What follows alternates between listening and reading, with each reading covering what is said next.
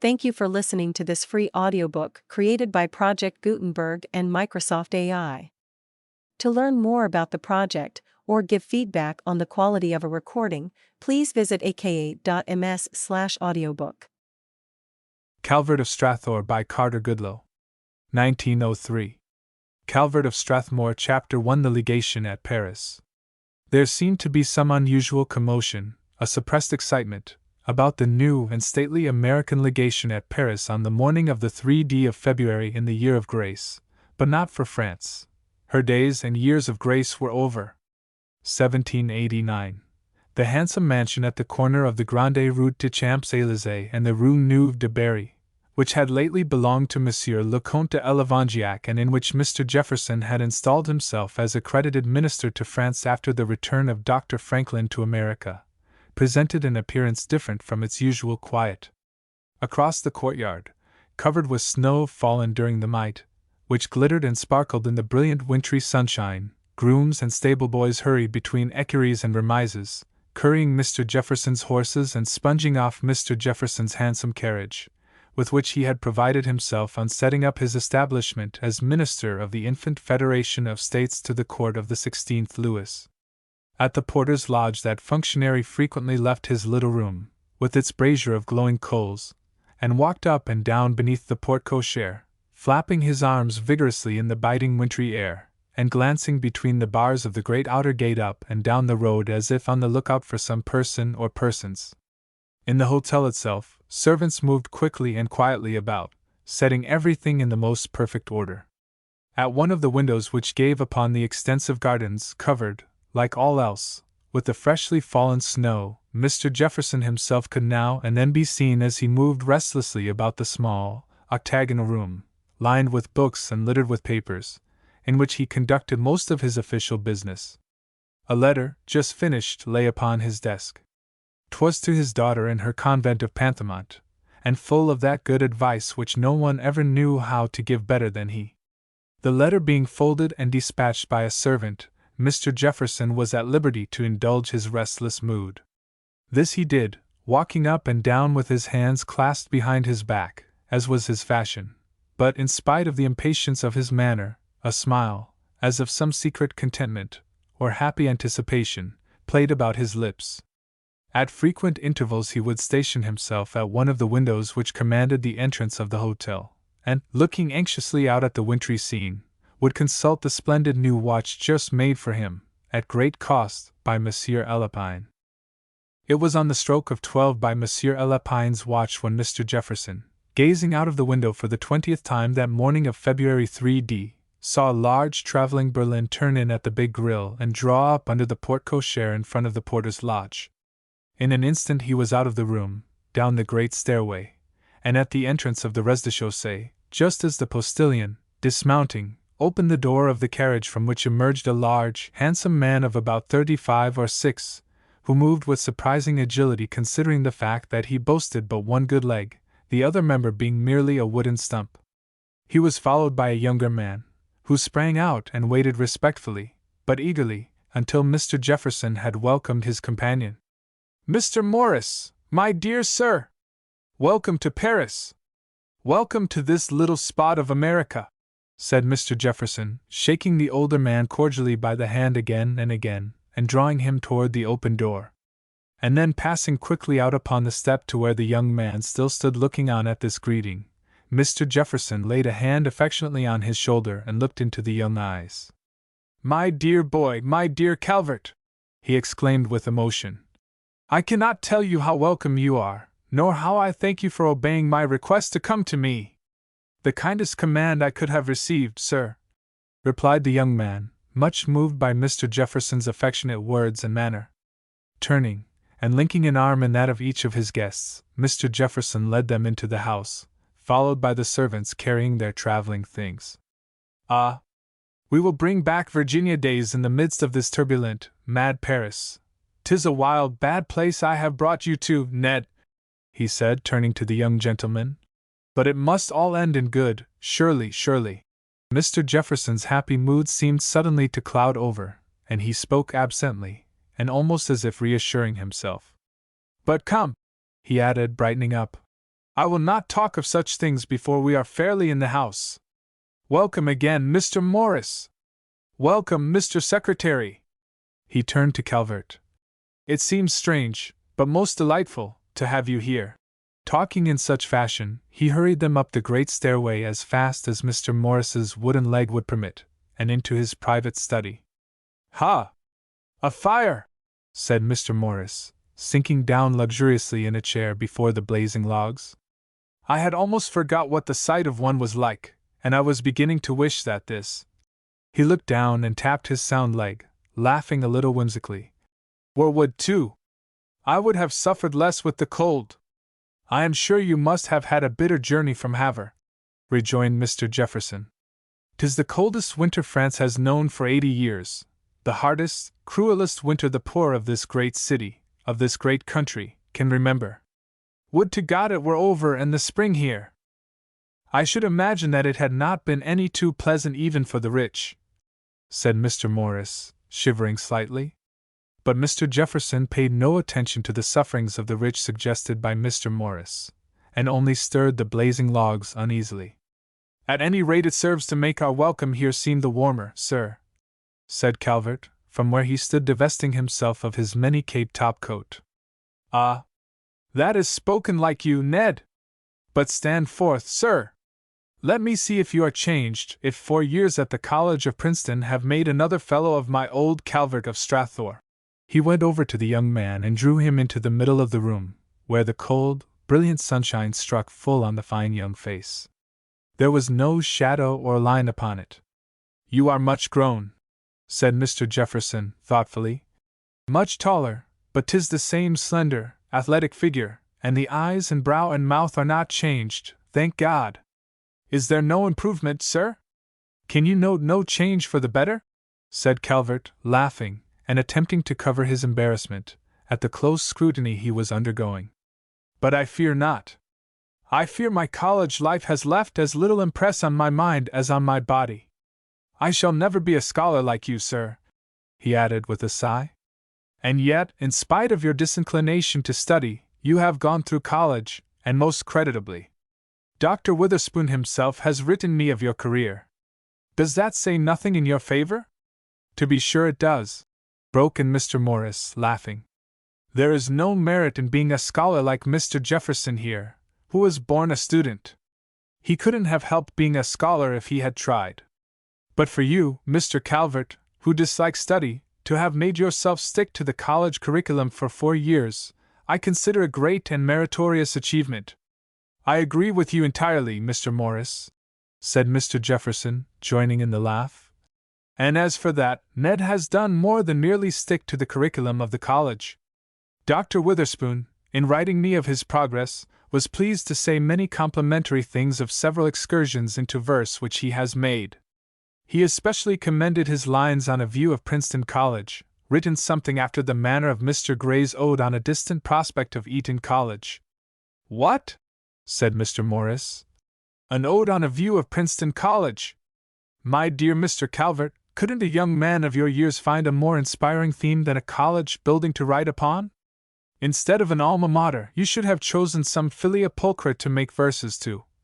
And he gave Mr. Jefferson a quizzical look. I agree with you again, Mr. Morris, said that gentleman, laughing heartily. And I think that you and I would have made no such mistake at Ned's age. And he sighed a little as he thought of the gay pleasures of his own youth, the dances and walks and talks with Belinda, and his poetic effusions to her, and many another.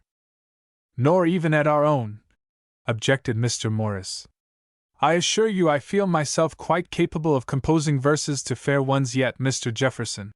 And indeed he was, and rhymed his way gaily to the heart of many a lady in the days to come.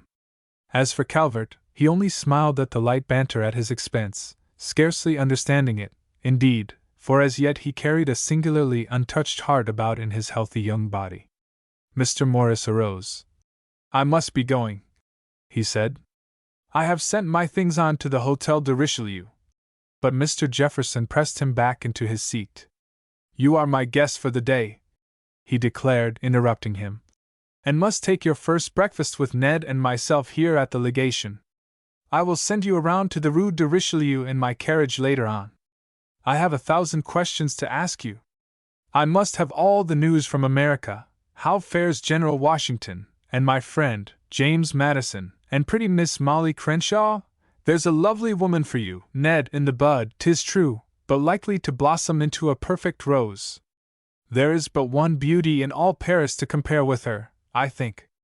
And that is the sister of your old friend Dizay. And what does Patrick Henry and Pendleton these days? I hear that Hamilton holds strange views about the finances and has spoken of them freely in Congress. What are they? My letters give me no details as yet. And more questions during the abundant breakfast which had been spread for them in the morning room adjoining Mr. Jefferson's library. Now it was a broadside of inquiries aimed at Mr. Gouverneur Morris concerning the newly adopted Constitution which he had helped fashion for the infant Union of States, and the chances of electing General Washington as first President of that Union.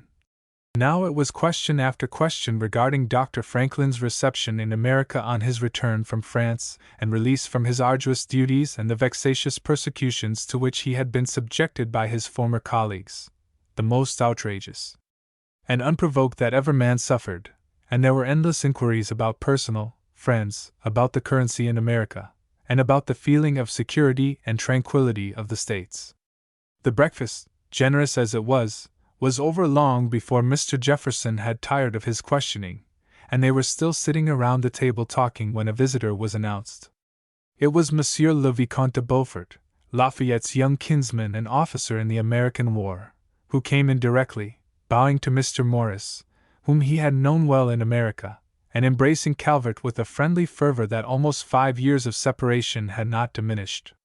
He had known of his coming through Mr. Jefferson, and happening to pass the hotel, had stopped to inquire at the porter's lodge whether the travelers had arrived.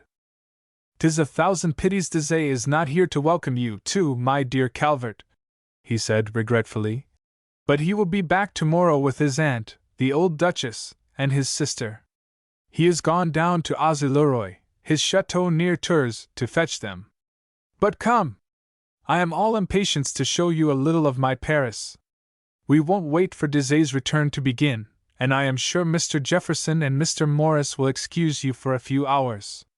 Is it not so, gentlemen?" He looked around at the two older men. "Calvert has shown me Virginia. I long to return the compliment, and show him this little piece of France. But first," objected Mr. Jefferson, "I should like to show him the embassy. Come, gentlemen, we will make a rapid tour of the apartments before you set out on your larger explorations." And leading the way, he began to point out the public and private apartments, the state dining room, with its handsome service of silver plate, the view of the large gardens from the windows, the reception hall, the doorways, the great staircase ornamented with sculptured salamanders, for Monsieur de Lavangac's ancestors had built the house during the reign of François I, and had adorned it everywhere with the king's insignia. 'Twas a very magnificent hotel, for Mr. Jefferson had been unwilling to jeopardize the fortunes of the new republic by installing its legation in mean quarters, and it was eminently well arranged for the entertainment of the brilliant society that gathered so frequently by his invitation. When they had made the tour of the establishment, and had reached the head of the great stairway again, Mr. Jefferson dismissed the two young men with a final injunction to return soon, as he had much to talk over with Calvert. As the clanging door shut upon them, the two older men turned and went into Mr. Jefferson's study. "I have to thank you, Mr. Jefferson," said Mr. Morris, seating himself once more before the crackling fire, "for a most pleasant acquaintance.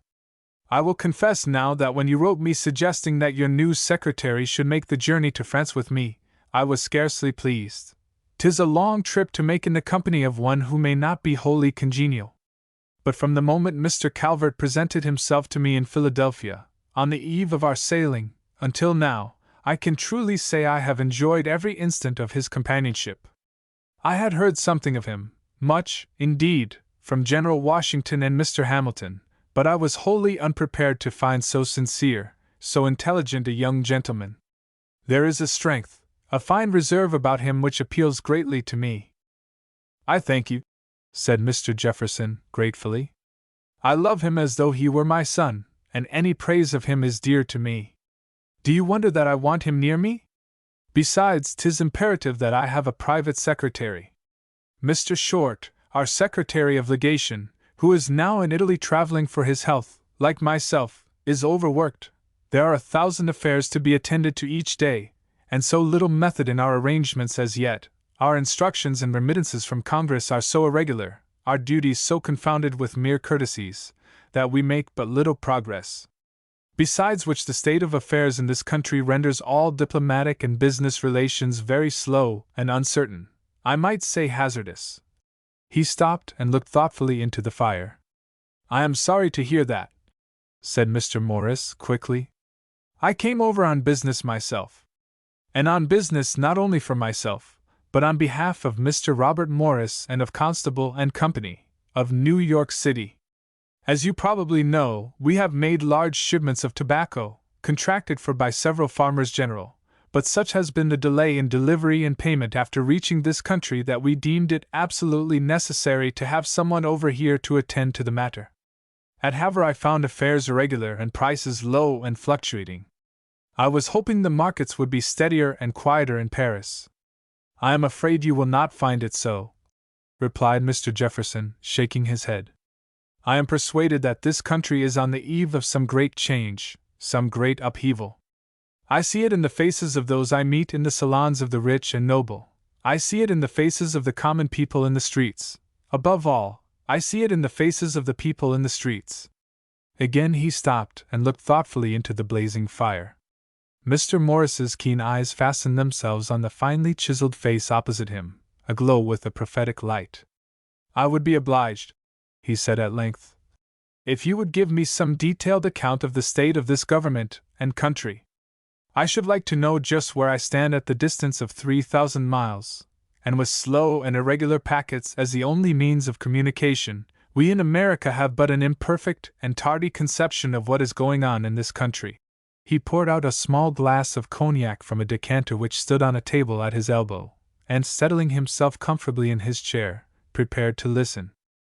It was a long story that Mr. Jefferson had to tell him, a story with many minute details touching the delicate relations between France and America, with many explanations of the events which had just taken place in Paris and the provinces, with many forecastings of events shortly to take place in the kingdom of Louis XVI. Perhaps it was in the forecasting of those events so soon to take place, of those acts of the multitude, as yet undreamed of by the very doers of them, that Mr. Jefferson most deeply impressed his listener. For there was no attribute of Mr. Jefferson's mind so keen, so unerring, so forceful as that peculiar power of divining the drift of the masses. It was this power which later made him so greatly feared and greatly respected in his own land. Forewarned and forearmed, he had but to range himself at the head of multitudes, whose will he knew almost before they were aware of it themselves, or else to stand aside, and unscathed, let it pass him by in all its turbulence and strength. But though he could foresee the trend of events, his judgment was not infallible as to their values and consequences. Even as he spoke of the disquieting progress of affairs, even as he predicted the yet more serious turn they were to take, his countenance expressed a boundless, if somewhat vaguely defined, belief and happiness in the future. The glow of enthusiasm was not at all reflected in the keen, attentive face of the younger man opposite him, whose look of growing disquietude betrayed the fact that he did not share Mr. Jefferson's hopes or sympathies. Indeed, it was inevitable that these two men of genius should hold dissimilar views about the struggle which the one had so clearly divined was to come, and of which the other so clearly comprehended the consequences. It was inevitable that the man who had the sublime audacity to proclaim unfettered liberty and equality to a new world should differ radically from the man whose supreme achievement had been the fashioning and welding of its laws. They talked together until the wintry sun suddenly suffered an eclipse behind the mountains of gray clouds which had been threatening to fall upon it all the afternoon, and only the light from the crackling logs remained to show the bright enthusiasm of Mr. Jefferson's noble face and the somber shadow upon Mr. Morris's disturbed one. Chapter 2: The France of 1789. France was sick. A great change and fever had fallen upon her, and there was no physician near skilled enough to cure her. Now and then one of her sons would look upon the pale, wasted features and note the rapidly throbbing pulse, the wild ravings of the disordered brain, and, frightened and despondent, would hurry away to consult with his brothers what should be done. But never to any good. Medicines were tried which had been potent with others in like sickness, but they seemed only to increase her delirium or lessen her vitality, never to bring her strength and reason. Day by day she grew worse. 'Twas as if some quick poison were working in her veins, until at last the poor body was one mass of swollen disfigurements, of putrid sores, that only a miracle from heaven could heal. As miracles could not be looked for, everyone who had any skill in such desperate cases was called, and 1,000 different opinions were given, 1,000 different cures tried. And when all was seen to have been in vain, her tortured children, in their despair, left her and turned upon the false physicians, putting them to death and with ferocious joy avenging her agonies. And in the quiet which thus fell upon her, when all had left her to die, the fever and pain vanished. From her open veins the poisoned blood dropped away. To the blinded eyes sight returned, and the distracted brain reason once more held sway. Slowly and faintly she arose and went about her business. It was of that fast sickening France, of that blighted land of France, that Mr. Jefferson spoke so earnestly in the gathering darkness of that winter's day in the year 1789. The storm which had just swept over the American colonies had passed, leaving wrecks strewn from shore to shore, 'tis true, but a land fairer and greater than ever, a people tried by adversity and made strong. The tempest, which had been so gallantly withstood by our ably manned ship of state, had blown across the Atlantic and was beating upon the unprotected shores of France. The storm was gathering fast in that most famous year of 1789, the Alpha and Omega of French history, the ending of all things old, the beginning of all things new for France. 2 years before, the bewildered Assembly de Notables had met, and had been dismissed to spread their agitation and disaffection throughout all France by the still more bewildered Loménie de Brienne, who was trying his hand at the impossible finances of France after the fall of that magnificent spendthrift, Monsieur Calonne. He, in turn, had been swept from his office and replaced by the pompous and incompetent Necker. Lafayette, the deus ex machina of the times, had asked for his States General, and now in this never sufficiently to be remembered year of 1789 they were to be convoked. All France was disquieted by the elections, nay, more, agitated and agitating. Men who had never thought before were thinking now, and, as was inevitable to such unused intellects, were thinking badly. For the first time the common people were permitted to think. For the first time they were allowed, even urged, to look into their wretched hearts, and tell their lord and king what grievances they found there. What wonder that when the ashes were raked from the long smoldering fires of envy, of injustice, of oppression, of extortion, of misrule of every conceivable sort, they sprang into fierce flame. What wonder that when the bounds of silence were loosed from their miserable mouths, such a wild clamor went up to heaven as made the king tremble upon his throne and his ministers shake with fear? Who could tell at what moment this unlooked-for, unprecedented clemency might be withdrawn and silence once more be sealed upon them? What wonder, then, that they made the most of their opportunity? What wonder that, suddenly finding themselves strong, who had been weak, they did make the most of it?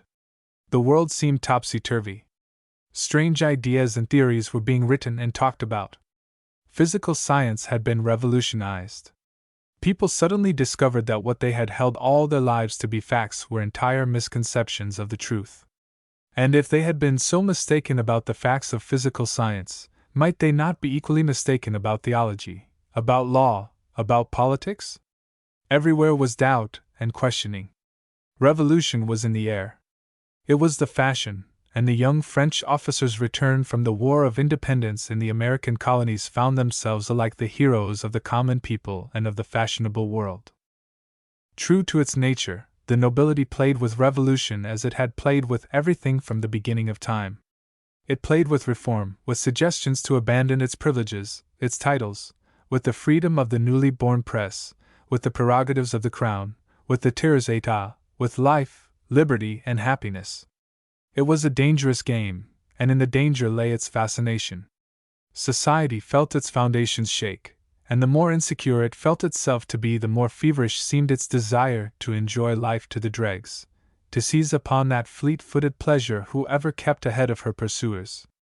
There was a constant succession of balls, dramatic fêtes, dinner parties, of official entertainments by the members of the diplomatic corps in this volcanic year of 1789. The ministers of Louis's court, being at their wits' end to know what was to be done to allay the disturbances, were of the mind that they could and would, at least, enjoy themselves. The king, having always been at his wits' end, was not conscious of being in any unusual or dangerous position. As short-sighted mentally as he was physically, he saw in the popular excitement of the times nothing to dread.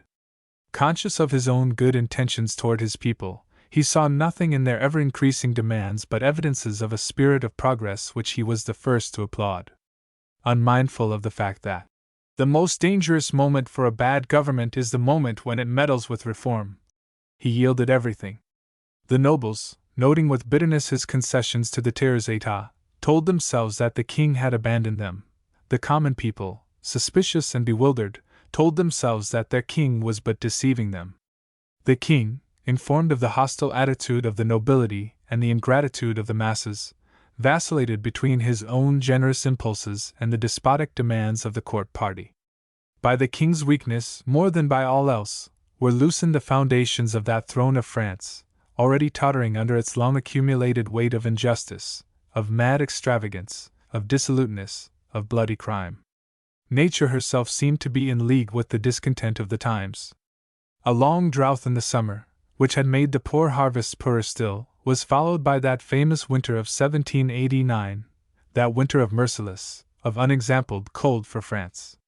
And in the heat of that long summer, and in the cold of that still longer winter, the storm gathered fast which was to rise higher and higher until it should beat upon the very throne itself, and all that was left of honor and justice in France should perish therein. Chapter 3. The Lass with the Delicate Air. It was to that unhappy land of France that Mr. Jefferson had come almost 5 years before on a mission for Congress. For some time it had been the most cherished design of that body of patriots to establish advantageous commercial treaties with the European powers, thereby securing to America not only material prosperity, but, more important still, forcing our recognition as a separate and independent power, and creating for the new Confederation of States a place among the Brotherhood of Nations. Confident that Mr. Jefferson's astuteness, erudition, and probity would make a powerful impression upon those whom it was so much to our interest to attach to us, Congress had, on the 7th day of May, 1784, appointed him Minister Plenipotentiary for the negotiation of foreign commercial treaties. Dr. Franklin and Mr. Adams, his co-workers, were already eagerly awaiting him in Paris. But great as was Mr. Jefferson's patriotic interest in the cause he was to represent at the court of Louis XVI, his exile from Monticello was very painful to him. The recent death of his wife there, and the youth of the 2 children he was to leave, bound him to the place. Having also very clearly in mind Mr. Jay's and Dr. Franklin's disappointments and bickerings in London in the same cause of commercial treaties, he looked forward with growing distaste to the difficulties and diplomatic struggles before him, for Mr. Jefferson was always more ready to lead than to combat. Perhaps, too, he did not relish the idea that although in his own country no one was more generally famed for talents and learning than himself, in Paris, amid that brilliant throng of savants and courtiers, he would be but a simple Virginia gentleman without prestige or reputation. And moreover, he feared that his plain, democratic manners and principles, which he scorned to alter for anyone, would be but ill-suited to the courtly life of Versailles. For it must be owned that Mr. Jefferson's democracy, like his learning, was a trifle ostentatious, and became more so as he grew older. Surely, though, such blemishes are not incompatible with greatness of character, but only serve to make a great man more lovable and human. And as for Mr. Jefferson, if he had not been blessed with some such harmless frailties, he had seemed almost more than mortal with his great learning, his profound, if often impracticable, philosophy, and his deathless patriotism. Such as he was, Mr. Jefferson was greatly beloved, and many of his warmest friends and admirers foregathered at Monticello on the evening of the 23rd of May, 1784, to bid him farewell ere he should set out the next day on his long journey to Boston, from which port he was to sail for France. As he stood on the north portico of Monticello, awaiting his guests and looking long and lovingly at the beautiful view of mountain and valley spread before him, he made a striking, not easily forgotten, picture. The head, lightly thrown back, with its wavy, sandy hair worn short, and the finely chiseled profile were cameo-like in their classical regularity. The lithe, meager form, well dressed in black cloth coat and knee breeches, white waistcoat and ruffles of finest linen, black silk stockings and silver-buckled shoes, was energetic, graceful, and well-proportioned. With such a physique, it was not wonderful that Mr. Jefferson was famous as shot, horseman, and athlete, even among such noted sportsmen as Virginia could boast of by the score in the latter part of the 18th century. Suddenly he lowered his head and, withdrawing his gaze from the mountains, looked about him with an impatient little sigh. "I am a savage! Savage enough to prefer the woods and streams and independence of my Monticello to all the brilliant pleasures which Paris will offer me. I could find it in my heart to wish that Congress had never urged upon me this mission abroad. But I have always tried to serve my country at my country's call, and I shall continue to serve her, though it take me from home and family and friends. Instead of repining at this exile to France, for how long I do not know, I should be thankful for this last beautiful evening at Monticello and for the friends who are come to bid me farewell. I wonder that the Marquis does not arrive. I have much of importance to discuss with him." Mr. Jefferson had no greater admirer than the Marquis de Lafayette, whose arrival he so impatiently awaited. He had affairs of weight to talk over with the young Frenchman, letters of introduction to statesmen with whom Lafayette was most intimate, notes on commercial affairs of France, messages to friends, drafts on bankers in Paris, and a host of details on the present state of politics in France with which he wished to become acquainted before presenting himself at the French court, and which Lafayette, but lately returned from France, could amply furnish him. And after business should have been finished, Mr. Jefferson was looking forward with keen delight to all that the observant, cultured young nobleman might have to tell him of the progress in the Parisian world of sciences, art, and music, for Mr. Jefferson was an amateur of music, and of those adventures which had attended his triumphal return to America.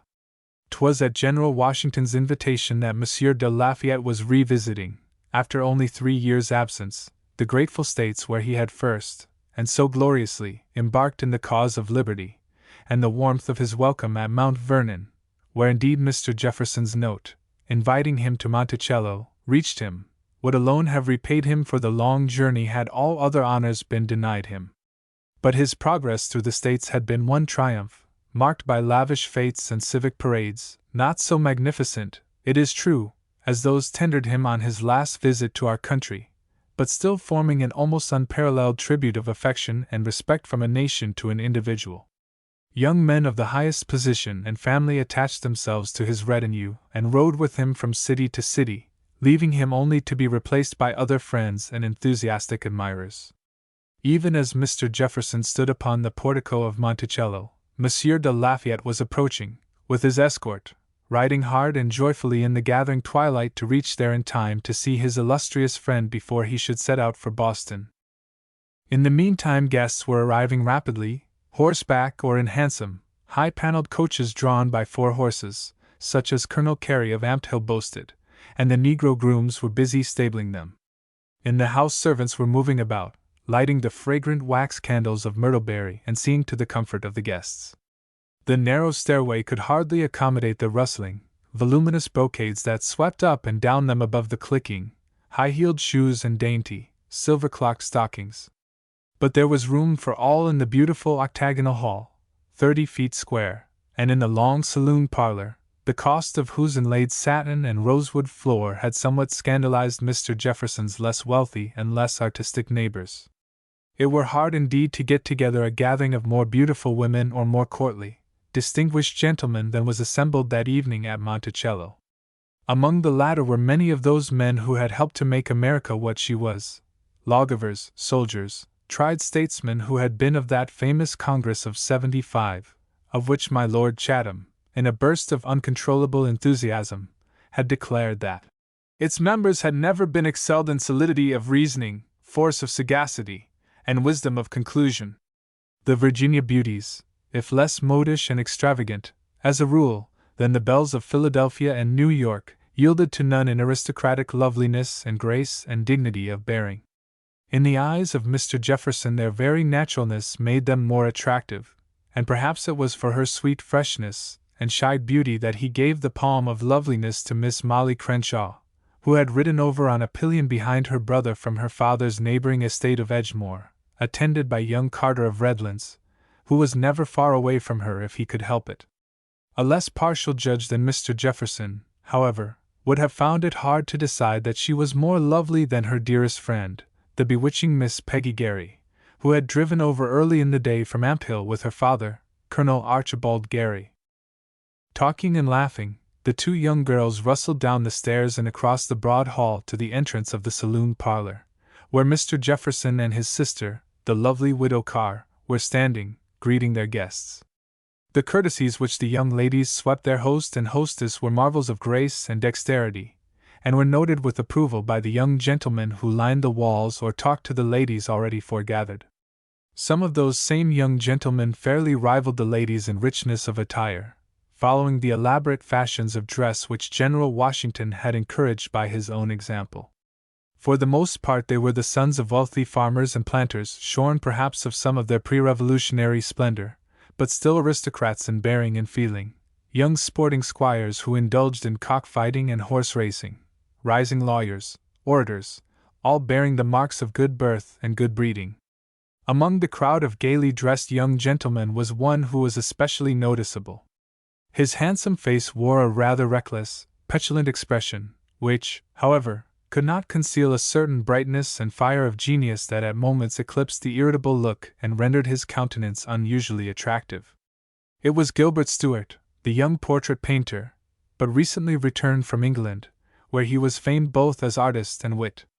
It was even said by his admirers, and indeed Mr. Adams had but lately written it home from London, that there his fame and following were the equal of his masters, Benjamin West's, or even Sir Joshua Reynolds's. The scene in Mr. Jefferson's drawing-room was becoming more and more animated. The guests had nearly all assembled and were thronging the parlor and great hall beneath the brilliant light of many candles.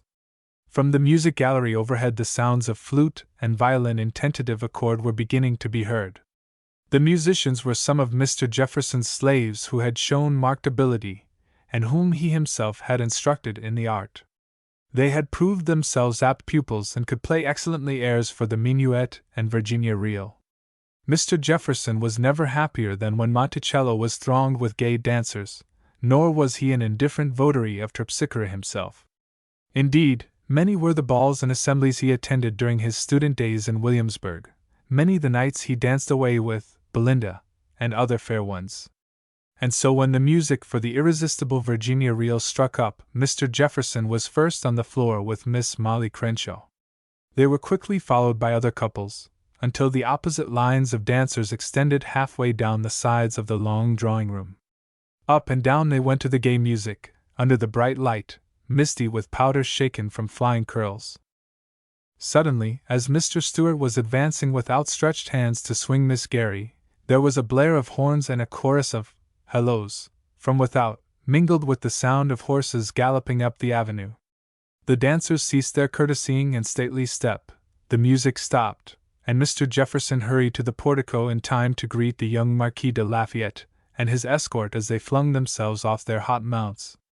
Every head was uncovered as the young Frenchman affectionately embraced Mr. Jefferson, and greetings and acclamations went up from the throng of guests as they appeared at the entrance.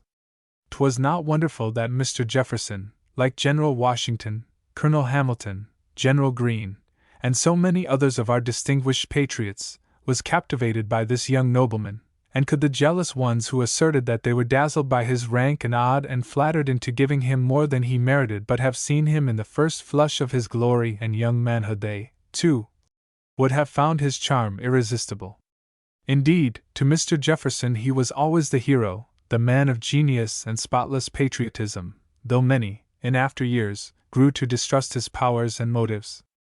As Monsieur de Lafayette stood there at the door of the drawing-room, smiling and bowing after his own graceful fashion, there was a bright daring, a gay gallantry in the expression of his youthful face. He was but 26 and major general, diplomat, and friend of philosophers, that won all hearts, and though the countenance was not handsome, the broad, slightly receding forehead, straight nose, and delicate mouth and chin gave to it a very distinguished appearance.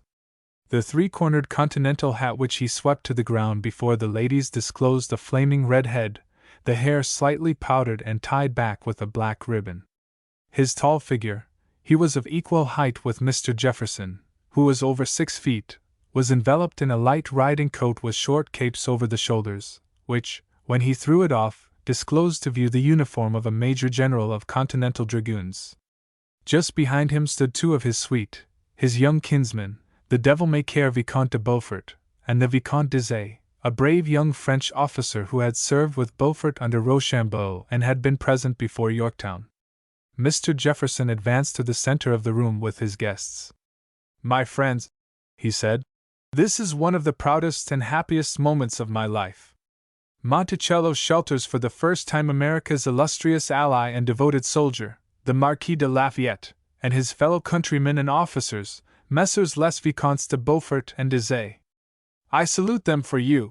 Turning, he embraced the 3 young men, and then, placing his hand on the Marquis's arm, he led him to Mrs. Carr. "Madam," he said, "I leave the Marquis in your hands for the present."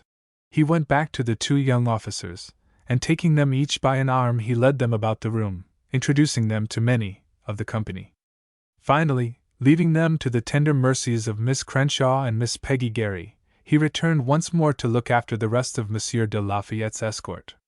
As he did so he noticed at the door 2 young men who were quietly making their way into the room.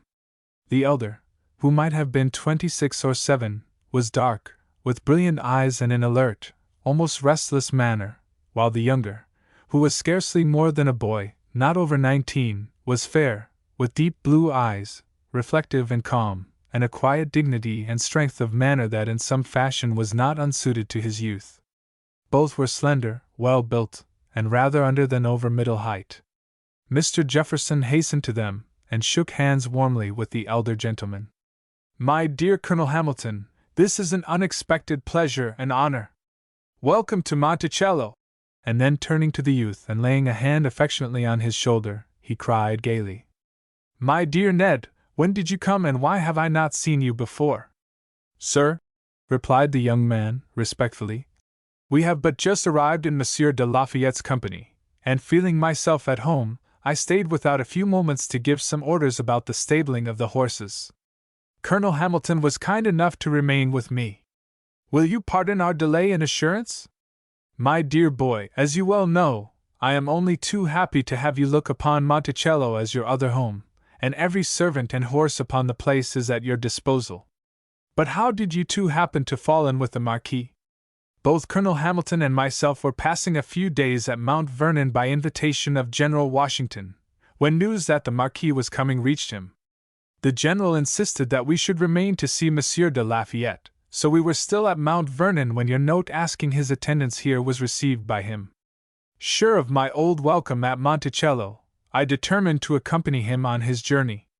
As for Colonel Hamilton, he is charged with important affairs for you, sir." "'Tis an ill wind that blows nobody good, Colonel," said Mr. Jefferson, smiling. "And I shall certainly not call even business an ill wind since it has blown you hither." "There is a better reason still, Mr. Jefferson," replied Mr. Hamilton. "For I came on business of General Washington's, and never yet blew ill wind from that quarter." "Then you are doubly welcome, my dear Colonel," rejoined Mr. Jefferson, heartily. "Thank you, Mr. Jefferson," said Mr. Hamilton. "Besides the business I am charged with, which relates to the commercial treaties with Flanders, and which I hope to have the honor of discussing with you fully before your departure, I bear General Washington's greetings and best wishes for your welfare and the success of your difficult mission. It would have given him the greatest pleasure to convey these in person, and, indeed, I think he would have been tempted to make the journey to Monticello himself to see you had he not expected a visit from Mr. Gouverneur Morris, who, I doubt not, is at Mount Vernon by this time." "Mr. Morris!" exclaimed Mr. Jefferson. "And what has brought Mr. Morris to Virginia?" "General Washington's invitation to discuss with him a plan to urge the necessity of a new convention upon Congress. They have been warm personal friends, as you doubtless know, ever since Mr. Morris visited the camp at Valley Forge, and later drafted such admirable plans for raising money to relieve the troops. General Washington feels affection for him as a friend and the greatest respect for him as a financier. He is indeed the possessor of many and varied talents, assented Mr. Jefferson, though without any great show of enthusiasm. Mr. Madison admires him, and was remarking but yesterday that to the brilliancy of his genius is added what is too rare, a candid surrender of his opinions when the lights of discussion satisfied him. I own that the eulogy seems a trifle overdrawn to me. He is a thought too much the aristocrat and society man, he added coldly. Have you ever seen him, Ned? No. He is a striking figure, especially since he had the vast misfortune some years ago to lose a leg in a runaway accident. He consoles himself by saying he will be a steadier man with one than with two legs, laughed Mr. Hamilton. But seriously, Ned, he continued, turning to the younger man, he has a magnificent mind and is a great financier. While he spoke, Mr. Jefferson smiled dubiously, for he considered Mr. Hamilton and Mr. Morris to be dangerously alike as financiers. As for the youth addressed, he listened with his customary quiet attention to the conversation, though he little dreamed how great his own interest in Mr. Morris was to be in after years and how closely they were to be bound together. But come, sirs, suddenly exclaimed Mr. Jefferson, our discussion of Mr. Morris's good points must wait, for I see Mrs. Carr looking at you, Colonel. If you will pay your respects to her, I will be with you in a few moments. As for you, sir, he went on, speaking to the youth he called Ned and regarded so affectionately, you are but wasting your time. You should be talking with some of these pretty young women. Shall we say Miss Molly Crenshaw, who is certainly looking most beautiful this evening? Or perhaps the dashing Miss Peggy? He glanced keenly at the youth, who retained all his serene indifference of manner, only blushing slightly and shaking his head. Mr. Jefferson laughed indulgently. Ned, you were ever a shy youth, and I think time does nothing to help you. 'Tis a crime to be as indifferent to women as you are, and I warn you, there will come a day when some woman will revenge herself upon you for the whole sex, and when that happens, do not come to me for consolation. He moved away, still laughing, and left the boy to pay his respects to Mrs.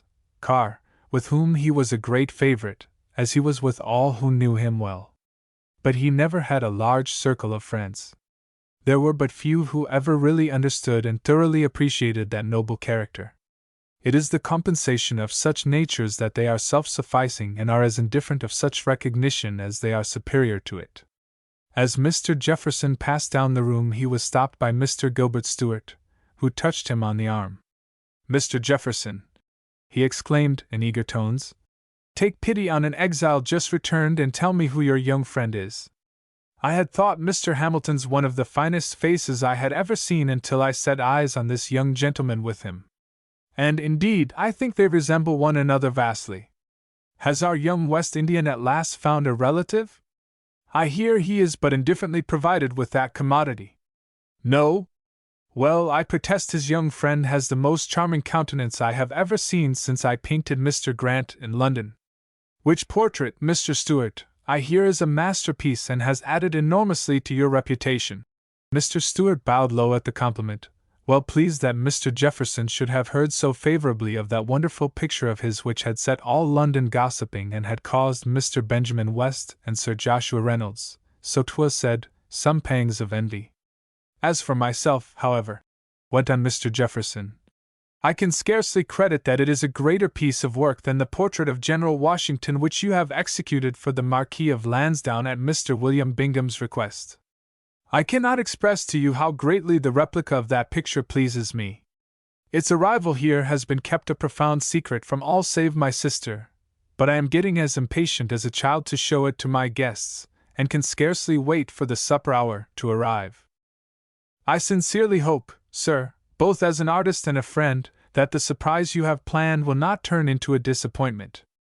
But you have not yet told me, Mr. Jefferson, who the interesting young gentleman is with Mrs. Carr.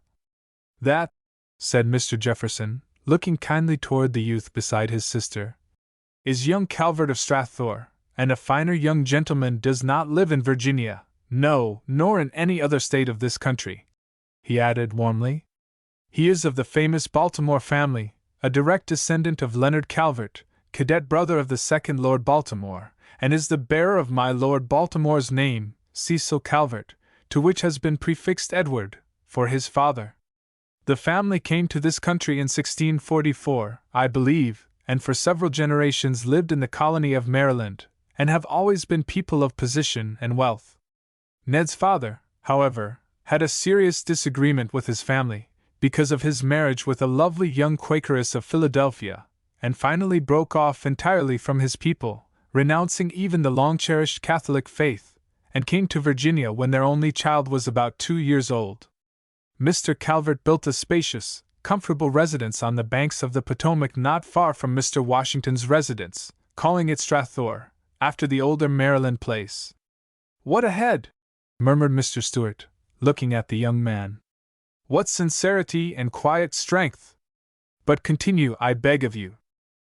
There is little to tell. Some 6 years after removing to Virginia, Calvert's father and mother both suddenly died, leaving the poor boy estranged from the only relatives he had in Maryland, but fortunately, under the guardianship of General Washington, who has been all kindness toward him.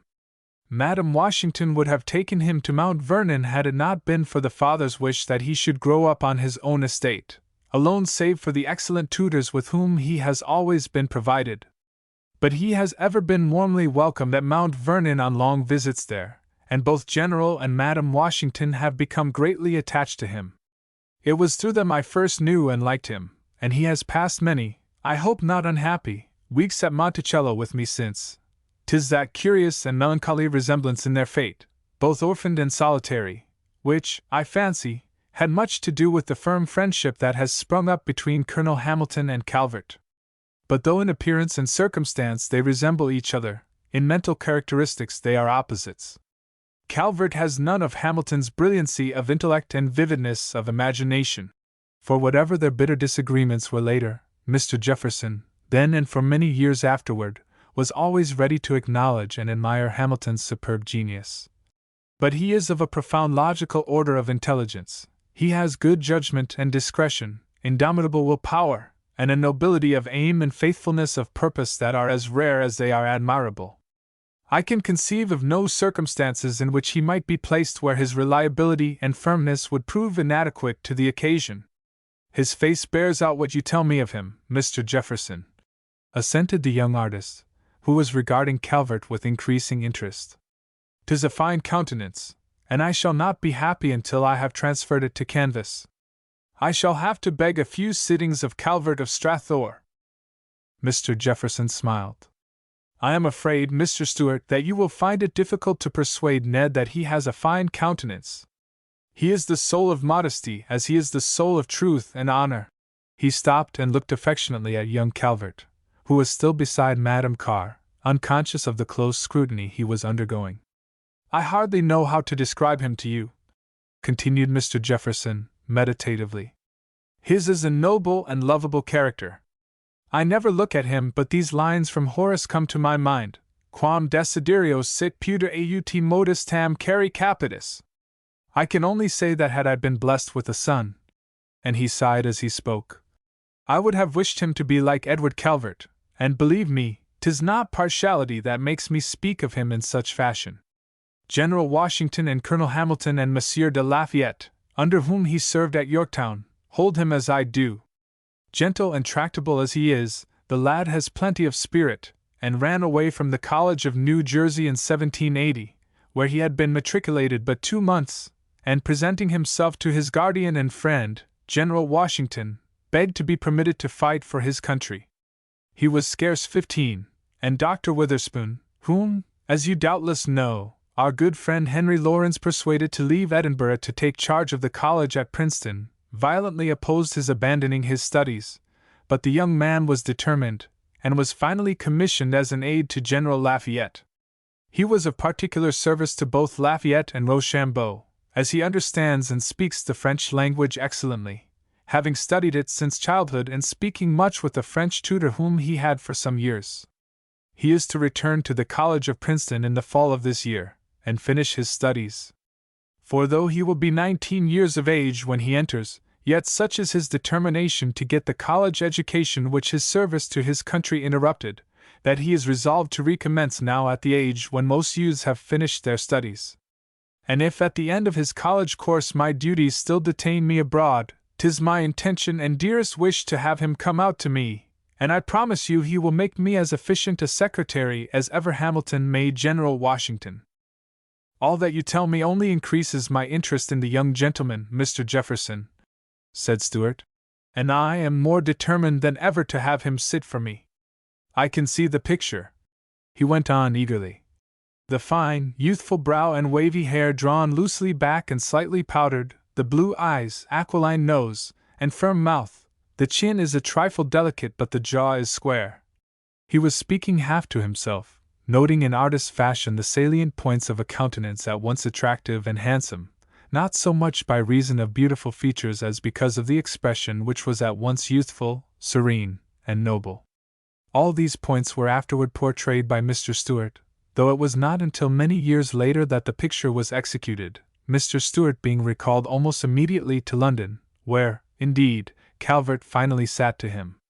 That likeness, done in the most admirable fashion, came later into the possession of one of Calvert's dearest friends and greatest admirers, and was prized above most things by one who loved the original so deeply, and so long.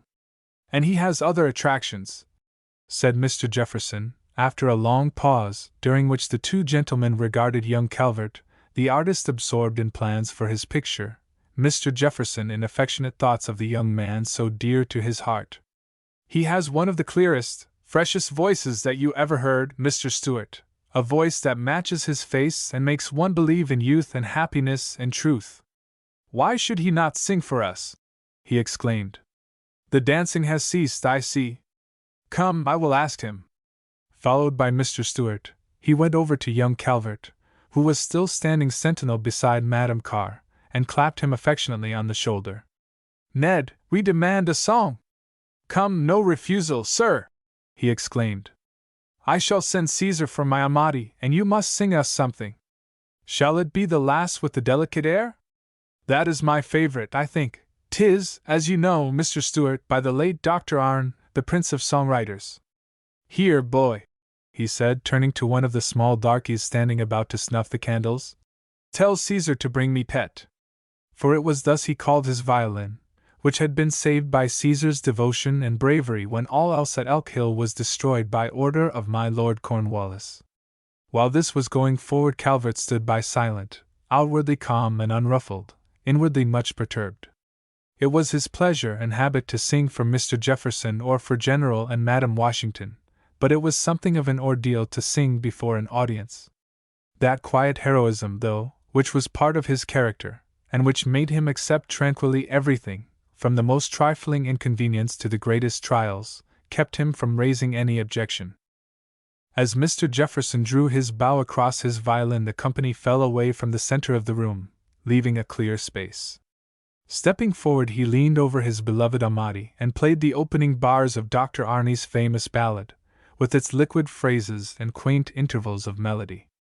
At the first notes of the air, Calvert stood beside him and lifted up his fresh young voice of thrilling sweetness.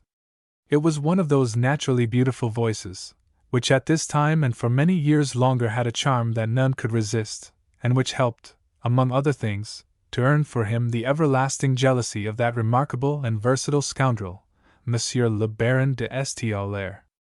I protest, sir, cried Mr. Gilbert from his place beside Miss Crenshaw, when the bow at last dropped from the quivering strings. I protest I have not heard such music since St. George and Garrett played and sang together in Paris. Monsieur de Lafayette laid his hand affectionately on Calvert's shoulder. Ah, Ned, he said in his English with the strong accent. That was sweet, but if I mistake me not, thy voice sounded even sweeter to my ears as thou sangst thy songs around the campfires at night after our long marches and counter-marches when we hung upon Cornwallis's flank or raced toward Petersburg to beat Phillips. 'Twas a very girl's voice then, but it could make us forget fatigue and danger and homesickness. I am glad to believe that I was of some service, said Calvert. I have often thought, he went on, smiling a little, that had I not been under the protection of General Washington I should never have been permitted to make the campaign. But the Marquis would have none of his modesty. No, no, he cried. Thou knowest thou wert my favourite aide and served me faithfully and well. Dost thou not remember the many messages thou didst carry to General Rochambeau for me when we lay before Yorktown? And the friends thou hadst in his army? De Beaufort and Dizay were among the best, is it not so? But what is this? He inquired, suddenly, as he saw the middle of the long room cleared and a very army of slaves approaching bearing an immense table already laid with fine damask and silver. Madame Carr evidently thinks her guests are in need of refreshment after these wearying musical performances, replied Calvert, laughing. And as we are too numerous to be entertained in the dining room, supper is to be served here. 'Tis frequently Mr. Jefferson's fashion when his company is large. With little formality the guests took their places at table, the ladies all being seated and many of the older gentlemen. The younger ones stood about and waited upon the ladies, contenting themselves by eating after they were served, as they hung over their chairs and conversed with them. Calvert with Beaufort and Dizay were busily occupied, the French officers devoting themselves to the wants of the beautiful Miss Peggy Gary and Miss Molly Crenshaw, Calvert gravely seeing that the elderly Mrs. Mason, mother of Mr. Jefferson's great friend, Mr. George Mason, Mrs. with, and other dowagers were bountifully supplied. It was like him to pass by the young beauties to attend upon those who had greater needs and less attractions. From his position behind the dowagers' chairs he could catch bits of conversation from both ends of the table. Now it was Mr. Jefferson's voice, rising above the noise, talk, and laughter, offering some excellent Madeira to his abstemious friend, Mr. Arkwright. I insist, urged Mr. Jefferson. For upon my word 'tis true, as someone has said, that water has tasted of sinners ever since the flood. Now it was Mr. Madison who arose, glass in hand, to propose a toast to Mr. Jefferson. It was not a very eloquent farewell, but, as he said, the message comes from all hearts present, and the burden of it is a safe journey, great achievement, and a speedy return. When Mr. Jefferson rose to respond, then, indeed, was heard eloquence. Toward the close of his brief reply there was a note of sadness in it. I have ever held it the first duty of a patriot to submit himself to the commands of his country. My command has been to leave my country. I would that it had been otherwise, but my country before all.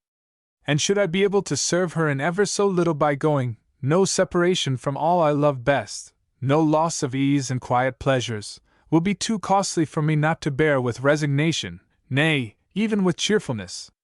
I shall take with me one hostage to happiness, my daughter, and should my splendid exile to the greatest court of Europe be prolonged and my duties become too arduous, I shall send to these shores for one to aid me, one on whose fidelity and zeal I can rely, for my dear young friend, Calvert of Strathore.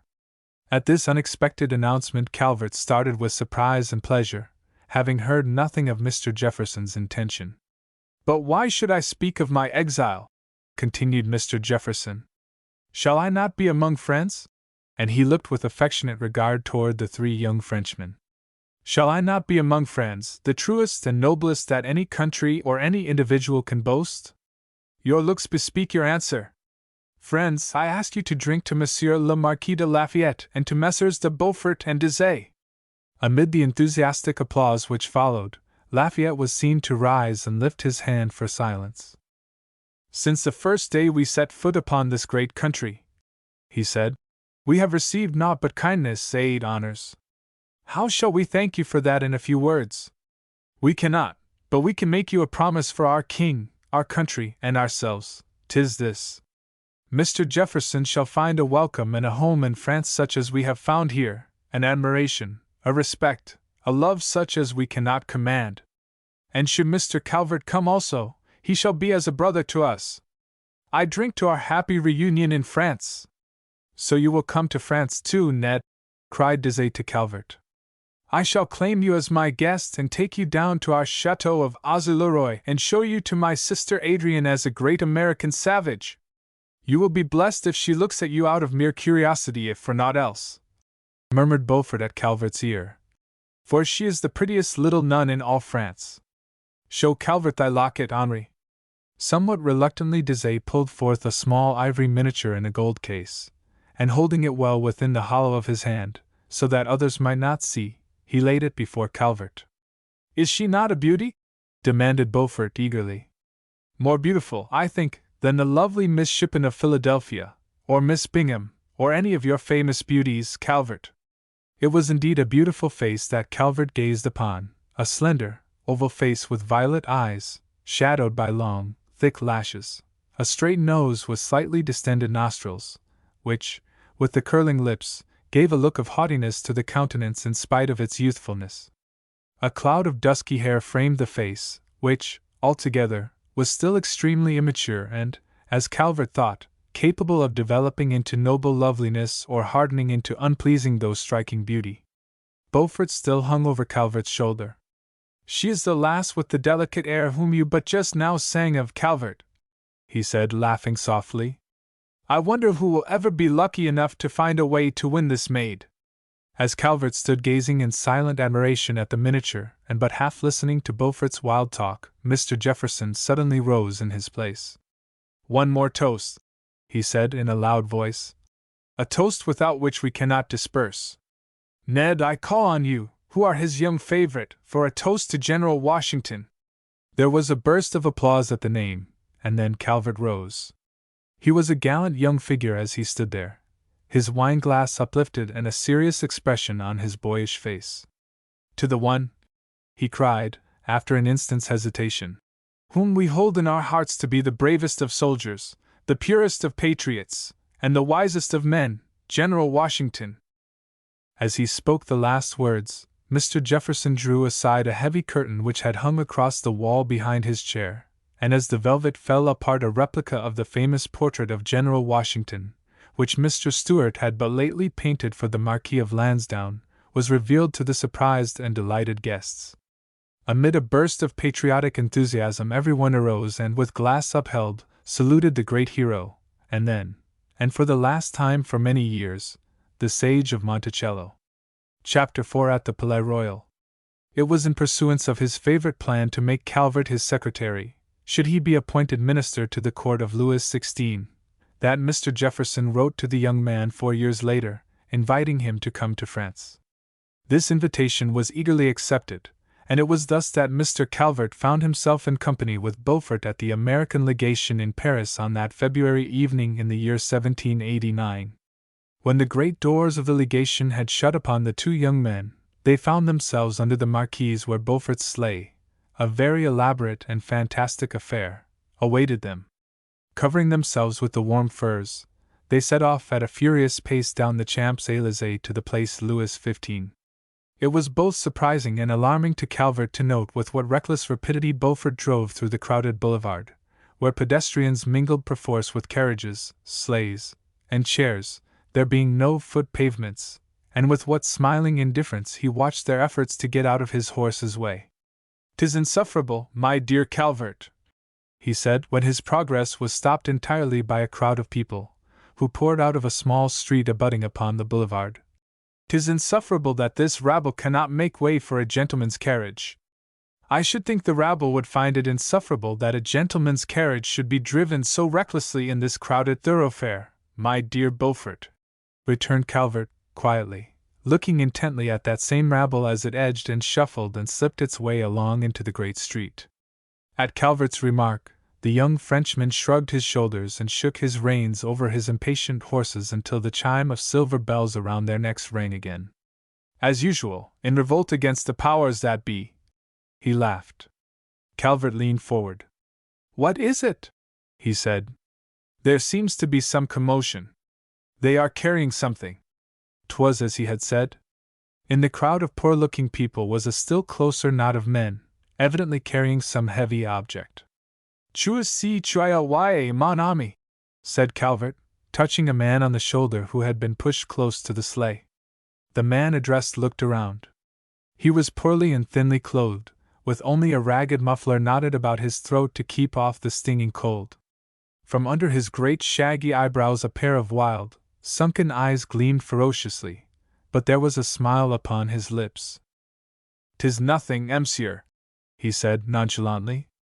'Tis only a poor wretch who has died from the cold, and they are taking him away. You see, he could not get any charcoal this morning when he went to Monsieur Jean. 'Tis best so." He turned away carelessly, and forcing himself through the crowd, was soon lost to sight. "There are many such," said Beaufort, gloomily, in answer to Calvert's look of inquiry. "What will you have? The winter has been one of unexampled, of never-ending cold. The government, the cures, the nobles have done much for the poor wretches, but it has been impossible to relieve the suffering. They have, at least, to be thankful that freezing is such an easy death, and when all is said they are far better off dead than alive. But it is extremely disagreeable to see the shivering scarecrows on the streets, and they ought to be kept to the poorer quarters of the city." He had thrown off his look of gloom and spoke carelessly, though with an effort, as he struck the horses, which started again down the great avenue. Calvert looked for an instant at Beaufort. "'Tis unlike you to speak so," he said at length. Indeed, ever since the young man had come into the breakfast-room at the legation, Calvert had been puzzled by some strange difference in his former friend. It was not that the young Frenchman was so much more elaborately and exquisitely dressed than in the days when Calvert had known him in America, or that he was older or of more assurance of manner. There was some subtle change in his very nature, in the whole impression he gave out, or so it seemed to Calvert. There was an air of flippancy, of careless gaiety, about Beaufort now very unlike the ingenuous candor, the boyish simplicity, of the Beaufort who had served as a volunteer under Rochambeau in the War of American Independence. "What will you have?" he asked again, nonchalantly. "Wait until you have been in Paris a while and you will better understand our manner of speech. 'Tis a strange enough jargon, God knows," he said, laughing in a disquieted fashion. "And France is not America. I see. And though the cold is doubtless unfortunate for the poor, the rich have enjoyed the winter greatly. Why, I have not had such sport since Dizay, and I used to go skating on your Schuylkill." He flicked the horses again. "And as for the ladies, they crowd to the Pieces d'Eau in the Royal Gardens. Those that can't skate are pushed about in chairs upon runners or drive all day in their sleighs. 'Tis something new, and you know, folly must be ever amused." Even while he spoke, numbers of elegantly mounted sleighs swept by, and to the fair occupants of many of them Beaufort bowed with easy grace. Here and there along the wide street great fires were burning, tended by cures in their long cassocks and crowded around by shivering men and women. The doors of the churches and hospitals stood open, and a continual stream of freezing wretches passed in to get warmed before proceeding on their way. Upon many houses were large signs bearing a notice to the effect that hot soup would be served free during certain hours, and a jostling, half-starved throng was standing at each door. There was a sort of terror of misery and despair over the whole scene, brilliant though it was, which affected Calvert painfully. "Where are you going to take me?" he asked Beaufort, as the horses turned into the Place Louis XV. "Where should I be taking you but to the incomparable Palais Royal, the capital of Paris as Paris is of France," returned Beaufort gaily. "'Tis a Parisian's first duty to a stranger. There you will see the world in little, hear all the latest news and the most scandalous gossip, find the best wines and coffee, read the latest pamphlets, and let me tell you, my dear Calvert, they come out daily by the dozens in these times. See the best-known men about town, but I forget. I am telling you of what the Palais Royal used to be. In these latter times it has changed greatly." He spoke gloomily now. "'Tis the gathering place of Orleans men in these days, and they are fast turning into a hell what was once very nearly an earthly paradise." "You seem to know the place well," said Mr. Calvert. "No man of fashion but knows it," returned Beaufort, "though I think 'twill soon be deserted by all of us who love the king." "You were not so fond of kings in America," said Calvert, smiling a little. "I was young and hot-headed then." "No, no, Calvert, I have learned many things since Yorktown. Nor do I regret what I then did, but—" he paused an instant. "I see trouble ahead for my country and my class. Shall I not stick to my king and my order? There will be plenty who will desert both. 'Tis not the fashion to be loyal now," he went on bitterly. "Even Dizay hath changed. He, like Lafayette and your great friend Mr. Jefferson and so many others, is all for the common people. Perhaps I am but a feather-headed fool, but it seems to me a dangerous policy, and I think, with your Shakespeare, that perhaps 'twere better to bear the ills we have. How goes it? I can never remember verse. As he finished speaking, he reined in his horses sharply, and looking about him, Calvert perceived that they had stopped before a building whose massive exterior was most imposing. Alighting and throwing the reins to the groom, Beaufort led Calvert under the arcades of the Palais Royal and into the grand courtyard, where were such crowds and such babel of noises as greatly astonished the young American.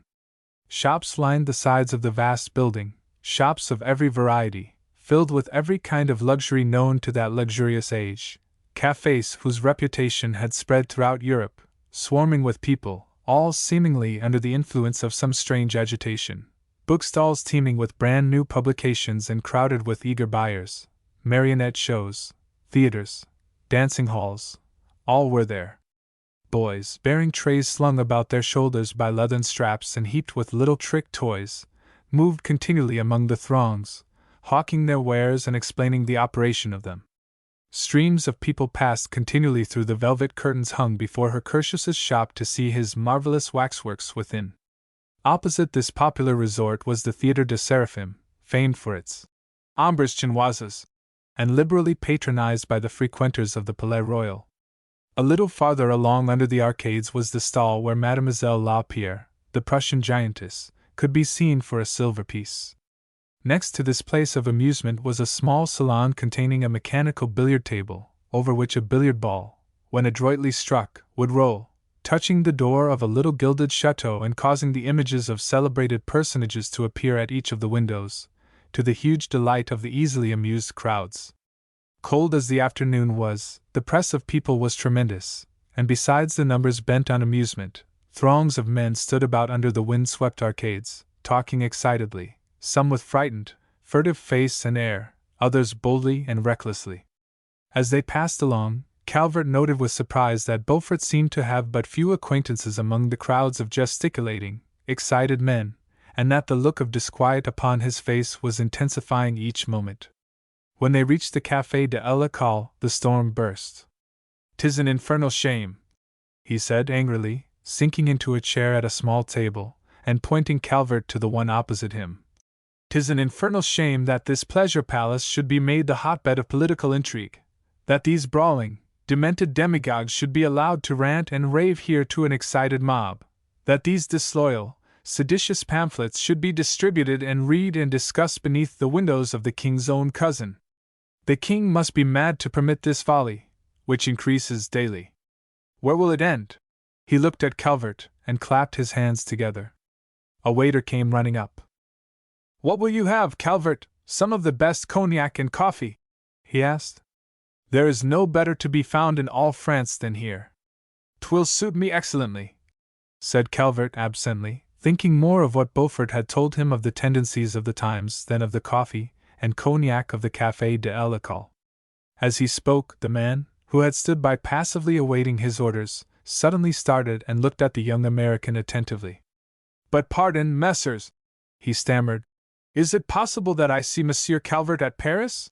Beaufort looked up in astonishment at the servant who had so far forgotten himself as to address two gentlemen without permission, and Calvert, turning to the man and studying his face for an instant, suddenly seized him by the hand cordially, and exclaimed, "My good Bertrand, is it indeed you?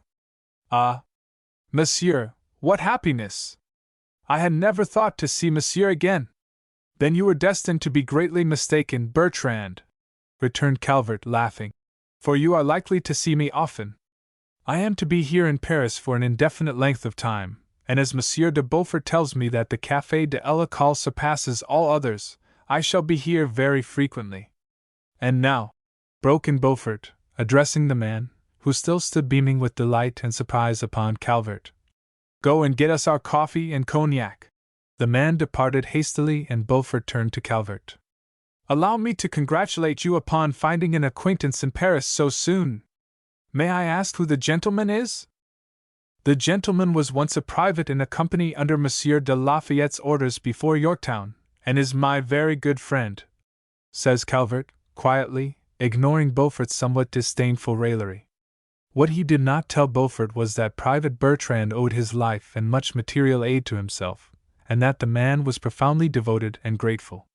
In Calvert's estimation, it was but a simple service he had rendered the poor soldier, rescuing him from many dying and wounded comrades who had fallen in that first fierce onslaught upon the Yorktown redoubt.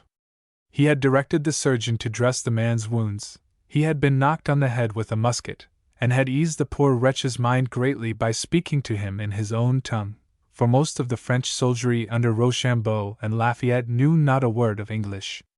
When Bertrand recovered, Calvert had sent him a small sum of money and a kind message, either of which was the man likely to forget.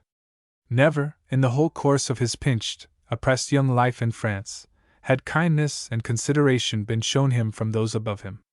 Tyranny and abuse had been his lot and the lot of those all about him, and such a passionate devotion for the young American officer was kindled in his breast as would have greatly astonished its object had he known it. It was with an almost ludicrous air of solicitude that Bertrand placed the coffee before Calvert and poured out his cognac and then hung about, waiting anxiously for any sign or word from him. "Is it not the best coffee in the world?" said Beaufort, sipping his complacently and looking about the crowded room for a familiar face. Apparently he found none, for, leaning across the table and speaking to Calvert quite loudly and in an insolent tone, he said, "'Tis a good thing the coffee is of the best, or, my word of honor, I would not come to a place which gentlemen seem to have abandoned and to which canaille flock." And with that he leaned back and looked about him with a fine nonchalance. There was a little murmur of suppressed ejaculations and menaces from those nearest who had heard his words, but it soon subsided at the sight of Monsieur de Beaufort's handsome face and reckless air. "There is also another charm about the Café de l'École, my dear Calvert," he said, speaking in a slightly lower tone and with an appreciative smile. "Monsieur Charpentier, our host, has a most undeniably pretty daughter. She is the caissier, fortunately, and may be seen and admired at any time. We will see her as we go out. And speaking of beauties," he continued, turning the stem of his wine-glass slowly around, "you have asked no word of Mademoiselle Deshayes, or, I should say, Madame la Marquise de St. André." "Ah," said Calvert, politely. "Is she married?" "What a cold-blooded creature!" said Beaufort, laughing. "Let me tell you, Calvert, the marriage which you take so nonchalantly was the sensation of Paris. It was the talk of the town for weeks, and the strangest marriage, if marriage it can be called, ever heard of. 'Tis now 3 years since Mademoiselle Adrienne Deshayes finished her studies at the Couvent de Marmoutier. 'Tis an old Abbe on the banks of the Loire, Calvert, near Auzes-le-Roi, the chateau of the Deshayes family, and came to dazzle all Paris under the chaperonage of her great-aunt, the old Duchesse Deshayes. As you have seen her portrait, and I dare say, remember its smallest detail, I will spare you the recital of those charms which captivated half the young gentlemen of our world on her first appearance at court. She became the rage, and before 6 months had passed, Madame Deshayes had arranged a marriage with the rich old St. André. She would sell her own soul for riches, Calvert. Judge, therefore, how willingly she would sell her niece's soul." He paused an instant and tapped impatiently on the table for another glass of cognac. "It was a great match, I suppose?" hazarded Calvert. "Oh, yes, Monsieur de St. André was a man high in the confidence of both the king and queen, and let me tell thee, 'tis no easy matter to please both the king and queen, and a man of rank and fortune. 'Tis safe to say the Duchess was most concerned as to his fortune, which was enormous. He was a trifle old, however, for Mademoiselle Deshayes, he being near 65, and she but 18. "Gracious heaven!" ejaculated Calvert. "What a cruel wrong to so young a creature! What a marriage! Upon my word, I believe only the recital of wrong has power to stir that cold American blood of thine," said Beaufort, laughing again. "But do not excite yourself too much. After all, 'twas scarcely a marriage, for, within an hour after the ceremony, the elderly bridegroom was alone in his traveling coach on his way to Madrid, sent thither at the instant and urgent command of the king on important private business connected with the family compact. From that journey he never returned alive, being attacked with a fatal flux scion of the lungs at a great public banquet given in his honor by Count Floridablanca. His body was brought back to France, and his soi-disant widow mourned him decorously for a year. Since then she has been the gayest, as she is the fairest, creature in the great world of Paris. Is she, indeed, so beautiful? Asked Calvert, indifferently. She is truly incomparable, returned Beaufort warmly. And I promise thee, Ned, he went on, in his reckless fashion, that cool head of thine and that stony heart, if thou hast a heart, which I scarce believe, will be stirred at sight of Madame de St. Andre, or I know not the power of a lovely face, and no man knows better the power of a lovely face than I, who am moved by every one I see, he added, laughing ruefully. Besides her beauty and her fortune, there is a wayward brilliancy about her, a piquant charm in her state of widowed maid, that makes her fairly irresistible. The Queen finds her charming, and that Madame de Polignac is pleased to be jealous. 'Tis even said that d'Artois and d'Orleans, those archenemies, agree only in finding her enchanting, and the rumor goes that 'twas d'Artois' influence that sent the elderly husband off post-haste to Madrid. A score of gentlemen dangle after her constantly, though apparently there is no one she prefers, unless— He hesitated, and Calvert noticed that he paled a little and spoke with an effort. Unless it be Monsieur le Baron de St. And who is Monsieur de St. inquired Calvert. A most charming man and consummate villain, says Beaufort, with a gloomy smile. The fine fleur of our aristocracy, a maker of tender rhymes, a singer of tender songs, a good swordsman, a brilliant wit, a perfect courtier, a lucky gambler, in a word, just that fortunate combination of noble and ignoble qualities most likely to fascinate Madame de St. Andre. And a shadow settled for a moment on the debonair face of Monsieur de Beaufort. It did not need that shadow or that effort at light raillery to inform Calvert that Beaufort himself was an unsuccessful unit in the score of gentlemen who dangled after Madame de St. Andre, and he would have essayed to offer his friend some comfort had he known how. But the truth was that Calvert, never having experienced the anguish and delights of love, felt a natural hesitation in proffering either sympathy or advice to one so much wiser than himself. While he was revolving some expression of interest, it was always his way to think well before speaking and to keep silent if his thoughts were not to his entire satisfaction. A sudden murmur, which rapidly developed into a deep roar as it drew nearer, was heard outside, and at the Café de l'École the shouting ceased and one man's voice, harsh, incisive, agitated, could be heard above all the others. Looking through the wide glass doors, Calvert and Beaufort saw in the gathering dust the possessor of that voice being raised hurriedly upon the shoulders of those who stood nearest him in the throng, and in that precarious position he remained for a few minutes haranguing the turbulent mass of people. Suddenly he sprang down, and elbowing his way through the crowd, he entered the Café de l'École, followed by as many as could squeeze themselves into the already crowded room. "What is it?" Beaufort demanded, languidly, of Bertrand.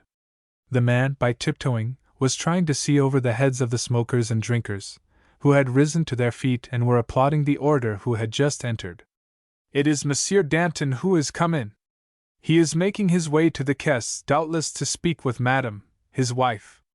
Evidently Monsieur has just addressed a throng in the gardens. Ah! Then 'tis certainly time that we go, since Monsieur Danton invades the place. 'Tis a poverty-stricken young lawyer from Arcis-sur-Aube, my dear Calvert," said Beaufort disdainfully, "who has but lately come to Paris and who, having no briefs to occupy his time, fills it to good advantage by wooing and marrying the pretty Charpentier. The pretty Charpentier has a pretty dot. I can't show you the dot, but come with me and I will show you the beauty." He got up from the table followed by Calvert, and, with his hand laid lightly on his silver-dressed sword, made his way easily through the surly crowd, who, seemingly impelled by some irresistible power and against their wish, opened a passage for him and the young stranger.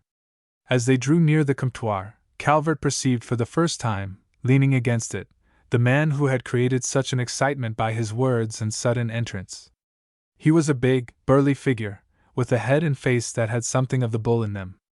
Indeed, they had come by that resemblance honestly, for a bull had tossed him, goring the lips and flattening the nose, and the marks were never to be effaced. Smallpox, too, had left its sign in the deeply scarred skin.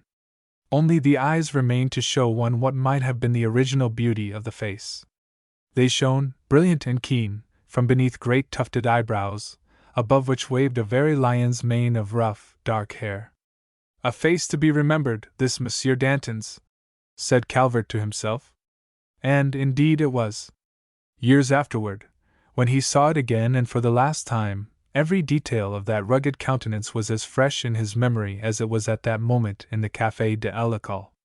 As for Danton, all unconscious of the young American's scrutiny, his gaze was bent upon the pretty, vivacious little beauty who sat behind the caisse, and had so lately become Madame Danton. As he looked, the harsh features softened and a sentimental expression came into the keen eyes. "'Tis the same conquered, slavish look the painter hath put into the lion's face when Ariadne is by," mused Calvert to himself. Beaufort was counting out silver pieces slowly, and slowly dropping them on the cashier's desk. He looked at Calvert and nodded appreciatively, coolly toward Madame Danton. "Quelle charmante tête," he said, lightly, nonchalantly. The burly figure leaning on the comptoir straightened up as if stung into action. The softened eyes kindled with speechless wrath and flamed into the imperturbable, debonair face of Monsieur de Beaufort. One of the silver pieces rolled upon the floor. Calvert stooped quickly for it.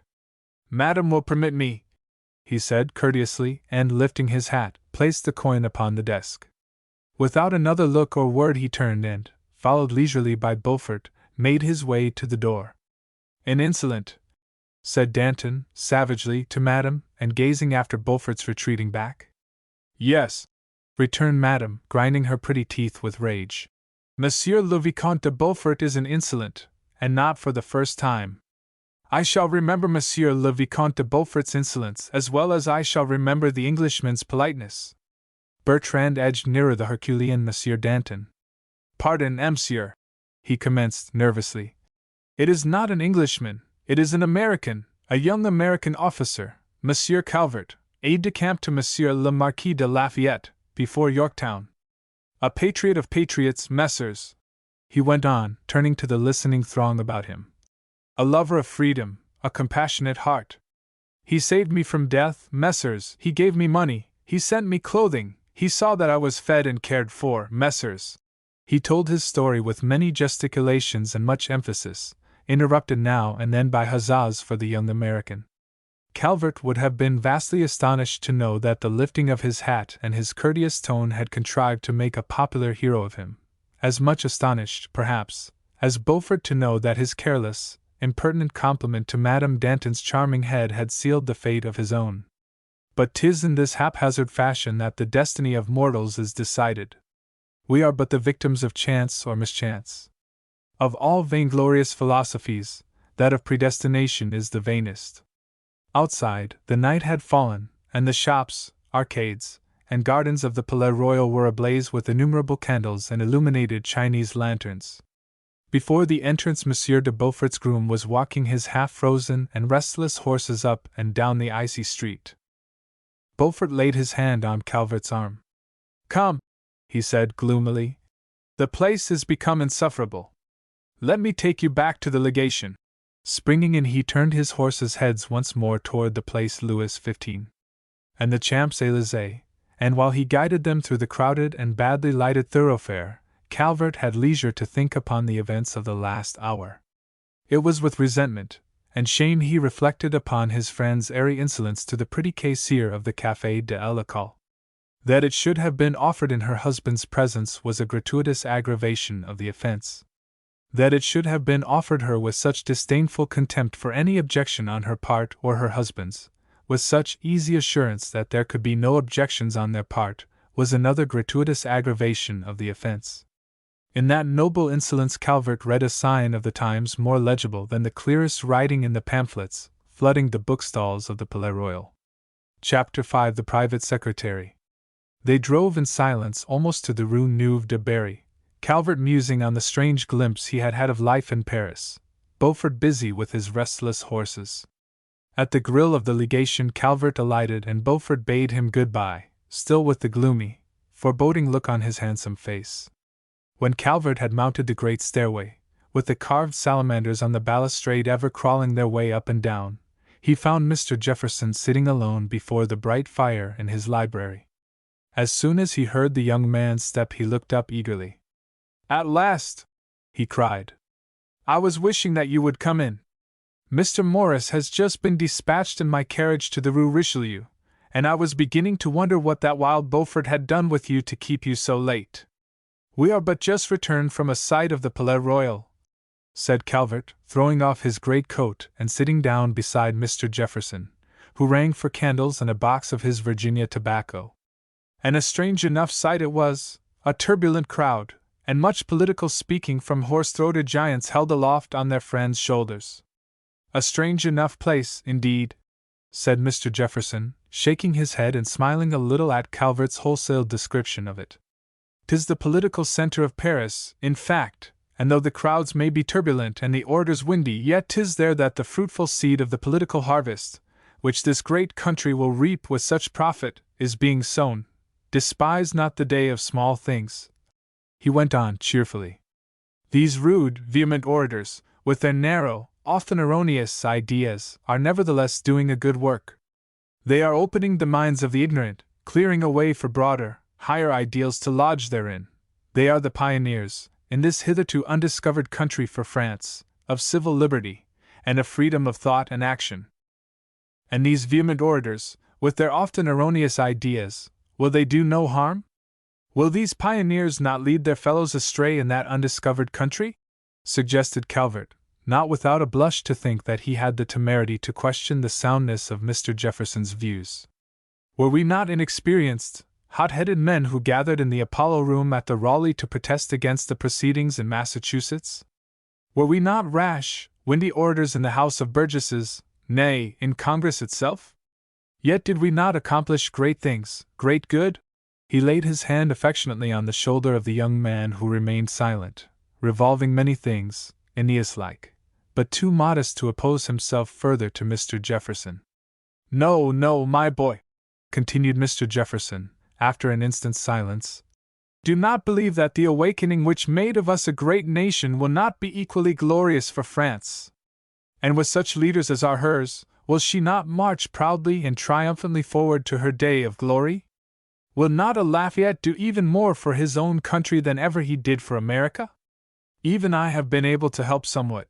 'Tis true, as minister from the United States of America, I cannot use my official influence, but surely as a patriot, as an American citizen who is profoundly, overwhelmingly grateful for the aid, the generosity, the friendship of this great country, I can give counsel, the results of our experience, a word of encouragement, of good cheer." He paused, his noble face alight with enthusiasm and emotion.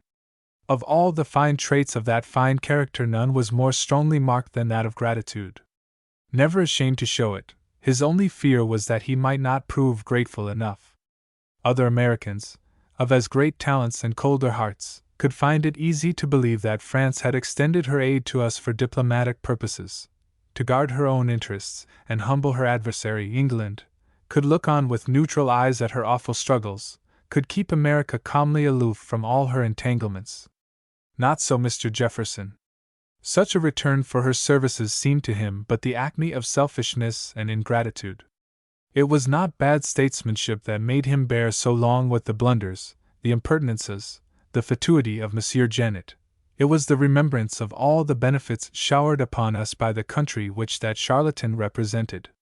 Perhaps 'tis well that those who hold the welfare of a nation in their hands should, like the gods, feel neither fear, nor anger, nor love, nor hatred, nor gratitude, in a word, should be unmoved by forces that sway the common mortal, so that, free from all earthly claims, that nation soars away to dizzying heights of prosperity and power. Pro bono publico is a well-nigh irresistible plea. But there are statesmen in whose code of morals national virtues are identical with personal virtues, national crimes with personal crimes. Such a one was Mr. Jefferson. "No, no," he went on musingly, filling his long pipe with the mild, fragrant Virginia tobacco which had been shipped to him in the packet of 2 months back. "We must not forget our obligations. Would that we could pay some of the moneyed ones! The finances of this country are in a deplorable state, and there are millions of indebtedness on account of our war. But if we cannot do that, we can, at least, give our moral aid to those who are trying to bring about great reforms in this kingdom, reforms which, I hope, will be carried through at the forthcoming States General to be held in May. Already the elections are preparing, and some of our friends will undoubtedly represent their orders. Dizay and Lafayette will assuredly be nominated from the noblesse. General de Lafayette and Dizay, said Calvert. I should like to see them again. The last time was at Monticello. Yes, returned Mr. Jefferson, smiling at the pleasant recollection of that last evening in Virginia. Lafayette is still in Auvergne, I believe, busy with his elections, so that I fear he will not be here tomorrow, the evening of the weekly legation reception. But Dizay will doubtless present himself, since Monsieur de Beaufort tells us he returns tomorrow. Indeed, he and his aunt, Madame la Duchesse Dizay, and his sister, the lovely Madame de Estiandre, are among my stanchest friends in this great city and nearly always do me the honor to be my guests at the receptions and dinners I find it both so agreeable and necessary to give. I have already engaged Mr. Morris's company for the evening. It will give me great pleasure to introduce two such Americans to the world of Paris. And he laid his hand affectionately, in his customary fashion, on the young man's shoulder. As Mr. Jefferson had said, he entertained frequently, and 'twas a very brilliant society that gathered at least once a week in the salon of the minister from the young republic, drawn thither by policy, curiosity, respect and admiration for Mr. Jefferson, a desire to consult him on the important topics of the hour, and a certain freedom from constraint, a feeling as of being on neutral ground. For already the salons of Paris were divided against themselves.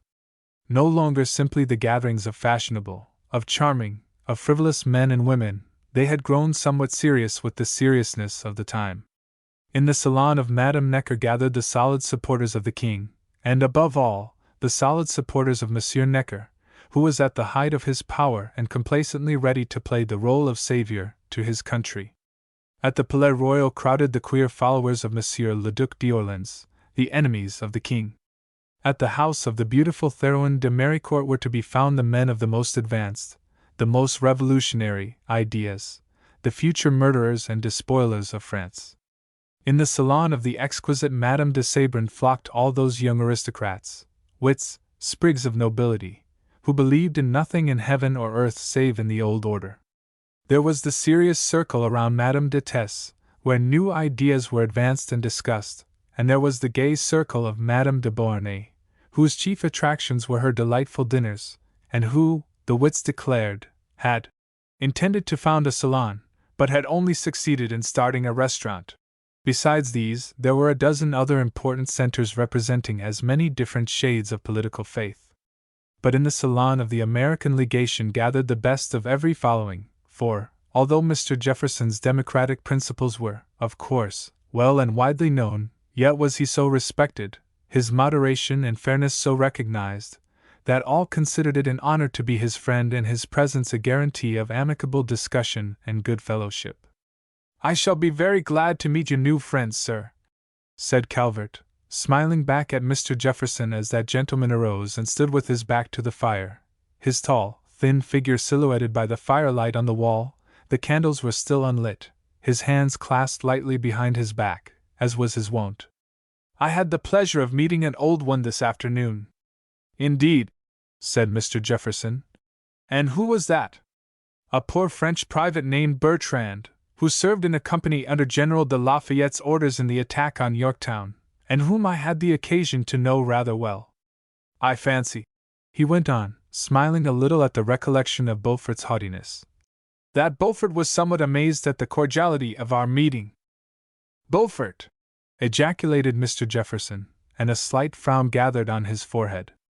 "I fancy that Beaufort and his ilk will be amazed at many things shortly. Ned, I warn you to beware of him.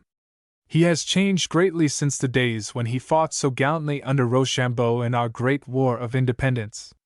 He has become an aristocrat of aristocrats, a popinjay, a silken dandy, like most of the young nobles at this court. He is high in the king's favor and devoted to his cause. Though your friendships and opinions can have no official weight, as you are my private secretary, still 'twere well to be careful, to be as neutral as possible, to occasion no offense. And indeed, Mr. Secretary, he went on, shaking off his serious air and speaking in a lighter tone, I should be instructing you in your duties, explaining the diplomatic situation to you, instead of discussing foolish young noblemen like Monsieur de Beaufort. I shall remember your advice, Mr. Jefferson, said Calvert quietly, and I am ready for any instructions and duties. After all, 'twill be unwise to begin them this evening, returned Mr. Jefferson, shaking his head. You are doubtless wearied with your journey, and we had better postpone your induction into office until tomorrow, when we can take the whole day for business.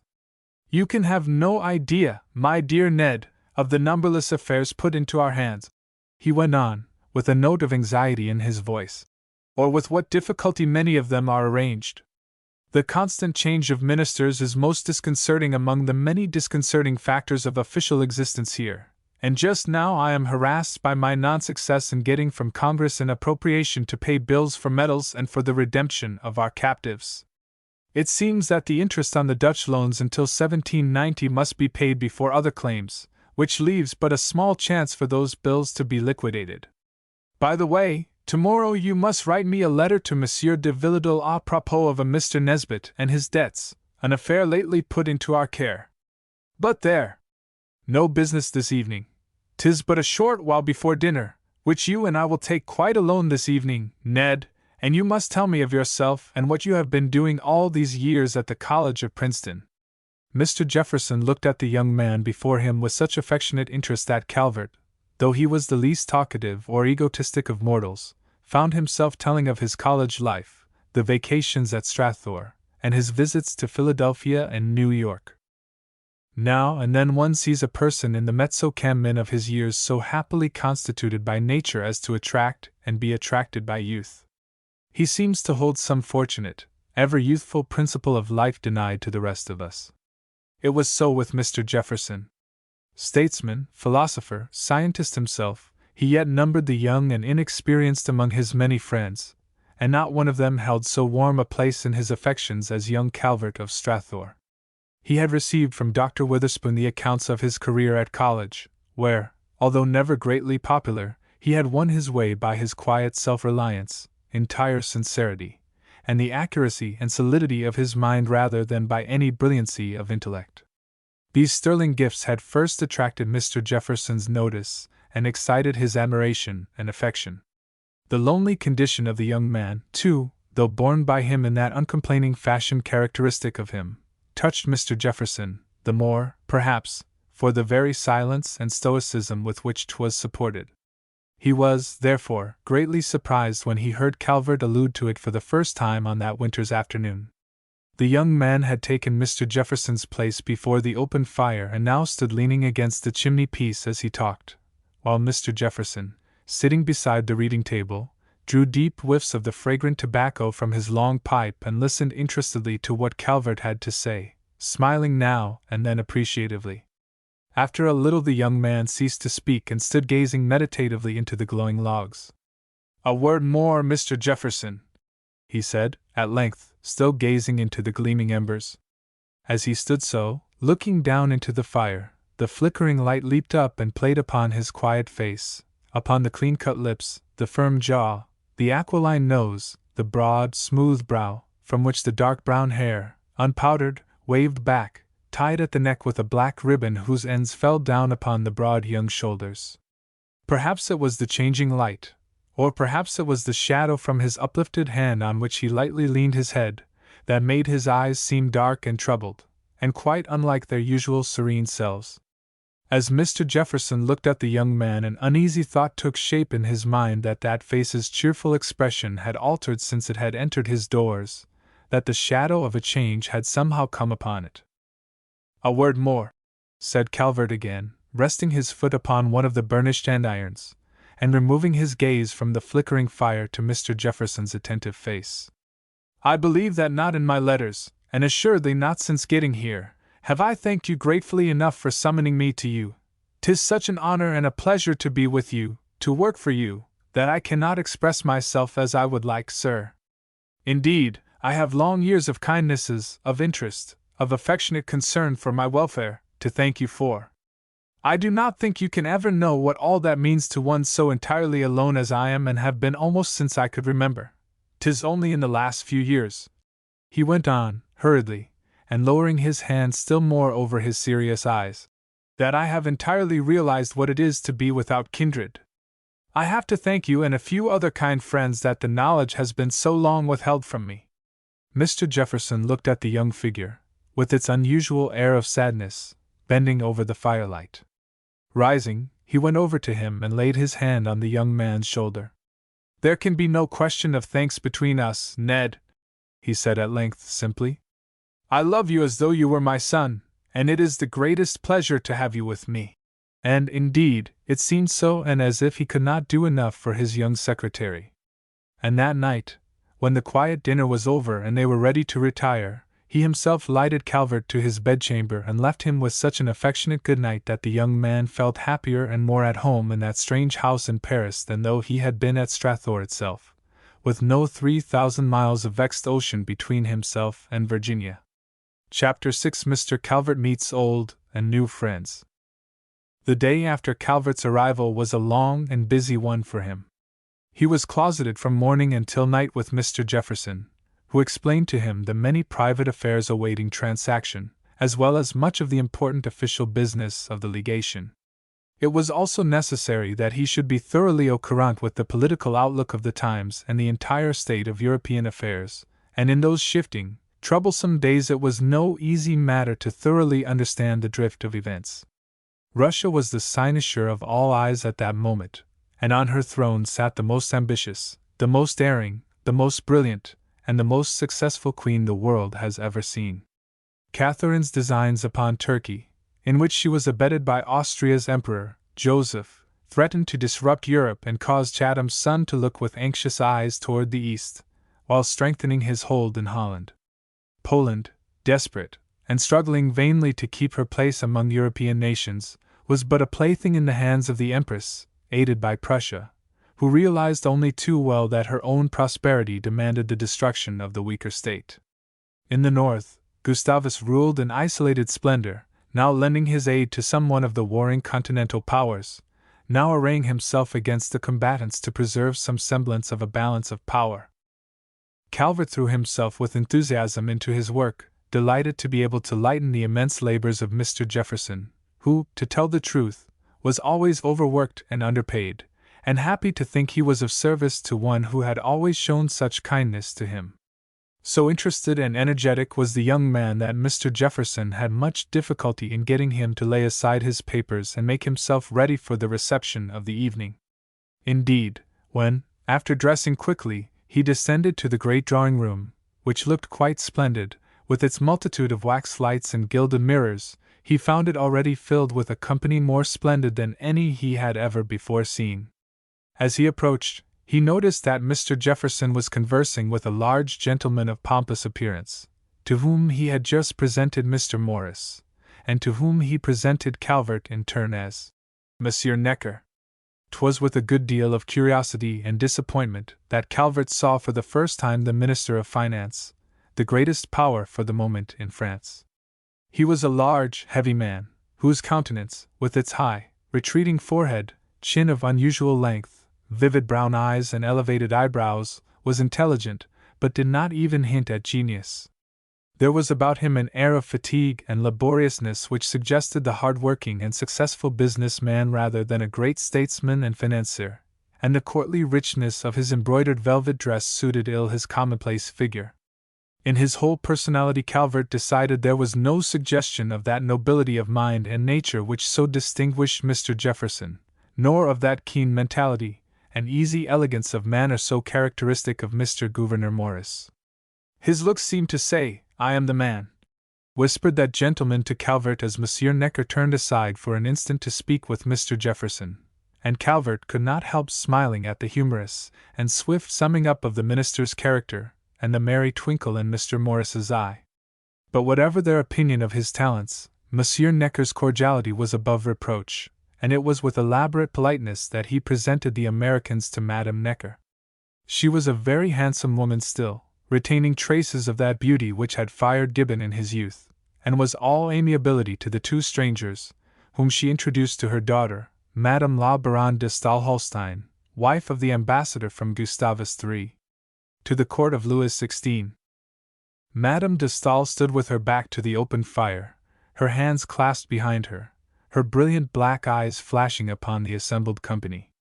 Although she had accomplished nothing great, 'twas before she wrote Corinne, or de l'Allemagne. She was already famous for her appreciation of Monsieur Rousseau. Indeed, there was something so unusual, so forceful in this large, almost masculine woman, that Calvert was as much impressed with her as he had been disappointed in Monsieur Necker. It seemed as if the mediocre talents of the Minister of Finance had flamed into genius in this leonine creature who was as much her mother's inferior in looks as her father's superior in intelligence. Mingled with this masculinity of mind and appearance was an egotism, a coquetry, a directness of thought and action that combined to make a curious personality. It was amusing to note with what assiduity she showered her attentions on Mr. Morris, the man of the world, of whom she had heard much, and with what polite indifference she dismissed Calvert, though it is but doing her justice to say that later, tiring of her ineffectual efforts to interest Mr. Morris, she made the amende honorable and essayed her coquetries on the younger man, much to his embarrassment. With a slight gesture of command she pointed Mr. Morris to a seat beside her on the divan upon which she had sunk. "Ah, monsieur," she said to him, with a languishing glance out of her brilliant eyes and a smile that displayed a row of wonderfully white teeth. "Monsieur de Lafayette tells me that you are un homme d'esprit." "Madame," returned Mr. Morris, bowing low, perhaps to conceal the ironical smile playing about his lips, "I do not feel myself worthy of such a compliment."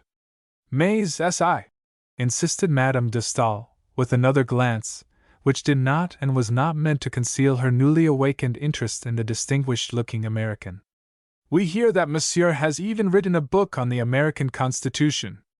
"Alas, no, madame, 'tis a libel, I assure you," returned Mr. Morris, this time laughing outright with the amusement he could no longer conceal. "I have but done my duty in helping to form the Constitution." "Indeed!" exclaimed Madame de Stael, and then lowering her voice slightly and dropping her coquettish manner for a serious air. "Perhaps we shall have occasion to beg of Monsieur Morris some ideas là-dessus. There is nothing this poor, distracted France stands so much in need of as a constitution. My father is a great man, on whom the king and country depend for everything. In my life I never saw such exuberant vanity," thought Mr. Morris to himself. "But even he must fail at times if not supported by a reasonable constitution. You must come to see me, monsieur, when we can be alone and discuss this. One who has helped to form his country's laws and has been wounded in her services." And she pointed with an eloquent, somewhat theatrical gesture to Mr. Morris's wooden stump. "Cannot fail to be a good adviser." "Oh, madam, I must indeed cripple myself in your esteem now," says Mr. Morris, laughing again heartily. "'Twas not in my country's service that I lost my leg, 'twas but a runaway accident with 2 fiery little ponies in Philadelphia. But, indeed," he goes on, still laughing, "I do not miss it greatly, and can get around as easily as though I were a centipede and had 100 good legs at my disposal." As for Calvert, he had been only too glad to make his escape on Madame de Stael's cool dismissal, and had retreated to the side of Madame Necker, who was kindness itself to the young man, pointing out the great celebrities of the Paris world who thronged the rooms, and presenting him to many of the most famous people of the day. Thither had come Monsieur le Maréchal de Castries, Monsieur le Duc de Guillain, Mr. Arthur Young, the noted English traveller, His Grace the Duc de Penthièvre, the richest and best noble of France, together with Monsieur de Montmorin, of the Foreign Affairs, and Monsieur de la Luzerne, Minister of Marine. Monsieur Houdon, the sculptor, was there, with a young poet named André Chenier, and later entered the daintily beautiful Madame de Sabrin, followed by her devoted admirer, the Chevalier de Boufflers, Abbe, soldier, diplomat, and courtier. Madame de Chastellux, the Duchesse d'Orléans' lady-in-waiting, whom Calvert had once met in America, was also making a tour of the salon, accompanied by that charming hedonist, Monsieur le Vicomte de Ségur, than whom there was no wilder, lighter-headed youth in Paris, unless it was his bosom friend, Beaufort, who, catching sight of Calvert standing beside Madame Necker, straightway went over to him. As ever, the squire of elderly dames, he whispered to Calvert, smiling mockingly. Are you looking for Désiré? Well, he has not arrived, nor Madame la Marquise, nor Madame la Duchesse. Trust me for seeing them as soon as they come. In the meantime, my dear Calvert, there are some beauties here whom you must meet. Madame de Flahaut, for example. I shall ask Madame Necker's permission to take you to her. But wait, he said, with a little laugh, and laying a hand on Calvert's arm. We are forestalled. See, Mr. Morris is just being presented. And he motioned to where a beautiful young woman sat, before whom Mr. Morris was making a most profound bow. Calvert thought he had rarely seen a more lovely face, though there was a touch of artificiality about it, young as it was, which he did not admire. The soft, fair hair was thickly powdered, the cheeks rouged, and the whiteness of the chin and forehead enhanced by many patches. The eyes were intelligent, but restless and insincere, the mouth too small. "'Twill have to be for another time, Calvert," said Beaufort, after an instant's pause, during which Mr. Morris installed himself beside the lady with the evident intention of staying. "'Tis plain that the beautiful Madame de Flahaut has thrown her spell over him, and 'twill not do to break it just yet. But by St. Denis," he suddenly whispered to Calvert, "here comes Désiré with the Duchess and Madame de St. André, attended as usual by St. Aulaire." Calvert followed Beaufort's glance and saw entering the room his friend Désiré, at whose side, slowly and proudly, walked an old woman. She bore herself with a nobility of carriage Calvert had never seen equaled, and her face, wrinkled and powdered and painted though it was the face of one who had been beautiful and used to command. Her dark eyes were still brilliant and glittered humorously and shrewdly from beneath their bushy brows. The lean, vein neck, bedecked with diamonds, was still poised proudly on the bent shoulders. Her wrecked beauty was a perfect foil for the fresh loveliness of the young girl who, with a splendidly attired cavalier, followed closely behind her. "Is she not a beauty?" said Beaufort, under his breath, to Calvert. With a start the young man recognized the original of the miniature that Désiré had shown him that last evening at Monticello, so many years ago. It is to be doubted whether, in the interim, Calvert had bestowed a thought upon the beautiful French girl, but as he looked at the deep blue eyes shining divinely beneath the straight brows, at the crimson mouth, with its determined but lovely curves, at the cloud of dark hair about the white brow, it suddenly seemed to him as if the picture had never been out of his mind. The lass with the delicate air was before him, but changed. The look of girlish immaturity was gone, replaced by an imperious decision of manner. A haughty, almost wayward, expression was on the smiling face, a look of dawning worldliness and caprice. 'Twas as if the thought which had once passed through Calvert's mind had come true, that countenance which had been capable of developing into noble loveliness or hardening into unpleasing, though striking, beauty, had somehow chosen the latter way. The spiritual beauty seemed now in eclipse and only the earthly, physical beauty remained. Calvert had opportunity to note these subtle changes which time had wrought in the original of the miniature while Mr. Jefferson bent low over the withered, bearing hand of the old Duchess, and he waited his turn to be presented to the ladies. The ceremony over, he and Désiré greeted each other as old friends and comrades in arms are wont to do. They had scarce time to exchange a word, however, as Monsieur de Ségur, coming up hurriedly, carried Désiré and Beaufort away to where a group of young men were waiting for the last news of the elections.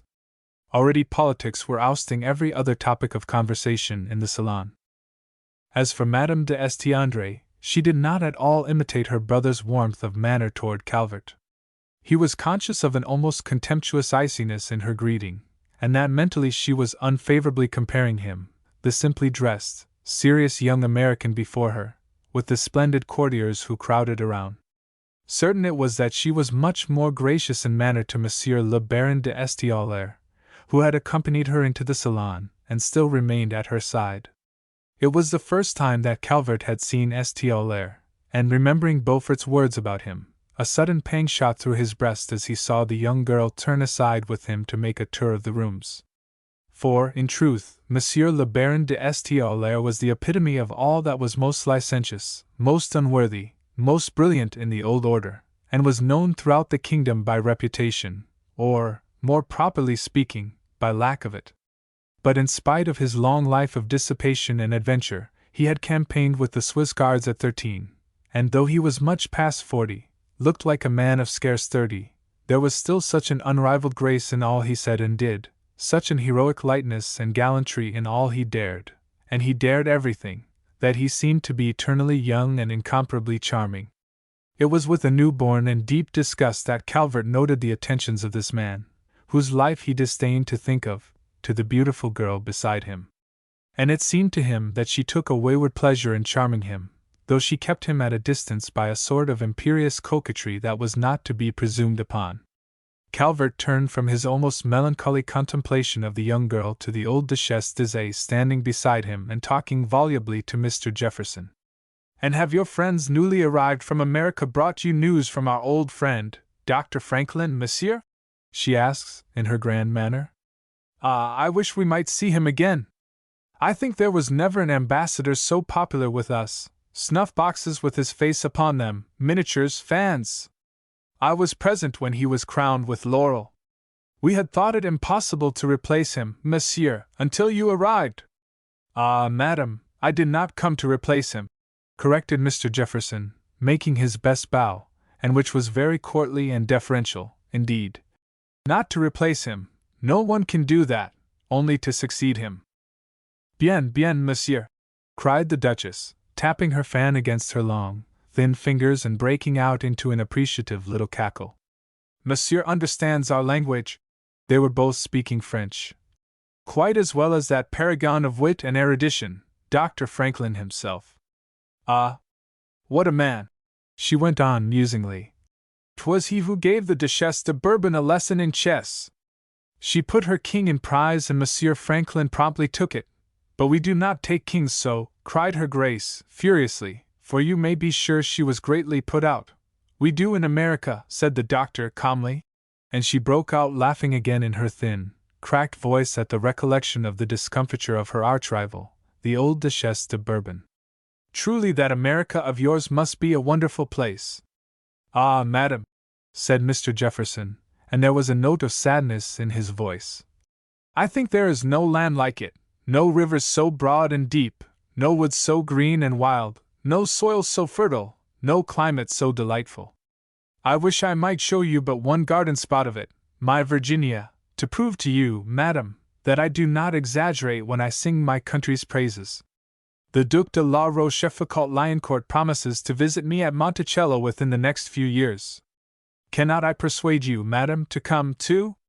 Ah, monsieur, 'twould give me infinite pleasure, but I shall never leave my France, although—" and here she lowered her voice and shrugged her lean shoulders contemptuously.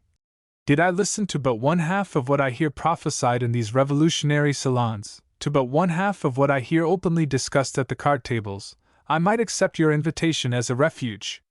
But I have no fear for my king. I am not shaking with apprehension at the turn affairs are taking, like that poor-spirited little Madame de Montmorin, whose husband knows no more about foreign affairs than does my coachman. But I wish with all my heart, monsieur, that you had kept your revolution chez vous. 'Tis a fever, this revolution of yours, and our young men return from the war and spread the contagion. They clamor for new rights, for assemblies, for states generals. 'Twas that fever-stricken young Lafayette himself who demanded that, and instead of being in attendance at court, as a young noble should be, he is buried in Auvergne, trying to get himself elected to his own states general. Bah! What will it all come to?" She fastened her keen, bright eyes on Mr. Jefferson's face and spoke with indomitable energy and haughtiness. "The noblesse is all-powerful. We have everything, why should we cry for something more? As for the commons, they don't know what is good for them and they have all they deserve. At any rate they will not get anything more. These contentions, these revolts of the lower orders—" She stopped, for at that instant the young Vicomte de Segur came up and, making a profound bow, offered his arm to the Duchess. "Madam," he said, "the Duchesse de Chastellux begs that you will join her at a table of whist." He paused a moment, and then, with a languid shrug of his shoulders and a whimsical smile, "Your Grace was speaking of the discontent of the lower orders. They are very unreasonable, these lower orders, they spoil one's Paris so. Calvert was about to follow the two figures into the crowd, when suddenly he heard his name called softly, and turning, found himself beside St. Aulaire and Madame de St. Andre. She was looking at him, her eyes and lips smiling mockingly. Calvert met her gaze calmly and fully. They stood thus, looking at each other, courteously on Calvert's part, curiously, almost challengingly, on the young girl's. It was Madame de St. Andre who broke the silence. When she spoke, her voice was exquisitely sweet and low, and her eyes became kind, and the artificial smile faded from her lips.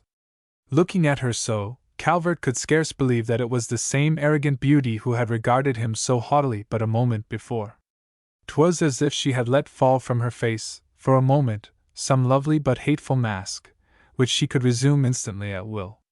"Mr. Calvert," she said, "I hope my brother has had a chance to talk with you. He is most anxious to see you."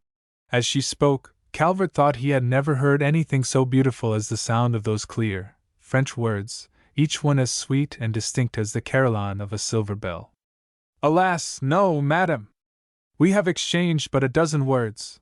'Tis almost 5 years since we last talked together. That was at Monticello, where, indeed, I had the pleasure of making your acquaintance, in miniature." He bowed and smiled as he noted her look of surprise. "And where, And where?" interrupted Beaufort, who at that instant joined them and who had overheard Calvert's last words. "Dizay promised to introduce Mr. Calvert to you as an American savage. Indeed, my brother spoke to me on the subject," returned Madame de St. Andre, laughing outright at the recollection, and if each word she spoke was like the sound of a silver bell, her laugh was like a whole chime of them. "I had looked for something quite different," she went on, in a mock disappointed tone, and with an amused glance at Beaufort. "Perhaps paint and feathers and what is the name, monsieur? A tomahawk to kill with." "Ah, monsieur," here she sighed in a delightfully droll way and swept Calvert a courtesy. "As an American you are a great disappointment." "I am inexpressibly grieved to be the cause of any disappointment to you, madam," replied Calvert calmly. "But as for paint and feathers, surely they can be no novelties to you." And here he looked meaningly around at the bedecked ladies of fashion, though 'tis but fair to say that the young beauty before him disdained the use of furbelows or cosmetics, as well she might with such a brilliant complexion. And as for tomahawks, the ladies of this country need no more deadly weapons than their own bright glances. "But truly, madam, did you expect to see a young savage?" "I was hoping to," she said demurely. "'Twould have been more interesting than. And here she stopped as if in seeming embarrassment, and lost for words. "Is not America full of them?" she asked, innocently. "Assuredly, madam, as you must know, since they have so often been your allies." As Calvert spoke, all the amusement and good nature died out of Madame de St. Andre's face, and she resumed her mask, becoming again the haughty and distant young beauty. "But 'tis not an uncivilized land by any means," went on Calvert, who was young and ardent enough to espouse warmly the cause of his country from even the badinage of a spoilt young girl. "There is much learning and the most gracious manners to be found there, as you must also know, since we have been able to spare two such shining examples of both to this court, Dr. Franklin and Mr. Jefferson. Monsieur does not mean to compare the civilization of his own country to that of ours?" contemptuously demanded St. Aulaire, who, up to that time, had stood superciliously by, taking no part in the conversation. "Indeed, no," returned Calvert, with suspicious promptness. "In my mind there can be no comparison, and surely you will acknowledge that a country which has produced the greatest man of the age is not one to be despised."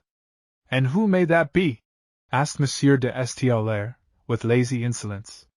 "I had thought, my lord," returned Calvert, bowing low, "that the subject of so enlightened a state as you say France's would surely have heard the name of General Washington.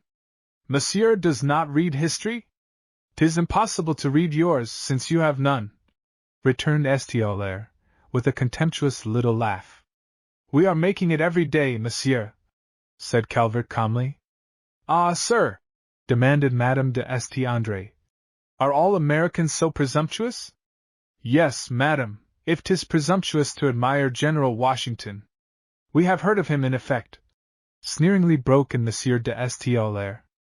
A lucky adventurer with a pretty talent for fighting British cowards, a beggar who has not been turned away empty from our doors. Why, hasn't the whole country given to him, from the king down, and truth to tell we were glad to give as long as he whipped the English. No, no, Monsieur de Staël, suddenly interrupted Madame de Staël, turning upon him. Do not wrong France, do not wrong your king, do not wrong Lafayette and Rochambeau and Dillon and so many others. We gave because France was strong and America weak, because it was our greatest happiness to help right her wrongs, because 'tis ever France's way to succor the oppressed. As for General Washington, Monsieur Calvert does well to admire him. The king admires him, can Monsieur de Staël do less? We are devoted royalists, but we can still respect and admire patriotism and genius under whatever government they flourish. She changed her tone of authority and accusation and turned to Calvert. Again the mask had been dropped, the eyes were once more kind, the voice and smile once more tender. I should like to hear more of your General Washington and of America, monsieur, she said, almost shyly, and Calvert wondered at the change in her. If monsieur skates, we should be happy to have him join us tomorrow afternoon on the ice near the Pont Royal. 'Tis for 3 o'clock. And she smiled as she turned away, followed by Monsieur de Staël, apparently in no very good humor. When Calvert again looked around him, after having watched Madame de Staël disappear, he noticed Mr. Jefferson at the farther end of the room looking much disturbed and talking earnestly with Monsieur Necker, Monsieur le Comte de Montmorin, and Mr. Gouverneur Morris, who had at length left the side of the charming Madame de Flahaut. Calvert approached the group, and, as he drew near, he could hear Necker speaking in an anxious, despondent tone. My dear friend, he was saying, 'tis not only difficulties with the finances which alarm us. Obedience is not to be found anywhere. Even the troops are not to be relied on. And he turned wearily away. When Mr. Jefferson caught sight of Calvert, who had stopped, hesitating to join the group lest he should intrude on some important and private business, he beckoned the young man forward. Is anything the matter? Asked Calvert, in a low tone. You look anxious. I will tell you later, my boy, returned Mr. Jefferson, smiling reassuringly. Go and talk to Madame de Flahaut. Mr. Morris has promised to send you to her. Calvert did as he was desired, and found Madame de Flahaut a very entertaining lady, but who, in spite of her charms, he was not sorry to see go, as she did presently, with Madame de Coigny and Monsieur de Curt. And soon after she retired the company broke up and only Mr. Morris remained behind to have a last glass of wine and a few moments' quiet chat with Mr. Jefferson and Calvert. It was while they were thus engaged in the now deserted drawing-room that Mr. Jefferson told Calvert the cause of his perturbed look, which was none other than a conversation concerning the state of the kingdom confided to himself and Mr. Morris by Monsieur Necker. He explained at great length to Calvert the delicacy and danger of the Comptroller General's position and the wretched condition of the country's finances and army. To which Mr. Morris added some of his own observations, made with the rapidity and justness so characteristic of him. Monsieur Necker seems to me, indeed, to be in a disagreeable and sufficiently dangerous position. His business stands thus: if any mischiefs happen they will be charged to him. If he gets well through the business others will claim the reputation of what good is done by the States General. If he is a really great man, I am deceived. If he is not a laborious man, I am also deceived. He loves flattery, for he flatters. He is therefore easily imposed upon. But here Mr. Jefferson would not allow Mr. Morris to proceed with his dicta, declaring that he did Monsieur Necker a gross injustice, and defending him warmly, both as a financier and statesman. Mr. Morris still clinging to his hastily formed opinion, the two gentlemen continued to argue the matter until, Mr. Morris's carriage having been announced, he took his final leave and stumped his way down the broad staircase, attended to the door by Calvert. But deeply as Calvert was already interested in the affairs of France, it was not the masquerade business of a nation that troubled his sleep that night. For the first time in his life the face of a woman haunted his dreams, now luring him on with glance and voice, as it seemed to him, now sending him far from her with teasing laughter and disdainful eyes. Chapter 7. An Afternoon on the Ice. Calvert's second morning at the legation was even busier than the first had been, so that there was no time for disquieting thoughts or the memory of troubled dreams. Indeed, the young man had very good nerves and such power of concentration, and so conscientious a regard for whatever he might have on hand to do as always kept him absorbed in his work. The packet by which he and Mr. Morris had arrived being ready to start on the return voyage, it was necessary to make up the American mail, which Calvert found to be no light task. Mr. Jefferson's large private correspondence always necessitated the writing of a dozen or more letters for every packet, several copies of the more important having to be made, owing to the unreliability of the vessels themselves and the danger of all communications being opened and possibly destroyed by the French agents before they could even be sent on their way. Besides these private letters, there were also many communications concerning official business to be written.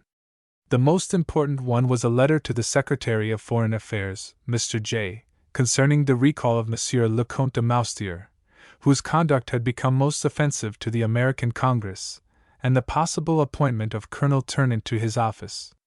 This officer had won a great European reputation as Generalissimo of one of the United Provinces, and it was even hinted that, had he been put at the head of affairs instead of the pusillanimous Rhinegrave of Somme, the cause might have been saved.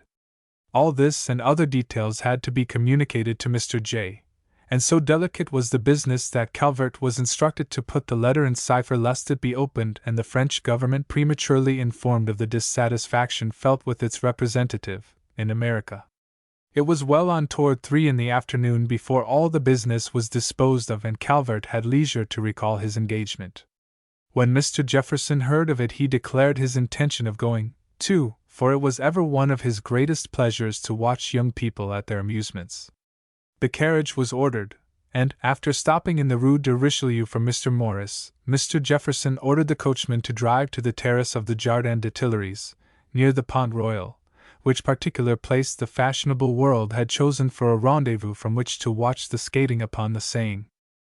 It was a beautiful and unusual sight that met Calvert's eyes for the first time on that brilliant winter's afternoon as he alighted from Mr. Jefferson's carriage. The river, which was solidly frozen over at this point, and which was kept smooth and free of soft ice by attendants from the Palais Royal, was thronged. Officers of the splendid Maison du Roi and the Royal Cravate, in magnificent uniforms, glided about, nobles in their rich dress, the sunlight catching their small swords and burnishing them to glittering brightness, skated hither and thither. Now and then in the crowd was seen some beautiful woman on skates, or more frequently wrapped in furs and being pushed luxuriously about in a chair-sleigh by lackeys and attended by a retinue of admirers. On the terrace of the garden overlooking the river a throng of the most notable people of the court and society, drawn hither by the novelty of the pastime and comfortably installed in chairs brought by their servants, with chaufferettes and furs to keep them protected from the intense cold, looked on at the shifting, swiftly moving pageant before them. For the time being the Parisian world was mad about skating, both because of its popularity as an English sport and because of the rarity with which it could be enjoyed in France. Joining the throng of spectators, Mr. Jefferson and Mr. Morris quickly found themselves surrounded by friends and acquaintances, and Calvert left them talking with Madame Deshayes, Madame de Flahaut, and the Marechal de Segur, while he put on his skates. The young man was no great proficient in the art of skating as he was in that of swimming and riding. Indeed, he was a most perfect equestrian, seeming to have some secret understanding and entente cordiale with every animal he ever bestrode, but with that facile acquirement of any physical accomplishment which ever distinguished him, he was soon perfectly at ease on the ice. It was while opposite the Place du Carrousel and almost out of sight of the crowd of onlookers, that Calvert suddenly came upon Madame de St. André. She had ventured upon the ice on skates, and was talking to St. Aulaire, who skated slowly beside her. Even in the bright sunshine the Baron de St. Aulaire did not show his age, and moved and bore himself with incomparable grace on the ice. Indeed, in his rich dress and splendid decorations he made a dazzling appearance, and quite eclipsed Mr. Calvert in his sober garments and unpowdered hair.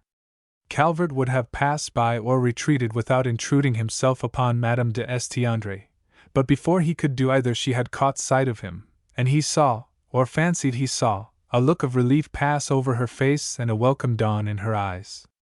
Thinking so, he skated slowly toward her, wishing to be sure that he was wanted, and, as he did so, the gentleman, perceiving his approach, ceased speaking and looked most obviously annoyed at the young man's arrival. Madame de St. Andre waved her hand lightly. "Au revoir, Monsieur de St. Aulaire," she cried. "Here is Monsieur Calvert, who will take me back over the ice, so I shall not have to trouble you." And she laughed in a relieved, if somewhat agitated, fashion as St. Aulaire, doffing his hat and scowling fiercely at Calvert, skated rapidly away. As Calvert looked at the retreating figure, Beaufort's words of 2 days before flashed through his mind again, and it was with a sort of horror that he thought of this dissolute nobleman having even spoken with Madame de St. Andre. Was this beautiful girl born under some unlucky star that she should have to know and associate with such creatures? Calvert had only met her the night before, and already he had seen her twice with a man whose very presence was contaminating. 'Twas almost with the fear of finding some visible sign of that debasing influence upon the fair face beside him that he turned and looked at Madame de St. Andre. It would have been impossible for anyone to have looked more innocently charming. The court beauty was in eclipse, and in her place was a radiant, gracious young girl. Perhaps it was the short, fur-trimmed dress she wore and the small cap with its tuft of hair and plumes, a fashion lately set by the Princesse de Lamballe, which gave her that childish air. Or, more possibly, it was the unaccustomed look of embarrassment upon her face and a half-laughing petulance, as of a naughty child caught in mischief. "Good day, Monsieur l'Américain," she said gaily, smiling into the serious face Calvert turned toward her. "Will you forgive me for pressing you into service in so offhand a manner, but perhaps you were looking for me?" "No, madame," returned Calvert calmly, as they skated slowly toward the Quai des Tuileries. "But 'tis a pleasure to be of service to you." A cloud gathered on Madame de St. Andre's brow at this honest and somewhat uncomplimentary reply, but suddenly the humor of the situation seemed to strike her, and she burst out laughing. "Are you always so truthful, Monsieur Calvert, and do American ladies absolve you from making pretty speeches? If so, I warn you you must change or you will not succeed with the ladies of Louis's court." "Ah, madame! I am no courtier, nor, indeed, do I care to be," said Calvert quietly. "Worse and worse," cried Madame de St. Andre, still laughing. "But even though you disclaim all effort to find me, or wish to be agreeable when found, yet I will still confess that you arrived most opportunely. Monsieur de St. Aulaire grows fatiguing," she went on, with a pettish shrug of her shoulders. "He is as prodigal of compliments as you are chary of them." Calvert looked at the young girl beside him. "He dares to compliment you. A compliment from Monsieur de St. Aulaire can be nothing less than an insult," he said gravely. Madame de St. Andre lifted her eyes quickly to Calvert's face and, noting the ill-concealed disgust and quiet scorn written there, blushed scarlet and regarded him haughtily. "Monsieur le Baron de St. Aulaire is one of the greatest gentlemen in Europe, and anyone whom he distinguishes by his attentions must feel honored." "Monsieur le Baron de St. Aulaire is one of the greatest rays in Europe," corrected Calvert calmly, "and anyone whom he distinguishes by his attentions ought to feel disgraced." Madame de St. Andre was speechless in sheer amazement and indignation. Though she had been annoyed, even frightened by the nobleman's ardent manner and words, she was now eager to defend him from Calvert's attack. She knew him to be in the right, and the rising admiration for his quiet dignity and courage, which she could not repress, only added to her petulance and desire to be revenged on him. It is so with all women, they hate to be put in the wrong, even when the doing so means protection to themselves. And so it was well nigh intolerable to the spoiled beauty, who had never been used to the lightest contradiction, that this calm young American should so openly show his disapproval of her. "I will pass by your reproof of myself, monsieur," she said at length, haughtily, her eyes flashing and a deep blush mantling her brow. "But I cannot consent to listen in silence to your condemnation of a personage whose talents and rank should protect him from your sarcasms." "Rank, madam!" burst out Mr. Calvert at these words. I never knew before that morality or immorality, loyalty or treason, honor or dishonor had aught to do with rank. In our country 'tis not so. A king's word can make of the meanest scoundrel a duke, a marquis, but an honest man holds his rank by a power greater than any king's. He bent upon her such a compelling gaze that she was forced to turn and look at him. Before Calvert's flashing eyes and manly, honest indignation her own anger died out, and an unwilling admiration took its place. She blushed again deeply and bit her lips. This young American, with his noble face, his simplicity of manner and democratic scorn of her rank and pretensions, had not only accused, but silenced her. At any rate he should not see that he had impressed her. She laughed lightly. What a noble sentiment, monsieur! Did you find it in one of Monsieur Rousseau's books? No, madame, it was not in the works of the famous Monsieur Rousseau that I found the expression of that sentiment, replied Calvert, hesitating slightly. 'Tis the theme of a little song by a young man named Robert Burns, who writes the sweetest poetry in the world, I think. He is a friend and protégé of Dr. Witherspoon, of the College of Princeton, who never tires of reading his verses to us. I wish I could give you some idea of the beauty and power of the poem. And he began to translate, for a that and a that, into the best French at his command, smiling every now and then at the strange substitutes for Burns's Scotch which he was forced to employ and at the curious metamorphosis of the poem into French prose. But he managed to infuse the spirit and sentiment of the original into his offhand translation, and Madame de St. André listened attentively. I would like to hear more of your poet, she said gently, when Calvert had finished speaking. I do not remember to have heard Monsieur Chenier speak of him, or the Abbe de Lille, either. The Abbe is often good enough to read poetry to us in my aunt's drawing-room, but 'tis usually his own. And she laughed mischievously. The poor gentleman makes a great fuss about it, too. He must have his dish of tea at his elbow and the shades all drawn, with only the firelight or a single candle to read by, and when we are all quaking with fear at the darkness and solemn silence, he begins to recite, and imagines that 'tis his verses which have so moved us. And she laughed merrily again. You shall come and read to us from your young Scotch poet, and snatch the Abbe's laurels from him. Indeed, my aunt has already conceived a great liking for you, monsieur, so she told me last night on her way from Madame Necker's, and intends to urge upon Mr. Jefferson to bring you to see her immediately. She smiled at Calvert so graciously, and with such unaffected good humor that he looked at her with delight and wonder at the change come over her. Once more the mask was down. All the haughtiness and capricious anger had faded away, and Calvert thought he had never beheld a creature so charming and so beautiful. Her dark eyes shone like stars in a wintry sky, and though the air was frosty, the roses bloomed in her cheeks. As he looked at her there was a troubled smile on his lips, and he felt a sudden quickening of his pulse. A curious sense of remoteness from her impressed itself upon him. He looked around at the unfamiliar scene, at the towering palace walls on his right, at the crowds of spectators on the river's edge, at the brilliant throng of skaters, at the great stone bridge spanning the frozen river over which people were forever passing to and fro, some hurriedly, some with leisure to lean over the parapet for a moment to watch the unaccustomed revelry below. And as he looked, another scene, which he had so lately left, rose before him. In fancy he could see the broad and shining Potomac, on its banks the stately old colonial house with its colonnaded wings, something after the fashion of General Washington's mansion at nearby Mount Vernon, the green lawns stretching away from the portico, and the fragrant depths of the woods beyond. A voice recalled him from his abstraction. It was that of Monsieur de St. Aulaire, who, as they neared the crowded terrace of the Tuileries Gardens, emerged from a group of skaters and, approaching Calvert and Madame de St. André, made a profound bow before the latter. Is Madame de St. André to show favor to none but Monsieur Calvert? He asked, in a low voice that had an accent of mockery in it, as he bent over the young girl's hand. 'Tis no favor that I show Monsieur Calvert, she replied, smiling.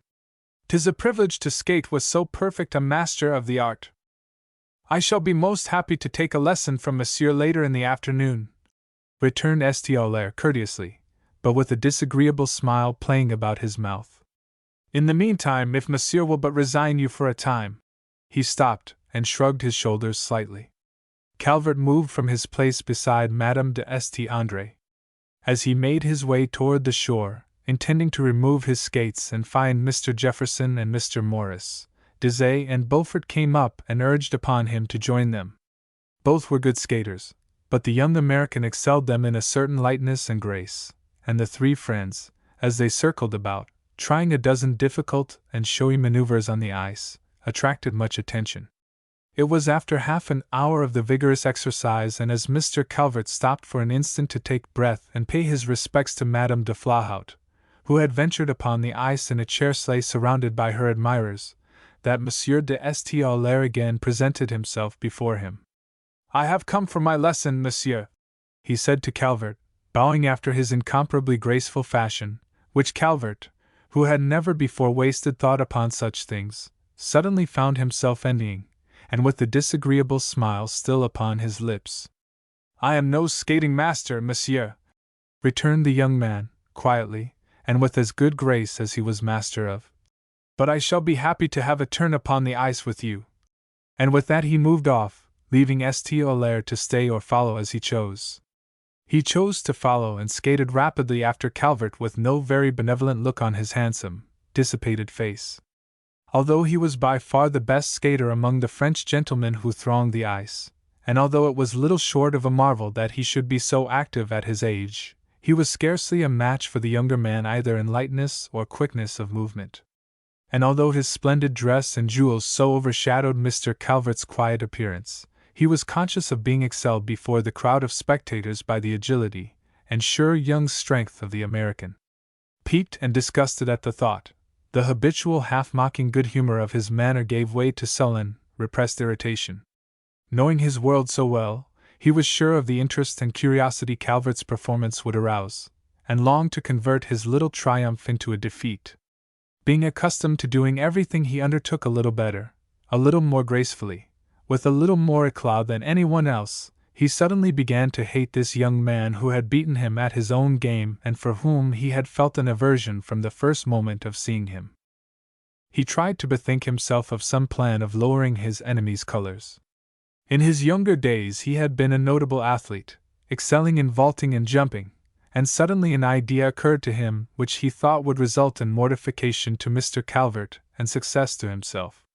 So great was the interest in the skating of the two gentlemen that the greater part of the crowd had retired beyond a little ledge of roughened ice and snow which cut the improvised arena into two nearly equal parts, from where they could conveniently see Monsieur de St. Aulaire and Mr. Calvert as they skated about. This rift in the smoothness of the ice was some 15 feet wide and extended far out from the shore, so that those wishing to pass beyond it had to skate out around its end and so get to the other side. Monsieur de St. Aulaire came up close to it, and as he did so, he suddenly called out to Calvert, "Let us try the other side, monsieur, and, as it is too far to go around this, suppose we jump it." And he laughed as he noted Calvert's look of surprise at his proposition.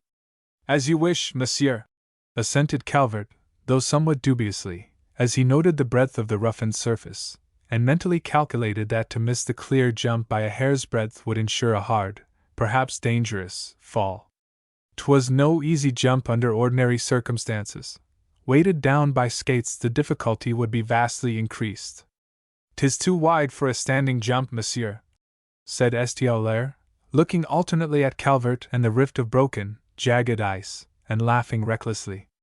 "We will have to run for it." And without more words the two gentlemen skated rapidly back for 20 yards and then came forward with tremendous velocity, pari passu, and both jumping at the same instant, landed on the far side of the ledge, scattering the applauding spectators right and left as they drove in among them, unable for an instant to stop the swiftness of their progress. "Well done, monsieur!" called out St. Aulaire, as he wheeled beside Calvert, who had succeeded in checking his impetus. He was smiling, but there was a dark look in his eyes. "Well done, but 'twas too easy, a very schoolboy's trick. We must try something a little more difficult to test our agility upon the ice, unless, indeed, monsieur has had enough?" And he looked at Calvert insultingly full in the face. "The eyes of the world are upon us," And he waved his hand mockingly toward the throng of spectators on the terrace where the ladies were applauding with gloved hands and the men tapping the frozen ground with canes and swords. From where he stood, Calvert could see Mr. Jefferson looking at him and Mr. Morris sitting beside Madame de Flahaut and Madame de Estiandre, who had left the ice and joined the onlookers. "It has never been my custom or my desire, monsieur, to furnish amusement for the crowd," said Calvert, returning St. Aulair's insolent look. "But I should be very sorry to stand in the way of your doing so by declining to act as a foil to your prowess. If there is anything else I can do for you?" And he bowed and smiled tranquilly at Monsieur de St. Aulair, who blushed darkly with vexation at the way in which the young man had turned his attack. "Monsieur is too modest," he said suavely, controlling himself, and then, calling one of the attendants who was busy nearby sweeping the snow cut by the skates from the ice, he instructed the fellow to bring one of the chairs which had been taken from the palace to the terrace for the convenience of those who had not had their servants bring them. In a few moments the man returned with a large chair whose deep seat and long arms just suited the purposes of Monsieur de St. Aulair. Under his direction the man placed it sidewise upon the stratum of broken, irregular ice and snow, the crowd looking on with curiosity at the unusual proceedings. "By the example and with the approbation of Monsieur le Duc d'Orleans, monsieur," said St. Aulair, turning gravely to Calvert, "we do all things à l'anglaise, for the moment. You, who, after all, are English, will doubtless recognize many of your customs, manners, and sports among us, always supposing Paris is fortunate enough to keep you." And here he smiled deprecatingly, and shook his head as if afraid such good fortune could not be true. "I have just conceived the idea of having a steeplechase on the ice. 'Tis but a poor little hurdle." And he shrugged his shoulders disdainfully. "But 'twill have to do. We will take 50 yards start, monsieur, and clear the fauteuil, rough ice and all." He broke out again in his mocking laugh, and sculling rapidly backward, soon put the distance between him and the improvised barrier.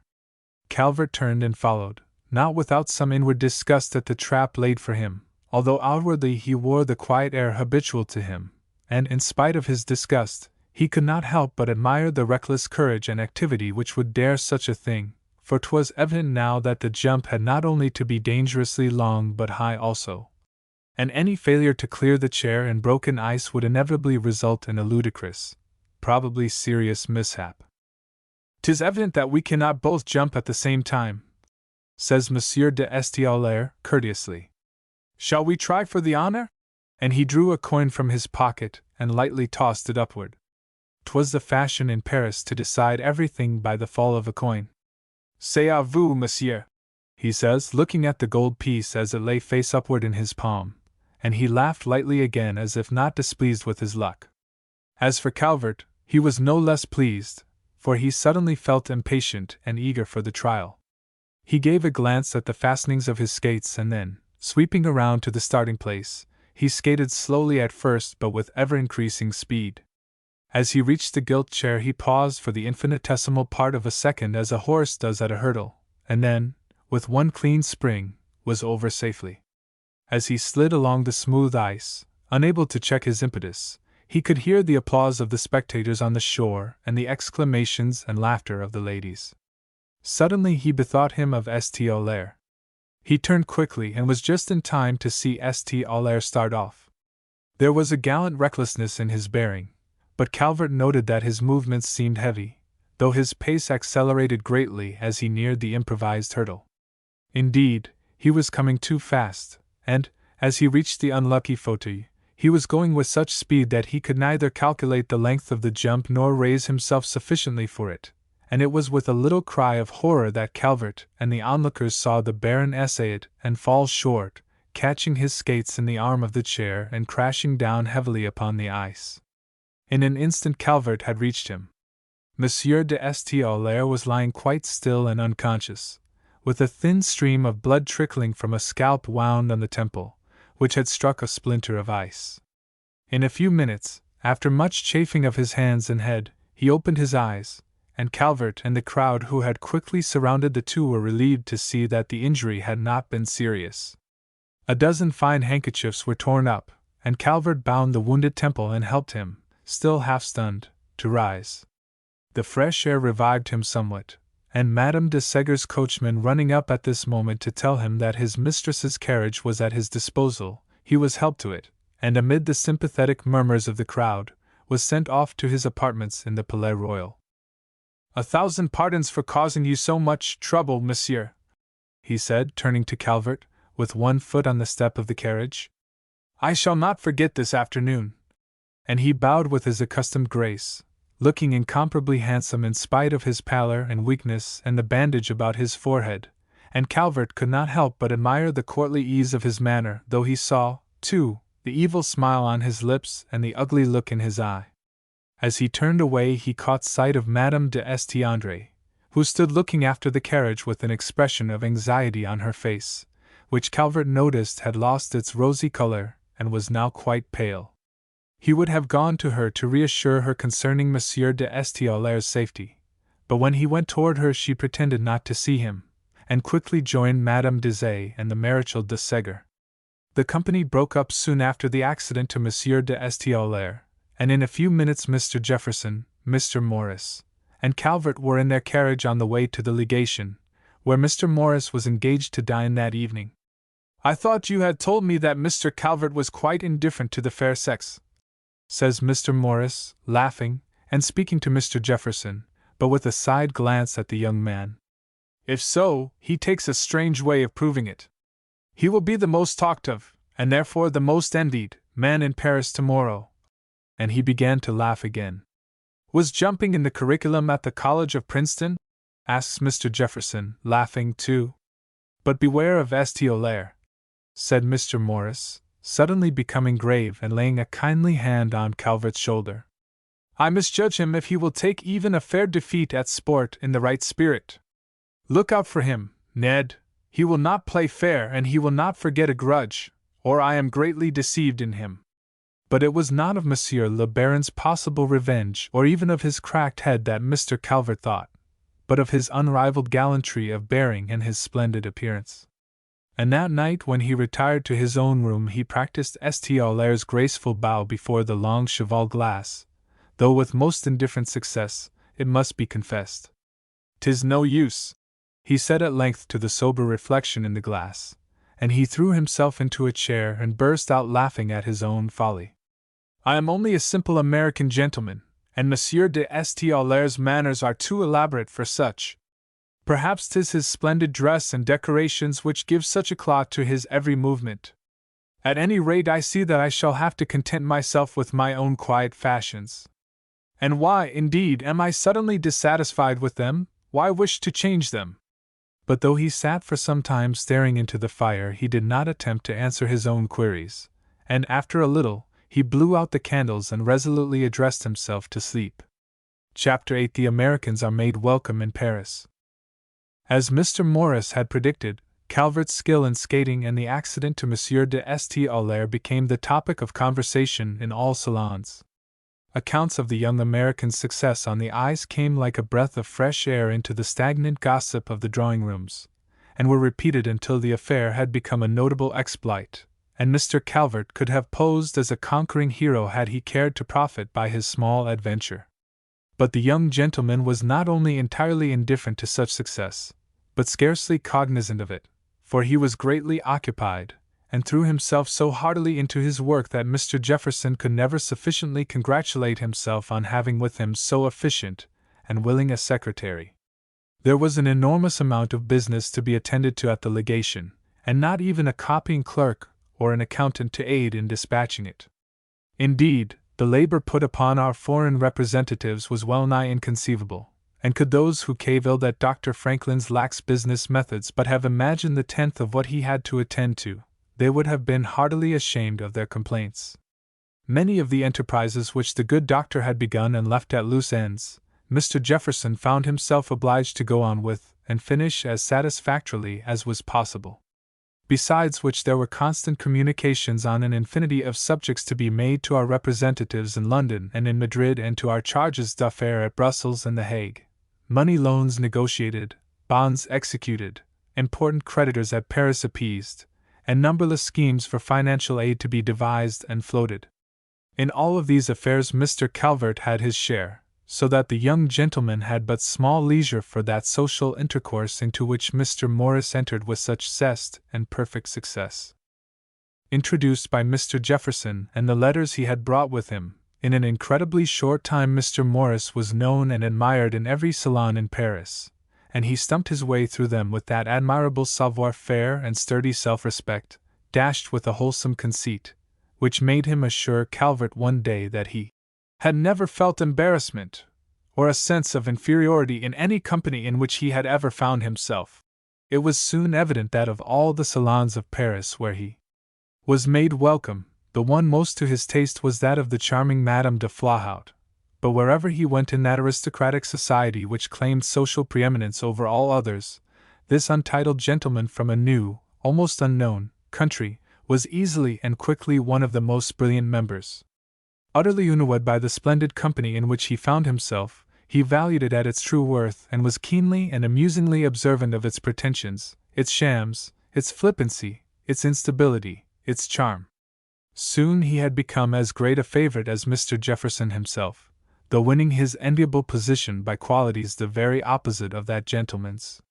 Mr. Morris rivaled the Parisians themselves in caustic wit, perfect manners, and the 1,001 social graces of the time, while Mr. Jefferson captivated all by his democratic manners and entire indifference to social conventionality, much as the incomparable Dr. Franklin, whose originality and address in society were indeed sui generis and quite unrivaled, had before him.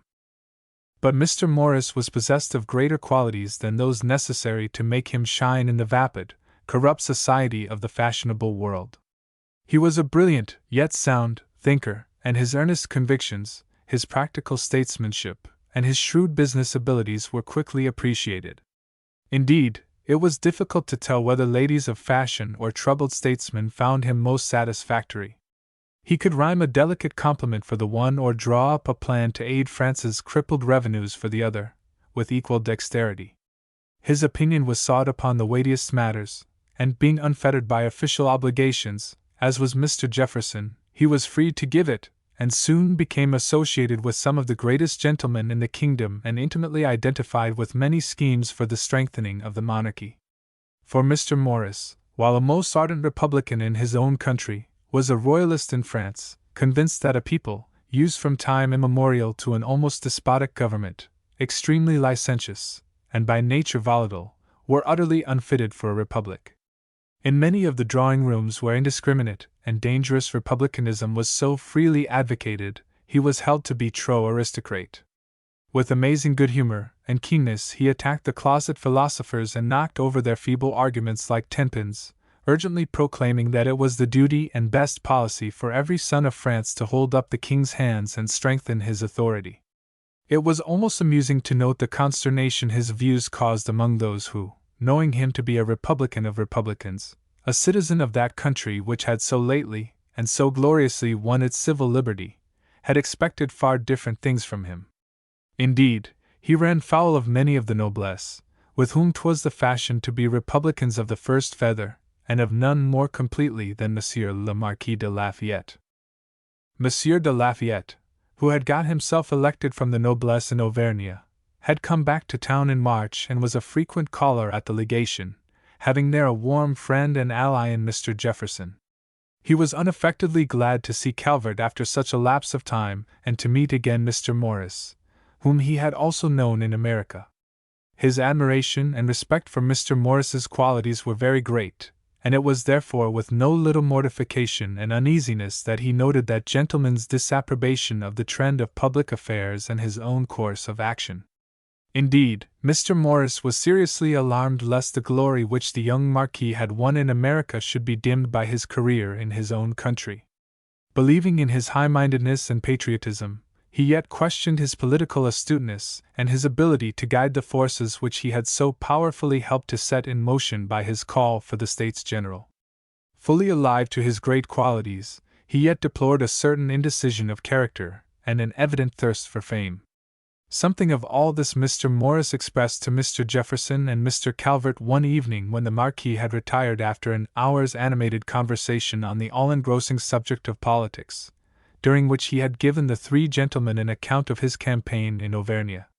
But Mr. Jefferson, being in entire sympathy with Lafayette's ideas, could not agree at all with Mr. Morris's estimate of him, and would listen to no strictures on him, except, indeed, the imputation of ambition, which Mr. Jefferson acknowledged amounted to a canine thirst for fame, as he himself wrote General Washington.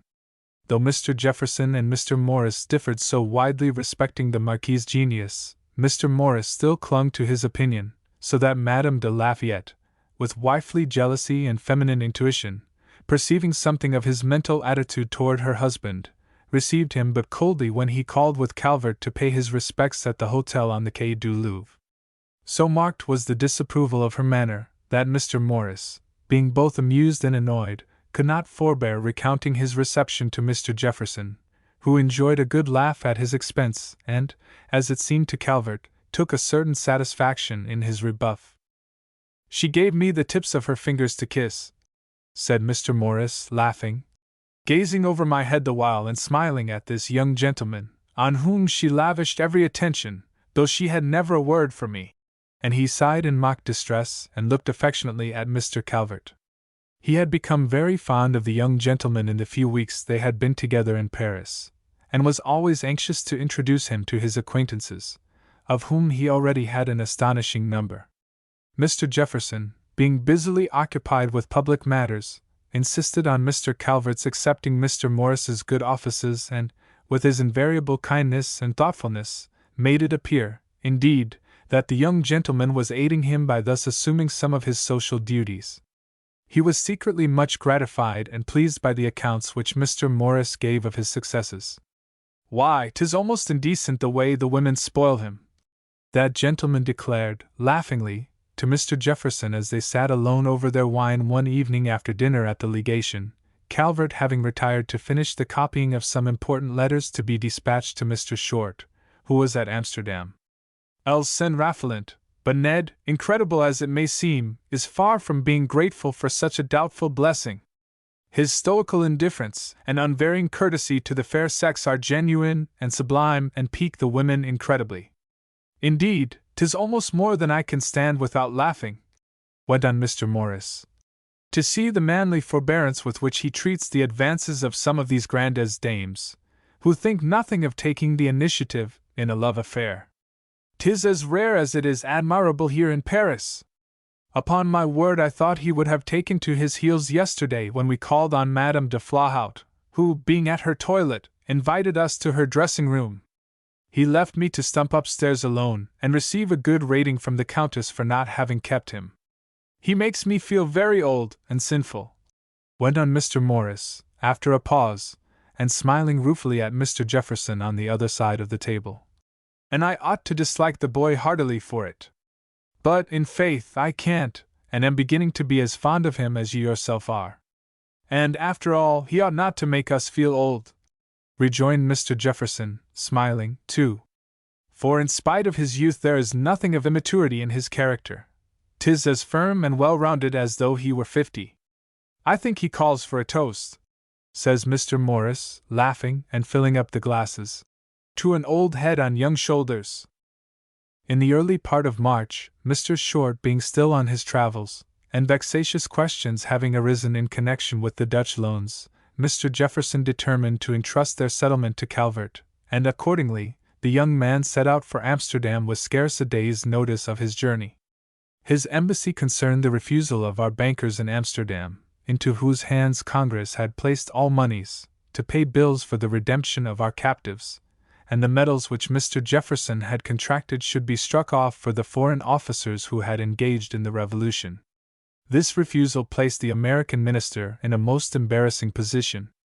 To his demands the Holland bankers replied that Congress had appropriated the money in their charge solely to the payment of the interest on the Dutch loan through the year 1790. As a failure to pay the interest on the loan would have been fatal to the credit and standing of the infant republic in the eyes of Europe, it was evident to Mr. Jefferson that a new loan would have to be set going to defray the new debts. This delicate and difficult project, for our credit was none of the best and the old loan had not all been taken up, he entrusted to Calvert, and so quickly and satisfactorily did the young man execute his commission that he was back again in Paris by the end of the month with reports highly gratifying to the American minister. "You have a better head for finances than even Mr. Hamilton, whose opinions are so much quoted in Congress," says Mr. Jefferson, with a smile. "I think no one could have conducted these affairs to a better issue. It has always been my opinion that your peculiar talents lay in the direction of finances, and now I am persuaded of it." So delighted was Mr. Jefferson with Calvert's performance that he recounted the successful embassy to Mr. Morris, whose good opinion of Calvert was greatly increased, and, having always had a liking for the young man, he took occasion to see more than ever of him. He insisted on Calvert's accompanying him frequently into the great world of Paris, where he himself was so welcome, and where, indeed, the young man's presence was also demanded on all sides, even by royalty itself in the person of Madame la Duchesse d'Orléans, whose acquaintance Mr. Morris had made in the apartments of Madame de Chastellux in the Palais Royal. Although accustomed to the company of the highest nobility, Mr. Morris was somewhat uncertain whether he would get along well with royalty, and would not have pursued the acquaintance begun by chance in Madame de Chastellux's salon had not the Duchess expressed her pleasure in his society in most unequivocal terms. Satiated with flattery, bored by the narrow circle in which she was forced to move, profoundly humiliated by the neglect and viciousness of her husband, she was charmed by the wit, independence, and true courtesy of the brilliant American. A daughter of the old Duc de Penthièvre, the embodiment of everything good in the Ancien Régime, the Duchess of Orléans was, herself, a woman of rare good sense, beauty, and tact, all of which appealed strongly to Mr. Morris, so that the acquaintance begun so graciously on her part, and so dubiously on his, soon ripened into real friendship.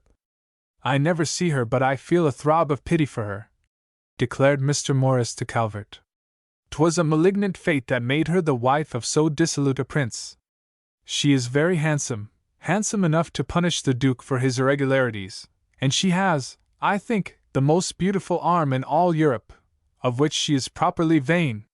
But what is a little vanity among so many virtues, for she is eminently virtuous, though not averse, I think, to seeking some consolation for her profound melancholy, for, as she has confided to me, she feels le besoin d'être aimée." And he smiled a little cynically, as men of the world are wont to smile at the confession of feminine weaknesses. As for Mr. Calvert, that confession brought no smile to his lips, and though he said nothing, he felt a sudden rush of pity for the unhappy lady, neglected and unloved despite her great position. After all, duchesses are but women and must love and suffer and be content or miserable like common mortals, and men should be the last to blame them for that divine necessity of their beings, that of loving and being loved. "She has heard much of you, Ned," went on Mr. Morris. "From Madame de Chastellux, from Lafayette, and lately from myself, and has expressed her desire to see you. I need not tell you that such a wish is a command, and so you must even go and pay your respects to royalty, my boy." And he laughed as he clapped the young man on the shoulder. That very evening Mr. Morris carried him off to the Palais Royal to the apartments of Madame de Chastellux, where he dispatched a message to the Duchess to the effect that Monsieur Morris, accompanied par Monsieur Calvert, visit at Madame la Duchesse d'Orléans chez Madame de Chastellux. After a few moments of waiting, one of the Duchess's men came with the request that Madame de Chastellux should bring the two gentlemen to her apartments. They found Her Royal Highness there surrounded by a small company. At her side was the Vicomte de Ségur, who was essaying by the witty sallies and delightful drolleries for which he was so famous to bring a smile to her lips. But although the rest of the company was convulsed by his brilliant nonsense, the Duchess's pale face did not lose its serious expression until Mr. Morris, followed by Calvert, entered the room.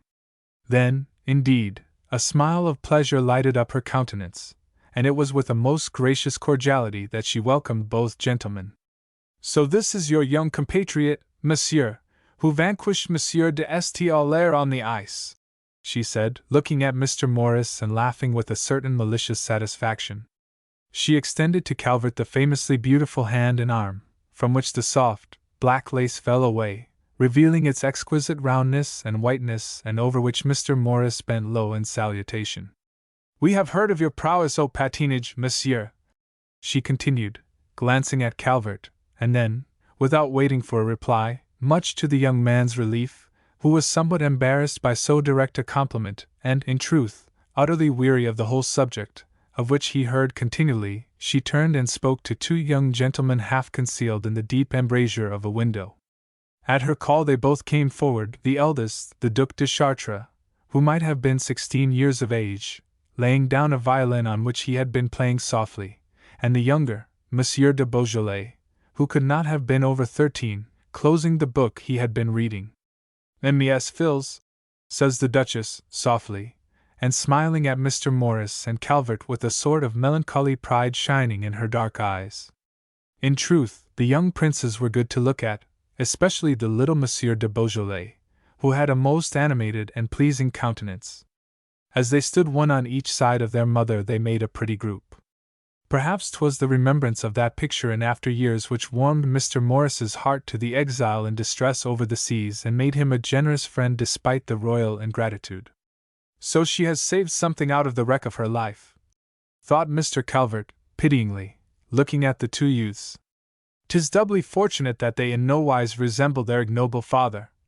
And he thought with disgust of that dissolute nobleman of whom he had heard so much. While these thoughts were passing through his mind, the Duchess was speaking earnestly to Mr. Morris. "I ask your advice, monsieur," she said, dismissing with a smile the two young gentlemen, who retired once more to their place at the window. "You, who seem to know so well how to breed heroes in your own country, can surely tell me how to bring up my sons to be an honor to their race." "Your Highness," returned Mr. Morris, after an instant's hesitation, and deeply moved at such a mark of esteem, "for Monsieur le Duc de Chartres, who, in the inscrutable workings of Providence, may one day be king." The Duchess started and turned pale. "There is but one course to follow, one education open. But for Monsieur de Beaujolais, why should he not lend his talents to business enterprises, to great commercial undertakings which make for the prosperity and stability of a country as surely as even its army or navy? Thus also will he create happiness for himself, because, if idle, at 25, having enjoyed all that rank and fortune can give him, he will be unhappy from not knowing what to do with himself." In spite of the democratic simplicity of the idea, the Duchess seemed impressed and listened attentively to Mr. Morris, who was about to explain more at length the advantages of such a career for the young prince, when the conversation was interrupted by the lackey at the door announcing the arrival of Madame la Comtesse de Flahoutte. At the name the Duchess threw a meaning look at Mr. Morris. "Enfin! Je fais venir Madame de Flahoutte ce soir. N'est-ce pas que je suis aimable?" she said, laughing and speaking rapidly. Mr. Morris bowed low before Madame la Duchesse, succeeding perfectly in conveying by a look his appreciation without committing himself to anything more serious. "And did your Royal Highness also send for a substitute in case I prove wearying to Madame la Comtesse?" he asked, smiling, as he caught sight of a gentleman who had followed Madame de Flahoutte into the room and who wore the ecclesiastical dress of a bishop. Perhaps what most attracted Mr. Morris's notice was that he seemed a man of about his own age and, like himself, lame. "Who is it?" he asked, in a low voice, as the two approached.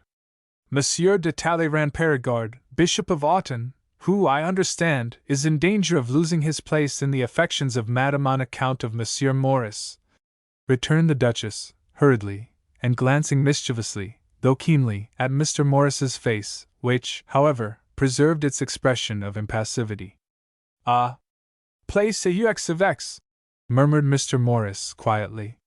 Salutations and the presentation of Mr. Morris and Mr. Calvert having been made, the Bishop of Autun turned to the Duchess. "Your Highness," he said, "I have come to beg a dinner. And we have brought our bread with us, that we may be sure of our welcome," cried out Madame de Flahoutte, with a little laugh. And indeed they had, for wheat was so scarce in Paris that it was the fashion for ladies and gentlemen to send their servants with bread when dining out.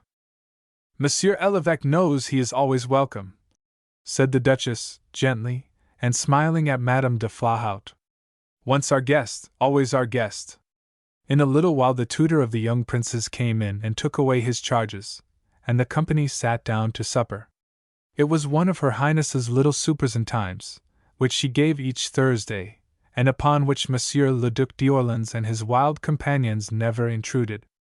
Though the company was small, it was very gay, and it would have been hard to say who contributed most to the wit and sparkle of the talk which went on ceaselessly, Mr. Morris, Monsieur le Vicomte de Ségur, or Monsieur de Boufflers, who, as usual, was present in the train of the beautiful Madame de Sabran.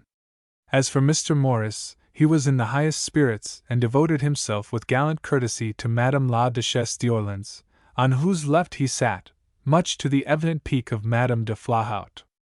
With that wonderful adaptability which made him at ease in any society in which he found himself, he adjusted himself to the company of the evening, and being perfectly master of the French language, could not only understand the light talk and persiflage, but even led in the conversation.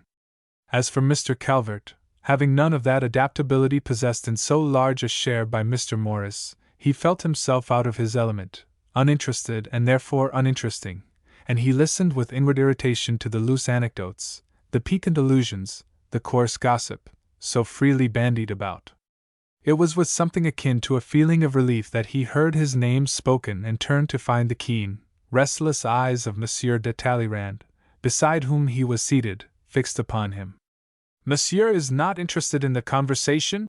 he asked, and though there was a mocking smile on the thin lips, there was also a kindly look in the brilliant eyes. Calvert blushed hotly at being so easily found out by this worldly-looking prelate. Monsieur de Talleyrand shrugged his shoulders. "'Tis a good sign, I think." And he looked still more kindly at Calvert. "You have been brought up amid simpler, purer surroundings, Mr. Calvert," he said, suddenly leaning over toward the young man and speaking in tones so low as to be drowned in the noisy conversation. "I envy you your good fortune," he went on. "I envy you your inability to fit yourself into any niche, to adjust yourself to any surroundings, as your friend Monsieur Morris, for example, seems to have the faculty of doing. See, he is even making verses to Madame la Duchesse." Calvert looked over at Mr. Morris, and saw him tear from his table book a leaf upon which he had been writing and, with a bow, offer it to the Duchess. "Are we not to hear Monsieur's verses?" demands Monsieur de Talleyrand, languidly, after a moment's silence, during which Her Highness had regarded the lines with a puzzled air, and smiling faintly. "These are in English. I shall have to get Madame de Chastellux to translate them for me some day." And she folded the paper as if to put it away, but there arose such exclamations of disappointment, such gentle entreaties not to be denied the pleasure of hearing the verses, that she yielded to the clamor and signaled Madame de Chastellux her permission to have them read aloud. Amid a discreet silence, broken only by little murmurs of appreciation and perfumed applause, the lady of honor read the lines, translating them as she read. "If beauty so sweet in all gentleness drayest, in loveliness, virtue arrayed, by the graces adorned, by the muses caressed, by lofty ambition obeyed. Ah! Who shall escape from the gold-painted dart, when Orleans touches the bow? Who the softness resist of that sensible heart where love and benevolence glow? Thus we dream of the gods who with bounty supreme our humble petitions accord, our love they excite, and command our esteem though only at distance adored."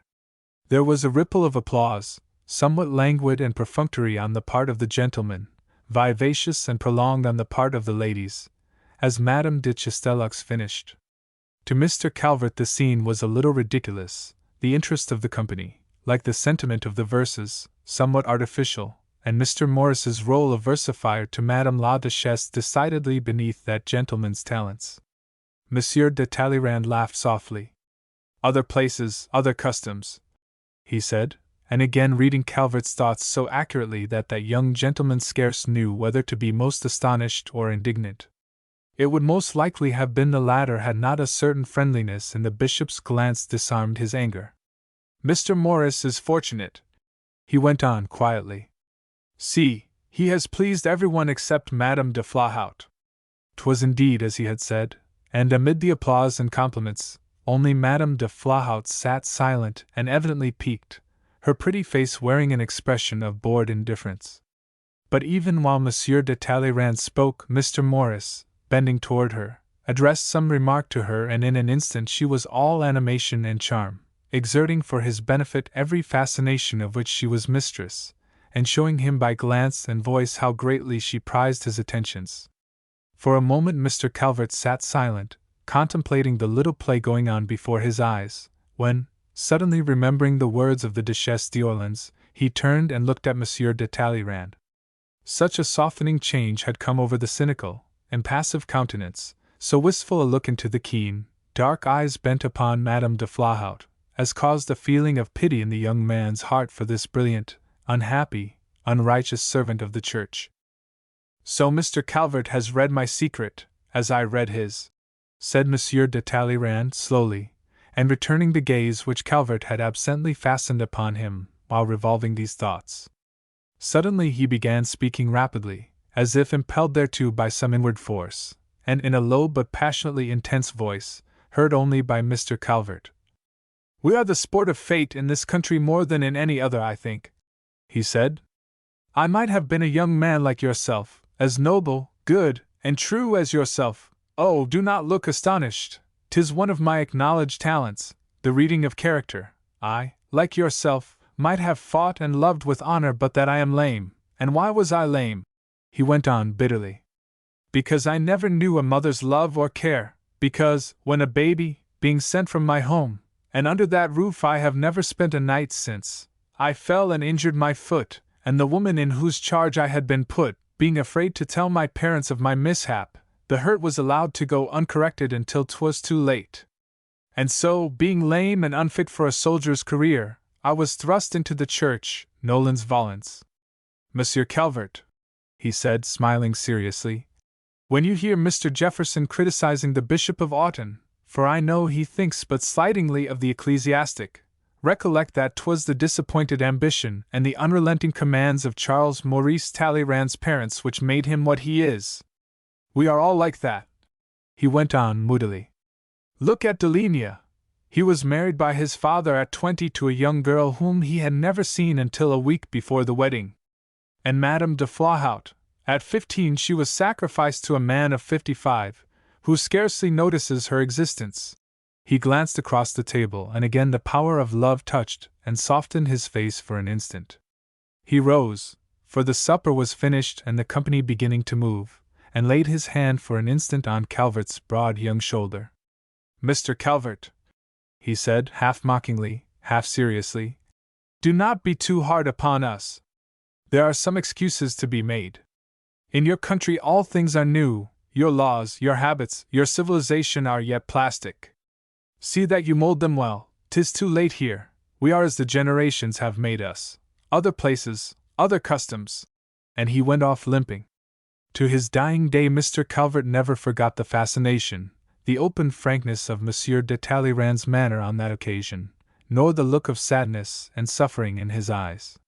When he heard him in after years accused of shameless venality, of trickery, lying, duplicity, even murder, he always remembered that impulsive revelation, never repeated, of a warped, unhappy childhood, of a perverted destiny.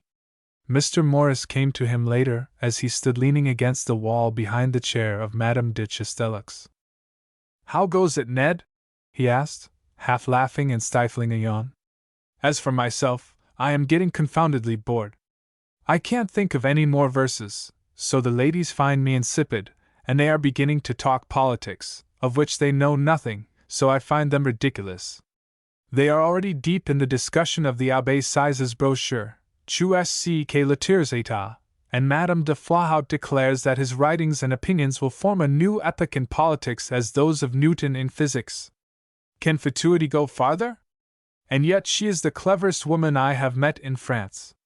The men are as ignorant as the women, except that scoundrel of a bishop, who, like myself, is bored by the incessant talk of politics and has just assured me that no one has an idea of the charm of life who has not lived before this year of 1789. I can easily believe it. But perhaps he told you the same thing. I saw you two talking together at supper." "Yes," said Calvert. "We were talking, but not of politics or the charm of life. He was very interesting and unexpectedly friendly," he added, with some emotion, for he was still under Monsieur de Talleyrand's spell.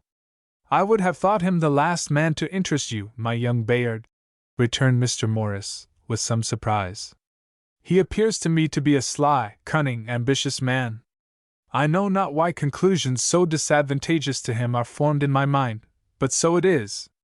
I cannot help it." Mr. Calvert could not repress a smile, for it occurred to him that it was more than possible that Monsieur de Talleyrand's well-known devotion to Madame de Flahoutte, whom it was evident Mr. Morris admired greatly, though he so stoutly denied it, might have prejudiced his opinion of the bishop. Mr. Morris was quick to note the smile and to divine its cause. "No, no, my dear Ned," he said, laughing. "'Tis not Monsieur de Talleyrand's connection with Madame de Flahoutte which makes me speak of him after this fashion. Indeed, there is but a platonic friendship between the fair lady and myself." And still laughing, Mr. Morris turned away from Calvert and stumped his way back to the side of the lady of his platonic affections, where he remained until the company broke up. As for Mr. Calvert, in spite of Mr. Morris's predilections, he was of the opinion that of the two, the unchurchly bishop and the pretty intrigante, Monsieur de Talleyrand was the more admirable character. Indeed, he had disliked and distrusted Madame de Flahoutte from the first time of meeting her, and to do the lady justice, she had disliked Mr. Calvert just as heartily, and could never be got to believe that he was anything but a most unintelligent and uninteresting young man, convinced that his taciturnity and unruffled serenity before her charms were the signs of crass stupidity. If Mr. Calvert found the pretty and vivacious Comtesse de Flahoutte little to his taste, the society of which she was a type offended him still more. It had taken him but a short time to realize what shams, what hollowness, what corruption existed beneath the brilliant and gay surface. Amiability, charm, wit, grace were to be found everywhere in their perfection, but nowhere was truth, or sincerity, or real pleasure. All things were perverted. Constancy was only to be found in inconstancy. Gossip and rumor left no frailty undiscovered, no reputation unsmirched. Religion was scoffed at, love was caricatured. All about him Calvert saw young nobles, each the slave of some particular goddess, bowing down and doing duty like the humblest menial, now caressed, now ill-treated, but always at beck and call, always obedient. It was the fashion, and no courtier resented this treatment, which served both to reduce the men to the rank of puppets and to render incredibly capricious the beauties who found themselves so powerful. All the virility of Calvert's nature, all his New World independence and his sense of honor, was revolted by such a state of things. As he looked around the company, there was not a man or woman to be seen of whom he had not already heard some risque story or covert insinuation, and, though he was no straight-laced Puritan, a sort of disdain for these effeminate courtiers and a horror of these beautiful women took possession of him. "Decidedly," he thought to himself, "I am not fitted for this society." And so, somewhat out of conceit with his surroundings, and the Duchess having withdrawn, he bade good night to the company without waiting for Mr. Morris, and took himself and his disturbed thoughts back to the legation. Chapter 9, in which Mr. Calvert's good intentions miscarry. It was in the midst of such society that Calvert encountered Madame de St. André repeatedly during the remainder of the winter and early spring. And though she was as imperious and capricious as possible, followed about by a dozen admirers, of whom poor Beaufort was one of the most constant, though she was as thoughtless, as pleasure-loving as any of that thoughtless, pleasure-loving society in which she moved, though she had 100 faults easy to be seen, yet, in Calvert's opinion, there was still a saving grace about her, a fragrant youthfulness, a purity and splendor that coarsened and cheapened all who were brought into comparison with her. When she sat beside the old Duchesse d'Aze at the opera or comedy, he had no eyes for La Sainte Huberti or Cantat, and thought that she outshone all the beauties both on the stage and in the brilliant audience. Usually, however, he was content to admire her at a distance, and rarely left the box which he occupied with Mr. Jefferson and Mr. Morris to pay his respects to her and Madame d'Aze. For while Adrian attracted him, he was yet conscious that it was best for him not to be drawn into the circle of her fascinations, and although he made 1,000 excuses for her caprice and coquetry, he had no intention of becoming the victim of either. Indeed, he had already experienced somewhat of her caprice and had found it little to his liking. Since the afternoon on which they had skated together she had never again treated him in so unaffected and friendly a fashion. 100 times had she passed him at the opera or the play or in the salons which they both frequented, with scarcely a nod or smile, and Mr. Calvert was both offended and amused by such cavalier treatment and haughty manners. "She has the air of a princess royal and treats me as the meanest of her subjects. 'Tis a good thing we Americans have cast off the yoke of royalty," he thought to himself, with a smile. "And as for beauty, there are a dozen belles in Virginia alone almost her equal in loveliness, and surely far sweeter, simpler, less spoiled. And yet, and the young man would find himself wondering what was that special charm by virtue of which she triumphed over all others. He did not himself yet know why it was that he excused her follies, found her the most beautiful of all women, or fell into a sort of rage at seeing her in the loose society of the day, with such men as St. Aulaire and a dozen others of his kind in her train. But though unable to analyze her charm, he was yet vaguely conscious of its danger, and had it depended upon himself he would have seen but little of her. This, however, was an impossibility, as Mr. Jefferson was a constant visitor at the hotel of Madame Deshayes, who, true to her word, seemed to take the liveliest interest in Mr. Calvert, and commanded his presence in her salon frequently. Indeed, the old Duchess was pleased to profess herself charmed with the young American, and would have been delighted, apparently, to see him at any and all hours, had his duties permitted him so much leisure. Besides the cordial invitations of the Dowager Duchess to the hotel in the Rue St. Honoré, there were others as pressing from Deshayes himself, who, having secured his election in Touraine, had returned to Paris. The young nobleman was frequently at the American legation in consultation with the minister, whose opinions and character excited his greatest admiration, and it was one of his chiefest delights, when business was concluded, to carry Mr. Jefferson and Calvert back to his aunt's drawing-room with him for a dish of tea and an hour's conversation. It was on one of those occasions that, having accompanied Mr. Jefferson and Deshayes to the Rue St. Honoré in the latter's coach, Mr. Morris promising to look in later, Mr. Calvert had the opportunity of speaking at length with Madame de St. André for the first time since the afternoon on the ice. When the three gentlemen entered the drawing-room, a numerous company was already assembled, the older members of which were busy with quins and lansquenet in a card-room that opened out of the salon, the younger ones standing or sitting about in groups and listening to a song which Monsieur de St. Aulaire, who was at the harpsichord, had just begun. It was Blondel's song from Grétry's Richard Coeur de Lion, about which all Paris was crazy, and which Garrett sang nightly with a prodigious success at the opera. This aria Monsieur de St. Aulaire essayed in faithful imitation of the great tenor's manner, and in a voice which showed traces of having once been beautiful, but which age and excesses had now broken and rendered harsh and forced. As Calvert saluted Adrian, when the perfunctory applause which this performance called forth had died away, he thought he had never seen her look so lovely. She wore a dress of some soft water-green fabric shot with threads of silver that fell away from her rounded throat and arms, bringing the creamy fairness of her complexion, which, for the first time, he saw enhanced by black patches, and the dusky brown of her hair to a very perfection of beauty.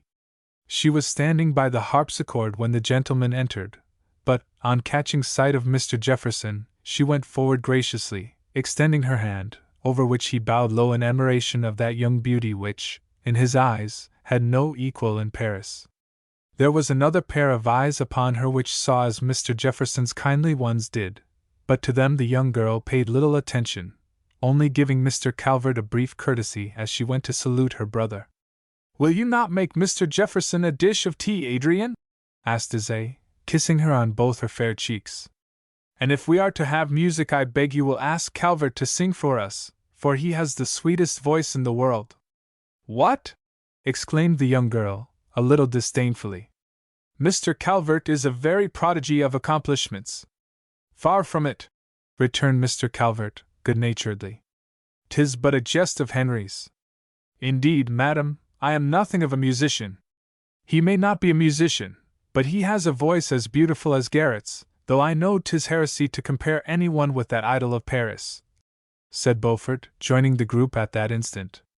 "Dost thou remember that pretty ballad that thou sangst at Monticello, Ned?"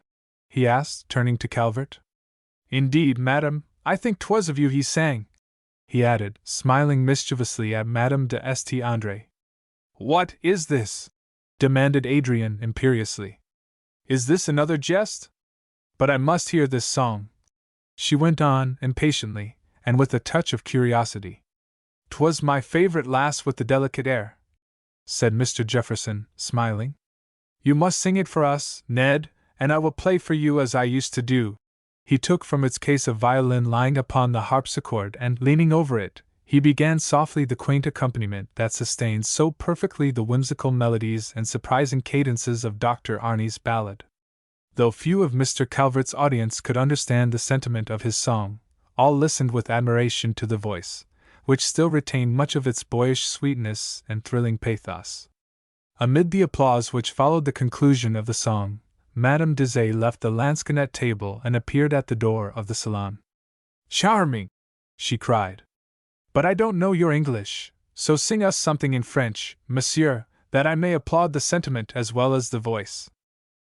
Mr. Calvert bowed with as good grace as he could, being secretly much dissatisfied at having to thus exploit his small talent for the benefit of the company, and seating himself at the harpsichord, began a plaintive little air in a minor key, to which he had fitted the words of a song he had but lately read and greatly admired. Being, as he had said, nothing of a musician, the delicate accompaniment of the song was quite beyond him, but having a true ear for a chord and a firm, light touch, he improvised a not unpleasing melody that fitted perfectly the poem.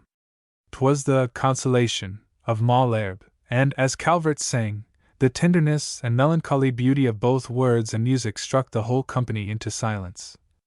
Mais l'état du monde aux les plus belles choses ont le pire destin, et rose, la vie que vivent les roses, l'espace d'un matin. La mort de rigueurs en nul autre perils, en a beau la prière, la cruelle chuelle est et bouche les oreilles, et nous les crier. Le pauvre en sa cabane, au le chaume le couvre, est sujet à ses lois, et le garde que veille et experts du louve en défend pas nos rois. 'Tis a gloomy song, whispered Beaufort to the young Vicomte de Noailles, Lafayette's kinsman, and then, turning to Monsieur de St. sulkily looking on at the scene and whom he hated both for his devotion to Adrian and because he was of the Orleans party, he said, with languid maliciousness, My dear Baron, 1,000 pities that you have taken no care of your voice. I can remember when it was such a one as Monsieur Calvert's. You were ever a sad flatterer, my dear Beaufort, returned St. one hand on the hilt of his silver dress sword, the other holding his chapeau de bras. He regarded Beaufort for an instant with a sour smile, and then turned and made his way to Calvert. Ah, monsieur, he said, and his voice was suave, though there was a mocking light in his eyes. I see I have made a mistake. I had thought you a past master in the art of skating, now I see that your true role is that of the stage hero. You would become as spoilt a favorite as Garrett himself. The ladies all commit 1,000 follies for him. Sir, returned Mr. Calvert quietly, though he was white with unaccustomed anger, I see that you are one destined to make mistakes. I am neither skating nor singing master, nor clown nor coward. I am an American gentleman, and should anyone be inclined to doubt that fact, I will convince him of it at the point of my sword, or with pistols, since English customs are the mode here. As Calvert looked at the handsome, dissipated face of the nobleman before him, a sudden gust of passion shook him that so insolent a scoundrel should dare to speak to him in such fashion. And though he retained all his self-control and outward composure, so strange a smile played about his lip and so meaning an expression came into his eye as caused no little surprise to St. who had entirely underestimated the spirit that lay beneath so calm and boyish an exterior. As he was about to reply to Calvert, Madame de St. Andre approached. Making a low bow, and without a word, Monsieur de St. retired, leaving Calvert with the young girl. Come with me, sir, she said, smiling imperiously on the young man and speaking rapidly. I have many questions to ask you. You are full of surprises, monsieur, and I must have my curiosity satisfied. We have many arrears of conversation to make up. Did you not promise to tell me of General Washington, of America, of your young Scotch poet? But first of all, I must have a list of your accomplishments. And she laughed musically. Calvert thought it was like seeing the sun break through the clouds on a stormy day to see this sudden change to girlish gaiety and naturalness from her grand air of Princess Royal, and which, after all, he reflected, she had something of a right to assume. Indeed, she bore the name of one who had been a most distinguished officer of the king and who had died in his service, and she was herself the descendant of a long line of nobles who, if they had not all been benefactors of their race, had, at least, never shirked the brunt of battle nor any service in the royal cause. On her father's side she was sprung from that great warrior, Jacques d'Aze, who fought side by side with Lafayette's ancestor in the Battle of Bauge, when the brother of Harry of England was defeated and slain. On her mother's side she came of the race of the wise and powerful Duc de Sully, Henry of Navarre's able minister. One of her great-uncles had been a Grand Almoner of France, and another had commanded one of the victorious battalions at Fontenoy under the Maréchal Saxe. The portraits of some of these great gentlemen, and of many another of her illustrious ancestors, hung upon the walls of the salons and galleries of this mansion in the Rue St. Honoré. The very house bespoke the pride of race and generations of affluence, and was only equalled in magnificence by the Noyelles Hotel near by. As Mr. Calvert looked about him at the splendor of this mansion, which had been in the d'Aze family for near 2 centuries and a half, at the spacious apartment with its shining marquetry floor, its marble columns separating it from the great entrance hall, at the lofty ceiling, decorated by the famous Lagranee with a scene from Virgil, 'twas the meeting of Dido and Aeneas, at the brilliant company gathered together. As Mr. Calvert looked at all this, he felt 1,000 miles removed from her, in circumstance and sentiment, and thought to himself that it was not strange that she, who had been accustomed to this splendor since her birth, should treat an unassuming, untitled gentleman from an almost unknown country, without fortune or distinction, with supercilious indifference. Indeed, in his heart Mr. Calvert was of the opinion that this dazzling creature's beauty alone was enough to place her above princesses, and thinking of the fresco on the ceiling, that had Aeneas but met her instead of Queen Dido, he had never abandoned her as he did the Carthaginian. Perhaps something of the ardor of his thoughts was reflected in his expression, for it was with a somewhat embarrassed look that Adrian pointed to a low gilt chair beside her own. "Will you be seated, sir? And now for your confession. But even before that I must know why you come to see us so seldom. Were you provoked because I rebelled at being taken to task that afternoon on the ice? But see! Am I not good now?" And she threw him a demure glance of mock humility that seemed to make her face more charming than ever. "You are very beautiful," said Mr. Calvert quietly. "Tiens! You will be a courtier yet if you are not careful," returned Adrian, smiling divinely at the young man from beneath her dark lashes. "'Tis no compliment, madam, but the very truth."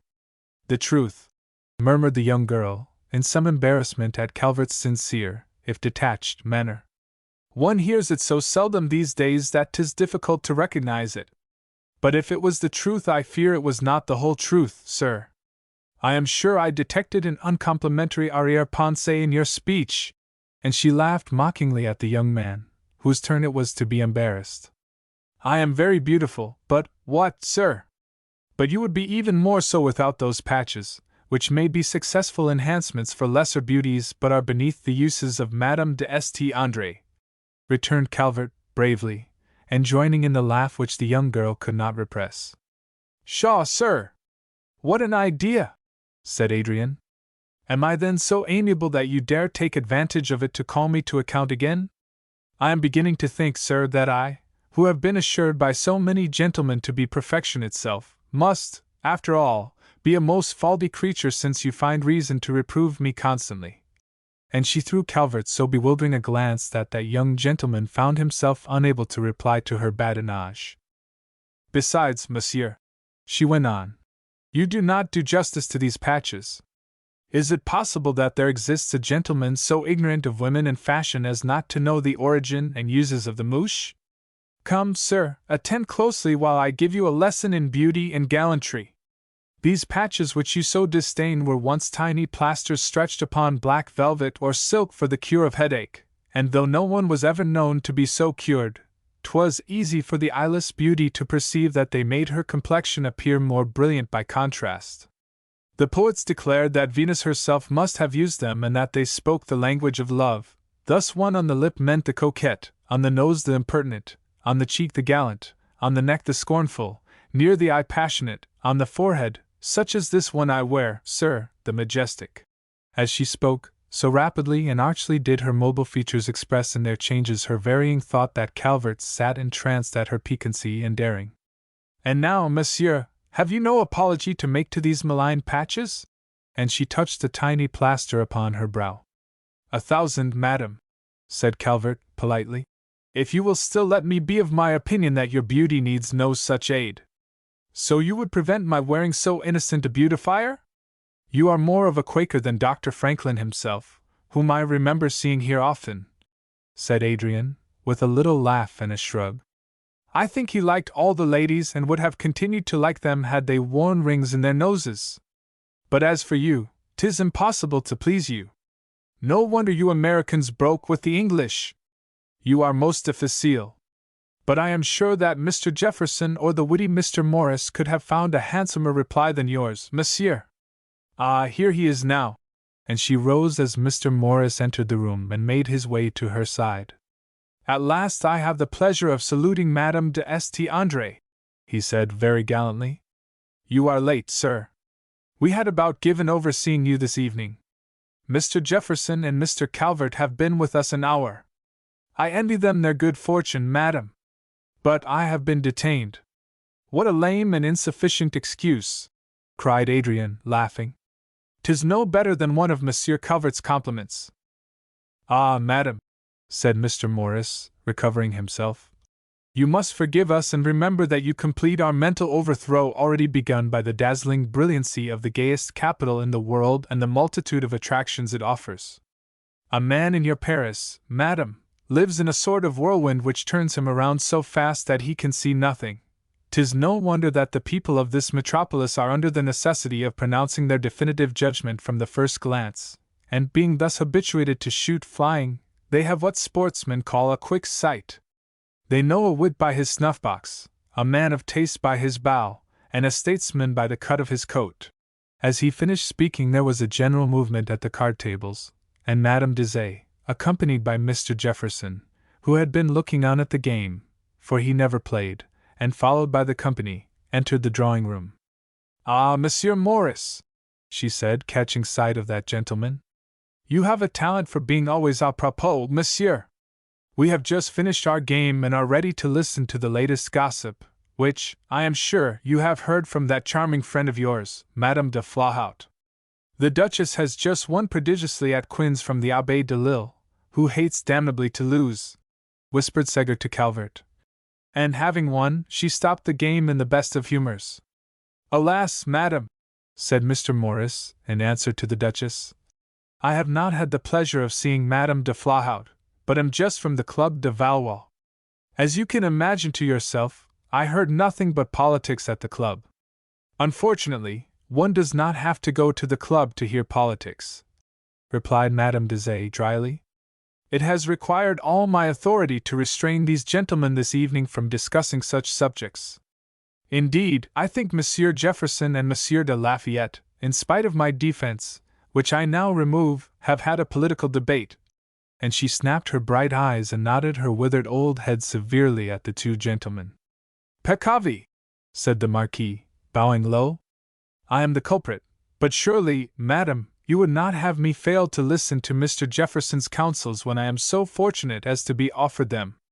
He advises me, continued Monsieur de Lafayette, turning to Mr. Morris, to burn my instructions from the noblesse, which engage me absolutely to favor the vote by orders and not by persons, and should this produce an irrevocable rupture with my electors, boldly to take my stand with the tiers état. I have seen Necker today, and he is as far as ever from a solution of this great and first question which must come up before the States General. Indeed, there is but one rational solution, and I must disregard my instructions in an endeavor to bring it about. I would advise you to resign your seat, said Mr. Morris, bluntly.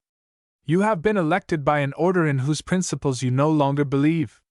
Should you continue their representative, your conscience will be continually at war with your duty. Should you break away from your constituency, you will offer an example of insubordination and lawlessness which may have the most deplorable results. I cannot agree with you, Mr. Morris, broke in Mr. Jefferson, warmly. In the desperate pass to which affairs are already come in this nation, desperate remedies must be employed. Shall Monsieur de Lafayette deprive the tiers état of his enthusiasm, his earnest convictions, his talents, when, by an act of courage, entirely in accord with his conscience, he can become one of them and can lead them to victory and to that fusion with the other orders which is so vital to the usefulness, nay, to the very life of the States General? In my opinion, there is less need that Monsieur de Lafayette should lead the tiers état. They will travel fast enough, I think, says Mr. Morris dryly, than that he should stick to his own order, strengthening in every way in his power this conservative element, which is the safeguard of the nation. This annihilation of the distinctions of orders which you speak of seems to me to be the last thing to be desired. Should the nobles abandon their order and give over their privileges, what will act as a check on the demands and encroachments of the commons? How far such ultra-democratic tendencies may be right respecting mankind in general is, I think, extremely problematical. With respect to this nation, I am sure it is wrong. I am frank, but I am sincere when I say that I believe you, Monsieur de Lafayette, and you, Monsieur Deshayes, to be too republican for the genius of this country. Or Monsieur Morris, trop aristocrate, said the Marquis, with a bitter smile on his disturbed countenance, for his vanity, which was becoming inordinate, could not brook unfriendly criticism. "'Tis strange," said the Vicomte Deshayes, "to hear an American arguing against those principles which have won for him so lately his freedom and his glory. As for me, I think with Mr. Jefferson and the Marquis, and thinking so, I have sided with the people, which is, after all, the nation." "Yes," broke in Mr. Jefferson with animation and speaking to Deshayes, "you have found the vital truth. 'Tis no king, but the sovereign people, which is the state. It has been my firm belief that with a great people, set in the path of civil and religious liberty, freedom and power in their grasp, let the executive be as limited as may be, that nation will still prosper. A strong people and a weak government make a great nation." "But who shall say that the French are a strong people?" demands Mr. Morris, impetuously, and turning to the company. "You are lively, imaginative, witty, charming, talented, but not substantial or persevering. Inconstancy is mingled in your blood, marrow, and very essence. Constancy is the phenomenon. The great mass of the common people have no religion but their priests, no law but their superiors, no morals but their interests. And how shall we expect a people to suddenly become wise and self-governing who are ignorant of statecraft, who have existed for centuries under a despotism? Never having felt the results of a weak executive, they do not know the dangers of unlimited power. No man is more republican in sentiment than I am, but I think it no less than a crime to foist a republic upon a people in no way fitted for it, and all those who abandon the king in this hour of danger, who do not uphold his authority to the fullest extent, are participants in that crime and are helping to bring on those events which I fear will shortly convulse this country. Mr. Morris is no optimist either in regard to French character or the progress of public affairs," said Lafayette bitingly. "But I can assure him that if the French are inconstant, ignorant, and immoral, they are also energetic, lively, and easily aroused by noble examples. Moreover, the public mind has been instructed lately to an astonishing point by the political pamphlets issued in such numbers, and 'tis my opinion that these facts will bring us, after no great lapse of time, to an adequate representation and participation in public affairs, and that without the convulsion which Mr. Morris so acutely dreads." The company listened in silence with the intensest interest to this animated conversation, the women following with as close attention as the men, the Duchess nodding her approval of Mr. Morris's opinions from time to time, and 'twas but a sample of the almost incredibly frank political discussion taking place daily in all the notable salons of Paris. As for Calvert, although he loved and honored Mr. Jefferson before all men and held him as all but infallible, he could not but agree with Mr. Morris's views as being the soundest and most practical. Indeed, From that day Mr. Jefferson and Mr. Morris differed more and more widely in their political faiths, but the nobility of Mr. Jefferson's nature, the admirable tact of Mr. Morris, and, as much as anything, the common affection they felt for Calvert, who would have been inexpressibly pained by any breach between them, kept them upon friendly terms. Mr. Morris, conscious that he had spoken impetuously and perhaps with too much warmth, made no reply to Monsieur de Lafayette's last words, spoken with some animus, and in a few minutes made his way to Calvert. "Come away, my boy," he said in a low tone. "Come away! Lafayette, who can still believe that mighty changes will take place in this kingdom without a revolution, does not even know of this day's fearful business in the Rue St. Antoine. I had it from Boursac, who arrived at the club 2 hours ago with both windows of his carriage broken, the panels splintered, and his coachman with a bloody cheek. He had tried to pass through the Faubourg, where 200 of the rabble have been killed by Besenval's Swiss guards at the house of a paper merchant, Rivailin. The villains have broke into his factory, demolished everything, drunk his wines, and accidentally some poisonous acid used in his laboratory, of which they have died a horrible death, and all because the unfortunate merchant dared in the electoral assembly of St. Marguerite to advocate reducing the wages of his men. I ordered my coachman to drive by the Faubourg, hoping to see for myself if the affair had not been greatly exaggerated, but I was turned back by some troops proceeding thither with 2 small cannon. 'Twas this which detained me.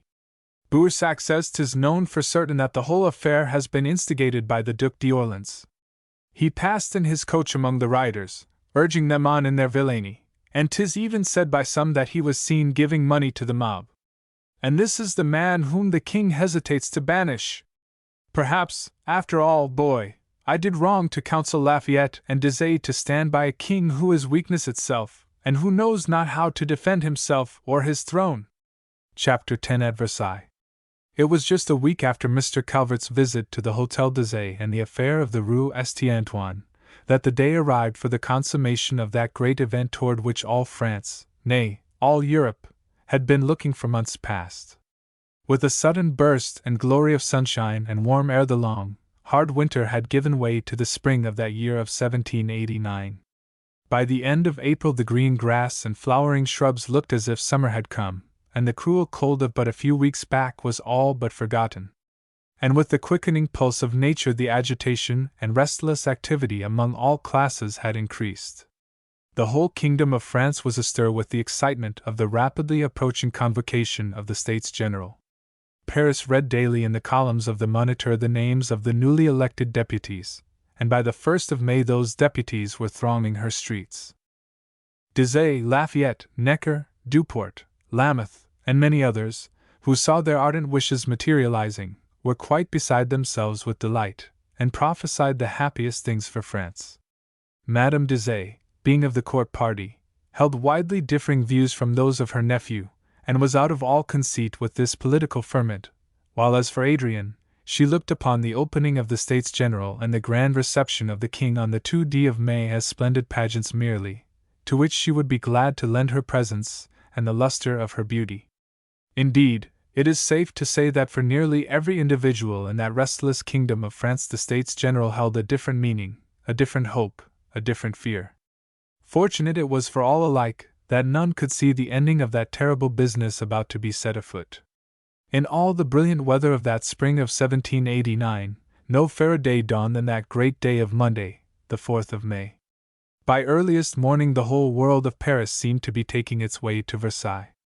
Mr. Jefferson, having presented Calvert with the billet reserved for Mr. Short, the secretary being absent at The Hague, and Mr. Morris being provided for through the courtesy of the Duchesse d'Orleans, the 3 gentlemen left the legation at 6 in the morning in Mr. Jefferson's coach.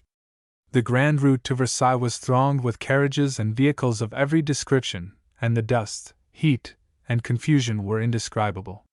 On their arrival, which was about 8 o'clock, being hungry and thirsty, the gentlemen repaired to a café, where they had an indifferent breakfast at a table d'hôte, about which were seated several gloomy-looking members of the tiers.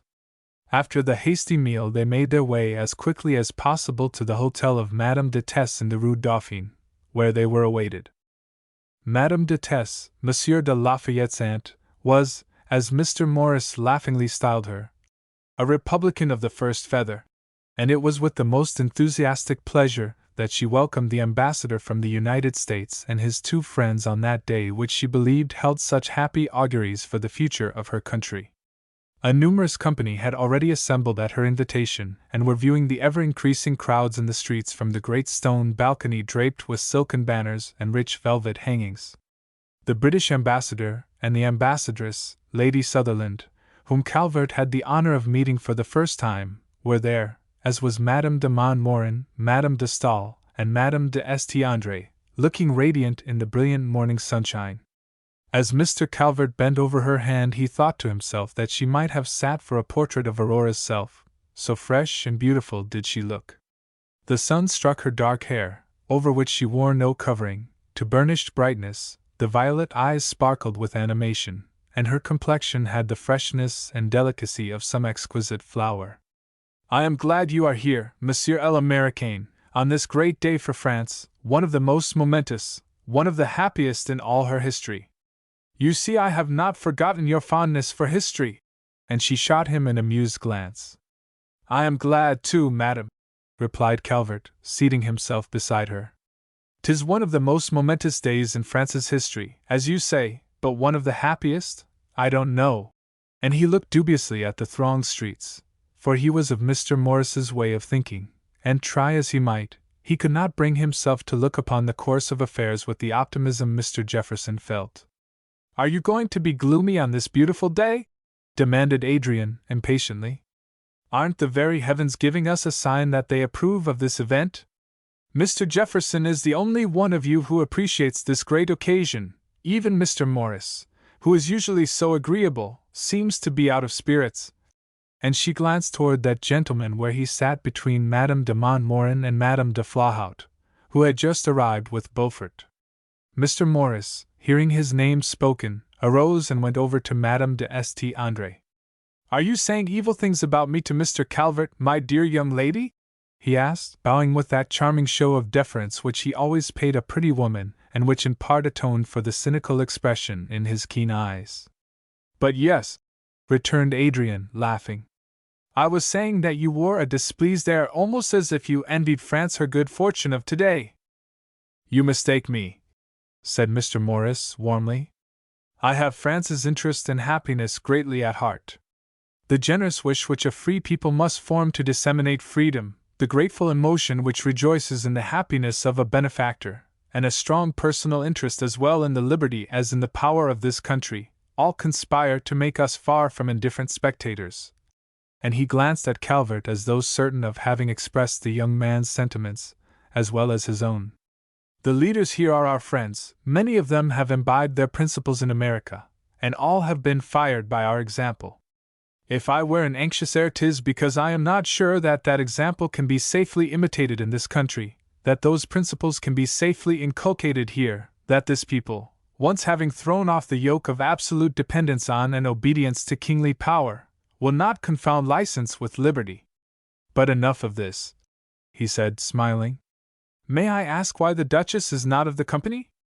"Because she is even more pessimistic about the results of today's work than yourself, Mr. Morris, and has shut herself up in Paris, refusing to be present at the opening of the States General even as a spectator. She portends all sorts of disasters to France, but for the life of me I can't see what can happen without the king's authority, and surely so good a king will let no harm happen to his country. As for myself, I could bless the States General for having furnished so gala an occasion. Paris has been deadly stupid for months with all this talk of politics and elections and constitutions going on. I am glad it is all over and we have reached the beginning of the end. Is it not a magnificent spectacle?" she asked. "'Tis so, truly," assented Mr. Morris, with a curious smile, and leaning over the balustrade to get a better view of the street. Versailles was indeed resplendent on that beautiful morning of the 4th of May, in honor of the procession and religious services to be held as a sort of prelude to the formal opening of the States General the following day. From the Church of Our Lady to the Church of St. Louis, where M. de la Forêt, Archevêque of Nancy, was to celebrate Mass, The streets through which the procession was to pass were one mass of silken banners and the richest stuffs depending from every window, every balcony. Crown tapestries lined the way in double row, and flowers in profusion were strewn along the streets. Vast throngs surged backward and forward, held in check by the soldiers of the splendid Maison du Roi and the Swiss troops, while every balcony, every window, every rooftop, every possible place of vantage was filled to overflowing with eager spectators. As the morning sun struck upon the magnificent decorations, on the ladies and cavaliers, as brilliantly arrayed as though for the opera or ball, on the gorgeous uniforms of the guards, the scene was one of indescribable splendor and color. A sudden silence fell upon the vast concourse of people as Mr. Morris leaned over the balcony, and in an instant the head of the procession came into view. In front were borne the banners of the Church of Our Lady and St. Louis, followed by the parish clergy, and then in two close ranks walked the 500 deputies of the tiers état in their sombre black garments and three-cornered hats. The silence which had so suddenly descended upon the great company was as suddenly broken at sight of the tiers, and a deafening shout saluted them. This, in turn, was quelled, and a curious quiet reigned again as the deputies from the nobles made their appearance in their rich dress, with cloak gold-faced, white silk stockings, and beplumed hat.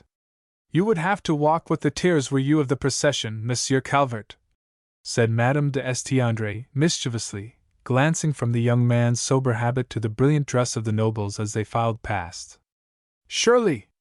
I would be a very raven among those splendid birds of paradise," said the young man, a trifle scornfully. "They are very great gentlemen," returned Adrienne, tossing her head. "See, there's Monsieur le Duc d'Orleans himself leading the noblesse." And she courtesied low, as did the rest of the company, when he looked toward the balcony and bowed. So that was Monsieur le Duc d'Orleans, the king's cousin, the king's enemy, as many already knew, the wildest, the most dissolute of all the wild, dissolute youth of Paris, the boon companion of the Duke of York, the destroyer of the unfortunate Prince de Lamballes, the hero of 1,000 chroniques scandaleuses of the day. As for Calvert, he thought that in spite of the splendid appearance of the royal personage he had never seen a human countenance so repulsive and so depraved.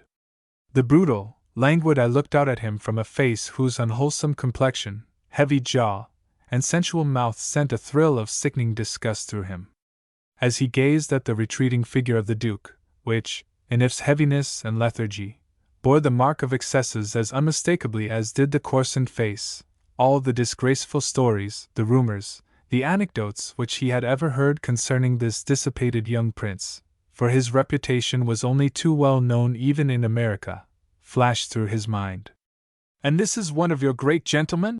asked Calvert, looking, not without some sadness, at the haughty beauty beside him, still flushed and smiling at the notice bestowed upon her by Monsieur d'Orleans. "His Highness the Duc d'Orleans is one of the greatest personages in the kingdom, sir. 'Tis said, perhaps, that he has been guilty of some indiscretions." She hesitated, biting her lip, and coloring slightly beneath Calvert's calm gaze. "But surely something must be pardoned to one of his exalted rank, to one who is incapable of any cowardice, of any baseness.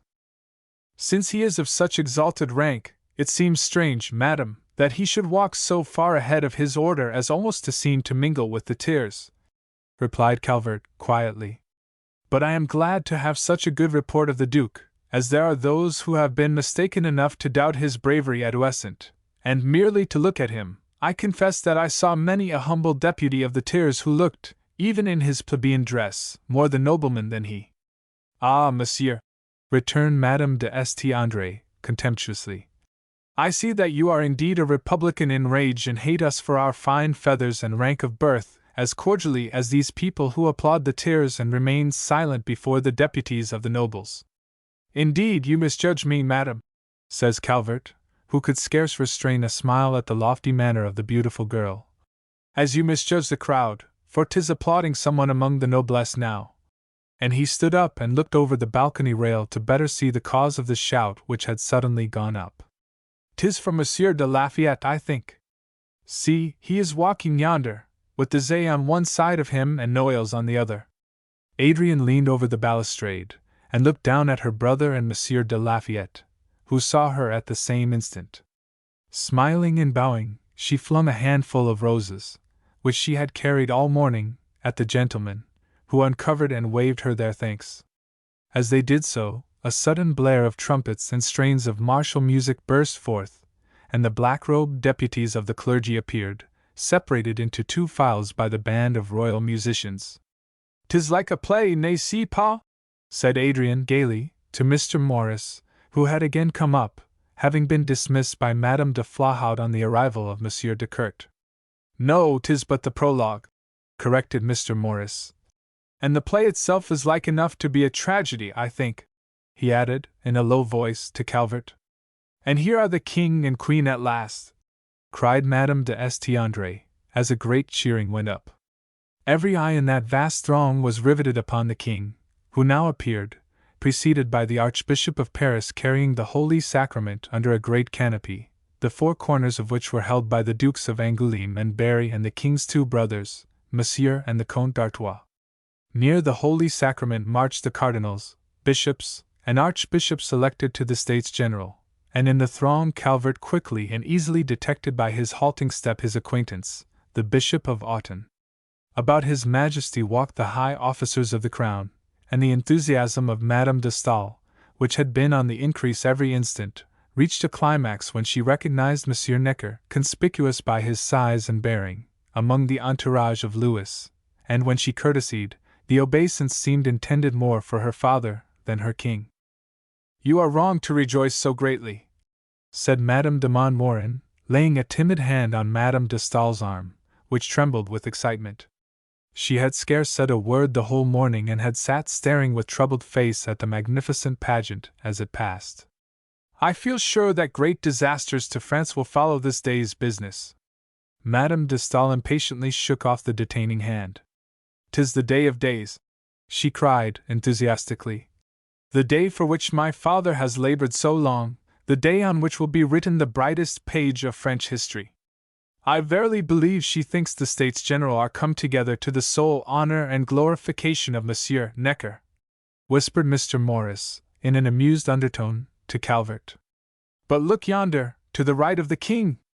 There go our friends of the Palais Royal, the young Duc de Chartres and Monsieur de Beaujolais. 'Tis strange the Duc d'Orléans is not near the king. He curries favor with the multitude by abandoning his sovereign on this crucial day and putting himself forward as an elected deputy of the States General. And there to the left of His Majesty is the Queen with the princesses. Is she not beautiful, Ned? Though Beaufort tells me she has lost much of the brilliancy of her beauty in the last year. Indeed, she has an almost melancholy air, but I think it is becoming, for otherwise she would be too haughty-looking." "She has reason to look melancholy, monsieur," said Madame de Montmorin, in a low tone, and with a glance of deep sympathy at the Queen, who sat rigid, palely smiling in her golden coach. "Did you not know that the Dauphin is very ill? 'Tis little talked about at court, for the Queen will not have the subject mentioned, but he has been ailing for a year past." As she spoke, the carriage of the Queen passed close under the balcony, and at that instant a woman in the crowd, looking Her Majesty full in the face, cried out, shrilly, "Long live d'Orléans!" The pallid Queen sank back, as though struck, into the arms of the Princess de Lamballe, who rode beside her.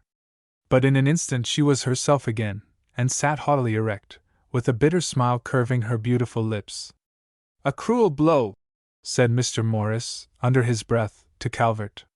"Her unhappiness was complete enough without that.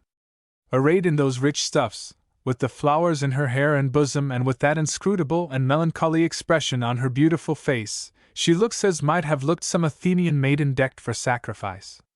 Indeed, all the noblesse have a curious air of fatality about them, or so it seems to me, and somehow look as if they were going to their doom. Take a good look at this splendid pageant, Ned. 'Tis the first time you have seen royalty, the first time you have seen the nobility in all the magnificence of ceremony. It may be the last." Mr. Jefferson got up from his place beside Madame de Tesse and came over to where Calvert and Mr. Morris were standing. "What do you think of the King and Queen?" he asked, in a low voice, laying his hand, in his customary affectionate manner, on Calvert's shoulder. "The King has a benevolent, open countenance, do you not think so? but the Queen has a haughty, wayward look, and the imperious, unyielding spirit of her Austrian mother. She will need all the spirit of her whole family," broke in Mr. Morris warmly, "if she is to bear up beneath such wanton insults as that just offered her. I fear that the hand of heaven will weigh heavily on that selfish, proud, capricious sovereign, and that she will have to suffer many humiliations," replied Mr. Jefferson, coldly, for he disliked and distrusted Marie Antoinette profoundly, and always believed that she was largely responsible for the terrible disasters which overtook France, and that had Louis been free of her influence and machinations, he had been able to disentangle himself and his kingdom from the fatal coil into which they were drawn.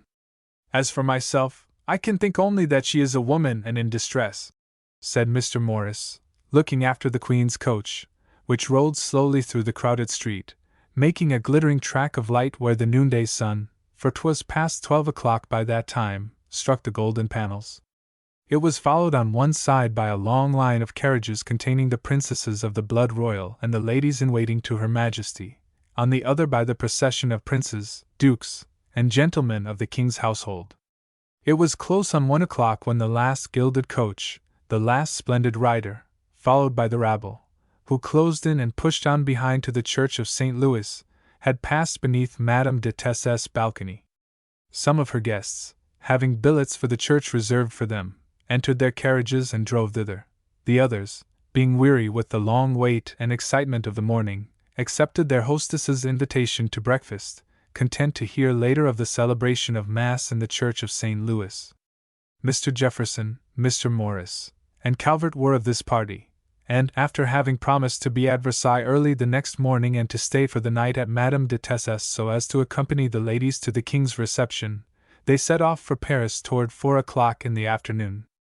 As they were about leaving, Beaufort, who had attended Mass, came in, tired and gloomy-looking, and told them that Monseigneur de la Forêt had preached a political sermon which the deputies had the bad taste and hardihood to applaud in church and in the presence of His Majesty. "How dare they so insult the king?" said Madame de St. pale with anger, to Calvert, who had come up to bid her adieu. "By the way, Mr. Jefferson tells me he is to present you to their Majesties tomorrow evening," she went on, recovering her composure and smiling somewhat.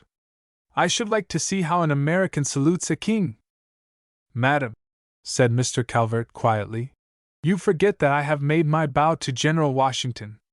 It was not much past 6 o'clock the next morning when Mr. Calvert and Mr. Jefferson called, in the latter's carriage, for Mr. Morris in the Rue de Richelieu, and once more set out for Versailles. As on the preceding day, the road was thronged with coaches, all making their way to the temporary capital. Madame de Flahaut, to whom Mr. Morris bowed very low, though he looked a little piqued when he saw Monsieur de Court beside her, flashed by in her carriage as they neared Versailles, and a little later Madame de St. accompanied by Madame de Chastellux and Beaufort passed them, bowing and waving to the three gentlemen. "If it were possible, I should say she looks more beautiful today than yesterday, Ned?" said Mr. Morris, looking after Madame de St. and then giving Calvert a quizzical glance, under which the young man blushed hotly. "By the way, I overheard your parting conversation yesterday, and I think you rather got the best of the haughty beauty," he went on, laughing. "I am not sure but that the unruffled serenity of your manner before the ladies advances you more in their estimation than does Mr. Jefferson's evident devotion to them all or my impartial compliments and gallantry. But beware! Madame de St. is no woman if she does not try to retaliate for that retort of yours." After stopping in the Rue Dauphine for the billets, which Madame de Tess had again been able to obtain from Mr. Morris through the interest of the Duchesse d'Orléans, the three gentlemen drove straight to the Salle de Menus Plaisirs, and by 9 o'clock were seated in the great gallery reserved for visitors. They were fortunate enough to find themselves placed immediately behind Madame de Chastellux, Madame de St. and Madame de Flahaut, who had entered together and who were kind enough to point out for the benefit of Mr. Morris and Calvert many of the celebrities in the glittering assemblage. For, early as the hour was, the great balcony was already crowded, while the floor was slowly filling with the deputies ushered in one after the other by Monsieur de Brézé with the greatest ceremony. No more brilliant throng had ever come together in that spacious salle de menus plaisirs, and assuredly on no more momentous occasion. As Mr. Calvert looked about him at the splendid scene, at the great semicircular hall, with its Ionic columns, at the balcony crowded with thousands of magnificently dressed courtiers and beautiful women, upon whose fair, painted faces and powdered hair the morning sun shone discreetly, its bright rays sifted through a silken awning covering the dome of the great room. At the throng of deputies sharply differentiated by positron and costume, at the empty throne set high above the tribune upon its dais of purple velvet strewn with the golden lilies of the Bourbons. As Mr. Calvert looked at all this, especially as he looked at the empty throne, a curious presentiment of the awful import of the occasion struck in upon him forcibly. Mr. Jefferson, who sat beside him, seemed to read his thought. "I think this is like to live as one of the most famous scenes in history," he said. "We three are fortunate to be here to see it. 'Tis the birth hour of a new nation, if I mistake not. For the first time in 2 centuries the king meets the 3 orders of his subjects. Who can foresee what will be the result? I think it is safe to say that the king does not foresee the result, or there would be no meeting," said Mr. Morris dryly. "As pessimistic as ever, my dear sir," retorted Mr. Jefferson, somewhat testily. "Ah, here comes Monsieur Necker." As the Minister of Finance made his way in, preceded by Monsieur de Brézé, a loud cheer went up from every part of the hall. Even the sombre mass of the tailleurs roused themselves to enthusiasm, which was redoubled when Monsieur le Duc d'Orléans made his appearance with the clerical deputy from Crépy and Valois, who, he insisted, should enter before him. "'Tis like His Highness," whispered Mr. Morris to Calvert. "He is as thirsty for popularity as Lafayette himself." Though he spoke in a low tone and in English, Madame de St. André overheard and understood him. "You and Mr. Calvert seem to be in a conspiracy to malign His Royal Highness," she said, turning around. "No, no, if there is a conspirator in the case 'tis Monsieur d'Orléans himself," replied Mr. Morris, meaningly. To this Madame de St. André deigned no reply, and shrugging her beautiful shoulders, turned her back once more to the gentlemen and her attention to the assemblage. Mr. Calvert, who sat directly behind her, could only see the pink ear and outline of the fair, displeased face thus turned away, but he thought she looked more imperiously lovely and more distant than the painted goddesses of the Olympian hierarchy who disported themselves, after the artist's fancy, upon the great dome of the hall. "Madam," he said, leaning over the back of Madame de Chastellux's chair, "can you tell me who is that deputy of the tiers just making his way in? 'Tis the strangest and most terrible face I have ever seen." And he looked hard at the seamed, scarred visage, at the gloomy eyes shining darkly in their great sockets, at the immense, burly figure of the man who was forcing his way contemptuously past the gallant Monsieur de Brézé to a seat among the commoners. As he looked, he was reminded in some fashion of the man Danton whom he had seen in the Café de l'École the afternoon he had gone thither with Beaufort. "It is Monsieur de Mirabeau," said Madame de Chastellux. "There is something terrible in his face, as you say, but there is genius, also, I think," she added. "He has many talents and every vice, madam," said Mr. Jefferson coldly. "A genius if you will, but a man without honor, without probity, erratic, unscrupulous, mercenary, passionate. Cupidus alieni prodigus sui. Great as are his parts, he will never be able to serve his country, for no dependence can be placed in him. He cannot even further his own interests, for he is his own worst enemy. No association with such a character can be either profitable or permanent. Listen! He is being hissed!" It was true. A faint but perfectly audible murmur of disapprobation went up as Mirabeau took his place among the deputies. As the sound struck on his ear, he turned upon the throng like a lion at bay and glanced about him with eyes which literally seemed to shoot fire and before which all sounds of hatred trembled back into silence. With conversation, with speculations as to whether the great question of voting par order or par terre would be settled by Monsieur Necker in his speech, what policy the king would follow, and with promenades in the great semicircular corridor running around the balcony, did the vast crowd while away the seemingly interminable wait before the court appeared. It was 1 o'clock when the heralds-at-arms, amid a profound silence, announced the approach of the king and queen. As His Majesty made his appearance at the door, the silence was broken by tumultuous cries of, "Long live the king!" Remembering that day and those prolonged demonstrations of loyalty and affection to His Majesty, Mr. Calvert always considered it the wonderfulest change his life ever saw when, 6 months later, he was a witness to the sullen animosity and insolence of the crowd toward its sovereign. When the king had ascended the throne and seated himself, the princes of the blood royal who followed His Majesty being ranged upon the steps of the dais to his right and his ministers below and in front, there was another call from the heralds at arms, and Marie Antoinette, beautiful, pallid, and haughty-looking, appeared at the entrance, accompanied by the Princess Royal and the members of her immediate household. Amid a silence unbroken by a single acclamation, the Queen took her seat on the King's left and 2 steps below him. "Is there no Frenchman here who will raise his voice in greeting to his Queen?" said Mr. Morris, very audibly. But though many hear him, not a sound is made, and at the cruel silence the Queen, her haughtiness giving way for a moment, as it had the day before, wept. "I could never bear to see beauty in distress. If I were a subject of the Queen, she should have one loyal servitor, at least, to wish her well," said Mr. Morris warmly to Calvert. The scene which, before the entrance of the royal party, had lacked its crowning touch, was now brilliant beyond description. To the right of the throne were ranged the princes of the church, hardly less resplendent in their robes than the secular nobles facing them, while between, forming a perfect foil for this glowing mass of color and jewels, a somber spot in the brilliant assemblage, the tiers sat facing their sovereign. It was ominous, or so it seemed to Mr. Calvert, that the tiers should thus divide the 2 orders naturally most closely allied, and should sit as if in opposition or menace over against their king.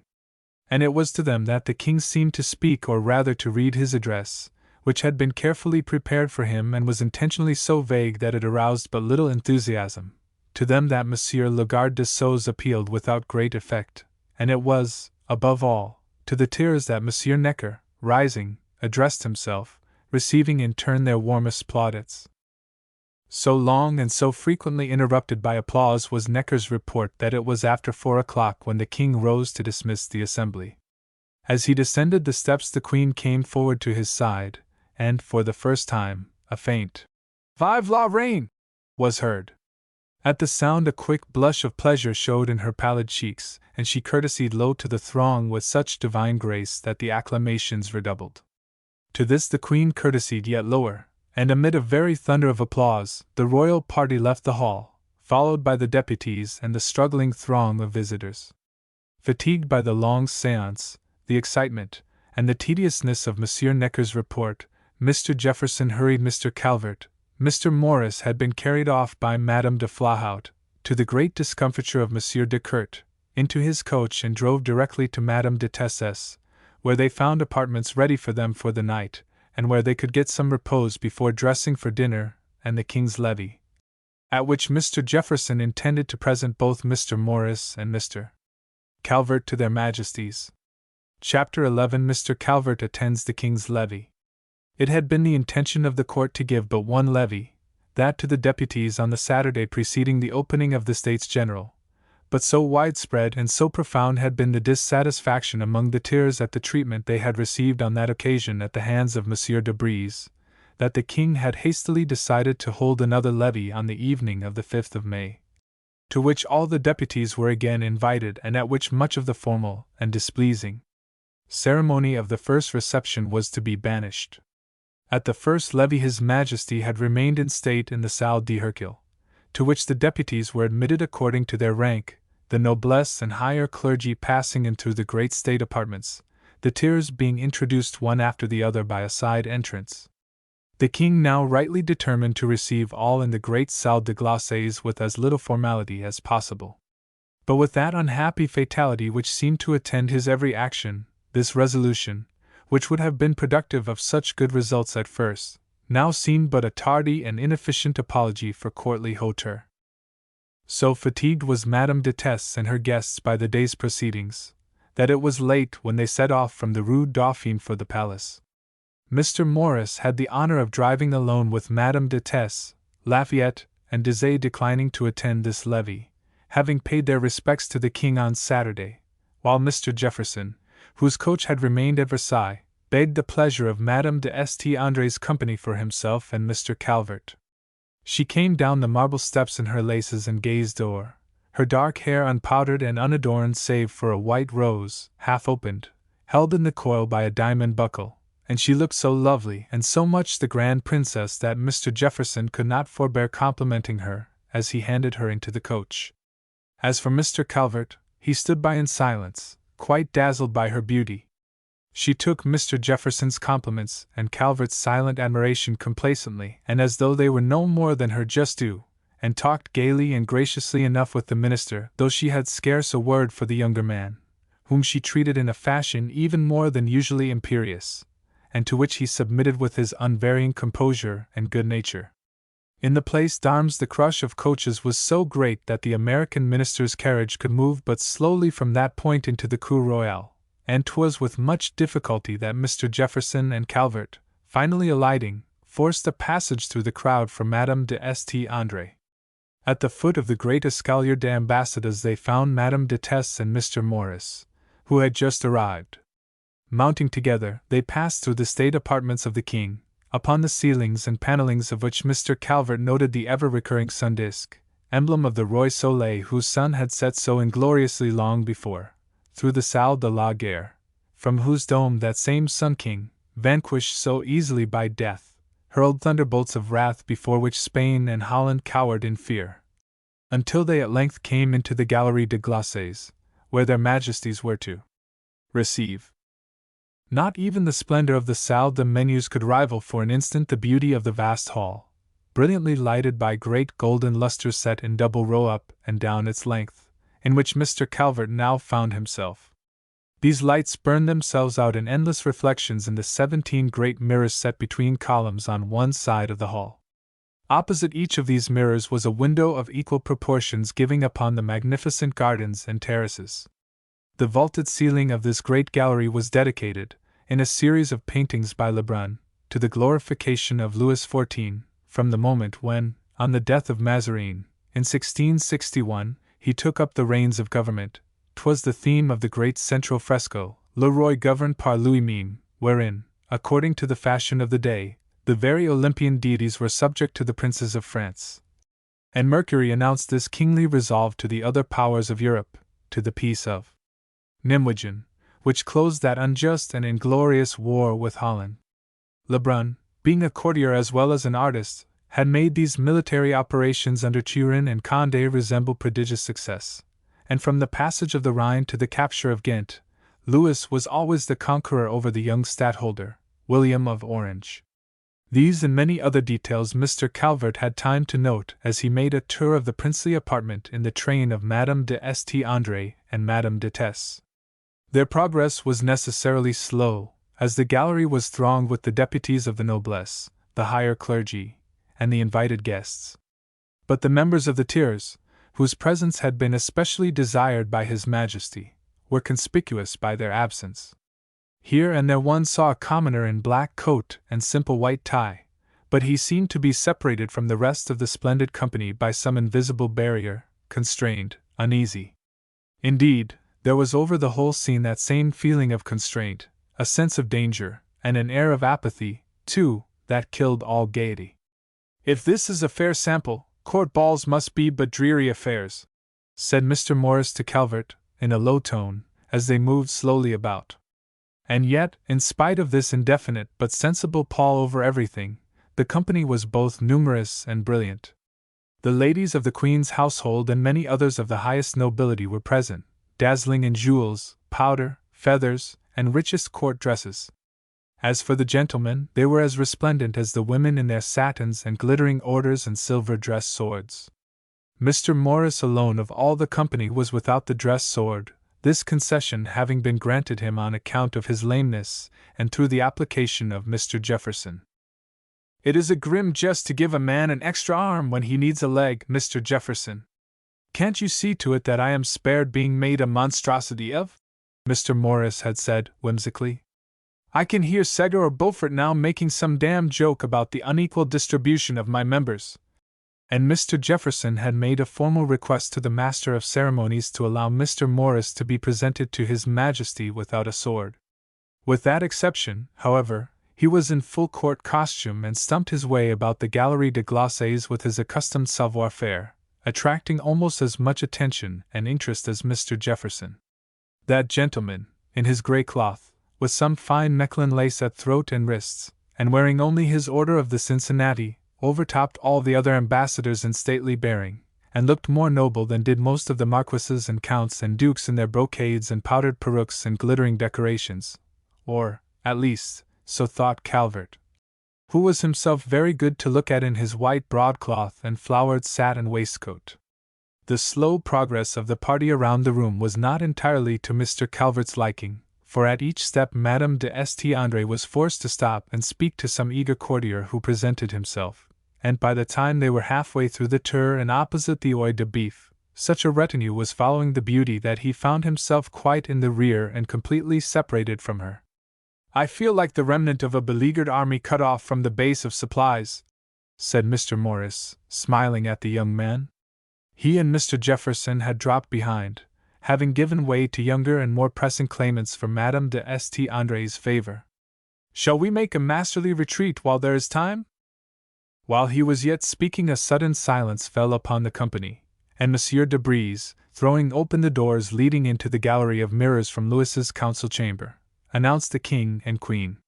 Their majesties entered immediately, attended at a respectful distance by a small retinue of gentlemen, among whom Calvert recognized the Duc de Broglie, Monsieur de la Luzerne, and Monsieur de Montmorin. At this near sight of the king, for he found himself directly opposite the door by which their majesties entered, Mr. Calvert felt a shock of surprise. Surrounded by all the pomp and circumstance of a most imposing ceremonial and seen across the vast salle de menus, Louis XVI had appeared to the young American kingly enough.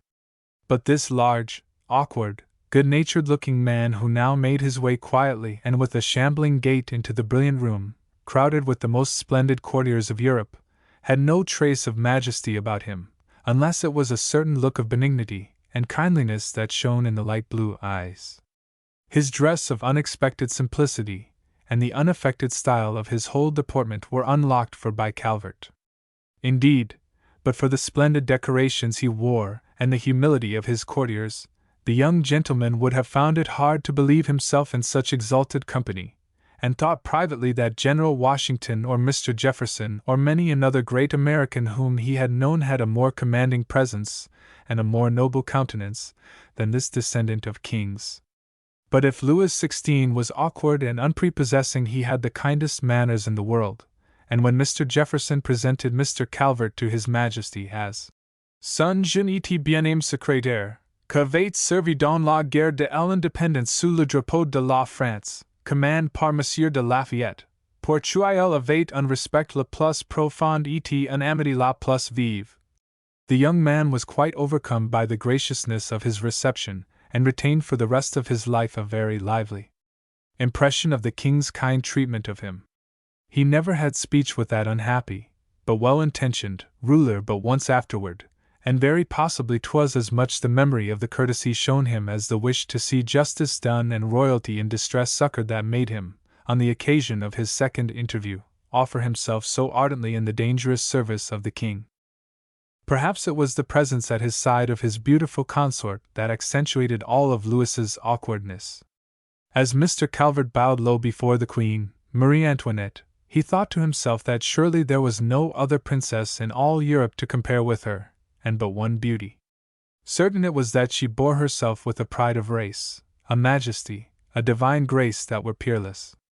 It must have been some such queen as this who first inspired the artists with the idea of representing the princes of this earth as Olympic deities, for assuredly no goddess was ever more beautiful. Though care and grief and humiliation had already touched her, though there were fine lines around the proudly curving lips and an anxious shadow in the large eyes, her complexion was still transcendently brilliant, her figure still youthful and marvelously graceful, and there was that in her carriage and glance that attracted all eyes. She was dressed in a silver gauze embroidered in laurier roses so cunningly wrought that they looked as if fresh plucked and scattered over the lacy fabric. Her hair, which was worn simply, she had set the fashion for less extravagance in the style of headdress, was piled up in lightly powdered coils, ornamented only with a feather and a star of brilliance. Ainsi, monsieur, vous connaissez notre cher de Lafayette. She hated and feared him. Et tout jeune que vous êtes vous avez déjà vu la guerre, la mort, la victoire, et la déroute. She spoke with a certain sadness, and Calvert, bowing low again, and speaking only indifferent French in his agitation, told her that under Lafayette it had been la mort et la victoire, but never defeat. She glanced around the assemblage. Monsieur de Lafayette is not come tonight, she said coldly to the young man, and then, with a sudden accession of interest, she went on. We heard much of that America of yours from him when he returned from your war. 'Twas she herself who had obtained his forgiveness from the king and a command for him in the Roy Dragons. I think he loves it and your General Washington better than he does his own king and country, she said, smiling a little bitterly. Is it, then, so beautiful a country? 'Tis a very beautiful and a very grateful country, your Majesty, replied Calvert. America desires nothing so much as to do some service for your Majesty in return for all the benefits and assistance France has rendered her. We are glad to know that she is grateful. Ingratitude is the last of vices, said the Queen, quietly, looking at the young man with a somber light in her beautiful eyes. But indeed we fear France hath given her something she can never repay. And she passed on with the king. Together they walked the length of the salon between the ranks of courtiers, after which they mingled freely and without formality with their guests. Though it was easy to see that the Queen was suffering, so charming and easy were her manners, so brilliant her very presence, that a new animation and gaiety was diffused throughout the entire assemblage. Mr. Morris, whom she had also treated with the utmost graciousness, was enchanted with her. I think Venus herself was not more beautiful, he said enthusiastically to Calvert when Her Majesty had passed on. 'Tis no wonder the wits have dubbed the king Vulcan. And this is the paragon of beauty and grace whom her ungallant subjects chose to insult this morning. Have they no hearts, no senses to be charmed with her loveliness, Her Majesty, her sorrows? I think you and I, Ned, ought to be loyal servants of both the king and queen, for surely royalty could not have been more courteous in its treatment of two untitled and unimportant gentlemen. Certainly their majesties were most amiable, said Mr. Jefferson dryly, and your reception was as unlike the ungracious notice which King George took of Mr. Adams and myself in '86 at Buckingham Palace as possible. But come, I want to show you a view of the gardens, he went on, pushing back the heavy drapery and drawing the two gentlemen into the embrasure of one of the great windows, from which a perfect view of the extensive park, the bosquets, the artificial lakes and tapis vert, the fountains and statues, was to be had. 1,000 lanterns lighted up the scene, though they shone with but a yellow, ineffectual radiance in the moonlight, which rested in splendor on the grass and water, turning to milky whiteness the foam in the basins of the fountains and throwing long shadows on the close-clipped lawns and marble walks. The three gentlemen gazed for some minutes in silence at the enchanting scene before them. "'Tis a fitting setting for the palace of a king," said Mr. Morris, at length. "Yes," returned Mr. Jefferson slowly. "If 'tis ever fitting that a king should arrogate to his sole use the wealth, the toil, the bounty of an empire. I confess I never look at this stately palace, at these magnificent gardens, but I shudder to think of the 100 millions of francs this impoverished nation has been goaded into giving, of the thousands of lives lost in the building of these aqueducts, of the countless years and countless energies spent in devising and carrying out these schemes for royal aggrandizement and pleasure. We come here and gape and wonder at it all, and little think at what stupendous cost our senses are so gratified. The man of wealth and pride takes up a space that many poor supplied, space for his lake, his park's extended bounds, space for his horses, equipage, and hounds. The robe that wraps his limbs in silken sloth has robbed the neighboring fields of half their growth. His seat, where solitary sports are seen, indignant spurns the cottage from the green. Around the world each needful product flies, for all the luxuries the world supplies. While thus the land adorned for pleasure, all in barren splendor feebly waits the fall. As Mr. Jefferson finished quoting the lines, the sound of voices and exclamations of astonishment came to the gentlemen from the other side of the curtain. Looking into the salon, they saw Monsieur de Staël surrounded by a little group of ladies and gentlemen. He was speaking quite audibly, so that his words reached the astonished group in the embrasure of the window. "'Tis the latest from the Club des Enrages. The king abdicates tomorrow," he passed on amid a chorus of dismayed ejaculations. "What is this?" said Mr. Jefferson, in alarm. "'Tis impossible that it should be true. Yonder I see Montmorin.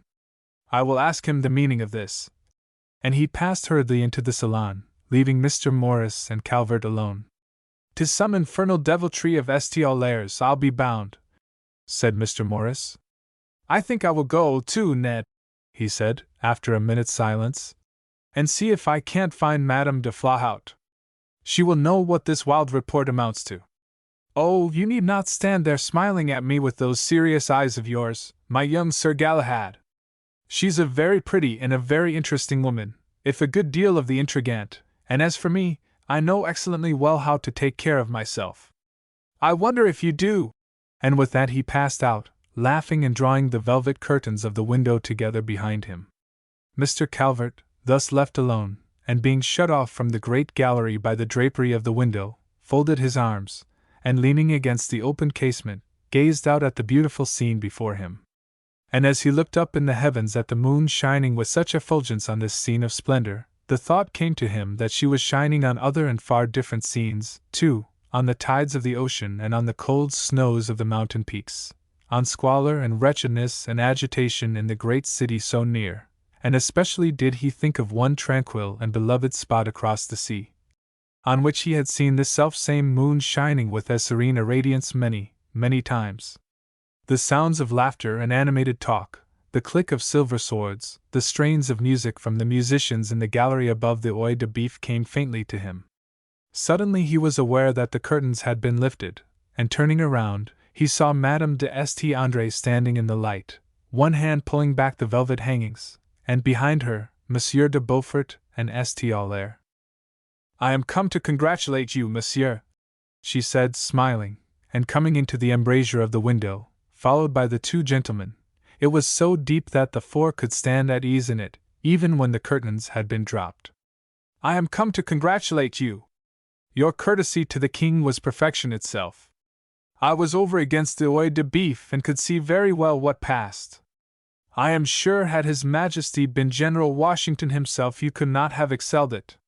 You must know, gentlemen," she said, laughing maliciously and turning to Staël and Beaufort, "you must know that when I expressed my great desire to see how an American would salute a king, Monsieur told me that I need have no fear, as he had paid his respects to General Washington. Monsieur does not mean to compare General Washington with His Majesty Louis XVI, does he?" drawled Staël insolently. "No, monsieur, no," says Calvert, turning to the nobleman, who was leaning negligently against the ledge of the window. "There can be no comparison. Who, indeed, can be compared with him?" he breaks out suddenly. "There is none like him. None so wise or courageous or truly royal. How can the kings of this world, born in the purple, who, through no act, nor powers, nor fitness of their own, reign over their people, how can they be compared to one who, by the greatness of his talents, the soundness of his judgment, the firmness of his will, the tenderness of his heart, the overtopping majesty of his whole nature, hath raised himself so gloriously above his fellows? To one, the kingly estate is but a gift blindly bestowed, to the other, 'tis the divine right of excelling merit. The one is ruler by sufferance, the other by acclamation. And do you think, madam," he goes on, turning to Adrienne, "that ruler who has been elevated to his greatness by the choice of a people would betray that confidence, abandon that trust, as Monsieur de Staël has just announced that the King of France is about to do? Surely General Washington would not. Ah, madam! Could you but see him, but see the noble calm of his countenance, the commanding eye, the consummate majesty of his presence, you would say with me, there is no king like him." As Calvert finished his impassioned eulogy of his great commander, there was a slight stir near him, and, looking around, he beheld the king draw back the heavy curtains and, standing in the flood of light, look quietly into the embrasure of the window. Behind him was Mr. Jefferson, pale and concerned-looking, but with a glow of ill-concealed pride on his countenance at the patriotic words he had just heard uttered. On either side of His Majesty stood Monsieur le Duc de Broglie and Monsieur de Montmorin, white with anger and consternation. As the king stepped forward, Madame de St. André sank almost to the ground in a deep courtesy, while Beaufort and St. Aulaire dropped on their knees before him. Calvert alone retained his composure and stood before the king, pale, with folded arms. For an instant there was a profound silence, and then Louis, drawing himself up to his full height and looking around upon the stricken company, turned to Calvert with so much benignity in his gaze and mien that the young American was startled and awed. He never forgot that unexpected graciousness, nor ceased to feel grateful for it. "Monsieur," said the king, and there was a thrill of deep feeling in his voice, "believe me, whatever failings crowned monarchs may have, they at least know how to value such deep devotion as you give your uncrowned ruler. 'Tis as you say, this kingly estate is thrust upon us. It is not of our seeking, perhaps it would not be of our choosing. How much more grateful to us, then, is the loyalty and the love of those over whom we find ourselves involuntarily placed and who must of their own free wills give us their faith and service or else withhold them entirely. Gentlemen, proud as I am of my kingdom and my subjects, I still find it in my heart to envy General Washington. And yet have I not as loyal subjects?" He turned and looked at the company about him. At his glance 100 cries of "Vive le Roi!" were heard, and there was a sharp ring of silver swords as they leaped from their sheaths and were held aloft. The king stood smiling and triumphant. Seeing him thus, with his courtiers about him, who could dream that the 6th of October was but a few months off? "Ah, gentlemen, I am no king by trade, as our cousin of Austria hath called himself. At this moment I feel that I am indeed your king." The tumult of applause which followed these words was suddenly stilled as the king lifted his hand and pointed to St. Aulaire. "But, monsieur," says Louis, a somber expression clouding the triumph in his face as he looked hard at St. Aulaire, "what is the meaning of this speech of yours to which Monsieur Calvert makes reference?" "Nom de diable!" whispered St. Aulaire to Calvert, deathly pale and almost ready to faint from consternation. "You have ruined me!" He managed to make a step forward and sank down before the king, who glowered at him. "'Twas but a plaisanterie, your majesty!" And if such a jest, with a king for the butt, seems incredible, let one remember that already Louis had been refused his cour plénière, and the queen lampooned and hissed at the theatre. "Monsieur le Baron de St. Aulaire, we have heard before of your pleasantries," said Louis, his light blue eyes flashing more wrathfully than one could have believed possible, the red heels of his shoes clicking together, and his heavy figure bent forward menacingly. "But this audacity passes belief. The court of Louis XVI needs no jester. For a season you can be spared attendance upon us. Your estates in Brittany doubtless need your presence. This unpardonable levity, monsieur," he went on severely, "contrasts strangely with the attitude and language of this American subject." And he bowed slightly to Calvert as he turned away. St. Aulaire, pallid with consternation, stretched out an imploring hand to the king. "Your Majesty," he said, "'twas but a thoughtless jest, too idle to be believed or repeated. Will your Majesty not deign to remember that St. Aulaire's life and sword have been ever at your Majesty's service?" As the prostrate nobleman began to speak, the king hesitated, turned back, and looked perplexedly at him. As he gazed, a look of indecision, of distaste and weariness, crept into his countenance. All the passion, dignity, and just anger which had lit it up faded away. The brief revelation of majesty was quenched, and the customary commonplace, vacant, good-natured expression held sway once more. "Rise, Monsieur de St. Aulaire," he said wearily. "We forgive you this unfortunate plaisanterie, since its execrable taste carries with it its own worst punishment. But be careful, sir, how you offend again." With a last glance of warning, which, however, had lost its severity, the king turned away, followed by the Duc de Broglie, and, seeking the queen, their majesties retired very shortly. With the queen's withdrawal, all the zest and animation of the function disappeared, too, and Mr. Calvert, wearying of the brilliant company, determined to leave the scene and stroll through the gardens. He descended by the grand escalier des Ambassadeurs, up which he had come, and passing out through the marble court, quickly found himself on the broad terrace beneath the windows of the gallery of mirrors. From this, marble steps led down to a beautiful parterre, below which the fountain of Latona played in the white moonlight. Standing on the terrace, Calvert could see the marble nymph through the mist of spray flung upon her from the hideous gaping mouths of the gilded frogs lying along the edge of the basin. 'Twas the story of Jupiter's wrath against the Lycians which the sculptor had told, and Calvert remembered it out of his Ovid. Beyond this lovely fountain the green level of the tapis vert fell away to the great basin d'Apollon, where the sun god disported himself among his tritons, the foamy tops of the great jets of water blown from their shell trumpets rising high in the air and scattered into spray by the night wind. It was a scene not to be forgotten, and Mr. Calvert stood gazing at it a long while, at the softly playing fountains and the somber bosquets, and the sculptured groups on every hand, showing faintly in the moonlight. Fauns and satyrs peeped from the dense foliage. Here there showed a Venus sculptured in some Ionian isle before ever Caesar and his cohorts had pressed the soil of Gallia beneath their Roman sandals. There, a Ganymede or a Ceres or a Minerva gleamed wan and beautiful. Beneath an ilex tree a Bacchus leaned lightly on his marble thyrsus. It seemed as if all the hierarchy of Olympus had descended to dwell in this royal pleasure ground at the bidding of the Roi Soleil.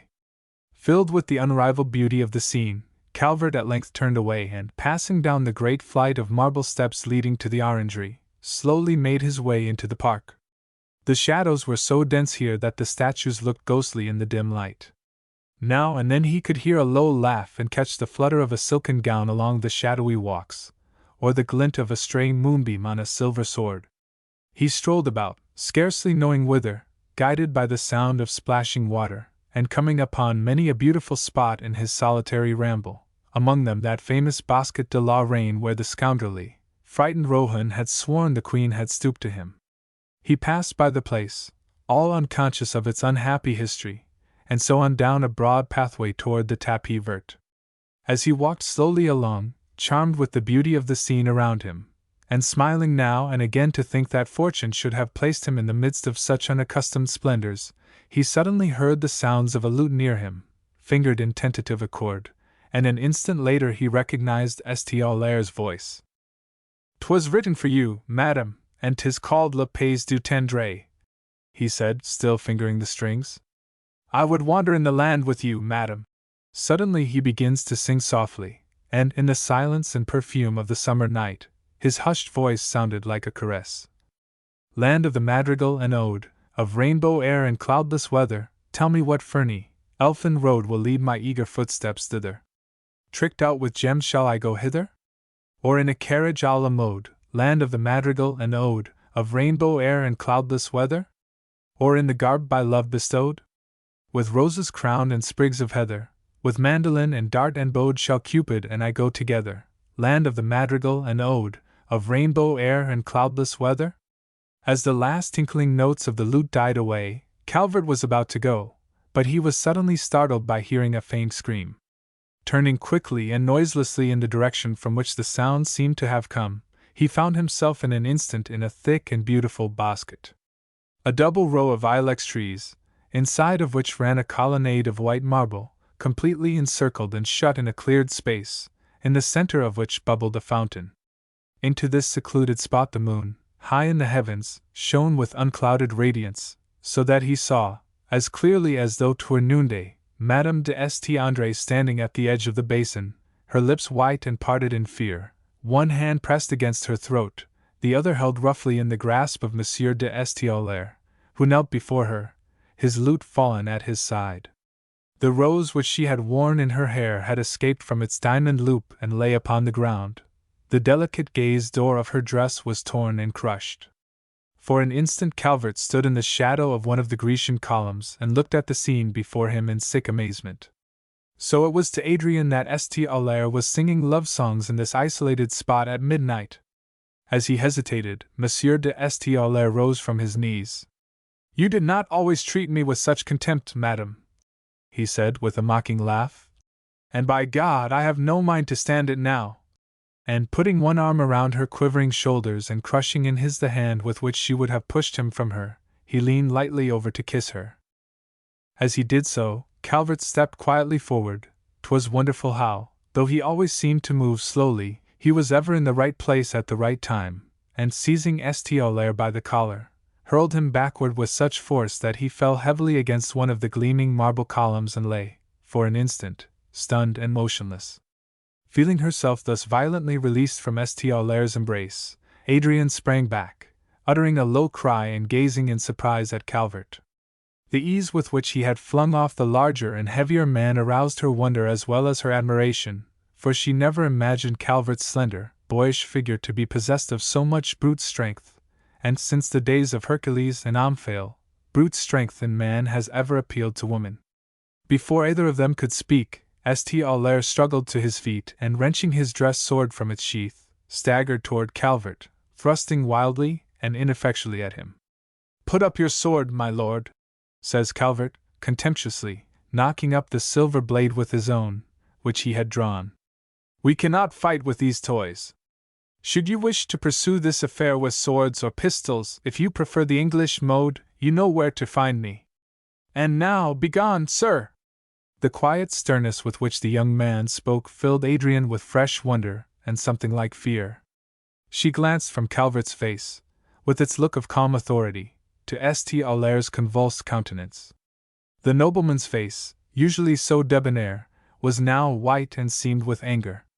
All the hidden evil traits of his soul came out and stamped themselves visibly on his countenance, in that heat of passion, like characters written in a secret ink and brought near a flame. "Monsieur l'Américain," he said, lowering his point and coming up quite close to Calvert. "Monsieur, you have a trick of being damnably mal apropos. I have had a lesson from you in skating and one in singing, but I need none in love-making. My patience, never very great, I fear, is at an end, sir. This intrusion, Monsieur l'Américain, is unpardonable," he went on, recovering his composure with a great effort. "Unpardonable, unless, indeed, Monsieur hoped to gain what I have just lost," he added, smiling his brilliant, insolent smile, though he had to half kneel for support upon the marble edge of the fountain. "Silence!" said Calvert, his white face filled with such sudden horror and disgust that Monsieur de St. Aulaire burst out laughing. "A poor compliment to you, madam," he said to Adrienne. At the words and the mocking laughter, Calvert's wrath blazed up uncontrollably. He went over to St. Aulaire, where he knelt on the basin, and catching him again by the collar, shook him to and fro without mercy. "Another word, sir, and I will toss you into this fountain with the hope that you break your head against the bottom. And now, go!" The water in the marble basin was not very deep, but St. Aulaire did not covet a ducking. 'Twould be too good a theme for jests at his expense, and though he could still laugh and talk insolently, he felt weak and in no condition to prevent Calvert from carrying out his threat. Retreat seemed to be all left to him. With a sour smile he got upon his feet, and making an elaborate courtesy to Madame de St. André, passed through the colonnade from the basket. When he had quite disappeared, Calvert turned to the young girl. She still stood by the bubbling fountain, pale between anger and fright, one hand yet pressed against her throat, the other clenched and hanging by her side. At her feet the white rose lay crushed and unheeded. As Calvert looked at the wilful, beautiful girl before him, he comprehended for the first time that he loved her, loved and mistrusted her. The shock of surprise that this cruel conviction brought with it held him rooted to the spot for an instant. Love had ever been a vague dream to him, but certainly no woman could be further from his ideal than this brilliant, volatile, worldly creature. A smile rippled over her face, to which the color was gradually returning. "Well done, sir! I am only sorry you did not drop him into the fountain, as you threatened. 'Twould have been a light enough punishment, and for once, we should have had the pleasure of seeing Monsieur de St. Aulaire in something besides his customary immaculate attire." And she laughed faintly. As for Calvert, he could not reply to her light banter, but stood looking at her in silence. "Well, sir, why do you look at me so?" demanded Adrienne, petulantly, after an instant. "Have you nothing to say? But, indeed, I know you have. I can see you are dying to rebuke me for this indiscretion. this stroll with Monsieur de Staël, and she gave him a mutinous side glance and tapped the gravel with her satin slipper. One who dares express himself so frankly before the king will not hesitate to say his mind to a woman. Ah, madam, I fear, indeed, that you can never forgive me for having betrayed my republican sentiments so freely in the presence of your monarch, unconscious though I was of doing so. Oh, no, monsieur, you mistake, said Adrian maliciously. I can forgive you for having betrayed your republican sentiments, but I can never forgive the king for not having properly rebuked them. At these words Calvert let his gaze rest on the haughty face before him for a moment, and then, making a profound obeisance, he said quietly, "When you are quite ready, madam, permit me to escort you back to the palace." He spoke with such formality and dignity that Adrian blushed scarlet and bit her lips. "Before I accept Monsieur Calvert's escort, I wish to explain." But Calvert interrupted her. "No explanation is necessary, madam, surely," he said a little wearily. She blushed yet more deeply and raised her head imperiously. "You are right, monsieur. 'Tis not necessary, as you say, but I will accept no favor, not even a safe conduct back to the palace, from one whose manner—" She hesitated, as if at a loss for words. "Whose manner is an accusation. But though I am hurt, I should not be surprised by it, sir," she went on, advancing a step and drawing herself up proudly. "It has ever been your attitude toward me. From that first night we met I have felt myself under the ban of your disapproval. Poor Monsieur de Staël and I," and she laughed mockingly. "I pray you, madam, do not name yourself in the same breath with that scoundrel," said Calvert, in a low voice. "And why not, monsieur? We are both of the same world, we have both been brought up after the same fashion, we are probably much alike. Ah, monsieur," she went on defiantly, "is it the Quaker in you? Monsieur Jefferson has told me that your mother was a Quakeress. That makes you hate the world, the flesh, and the devil so? Is Paris, then, so much more wicked than your Virginia? Are we so different from the women of your world?" She went up to him and put her beautiful face close to his disturbed one. "Are you so different from the men of our world, monsieur, or is it only those grandeur of yours, with their serious expression, that make you seem different, and better?" And her eyes smiled mockingly into his. "Pshaw, sir, you make me feel like a naughty schoolgirl when you reprove me so. Upon my word, I don't know why I submit to it. Though I am younger than you, sir, I feel 100 years older in experience, and yet, there is something about you—" She broke off and again tapped the gravel impatiently with her foot. "I have said nothing, madam." Calvert was quiet and unsmiling. "No, monsieur, 'tis that I most object to. You keep silence, but your eyes reprove me. Oh, I have seen you looking at me with that reproving glance many times when you did not know I saw it. Am I to blame, sir, for being of the great world of which you do not approve? Am I to be rebuked, even silently, for coming here with Monsieur de Staël by you, monsieur?" Suddenly she dropped her defiant tone and, leaning against the edge of the marble basin, looked intently and silently at the splashing water gleaming white in the moonlight. "Can you not see? Do you not understand, monsieur?" she said at length, hurriedly, and in a low voice. "Do not misjudge me. I have been brought up in this court life, which is the life of intrigue and dissimulation and wickedness. Yes, wickedness. We know nothing else. There is no one in our world so pure as to be above suspicion. The walls of this great palace, thick and massive as they are, cannot keep out the whispers of calumny against the Queen herself. Is it so different in your country? Sometimes I abhor this life and would hear of another. Sometimes I hate all this," she went on, speaking as if more to herself than to Calvert. "As for Monsieur de Staël, I loathe him. I thank you, monsieur, for ridding me of his presence. If I seemed ungrateful, believe me, I was not. 'Tis but my pride which stands no rebuke. But it is late. Will you do me the favor, monsieur, of taking me back to the Galerie de Glaces?" She turned her eyes away from the fountain, at which she had gazed steadily while speaking, and looked at Calvert. He saw that they were full of tears. The mask was down again. There was an humbled, shamed expression on that lovely face usually so imperious. The look of appeal and distress went to his heart like a knife. She made him think of some brilliant bird cruelly wounded. For an instant she looked at him so, and then resuming her imperious air with a palpable effort and forcing a smile to her lips, she gathered up her trailing gown and passed slowly beneath the colonnade, Calvert following at her side. As she turned away, he stooped quickly and picked up the white rose she had worn where it had fallen on the path. Chapter 12. The 4th and the 14th of July. For the next few weeks Mr. Calvert had little time, and indeed, little inclination, to see Adrian.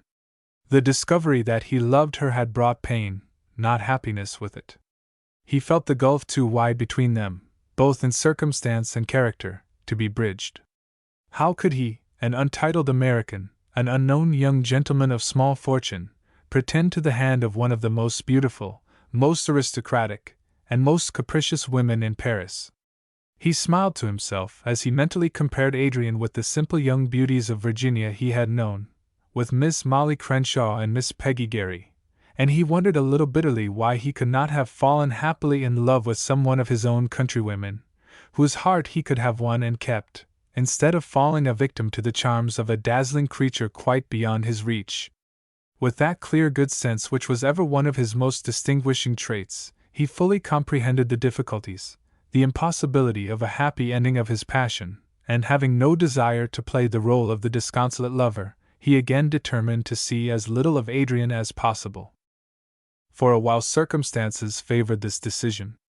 The French government, being entirely absorbed in domestic affairs, Mr. Jefferson found himself with more leisure than he had known for some time, and being enormously interested in the organization of the States General, and realizing that their proceedings were of the first order of importance, he drove almost daily from Paris to Versailles to assist at their stormy deliberations. Mr. Calvert attended him thither at his express wish, for he had the young man's diplomatic education greatly at heart, and desired him to profit by the debates in the salle de menus. In this way the young gentleman found his days completely filled, while the evenings were frequently as busily occupied in the preparation of letters for the American packet, dictated by Mr. Jefferson and narrating the day's events. Of things to be written there was no lack. Day after day, through the hot months of May and June, events succeeded one another rapidly. Tempestuous debates among the noblesse, the clergy, and the tiers état, upon the question of the verification of their powers, separately and together, were followed by proposition and counter-proposition, by commissions of conciliation which did not conciliate, by royal letters commanding a fusion of the three orders, by secessions from the nobility and clergy to the grimly determined and united tiers, by courtly intrigues at Marly for the king's favor in behalf of the nobles, by royal séances, and ruses which, instead of postponing, only hasten the evil hour, by the famous oath of the tennis court, and by the triumph of the Third Estate. And in this distracting clash of opposing political forces, amid this first crash and downfall of the ancient order of things, there passed, almost unnoticed, save by the weeping queen and harassed king, who hung over his pillow, the last sigh, the last childish words of the Dauphin. The tired little royal head, which had been greeted 8 years before with such acclamations of enthusiastic delight, dropped wearily and all unnoticed for the last time, happily ignorant of the martyr's crown it had escaped. Calvert had the news from Madame de Montmorin when he went to pay his respects to her on the evening of the 3d of June, and in imagination he saw, over and over again, the lovely face of the Queen distorted with unavailing grief. All these public occurrences which filled the hurrying days were reported in Mr. Jefferson's long letters to General Washington, to the Secretary of Foreign Affairs, Mr. J., to Mr. Madison, Mr. Carmichael, and other friends in America, whom he knew to be deeply interested in the trend of French affairs. Indeed, he knew fully whereof he wrote, for, although in that summer of '89 the position of the United States in relation to Europe was anything but enviable, though we were deeply in debt and our credit almost gone, though England and Spain turned us the cold shoulder, though our enemies were diligently circulating damaging stories of the disunion, the bankruptcy, the agitation in American affairs, yet so friendly was the French government to us, so deep the personal respect and admiration for Mr. Jefferson as the representative of the infant republic, that he was consulted by the leaders of all parties and received the confidences of the most influential men of the day. So close, indeed, was his connection with the ministers in power that, during the early days of June and in pursuance of an idea which had occurred to him during a conversation with Lafayette, Mr. Short, and Monsieur de Estienne, he drew up a paper for the consideration of the king, which, if it had received the royal sanction, might have produced the best results. It was a charter of those rights which the king was willing, nay, glad, to grant, but it was Mr. Jefferson's earnest conviction that Louis should come forward with this charter of his own free will and offer it to his people, to be signed by himself and every member of the National Assembly. But the king's timidity and the machinations of Monsieur and the Comte d'Artois prevented this plan from coming to anything. Mr. Jefferson, thinking, perhaps, that his zeal had overstepped his discretion, refused again to take an active part in the politics of the day, and declined the invitation of the Archbishop of Bordeaux to attend the deliberations of the committee for the first drafting of a constitution. "My mission is to the king as chief magistrate of France," said Mr. Jefferson to his Grace of Bordeaux, "and deeply as I am interested in the affairs of your country, my duties concern my own. But I have requested from Congress a leave of absence for a few months, that I may return to America and settle some important private business, and as General Washington and other friends will be only too anxious to hear a detailed and recent account of the progress of events here, I shall esteem it both my duty and pleasure to acquaint myself with them as fully as may be, without transcending the limits of my office." This leave of absence which Mr. Jefferson had solicited for some time was anxiously awaited, but packet after packet arrived without it. It had been his hope to receive the authority of Congress for his departure during the early spring, that he might return to Virginia, leaving affairs in the hands of Calvert and Mr. Short, and return before cold weather set in again. But the end of June was at hand and still no word from Congress. As it was evident that Mr. Jefferson was not to get away from Paris for some time, he determined to celebrate the 4th of July at the legation with proper ceremony, and invited quite a little company to dinner for that day. Among the guests were Madame la Duchesse d'Aze, Adrien, Monsieur and Madame de Montmorin, Monsieur and Madame de Lafayette, Madame de Tesse, Mr. Morris, Beaufort, Calvert, and Mr. Short. The Duchess of Ozzy had accepted her invitation with characteristic brusqueness. "I don't approve of your 4th of July, Monsieur Jefferson," she said, "but I always approve of a good dinner, and your wines are so excellent that I dare say I shall drink your toasts, too. I promise you there shall be none to offend the most ardent royalist," returned Mr. Jefferson, laughing at the old woman's sturdy independence. And so she had come, and Madame de Estienne with her, though Adrien, too, was a stanch royalist, and had not been carried away by the popular enthusiasm for liberty and Monsieur de Lafayette which was spreading like wildfire through all ranks of Parisian society. "I am here, not because I am so greatly in love with your fine American principles," she said to Calvert, who was seated beside her at the table, "but because I like your Mr. Jefferson. For myself, I vastly prefer a king and a court, and I like titles and rank and power, all of which is heresy in your American ears, is it not?" she asked, with a perverse look. "However, Henry's enthusiasm is enough for us both," she said, smiling a little scornfully at her brother, who, indeed, was quite wild with enthusiasm, and was on his feet drinking Lafayette's toast of "Long life and prosperity to the United States." "Get up, Ned," he says to Calvert. "We are drinking to your country. We ought to have a toast to Yorktown. See, Mr. Morris is going to give it to us now, the French at Yorktown." But there was another toast still more vociferously greeted, for the long-delayed American packet having arrived 3 days before at Havre, Mr. Jefferson was that morning in receipt of letters from Mr. J. and others containing news of the first importance. It was nothing less than the announcement of the election of General Washington to the first presidency of the United States, and of his inauguration on the 13th of April in New York City. "The oath was administered by Chancellor Livingston," says Mr. Jefferson, reading from Mr. J.'s letter, "in the presence of a vast concourse of people assembled to witness the inauguration. The President, appearing upon the balcony, bowed again and again to the cheering multitude, but could scarcely speak for emotion. 'Tis a strange and happy coincidence that we should have this news on this day. I give you President Washington," says Mr. Jefferson, solemnly. There were tears of joy in Lafayette's eyes as he drank the toast. "It makes me think of that last night at Monticello, Ned," he said, turning to Calvert, "when we toasted General Washington and bade farewell to Mr. Jefferson." "'Tis a far cry from Paris to Monticello, Marquis," said Calvert, smiling. "And 'tis a little strange that we should all be gathered here as we were there, discussing our dear general. And so your demigod, your General Washington, is elected to the presidency," said Adrian, speaking to Calvert. "'Tis unnecessary to ask whether the choice meets with your approval." "There could be none other, madam," returned Calvert. "You are a loyal admirer of General Washington's, monsieur. I see you know how to approve as well as to rebuke.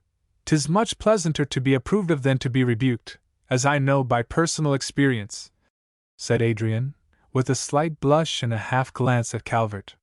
She was so lovely as she spoke, there was such sunny laughter in her blue eyes, that Calvert gazed at her, lost in guilty wonder as to how he could ever have doubted this beautiful creature, how he could ever have condemned her by a thought. The inscrutable look in his serious eyes embarrassed her. "Of what are you thinking, monsieur?" she asked, after an instant's silence.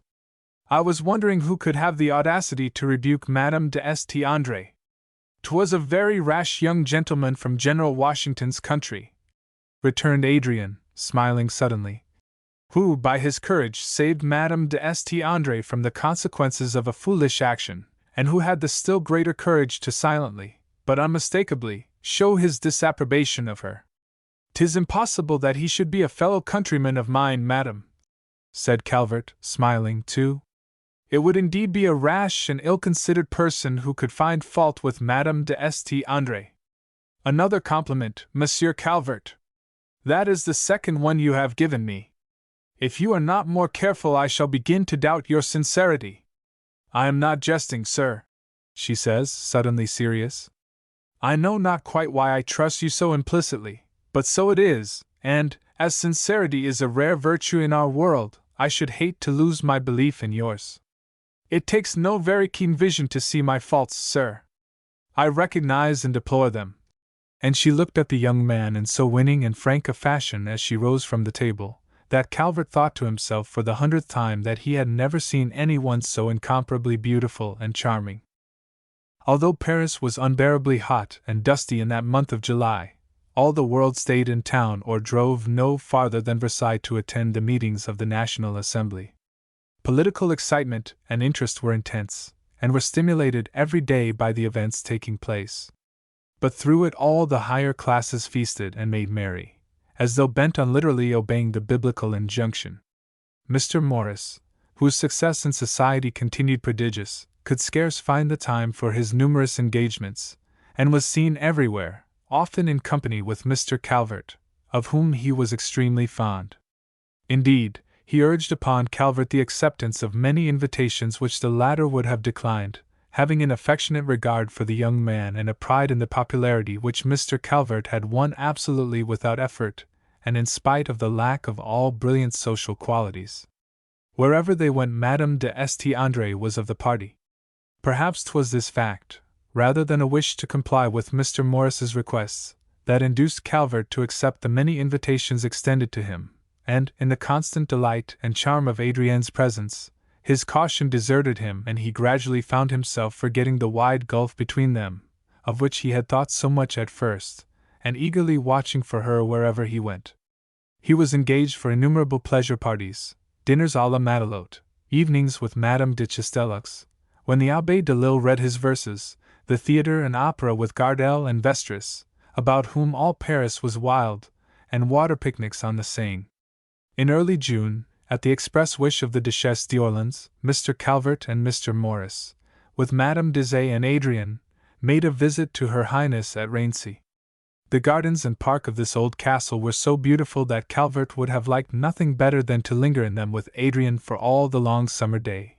But the Duchess, being very devout, demanded the presence of her guests in the chapel of the chateau to hear Mass. Mr. Calvert read another sign of the times in the conduct of Monsieur de Ségur and Monsieur de Cabiers during Mass, who furnished immoderate amusement to Her Highness's guests by putting lighted candles in the pockets of the Abbe de Lille while he was on his knees. Truly an edifying example to the domestics opposite and the villagers worshipping below, thought Calvert to himself.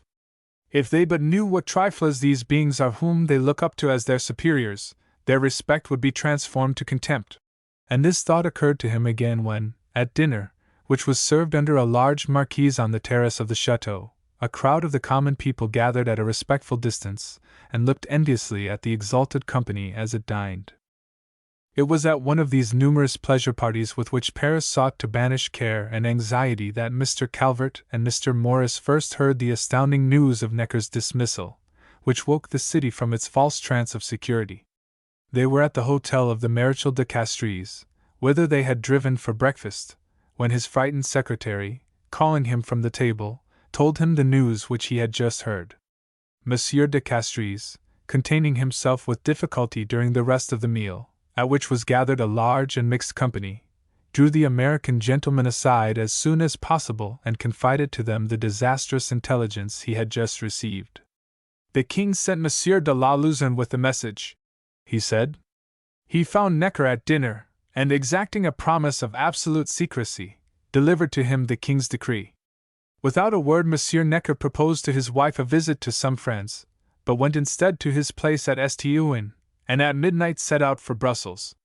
"What madness!" exclaimed Mr. Morris.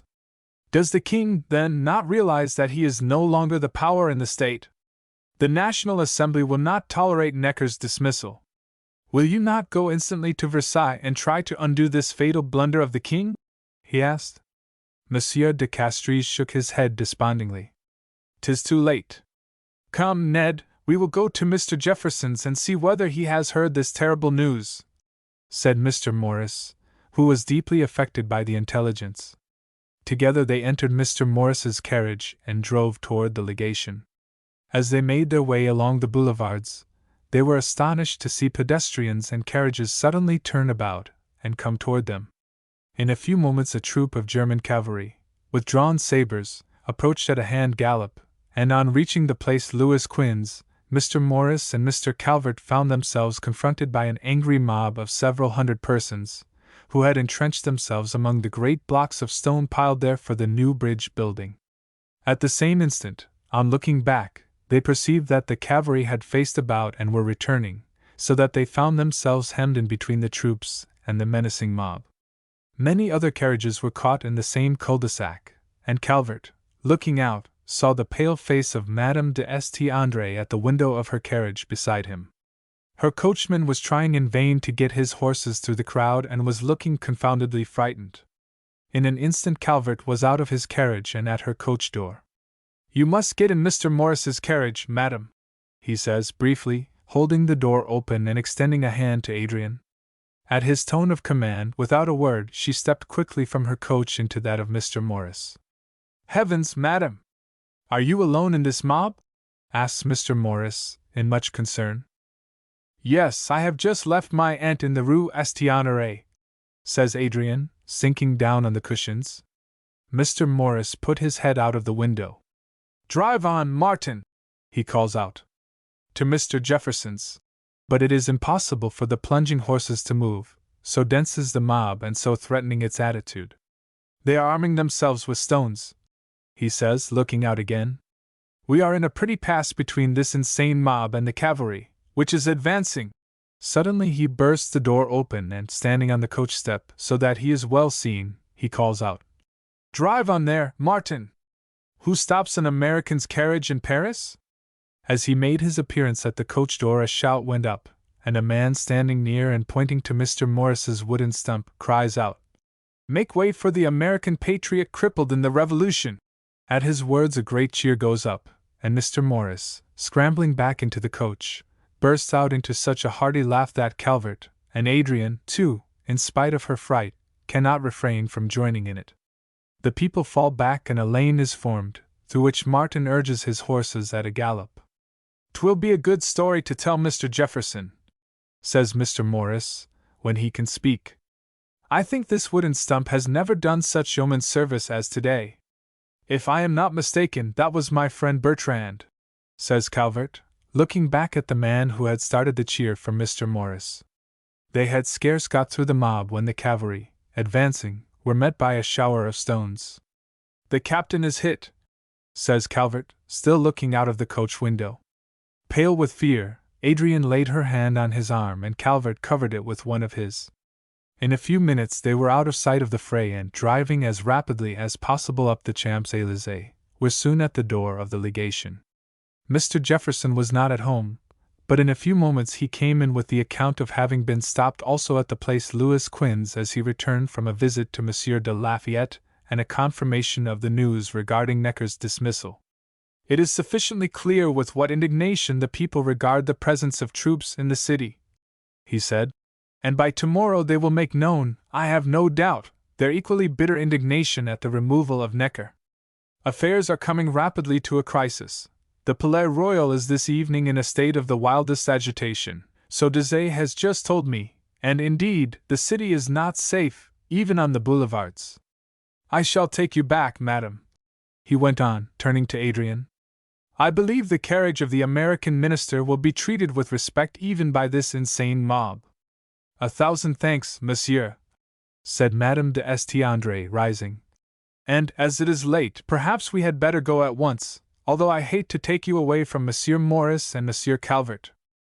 Oh, as for me, I am off to the club to hear further details of the riot, and afterward to a supper with Madame de Flahaut.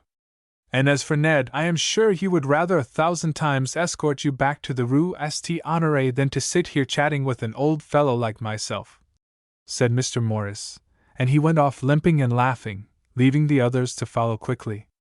For, in truth, it was late, and the disturbance seemed to be increasing instead of decreasing as the night wore on.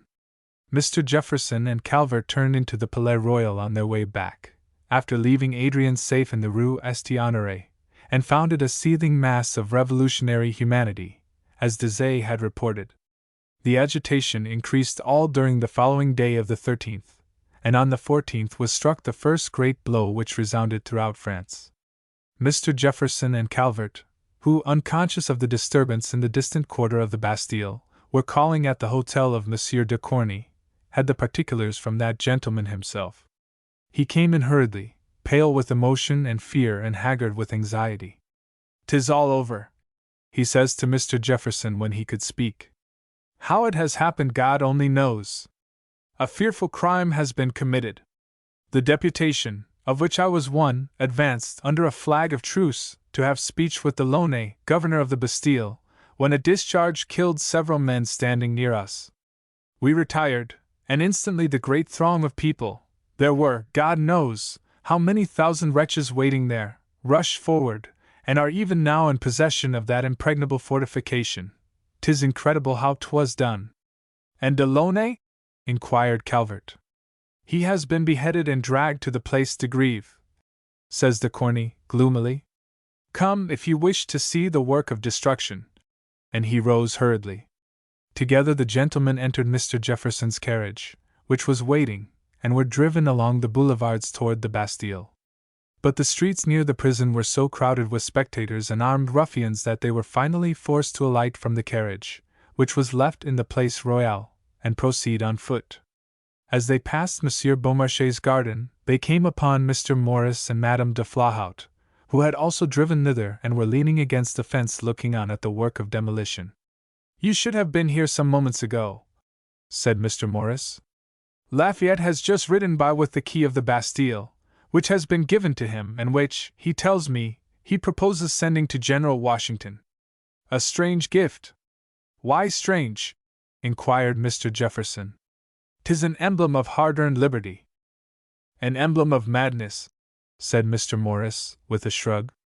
"However, I have witnessed some thrilling scenes in this madness. But an hour ago a fellow climbed upon the great iron gate and, failing to bring it down, implored his comrades to pull him by the legs, thus sustaining the rack. He had the courage and strength to hold on until his limbs were torn from the sockets. 'Twould make a great painting, and I shall suggest the idea to D'Angevilliers." "Do they know of this at Versailles?" asked Calvert. "The Duc de Liancourt passed in his carriage half an hour ago," said Mr. Morris, "on his way to Versailles to inform the king. Yesterday it was the fashion at Versailles not to believe that there were any disturbances at Paris." I presume that this day's transactions will induce a conviction that all is not perfectly quiet. But even with this awful evidence, the king is capable of not being convinced, I venture to say. He was quite right in his surmise, and 'twas not until 2 o'clock in the morning that Monsieur de Liancourt was able to force his way into the king's bedchamber, and compel his majesty to listen to a narrative of the awful events of the day in Paris. In the meantime, crowds of the greatest ladies and gentlemen flocked to the Place de la Bastille to witness the strange and horrid scenes there enacting, rubbing elbows with the armed and drunken scum of the city, and only retiring when night hid the sight of it all from them. It was amid a very carnival of mad liberty, of flaring lights and hideous noises, of fantastic and terrible figures thrusting their infuriated countenances in at the coach windows, with 100 orders to halt and to move on, 100 demands to know if there were arms in the carriage, that Mr. Jefferson and Calvert finally regained the Champs-Élysées and the American legation. With the next day the foreign troops were dismissed by order of the frightened king, and Paris had an armed milice bourgeoise of 40,000 men, at the head of which, to Mr. Jefferson's satisfaction and Mr. Morris's dismay, Lafayette was placed as commander-in-chief. From the 16th to the 18th of that fatal July 20 noble cowards, among them Monsieur de Broglie, Monsieur de Estiolles, 6 princes of the blood royal, including the Comte d'Artois and the princes of Condé and Conti, fled affrighted before the first gust of the storm gathering over France. Chapter 13. Monsieur de Lafayette brings friends to a dinner at the legation. It was in the midst of the alarms, the horror, and feverish agitation following hard upon the taking of the Bastille and the assassination and flight of so many important personages, that Mr. Jefferson, one evening, received from Monsieur de Lafayette a hurried note, requesting a dinner for himself and several friends. Mr. Morris and Calvert, who were dining with Mr. Jefferson, would have retired, that the company might be alone, but Monsieur de Lafayette, coming in almost instantly, urged upon the gentlemen to remain. "'Tis to be a political deliberation, at which we shall be most happy and grateful to have you assist," he said graciously, for though he disliked Mr. Morris, he appreciated his abilities, and as for Calvert, he both liked and admired the young man, having the greatest confidence in his good sense and keen judgment. Mr. Jefferson, though deeply embarrassed by that thoughtlessness which made the American legation the rendezvous for the leaders of opposing factions in French politics, made his unexpected guests as welcome as possible, but though he was urged again and again to express himself by Lafayette and his friends, he had brought with him some of the most brilliant and most influential of the revolutionary leaders, Desaix, Barnave, Lameth, Mounier, and Duport. He yet remained an almost silent spectator of the prolonged debate which took place when the cloth had been removed and wine placed on the table, according to the American custom. The discussion was opened by Lafayette, who submitted to the consideration of the assembled company his rights of man, to which he was inordinately attached, and which he designed as a prelude to the new Constitution. With pride and emphasis he read aloud the most important of his dicta, and which, he owned with a profound bow to Mr. Jefferson, had been largely inspired by the great Declaration of Independence. The rights of man were received with acclaim and approved almost without a dissenting voice, and then was introduced the main theme of the discussion, the new Constitution projected by the Assembly. So incredibly frank were the deliberations that the 3 American gentlemen could not but marvel that they were allowed to be present. 'Twas a curious exhibition of weakness, thought Calvert, that they should be allowed, nay, urged, to participate in such a session. So intimate, indeed, were the details presented to the company by its different members, so momentous the questions raised and settled, that even Mr. Morris, usually so impetuous, hesitated to express an opinion. Only when it had been decided that the king should have a suspensive veto, that the legislature should be composed of but one chamber, elected by the people, only when it was evident that the noblesse were to be rendered powerless, and that Lafayette had abandoned his king, did Mr. Morris burst forth. "This is madness, Marquis," he says, scarce able to contain himself. "Take from the king his power, and this realm will fall into anarchy, a bloody disunion, the like of which the world has never seen. This country is used to being governed, it must continue to be governed. Strengthen the king's hands, for God's sake, do not weaken them. Attach yourself to the king's party. 'Tis this unhappy country's only hope of salvation. Range yourself on the side of His Majesty's authority, not on that of this insane, uncontrollable people. What have I seen today? As I walked under the arcade of the Palais Royal, what was the incredibly horrible sight that met my eyes? The head of one of your chief men, of Foulon, Councillor of State, borne aloft on a pike, the body dragged naked on the earth, as though 'twere some dishonored slave of Roman days. Gracious God! What a people! Have we gone backward centuries to pagan atrocities? And you talk of making this people the supreme authority in France. Your party is mad. If 'tis madness, says Monsieur de Lafayette coldly, I am none the less determined to die with them. 'Twould be more sensible to bring them to their senses and live with them, returned Mr. Morris dryly.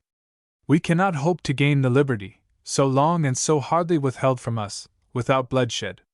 Mr. Jefferson himself hath said that the tree of liberty must be watered with blood. 'Tis a different creed from the one you believed in but a short time ago, rejoined Mr. Morris. 'Twas not very long since I heard you prophesying a bloodless revolution. And this horde of undisciplined troops, for which you are responsible, do you not tremble for your authority when you deny the king's? They will obey me, they love me, cried Lafayette, rising in some confusion, not unmixed with anger. At any rate, 'tis too late to draw back. Our dispositions are taken, gentlemen, he adds, turning to the company, which had risen at his signal.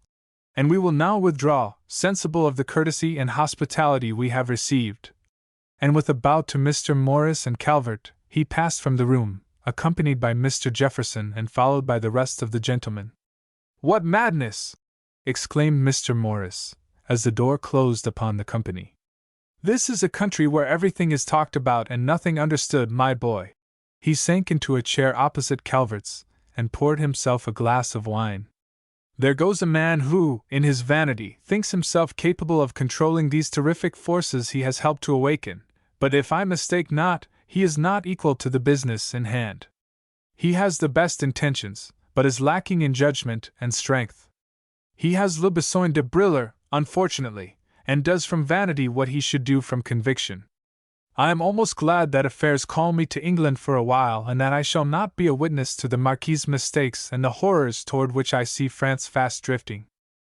You are leaving for England? Asked Calvert, in surprise. Yes, returned Mr. Morris. I have thought for some time that it would be necessary for me to go to London on business connected with my brother's estate in America, and letters which I received lately have decided me to go at once. Moreover, and here he hesitated slightly and laughed his dry, humorous laugh, I have ever thought discretion the better part of valor, my boy. To speak plainly, Madame de Flahoudt becomes too exigent. I have told her that I am perfectly my own master with respect to her, and that, having no idea of inspiring her with a tender passion, I have no idea either of subjecting myself to one, but I hardly think she understands my attitude toward her. Besides, he went on, with so sudden a change of tone and sentiment that Calvert could not forbear smiling, I find her too agreeable to bear with equanimity her treatment of me. The other day, at Madame de Chastelux's, her reception of me was such that I think I would not again have troubled her with a visit had she not sent for me today. And did you go? Asked Calvert, smiling. Yes, said Mr. Morris, bursting out laughing. Of course I went, Ned, that is the way with all of us. The women treat us with contempt, and we go away in a huff, vowing never to see them again, and they beckon to us and back we go, glad to have a word or glance again. She treated me very civilly indeed, and received me at her toilet. 'Twas a very decent performance, I assure you, Ned. She undressed, even to the shift, with the utmost modesty, and I would have found it a pleasant enough experience, if a trifle astounding to my American mind, had it not been for the presence of the Bishop of Autun, who came in and who is confoundedly at his ease in Madame de Flahaut's society. Hi-ho! We two are not the only favored ones. She is a thorough-paced flirt and plays off Kurt against Wickham. He is Lansdowne's son and her latest admirer, or the bishop against myself, as it suits her whim. I would warn you to beware of women as the authors of all mischief and suffering, did I not think it too late. he said, looking keenly at the young man, who blushed deeply. Come to London with me, Ned, he went on, impulsively, after an instant's silence. I think you and I will not be bad traveling companions and will enjoy the journey together prodigiously. I thank you, Mr. Morris, said Calvert, shaking his head. But 'tis impossible for me to leave France. Ah, 'tis as I thought, said Mr. Morris slowly. And Madame de St. is a most charming and beautiful woman. Forgive me for having guessed your secret, boy. 'Tis my interest in you which makes me seem impertinent. Have you told her that you love her? 'Tis a poor game to tell all one knows, says Calvert, again shaking his head and smiling a little bitterly. Besides, it would be but folly in this case. Folly! Exclaimed Mr. Morris. Don't be above committing follies, Ned. Old age will be but a dreary thing if we have not the follies of youth to look back upon. Happiness and folly go hand in hand sometimes. Don't miss one in avoiding the other, boy. Besides, why do you call your love for her folly? By the Lord Harry, he burst out. Why shouldn't she love you in return? 'Tis true you are not one of the dukes or marquises who follow her about, but I think that no disability, and were she not a capricious, worldly woman, she would have the wit vastly to prefer a clean, honest American gentleman to these dissolute popinjays, whose titles, riches, and very life are being menaced. Were I a woman, Ned, and he gave the young man a kindly look, I think I could find it in my heart to admire and respect you above most men. 'Tis far more than I can hope for in Madame de St. and it has been madness for me to think of her for a moment, said Calvert, gloomily. Then come away, urged Mr. Morris. Come with me to London. But Calvert was not to be persuaded. You counseled me a while ago not to be afraid of committing follies, he said, looking at the older man. I think I am capable of all folly. I don't dare hope, but I cannot leave her. Ah, you are not as wise as I, my boy, returned Mr. Morris, smiling cynically. You stay because you care too much, and I go for the same reason. Believe me, mine is the better plan. But if you stay, speak. Perhaps, after all, she may have the sense to appreciate you. Though she is worldly and ambitious, there is a leaven of sincerity and purity in her nature, I think. And then, who can guess what is in a woman's heart? 'Tis the greatest of puzzles. Who knows what you may find in Adrienne de St. Ned? She is a high-spirited creature, trained in her world to conceal her feelings, should she be unfashionable enough to have any, and perhaps the indifference with which she treats you is but a mask. There are women like that, boy, who are as great actresses as Roquefort or Contat, and who would die before they betrayed themselves, just as there are women to whom candor is as natural as breathing and who can no more help showing the depth and tenderness of their hearts than the sun can help shining. And now, he said, rising as Mr. Jefferson entered the room, I must be going or I shall be imprudent enough to make some observations on the extraordinary proceedings of this evening. Extraordinary indeed, said Mr. Jefferson, with a troubled air, as he seated himself. I shall wait upon Maud Morin in the morning and explain how it has happened that the American legation has been the rendezvous for the political leaders of France. But though this affair has deeply embarrassed me, I would not, for a great deal, have missed hearing the coolness and candor of argument, the logical reasoning and chaste eloquence of the discussion this evening. Would that it had all been employed in a better cause! It seems almost pitiful that these men should be battling for a king who, though meaning well toward the nation, is swayed absolutely by a queen, proud, disdainful of all restraint, concerned only in the present pleasure, a gambler and intrigante. Dr. Franklin and I have seen her in company with D'Artois and Coigny and the Duchesse de Polignac, than whom there is no more infamous woman in France, gambling and looking on at the wild dances and buffoonery of a guinguette, and though her incognito was respected, think you the people did not know the Queen? 'Tis to preserve the throne of a woman such as that Lafayette and Deshayes and Barnave bend all their powerful young energies and talents and may, perhaps, give their young lives. There are those who think differently about Louis and Marie Antoinette, and who consider the Queen the better man of the two, replied Mr. Morris dryly. But 'tis past my patience, the whole thing, and I can scarce trust myself to think of it. By the way, Ned, he said, suddenly turning to Calvert, 'Twas that villain Bertrand, that protege of yours, who was carrying the head of that poor devil, Foulon, on his pike this afternoon. I recognized the fellow instantly, and I think he knew me, too, though he was near crazed with blood and excitement. He handed the bike to a companion and slunk into the crowd when he saw me. Have a care of him, boy. 'Twas the most awful sight my eyes ever rested on. And now, good night. At the door he looked back and saw Mr. Jefferson filling his long pipe with fragrant Virginia tobacco, and Calvert still sitting beside the table with the troubled look on his thoughtful young face. A week later, after having bidden goodbye to his friends in Versailles and Paris and having obtained a passport from Lafayette at the Hôtel de Ville, he set out for London, from which capital he did not return until the middle of September. Chapter 14. Mr. Calvert rides down into Turin. August was a dreary month in Paris. With the last days of July the heat became intense, and that, with the constant alarms and ever-recurring outbreaks, caused such an exodus from the city as soon made Paris a deserted place. Mr. Morris's departure was followed shortly by that of the old Duchesse d'Azay and Madame de St. André, who went down to Auzay-le-Roi, so that in Calvert's estimation the gayest capital in the world was but a lonely, uninteresting city. Toward the close of August Mr. Jefferson received from Congress that permission to return home which he had solicited for so long, and without loss of time, he prepared to leave France for, as he supposed, an absence of a few months, at most. Among the multitude of public and private affairs to be arranged before his departure, his friends were not forgotten, and he made many farewell visits to Versailles, Marly-le-Roi, and St. He had not thought it possible, however, to see his friends at Auzay-le-Roi, but the middle of September found his affairs so nearly settled, and, his passage not being taken until the 26th of the month, he one day proposed to Calvert that they should make the journey into Turin. "'Tis the most beautiful part of France," he said to the young man, "and I have a fancy to show you the country for the first time and to say farewell to our friends, Madame d'Azay and Madame de St. André." To this proposition the young man assented, suddenly determining that he would see Adrian and put his fortune to the touch. 'Twas intolerable to remain longer in such a state of uncertainty and feverish unhappiness, he decided. Any fate, the cruelest, would be preferable to the doubt which he suffered.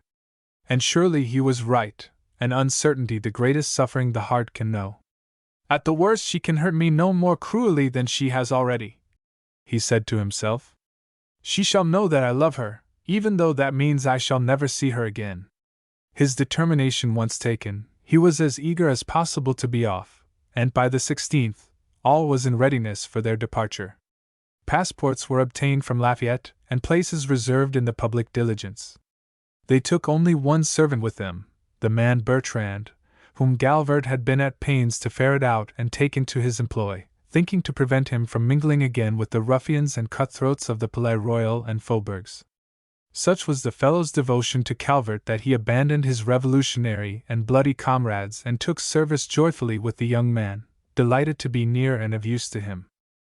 The journey into Turin was a very short and a very pleasant one to Mr. Jefferson and Calvert. The diligence left Paris by the Ivry Gate, stopping for the night at Orleans. The next morning at dawn they were again upon their way and bowling swiftly along the great highway that led down into the valley of the Loire, past Amboise and Blois and Vouvray to the old town of Tours, lying snugly between the Loire and the Cher. They came into the Rue Royale just as the sun was flinging a splendor over everything, on the grey cathedral spires and the square tower of Charlemagne and the gloomy Tour de Guise, and as they crossed the great stone bridge to the old quarter of St. Symphorien, the Loire flowed away beneath them like some fabled stream of molten gold. The diligence put them down at La Boule d'Or, a clean and well-kept inn, overlooking the river and from the windows of which could be seen the white façade of the Hôtel de Ville and the numberless towers rising here and there above the old town. After a night of refreshing sleep to Mr. Jefferson, but one full of misgivings and broken dreams to Calvert, the two gentlemen set forth in the morning on horseback, followed shortly after by Bertrand with light baggage, for Mr. Jefferson's affairs would not permit him to remain more than 24 hours at Auzay-le-Roi. They rode slowly, at first, through the early sweetness of that September morning, scarcely disturbing the fine, white dust upon the broad road. The level land stretched away before them like some tranquil, inland sea, and against the horizon tall, stately poplars showed like the slender masts of ships against the blue of sky and ocean. It is as though a whole world separated this peaceful valley from the agitation and uproar of Paris, said Mr. Jefferson to Calvert. Yet even here revolt has already left its mark, returned Calvert, pointing to the half-burnt ruins of a chateau just visible through an avenue of trees to the left. In the early afternoon they came to Aussy, and passing quickly through the little village and out into the country again, they were soon at the entrance of the great park surrounding Aussy-le-Roi. Calvert never forgot the look of the great avenue of rustling poplars and the exquisite grace of the chateau as he and Mr. Jefferson rode up to it on that September afternoon. A sunny stillness brooded over it. Long shadows from the pointed turrets lay upon the fine white sand of the driveway and dipped along the grey walls of the chateau, which the hand of man had fretted with lace-like sculpture. In an angle of the courtyard 2 idle lackeys in scarlet liveries and powdered hair played with a little terrier. As Mr. Jefferson and Calvert approached, they ran forward, one taking the horses and the other opening the great entrance door for the two gentlemen and ushering them into the salon where a large company was amusing itself with cards, books, and music. The old Duchess and Désiré, who was down from Versailles for a few days, could not welcome the gentlemen warmly enough, and even Adrian seemed so pleased to see them again that, for the first time since beginning the journey, Calvert felt some of his misgivings quieted and dared to hope that his embassy might not be unsuccessful. He would have spoken to her that very evening, she was so gracious to him, but that the numerous company prevented any conversation alone. Not only did guests arrive for dinner, but there were several families from the neighboring chateaux staying at Aussy-le-Roi, frightened thither by rumors of outbreaks among the peasantry and the approach of brigands. "They cannot frighten me from Aussy-le-Roi," says the Duchess stoutly to Mr. Jefferson. "If they burn my house, 'twill be over my head, and as for the brigands, I believe in them no more than in the alleged plot of the Queen to blow up the Assembly."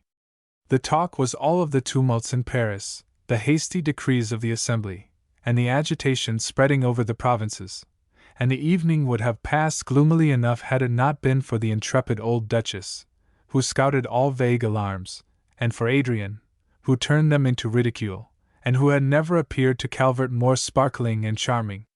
It was not until the next morning that he could get a word with her alone.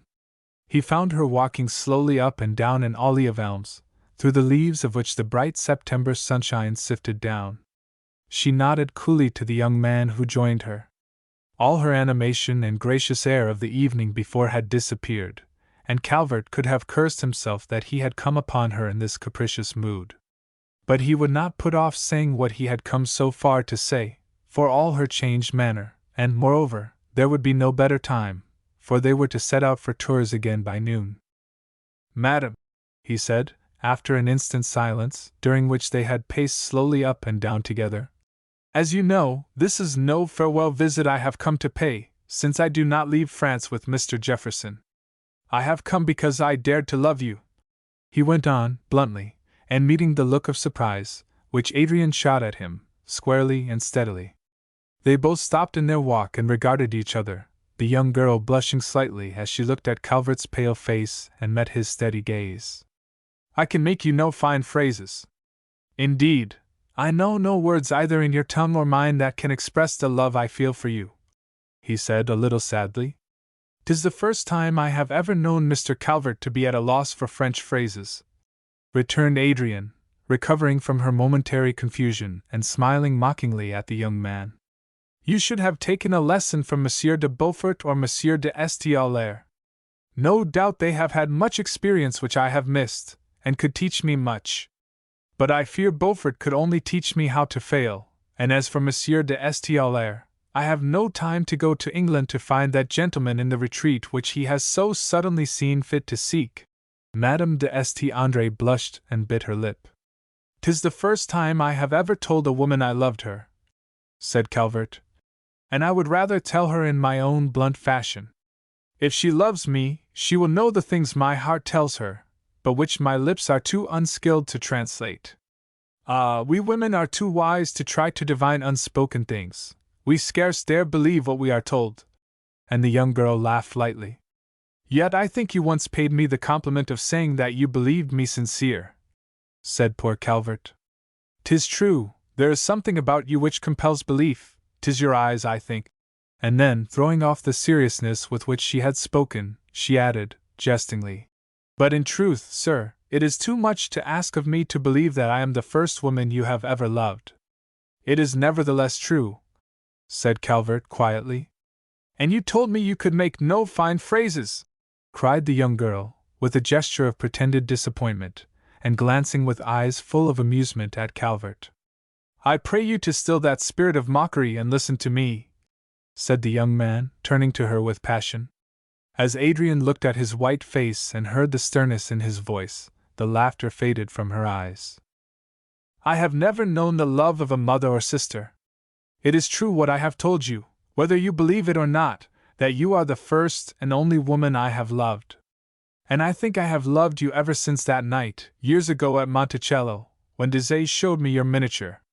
I have loved you when you were kind and unkind to me. I love you now, although I do not dare to hope that you love me in return. I can offer you nothing, he went on hurriedly, seeing that she would have stopped him. I can offer you nothing but this love and a home over the sea. 'Tis a pretty place, though it would doubtless seem to you poor enough after the splendors of Versailles and Paris, he says, smiling ruefully. But we might be happy there. Is it impossible? As she looked into Calvert's serious eyes, lighted with a glow she had never seen in them, there swept over her that admiration for him which she had felt before. But she conquered it before it could conquer her. Impossible. Ah, you Americans want everything. You have triumphed over the English. Do you wish to conquer France too? I am not worth being taken prisoner, monsieur, she says suddenly. I am capricious and cold and ambitious. I have never been taught to value love above position. How can I change now? How could I leave this France, and its court and pleasures, for the wilds of a new country? No, no, monsieur, I haven't any of the heroine in me. 'Tis not exactly to the wilds of a new country that I would take you, madam. And Calvert smiled palely, in spite of himself. But to a very fertile and beautiful land, where some of the kindest people in the world live. But I do not deny that our life and pleasures are of the simplest. 'Twould, in truth, be a poor exchange for the Marquise de St. André. It might be a happy enough lot for some woman. For me, I own it would be a sacrifice, said Adrian imperiously. Believe me, no one realizes more clearly than I do the sacrifice I would ask you to make, with only the honest love of a plain American gentleman for compensation. There are no titles, no riches, no courtly pleasures in my Virginia. I can't even offer you a reputation, a little fame. But my life is before me, and I swear, if you will but give me some hope, I will yet bring you honors and some fortune to lay with my heart at your feet. There have been days when you were so gracious that I have been tempted to believe I might win your love, says poor Calvert. If you mean I have knowingly encouraged this madness, Monsieur Calvert, believe me, you mistake and wrong me. I do not reproach you, returned Calvert, smiling sadly. I can easily believe you did not mean to show me any kindness. This folly is all my own, and has become so much a part of me that I think I would not have done with it if I could. I would give you my life if it would do you any good. You need not smile so mockingly. It is no idle assertion, and it would be a poor gift, after all, as it is less than nothing since you will not share it. I used to wonder what this love was, he goes on, as if to himself, that seizes upon men and holds them fast and changes them so. I think I understand it now, and the beauty of it, and the degradation, too. I love you so that, if by some stroke of fate I could be changed into a prince or a duke, like your Monsieur de Gramont or Monsieur de Noailles, and you would give me your love, as to some such exalted personage, I would be base enough to accept it, though I knew you would never give it to the untitled American. Enough, monsieur, said Adrian, rising in some agitation. This conversation is painful to me and I know must be to you. Had I guessed what you had to say, I would have spared you. No, returned Calvert, grimly, a wave of crimson suddenly spreading over his pale face. 'Twas the only sign he gave of the anger and pain gnawing at his heart. You would have had to listen. I came to Osy-le-Roi to tell you that I love you. Do you think I would have gone away without speaking? Adrian regarded him in haughty amazement. At least you will do me the favor never to refer to this again. You may rest assured, madam, that I shall never annoy you again. He spoke as haughtily as she, for he was bitterly hurt, and he was young enough to feel a fierce pride in the thought that he, too, would have done with this love which she had so lightly disdained. He sank down upon the bench and covered his face with his hands. A sudden spasm of coquetry seized the young girl. Then, in case I should ever change my mind, as women have been known to do since time immemorial, monsieur, I shall have to ask you to marry me, she said, laughing lightly. Calvert raised his head wearily. His face looked as though a dozen years had left their mark upon it since he entered the little alley of elms. There were fine lines of pain about the mouth and a curious, listless look in his usually serene eyes. After this morning I cannot believe that you will ever change your mind, he said, rising as he spoke. But be assured that whatever may happen I shall never forget your command and offend again. And now, as I shall not see you again before we leave, I bid you farewell, madam. He pressed the hand which Adrian held out to his pale lips, and then holding it for an instant in both of his, turned quickly and left the alley. Madame d'Estiandre looked after the clean-limbed, athletic young figure as it disappeared rapidly through the trees. And suddenly a keen regret for what she had done swept over her. Did she love him, then, that she should wish him back? She sank upon the bench with a beating heart. She would have called out to him, have brought him back to her side, but that her pride held her in check. What insolence! She said, half starting up. And yet, 'tis more to my liking than fine phrases. And it was true, what he said, had he been Monsieur le Duc de Montmorency or Monsieur de Villeroi. At least I shall see him again, he will come back, they always do. But though she smiled, a curious foreboding and a sort of fear seized upon her. At the Chateau Calvert found Mr. Jefferson making his adieus to Madame Deshayes and her guests. The horses had been ordered, and in a few minutes the gentlemen were ready to start. Deshayes walked with Calvert to where Bertrand stood holding them. "'Tis an infernal shame, Ned," he said in a low tone, wringing the young man's hand. "I guess thy mission down here and thy face tells me how it has gone. As for myself, I would have wished for nothing better. Perhaps she may change her mind, all women do," he added, hopefully. But Calvert only shook his head. "She is for some greater and luckier man than I," he said quietly, taking the reins from Bertrand, and waving an adieu to the young lord as he rode down the avenue. As Deshayes slowly made his way back to the chateau, Bertrand stood for a moment looking after him before mounting to follow Mr. Jefferson and Calvert. "And so," he said half aloud, "that was Monsieur's reason for coming to Auxerre. And she won't have him.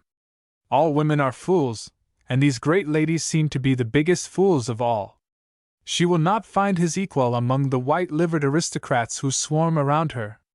I wish I could revenge Monsieur for this," he said savagely, and jumping on his horse he rode after the two gentlemen. The journey back to Tours was made more quickly than coming, and Mr. Jefferson was so full of his visit to Auxerre as not to notice Calvert's preoccupation and silence. They rode into the town in the late afternoon and made their way to the Boule d'Or, where Calvert, who had a sudden longing to be alone, left Mr. Jefferson writing letters, and strolled back into the old town. Almost before he was aware of it he found himself in the little square before the great cathedral. With a sudden impulse he entered and leaned against one of the fretted columns. A chorister was practicing softly in the transept overhead. 'Twas the Benedictus from one of Mozart's masses. "Benedictus convenit in nomine Domini," he sang over and over again. Calvert could not see the singer, but the young voice floated downward, reminding him of his own boyish voice. He closed his eyes and bowed his head against the cold stone. When he could stand it no longer, he went softly down the echoing aisle of the church, out through the great doors, into the yellow sunshine of the deserted little street. There were some linden trees planted in a hollow square before the parvis of the cathedral, and stone benches set beneath them. Upon one of these he sank down, as if physically weary. Perhaps he was, at any rate, a sudden, sick disgust for everything, for the melancholy afternoon sunshine and the yellowing grass and blighted flowers took possession of him. The wind, rising, made a dreary sound among the stiffening leaves. One fluttered downward and lay upon the bench beside him. He noted with surprise the sudden chill, the first touch of coming winter. But that morning it had seemed like spring to him.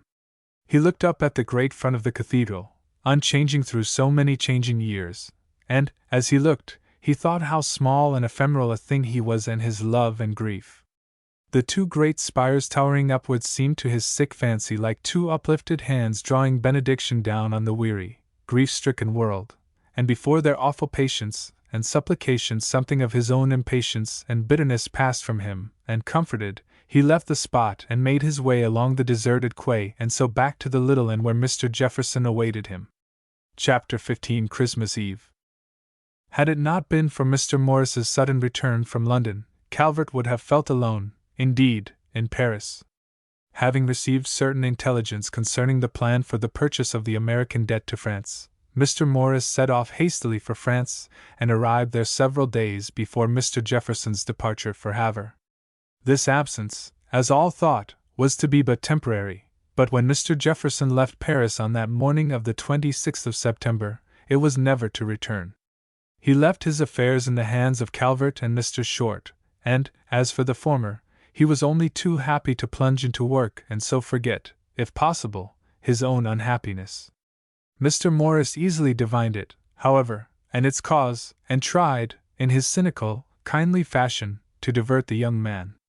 He made it a point to see Calvert frequently, and, indeed, it was not only out of kindness of heart that he did so, but because he had the greatest liking for the young gentleman and enjoyed his society above that of most of his acquaintances.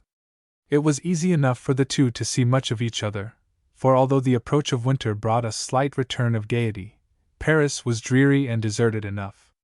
That first wave of fear which had seized upon the nobles had swept many of them out of France to Turin, to Frankfurt, to Metz, to Coblentz, and to London. Many of those salons which Mr. Morris and Calvert had frequented were already closed, hostesses and guests alike in exile and poverty. Alarm succeeded alarm in Paris until, with the ill-starred feast to the regiment of Flanders and the march on Versailles, alarm rose to panic. The incredible folly and stupidity which precipitated these events aroused Mr. Morris's contempt and indignation to the utmost pitch. "What malignant devil is it, Ned?" he fairly groaned, as he and Calvert sat over their wine one evening after dinner at the legation. "That urges their unfortunate majesties on to their destruction? What could have been more ill-advised, nay, more fatal in these starvation times, than the banquet to the Flanders regiment, and the presence at it of their majesties? Oh, Luxembourg must have been stricken mad to have urged them to go thither. And once there, who or what could have prevented that tipsy royalist enthusiasm, the wild burst of sympathy, the trampling of the tricolour cockade? They say the Queen moved among the half-crazed soldiers shining and beautiful as a star, boy. I had the whole scene from Malpas, a cousin of Madame de Flahaut, who is in the bodyguard. What wonder that Paris raged to remove the suborned regiment of Flanders? And if only the king had remained firm and kept it at Versailles, this other horror of the 5th and 6th of October would never have happened. But what can you expect from such a monarch? As I wrote President Washington this afternoon, if the reigning prince were not the small beer character he is, there can be but little doubt that, watching events and making a tolerable use of them, he would regain his authority. But what will you have from a creature who, situated as he is, eats and drinks, sleeps well and laughs, and is as merry a grig as lives? There is, besides, no possibility of serving him, for, at the slightest show of opposition, he gives up everything and every person, and yet I would like to attempt it, if only to thwart those rampant, feather-brained philosophers who are hurrying France to her doom. It is Lafayette I would like to serve," said Calvert moodily. "Dizet and I were with him at the Hotel de Ville for the greater part of the day of the 5th of October. He was no longer master of himself or of those he commanded, and I could scarce believe that this harried, browbeaten, menaced leader of the milice was the alert and intrepid soldier I had served under before Yorktown. Ah, Ned, there's a man whom this revolution has spoiled and will spoil even more. Another lost reputation, I fear. Truly a dreadful situation to find oneself in. Marched by compulsion, guarded by his own troops, who suspect and threaten him. Obliged to do what he abhors, or suffer an ignominious death, with the certainty that the sacrifice of his own life will not prevent the mischief. And he has but himself to thank. The dreadful events of the 5th and 6th of October were, as far as concerned Lafayette, but the natural consequences of his former policy. Did I not warn him long ago of the madness of trimming between the court and popular party, of the danger of a vast, undisciplined body of troops? He got up and stumped about the room, irritation and pity expressed in every feature of his countenance, not wholly unmixed, it must be confessed, or so it seemed to Calvert, who could not help being a little amused thereat, with a certain satisfaction at his perspicacity. Suddenly he burst out laughing. After all, there is a humorous side to the Marquis's tardy march to Versailles with his rabble of soldiers. As the old Duchesse d'Azay said the other evening to the Bishop of Autun and myself, Lafayette et sa garde nationale ressemblant à l'arc-en-ciel et énervant tu après l'orage. I will be willing to bet you a dinner at the Café de l'École that the bishop repeats it within a week as his own bon mot. But Mr. Morris had graver charges against the bishop than the confiscation of a witty saying. Over Talleyrand's motion for the public sale of church property he lost all patience, and did not hesitate to point out to him one evening, when they supped together at Madame de Flahaut's, the serious objections to be urged against such a step. 'Twas but one, however, of the many signs of the times which both irritated and pained him, for he was genuinely and ardently interested in the fate of France, and looked on with alarm and sadness at the events taking place. His own plan for a supply of flour from America and the negotiations for the purchase to France of the American debt, which he was endeavoring to conclude with Necker, were alternately renewed and broken off in a most exasperating fashion, owing to that minister's short-sighted policy and niggardliness. Indeed, France's finances were in a hopelessly deplorable state, and Mr. Morris looked on in dismay at the various futile plans suggested as remedies, at the proposal to make the bankrupt Caisse d'Escompte a national bank, at the foolish Caisse patriotique, and at the issue of assignats. If they only had a financier of the caliber of Hamilton, said Mr. Morris to Calvert. But they haven't a man to compare with that young genius. Necker is only a sublimated bank clerk. Indeed, I think you or I could conduct the finances of this unhappy country better than they are at present conducted, he added, laughing. I have great hopes of you as a financier, Ned, since that affair of the Holland loans, and as for myself, Luxembourg has urged me seriously to enter the ministry. 'Tis a curious proposition, but these visionary philosophers, who are trying to pilot the ship of state into a safe harbor, know nothing of their business, and will fetch up on some hidden reef pretty soon, if I mistake not. The Assembly is already held in utter contempt, their sittings are tumultuous farces, the thing they call a constitution is utterly good for nothing. And there is Lafayette, with an ambition far beyond his talents, aspiring not only to the command of all the forces, but to a leadership in the Assembly, a kind of generalissimo dictatorship. 'Tis almost inconceivable folly, and, to cap all, that scoundrel Mirabeau has the deputies under his thumb. Can a country be more utterly prostrated than France is at this moment? To get Lafayette and Mirabeau together is her only chance of safety, I think, said Calvert in reply. The leader of the people and the leader of the Assembly, working together, might do much. Impossible, objected Mr. Morris, decidedly. And I do not blame Lafayette for refusing to ally himself with so profligate a creature as Mirabeau, great and undeniable as are his talents. Why, boy, all Paris knows that while he leads the Assembly, he is in the pay of the King and Queen. And yet I heard you yourself declare, returned Calvert, with a smile, that men do not go into the administration as the direct road to heaven. I think it were well for this country to avail itself of the great abilities of Mirabeau and make it to his interest to be true to it. And in the long argument which ensued over the advisability of taking Monsieur de Mirabeau into the administration, Calvert had all the best of it, and judged Mirabeau's talents and usefulness more accurately than Mr. Morris, keen and practical as that gentleman usually was. Toward the middle of November word came to the American legation at Paris, by the British packet, of the appointment of Mr. Jefferson to the Secretaryship of Foreign Affairs under President Washington, and the commission of Mr. Short as charge d'affaires at Paris until a new minister could be appointed.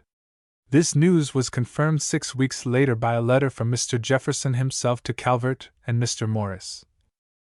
It had been my ardent wish to return to France and see the ending of the revolution now convulsing that unhappy country, but the sense of duty which sent me thither when I had no wish to leave America now constrains me to remain here. Hamilton has been made Secretary of the Treasury, and he is anxious to have you return, that he may associate you with him in some way.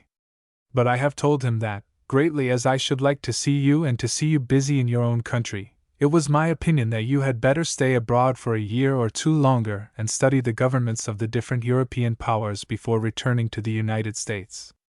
You can learn much in that time, and your usefulness and advancement in your own country will be proportionately greater. At any rate, I will beg of you to stay in Paris until you can arrange some of my private affairs, left at loose ends. I enclose a list of the most important, with instructions. Mr. Short will attend to the official ones for the present. His commission was the first one signed by President Washington. Pray present my kindest regards to Mr. Morris, and with the hope of hearing from you both soon and frequently. Your friend and servant, Thomas Jefferson. This letter reached Mr. Calvert on the day before Christmas, and added not a little to the gloom of an anniversary already sufficiently depressing, passed so far from friends and home and amid such untoward surroundings. He and Mr. Short were in Mr. Jefferson's little octagonal library, still discussing the letter, among others received by the same packet, when Mr. Morris came in, the three gentlemen intending to have a bachelor dinner at the legation. "I see you have the news about Mr. Jefferson," he said, looking at Mr. Calvert and Mr. Short. "I have a letter from him myself and a long one from President Washington, which I have permission to communicate to you too, but which must go no further for the present." And he handed it to Mr. Calvert. "As you see, 'tis my orders to proceed to England as accredited agent to the British government, with the object of settling the treaty disputes and of establishing, if possible, a commercial alliance with Great Britain. The President has written me at length on the subject, and I shall start for London as soon as possible, within a month, I hope." "'Tis a great compliment," said Mr. Short, a little enviously. "And a very delicate mission," added Calvert. "And so it was, and an ungrateful one, too." Several of the stipulations of the Peace of Paris, though ratified several years previously, were still unfulfilled. The British had failed to surrender the frontier posts included in the territory of the United States, and the United States, on her side, had failed to pay the debts due to British merchants before the war. Now, although America, at Washington's instigation, was eager to fulfill her part of the treaty, England still held off, and 'twas to learn her ultimate intentions, and persuade her, if possible, to carry out her share of the conditions, that the President had named Mr. Gouverneur Morris as private agent to the British government. He was furthermore to discover whether England would send a minister to the infant Union, and also what her dispositions were in regard to making a commercial treaty.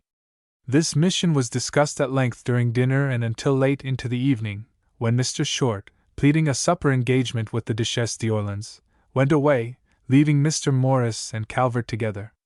"And now, Ned," said the older man, as they sat comfortably before the fire after Mr. Short's departure, "your duties here will detain you no longer than mine, so why cannot we take that journey to England together?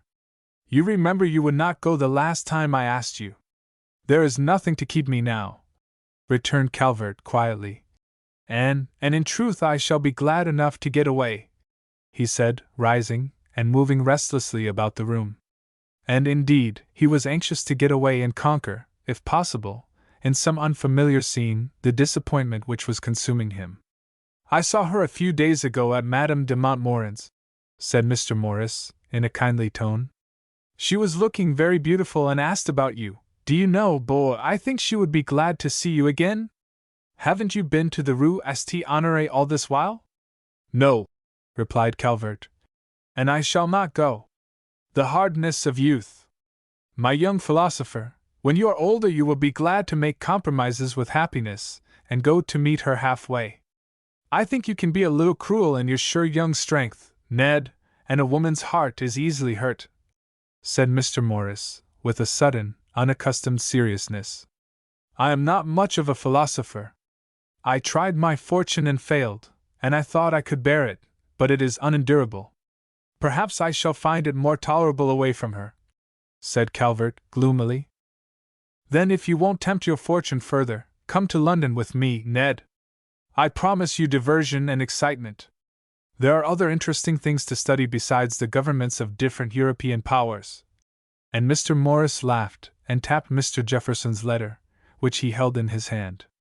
"I am not averse to going away myself. Ugh!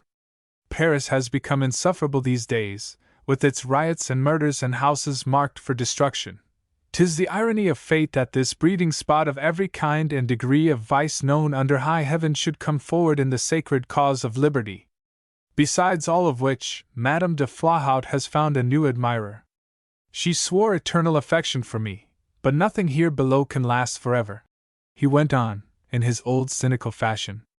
"I embarrass her maneuvers, and 'twere well I were away and leave a fair field for my rival." As he spoke, the clock on the mantel chimed the hour of 11:30. "'Tis Christmas Eve, Ned," he said, getting up. "Perhaps we shan't be in Paris for another, and so I propose we go and hear Mass at Notre Dame. 'Tis a most Christian and edifying ceremony, I believe. Garrett is to sing the Te Deum, so Madame de Flahoudt tells me." The two gentlemen decided to walk, the night being clear and frosty, and so, dismissing Mr. Morris's carriage, they sauntered leisurely down to the Place Louis XV. And so by the way of the Quai de Bourbon and the Quai de l'École over the Pont Neuf to the great parvis of Notre Dame. Arrived at the cathedral, the Suisse, in scarlet velvet and gold lace, gave them places over against the choir, where they could hear and see all that passed. Though 'twas midnight, the great church was filled with a throng of worshippers, who knelt and rose and knelt again as Mass proceeded. From the altar rose clouds of incense from censers swung by acolytes. Now and then could be heard the tinkle of a silver bell at the elevation of the host and the voice of the priest, monotonous and indistinct, in that vast edifice. Lights twinkled, the air grew heavy with incense, and great bursts of music rolled from the organ loft. 'Twas a magnificent ceremonial, and Mr. Morris and Calvert came away thrilled and awed. They made their way out by the old Rue St. Louis and the Quai d'Orfèvres, and keeping still to the left bank of the Seine, did not cross until they came to the Pont Royal. From the bridge they could see far down the river and the lights of Paris on both sides of the water. A feathery sprinkling of snow, which had fallen in the afternoon, lay over everything, but the rack of clouds which had brought it had blown away, and the night was frosty and starlit. A tremulous excitement and unrest seemed to be in the keen air. "'Tis a doomed city, I think, and we are better away," said Mr. Morris, leaning on the stone parapet of the bridge and looking far out over the river and at the silent ranks of houses lining its shore. A great bell from some tower on the left boomed out 2 strokes. 2 o'clock, 'tis Christmas morning, and we had best be getting back, Ned. Together they walked under the keen, frosty stars as far as the Rue St. Honoré, and then, with best Christmas wishes, they parted, Mr. Morris going to the Rue Richelieu, and Calvert back to the legation. Chapter 16. Mr. Calvert tries to forget. It was with the gloomiest forebodings and the doubt whether he should ever see them under happier circumstances, or, indeed, at all, that Mr. Calvert bade farewell to a few friends on the eve of his departure for England. Although he had the greatest power of making devoted friends, yet he was intimate with but very few persons, and so, while Mr. Morris was making a score of farewell visits and engaging to fill a dozen commissions for the Parisian ladies in London, Calvert was saying goodbye very quietly to but 3 or 4 friends. Dizay he saw at the club, and it was not without great anxiety that he parted from him. Calvert had noticed his friend's extreme republicanism and his alliance with Lafayette with grave apprehension, and it was with the keenest uncertainty as to the future that he said goodbye to the young nobleman. He was spared the embarrassment of bidding Madame de St. André farewell, for, when he called at the hotel in the Rue St. Honoré to pay his respects to Madame Dizay, as he felt in duty bound to do, he was told by the lackey that both ladies were out. Mr. Morris, having obtained information that the banking house in Amsterdam, upon which he was relying for backing in the purchase of the American debt, had opened a loan on account of Congress and had withdrawn from their engagements with him, determined to proceed to England by way of Holland, that he might have personal interviews with the directors relative to the affair. Accordingly, he and Mr. Calvert set out for Amsterdam on the morning of the 17th of February, traveling in a large berlin and taking but one servant, Mr. Morris's, with them. 'Twas with much reluctance that Calvert had left Bertrand behind, for the fellow was as devotedly attached to him as a slave, and was never so happy as when doing some service for the young man. "I am afraid he will go back to his wild companions and become the enraged that he was," said Calvert to Mr. Morris. "And I have given him much good advice, which I dare say he will not follow, however. But my plans are so uncertain that there is no knowing when he would see France again." They traveled by way of Flanders, stopping a day and night in Brussels, and thence to Malines and Antwerp, where they saw the famous Descent from the Cross, which Mr. Calvert thought the greatest and most terrible painting he had ever seen. At Amsterdam they were received into the highest society of the place, and were most hospitably entertained, but the state of the whole country was so unsettled that Mr. Morris deemed it most prudent not to press the financial engagements which he had expected to make, and accordingly they set out for England. Journeying by way of The Hague and Rotterdam, they set sail in the Holland packet, and were landed at Harwich on the 27th of March. They proceeded at once to London, arriving late in the afternoon, and took rooms and lodgings at From's Hotel, Covent Garden. There they were waited on, in the course of the evening, by General Morris, Mr. Gouverneur Morris's brother. This gentleman, who had remained a royalist and removed to England, was a general in the British army, and had married the Duchess of Gordon. He was eager to make the travellers from Paris welcome to London, and could scarcely wait for the morrow to begin his kind offices. As Mr. Morris had hoped, and indeed expected, he took an instant liking to Mr. Calvert, and professed himself anxious that young gentleman's stay in London should prove agreeable. This kind wish was echoed by his wife, who was as greatly prepossessed in Calvert's favor when he was presented to her the following day as General Morris had been, and, as they moved in the highest circles of society, it was easy enough to introduce the young American to the gayest social life of the capital. With the acquaintances thus made and the large circle of friends which Mr. Morris had formed on his previous visit to London, Calvert soon found himself on pleasant terms. Perhaps the house they both most liked to frequent was that of Mr. John B. Church. Mr. Morris had known the gentleman when he was Commissary General under Lafayette in America and before he had married his American wife. Mr. Church's American proclivities made him unpopular with the Tory party on his return to England, but he numbered among his friends the Whig leaders and many of the most eminent men and women of the day. 'Twas at a ball given by Mrs.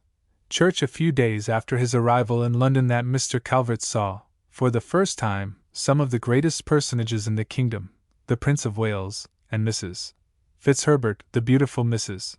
Damer, and the Duc d'Orleans, who had but lately come over, sent out of France by the king under pretext of an embassy to the English monarch.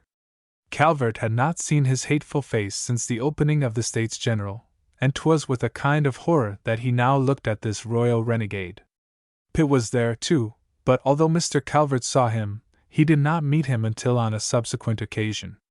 He marveled, as did everyone who saw Pitt at this time, at the youth, he was but 31, and the dignity of the Prime Minister of George III.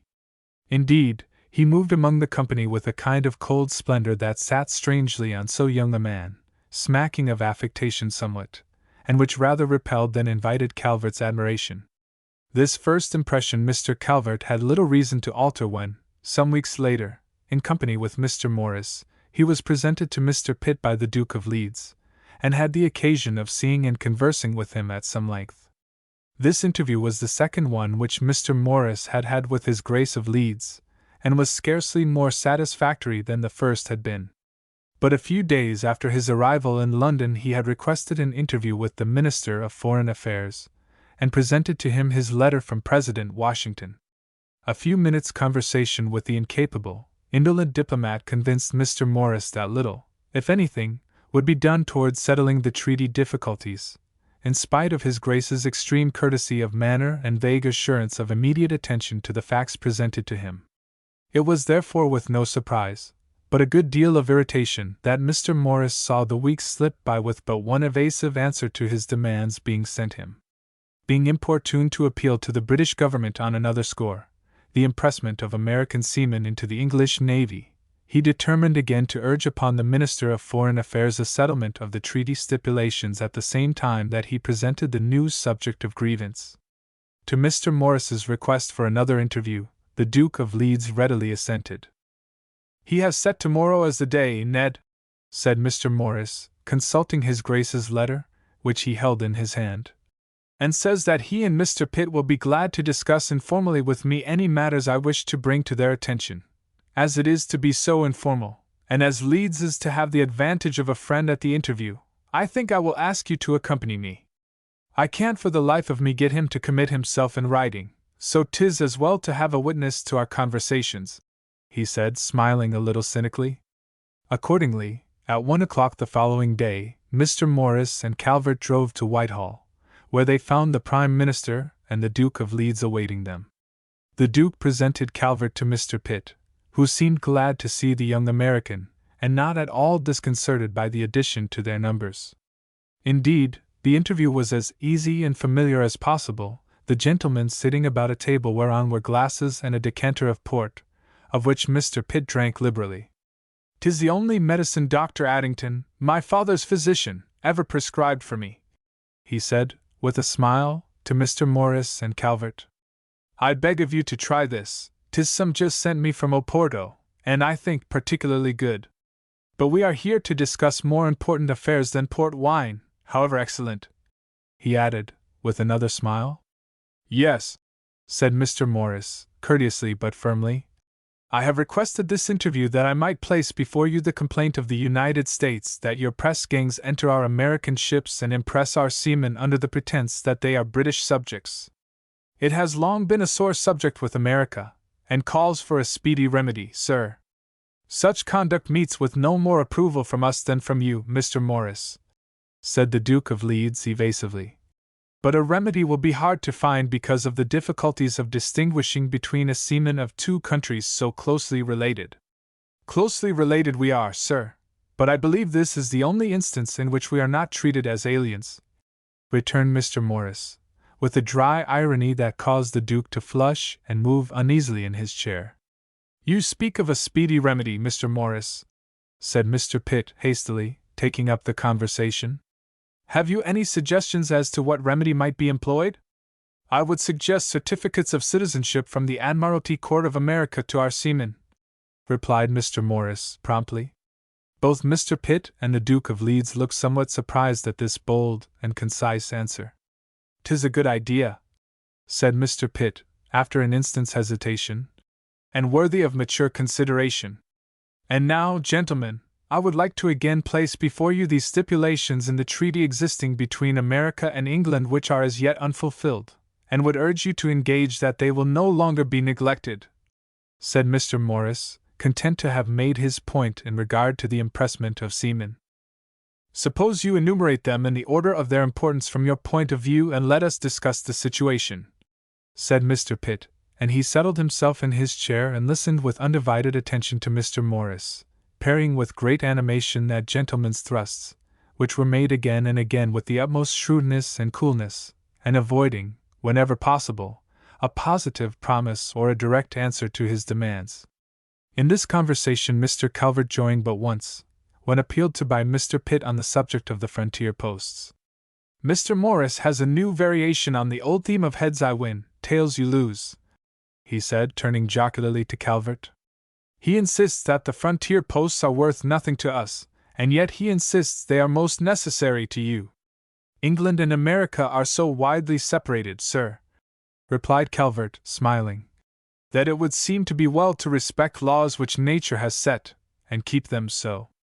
Near neighbors are seldom good ones, and to keep the peace between us, 'twere well to keep the distance, also. We do not think it worth while to go to war about these posts," said Mr. Morris, rising and bowing to Mr. Pitt and his Grace of Leeds. "But we know our rights and will avail ourselves of them when time and circumstance suit." "Another fruitless effort," he said, when they had been ushered out and were in the carriage and driving along Whitehall. "I think there is little chance of making a new commercial treaty when they will not fulfill the peace treaty already in existence." I caught the drift of Mr. Pitt's suggestion about mutual accommodation. 'Twas but a snare to trip us up into repudiating the old treaty. Yes, said Calvert, laughing. A pitfall. And you will see, Ned, added Mr. Morris, joining in the laugh, that nothing will be done, unless 'tis to appoint a minister to the United States. 'Tis my conviction that Mr. Pitt has determined, in spite of his suavity and apparent friendliness, to make no move in this matter. He hasn't that damned long, obstinate upper lip for nothing, boy. He is all for looking after home affairs and doesn't want to meddle with any foreign policy. I think he is not wise or great enough to look abroad and seize the opportunities that offer. As Charles Fox said, I met him the other evening at dinner at Mrs. Church's. Pitt was a lucky man before he was a great one, and I am inclined to agree with him. But I am convinced that they mean to hold the frontier posts and refuse all indemnity for the slaves taken away. And as for the commercial treaty, this country is too powerful just now to be willing to give us fair terms. We could make but a poor bargain with her now, one which we would probably soon regret, and so I shall write the President. Affairs eventuated exactly as Mr. Morris had predicted, and although he conducted the embassy with the greatest possible address, shrewdness, and persistence, this failure was made much of in America, and used as an argument against his later appointment as minister to France. One of the greatest pleasures of Mr. Calvert's stay in London was the unexpected presence there of Mr. Gilbert Stuart. The Queen, wishing to have a portrait of the King, and fearing lest another attack of that dreadful malady from which the poor gentleman had temporarily recovered should assail him, had commanded Mr. Stuart's presence from Dublin, where he was by invitation of the Duke of Rutland. The royal commission having been executed, Mr. Stuart was passing a few weeks in London with his friend and former patron, Benjamin West, when he met Calvert at a dinner at the house of General and Mrs. Morris. He recognized the young man instantly and reverted to their former meeting at Monticello. "And I promised both myself and Mr. Jefferson to paint a portrait of you, sir," he said, smiling. "I am to be in London for some weeks, and if you are to be here too, what time could be more propitious than the present?" Calvert's assurance that he was in town indefinitely delighted Mr. Stuart. "Then I must have that sketch of you I have so long promised myself, and we will send a replica to Mr. Jefferson. From the affectionate manner in which he spoke of you, I think I could send him no more acceptable present, Mr. Calvert," he said, speaking with great animation. "I shall beg a corner of Mr. West's studio, and we must begin our sittings at once." Indeed, he sent for Calvert the very next day, and for several weeks thereafter the young man was thrown much with Stuart and many of the most interesting and famous men of the time, who delighted to foregather in Mr. West's studio. The portrait which Mr. Stuart made of Calvert at this time he always reckoned one of his masterpieces, as, indeed, all who ever saw it declared it to be. Never did the artist execute anything simpler or purer in outline, never were his wonderful flesh tints better laid on, nor the expression of a noble countenance more perfectly caught than in this sketch, a copy of which he was good enough to make and send to Mr. Jefferson, as he had promised. 'Twas at one of the sittings to Mr. Stuart that Calvert made the acquaintance of Mr. Burke. He came in with Sir Joshua Reynolds. The two gentlemen were the greatest friends, and on discovering that the young gentleman was an American and had been attached to the legation in Paris, he immediately entered into an animated conversation with him. "You ought to be able to give us some interesting information about the present state of affairs in France, Mr. Calvert," said Burke to the young man. "By the way, I have thrown together some reflections on the Revolution which I would be glad to have you see. They are elaborated from notes made a year ago and are still in manuscript. I live near here in Gerrard Street, Soho, and I would be happy to welcome you and Mr. Stuart to my home, and to have you give me your opinion on certain points." Mr. Stuart, saying that the sitting was over, suggested that they should go at once, so the three gentlemen accompanied Mr. Burke to Gerrard Street and were hospitably ushered into his library. He brought out the manuscript of which he had spoken so lightly, and which was, indeed, voluminous enough for a book, and turning over the pages rapidly, read here and there extracts from that remarkable treatise which he thought might most interest his audience. "It has been nearly a score of years since I was in France," he says to Mr. Calvert, laying down the manuscript, "but the interest which that country aroused in me then has never flagged, and ever since my return I have endeavored to keep myself informed of the progress of events there. While in Paris I was presented to their Majesties and many of the most notable men and women of the day. I remember the Queen well. Surely there never was a princess so beautiful and so entrancing. She shone brilliant as the morning star, full of splendor and joy. But stay, I have written what I thought of her here. And so saying, he began to read that wonderful passage, that exquisite panegyric of the Dauphiness of France which was soon to be so justly famous. There was a murmur of applause from the gentlemen when he laid the manuscript down. "'Tis a beautiful tribute. I wish Mr. Jefferson could hear it," says Mr. Calvert, with a smile. "He is not an admirer of the Queen, like yourself, Mr. Burke, and thinks she should be shut up in a convent and the king left free to follow his ministers, but I think your eloquence would win him over, if anything could." A couple of days afterward, at a dinner at the French ambassador's, Monsieur de la Luzerne, Mr. Calvert repeated this famous panegyric of the Queen, as nearly as he could remember it. 'Twas received with the wildest enthusiasm and Mr. Burke's health drunk by the loyal refugees who were always to be found at Monsieur de la Luzerne's table and in his drawing-rooms. An immense amount of refugee was talked there, and the latest news from Paris discussed and rediscussed by the homesick and discover emigrants.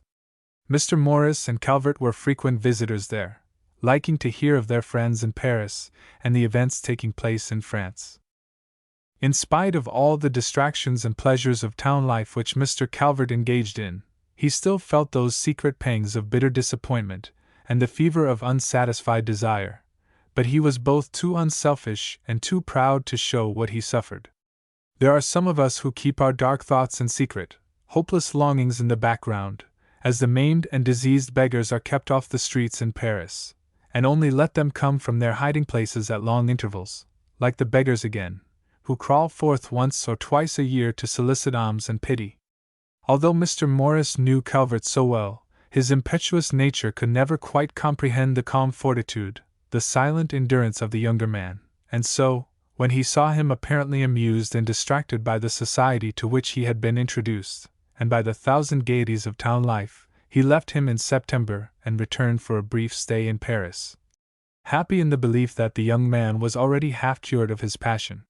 He was back again in December with a budget of news from France. "The situation grows desperate," he said to Calvert. "I told Montmorin and the Duc de Liancourt that the constitution the Assembly had proposed is such that the Almighty himself could not make it succeed without creating a new species of man. The assignats have depreciated, just as I predicted, the army is in revolt, and the ministers threatened with la lanterne. 'Tis much the fashion in Paris, let me tell you. But murder, dueling, and pillage, they sacked the hotel of the Duc de Castries the other day because his son wounded Charles de Lambeth in a duel, are everyday occurrences now. Lafayette is in a peck of trouble, and received me with the utmost coldness. He knows I cannot commend him, and therefore he feels embarrassed and impatient in my society. I am seriously pained for Dizet, too. I met him at Montmorin's, and he confessed to me that he knew not how to steer his course. He is horrified at the insane measures of the Jacobins, he has cut himself loose from his own class, and is beginning to doubt Lafayette's wisdom and powers. He is in a hopeless situation.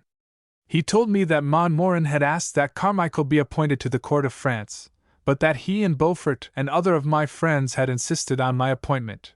'Tis a matter of indifference to me. Whoever is appointed, Short, Carmichael, Madison, or myself, will have no sinecure in France. Unhappy country! The closet philosophers who are trying to rule it are absolutely bewildered, and I know not what will save the state unless it be a foreign war. 'Tis the general opinion here among the ministers that the Emperor is too cautious ever to engage in that war, however," said Calvert. "I see you have been affiliating with the peaceful Pitt and not carousing with Sheridan and Fox," returned Mr. Morris, with a smile.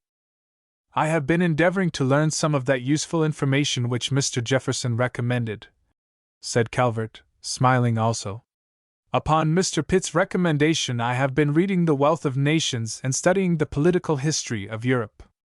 Seriously, I hope my time has not been spent entirely without profit, although I have caroused, as you express it, to some extent. I have drunk more than was good for me, and I have gone to the play and tried to fancy myself in love with Mrs. Jordan, but, to tell the truth, I can't do any of these things with enthusiasm. I'm a quiet fellow, with nothing of the stage hero in me, and I can't go to the devil for a woman after the approved style. Don't try it, boy. The pretty ones are not worth it, and the good ones are not pretty," said Mr. Morris cynically. "I found Madame de Flahaut surrounded by half a dozen new admirers, in spite of which she tried to make me believe she had not forgotten me in my absence. I pretended to be convinced, of course, but I devoted myself to the Comtesse de Frise, and I think she liked me all the better for my defection. Come back to Paris with me and see what Madame de St. André would say to a like treatment," he went on, laughing, but looking shrewdly at the young man. "I am best away from Paris, although separation does not seem to help me. Absence may extinguish a small passion, but I think it only broadens and deepens a great one," said Mr. Morris. "I saw many of our friends, Madame de Chastellux and the Duchesse d'Orleans, Madame de Staël and Madame Deshayes. She is much broken, Ned. The emigration of so many of her friends, the tragic death of many, the disrupting of her whole social world, has begun to tell seriously on her health, though her spirit is still indomitable. She and Madame de St. André and Deshayes are living very quietly in the mansion in the Rue St. Honoré. In the evenings some of the friends who still remain come in for a dinner or to play quinze or lansquenet, but, in truth, 'tis difficult to get half a dozen people together. Madame de St. André is more beautiful than ever, with a new and softer beauty. The horror of the times hath touched her, too, I think, and rendered more serious that capricious nature. But who, indeed, could live in Paris and not be chastened by the awful scenes they're enacting? I almost shudder to think of having to return so soon, but I shall only stay to see His Grace of Leeds once more relative to the treaty." This interview, having been twice postponed, and pressing affairs calling Mr. Morris to France, he finally left London in January with the promise of returning in the spring. This promise he fulfilled, getting back in May and bringing with him news of Mirabeau's death and splendid burial and of the widespread fear of a counter-revolution by the emigrant army under the Prince de Condé. He was warmly welcomed by Calvert, who, in spite of the many kind offices and attentions of the friends he had made, was beginning to weary of the English capital. In truth, he was possessed by a restlessness that would have sent him home had he not wished to respect Mr. Jefferson's advice and make a tour on the continent before returning. He hoped to persuade Mr. Morris to accompany him, and in this he was not disappointed. Accordingly, after a month in London, they set out for Rotterdam and, traveling leisurely through the Low Countries, made their way to Cologne. It was while waiting there for a boat to take them up the Rhine, both Mr. Morris and Calvert were anxious to make this water trip, that they heard the news, already 2 weeks old, of the flight of their Majesties and of Monsieur from France, and of the recapture of the King and Queen at Varennes. Monsieur had escaped safely to Brussels and had made his way to Coblentz, where Mr. Morris and Calvert saw him later. He was installed in a castle, placed at his service by the Elector of Treves, which overlooked the great fortress of Ehrenbreitstein, and there he held his little court and made merry with the officers of the Prince de Condé's army and the throngs of émigrés who came and went, and did a vast deal of talking and even laughing over their misfortunes, but who never seemed to learn a lesson from them. Coblentz was full of these exiles from France, who treated the townsfolk with a mixture of condescension and rudeness which caused them to speedily become detested. There was one little café in particular, Les Trois Colons, which they frequented, and where they laughed and gambled and made witty speeches and tremendous threats against the men in France from whom they had run away. It was at this little inn that Mr. Calvert one day saw Monsieur de St. Aulaire for the first time in 2 years. He came into the gaming room where Mr. Morris and Calvert were sitting at a side table drinking a glass of cognac and talking with Monsieur de Puymaker, one of the Prince de Condé's officers. As his glance met that of Mr. Calvert, he bowed constrainedly, and the red of his face deepened. He was more dissipated looking, less debonair than he had seemed to Calvert in Madame Deshayes' salon. There was an uneasiness, too, in his manner that was reflected in the attitude toward him of the other gentlemen in the room. In fact, he was welcomed coldly enough, and in a few days he left the town. 'Twas rumored pretty freely that he was an emissary of Orleans and that Monsieur and the Prince de Condé were in a hurry to get rid of him. Mr. Calvert was of this belief, which was confirmed by St. Aulaire himself, when Calvert met him unexpectedly during the winter in London. This journey, so pleasantly begun and which was to have continued through the fall, was interrupted, shortly after the two gentlemen left Coblentz, by a pressing and disquieting letter which urged Mr. Morris's presence in Paris. He therefore left Calvert to continue the tour alone, which the young man did, traveling through Germany and stopping at many of the famous watering places, and even going as far as the Austrian capital, where he met with a young Mr. Huger of the Carolinas. This young American, who was an ardent admirer of Lafayette, and who was destined to attempt to serve him and suffer for him, accompanied Mr. Calvert as far as Lake Constance, where they parted, Mr. Calvert going on to Bâle and up through the Austrian Netherlands. He passed through Maubeuge and Lille and Namur, and so was, fortunately, made familiar with places he was to see something of a little later in the service of His Majesty Louis XVI. He was back in London by Christmas, and was joined there shortly after the New Year by Mr. Morris, who had gone over on private affairs entirely, but whose close connection with the court party in France laid open to the suspicion of being an agent of the aristocratic party. "I heard the rumors myself," said Mr. Morris. "Indeed, I was openly told of it before leaving Paris. But only a madman would interfere in French politics at this hour. The whole country is in a state of disorganization almost inconceivable. The king, poor creature, has been reinstated, after a fashion since his flight, but with most unkingly limitations. All political parties are broken up. Lafayette and Bailly and the Lameths find themselves in an impossible position and have seceded from the Jacobins. For 2 years now they have been preaching the pure democracy of Rousseau, the rights of man, the sovereignty of the people. They have done everything to deprive the king of his power, they have hurled abuse at the throne, at the whole old order of things. And now, when they see to what chaos things are coming, when they wish to stop at moderation, at order, at a monarchy based on solid principles and supported by the solid middle class, they are suddenly made to realize how little their theories correspond with their real desires. Incapacity, misrule, is everywhere. Narbonne has been made war minister.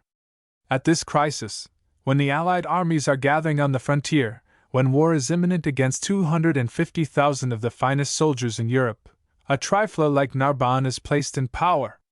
But if others were no worse than he, 'tis incredible the villains who have pushed themselves into the high places.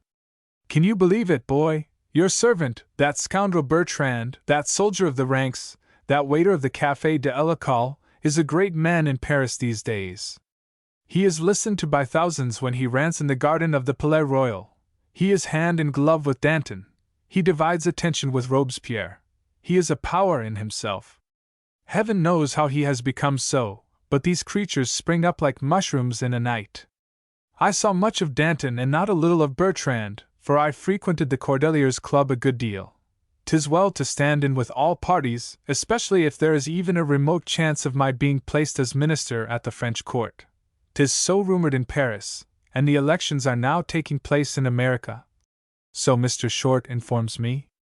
I heard of St. Aulaire, went on Mr. Morris.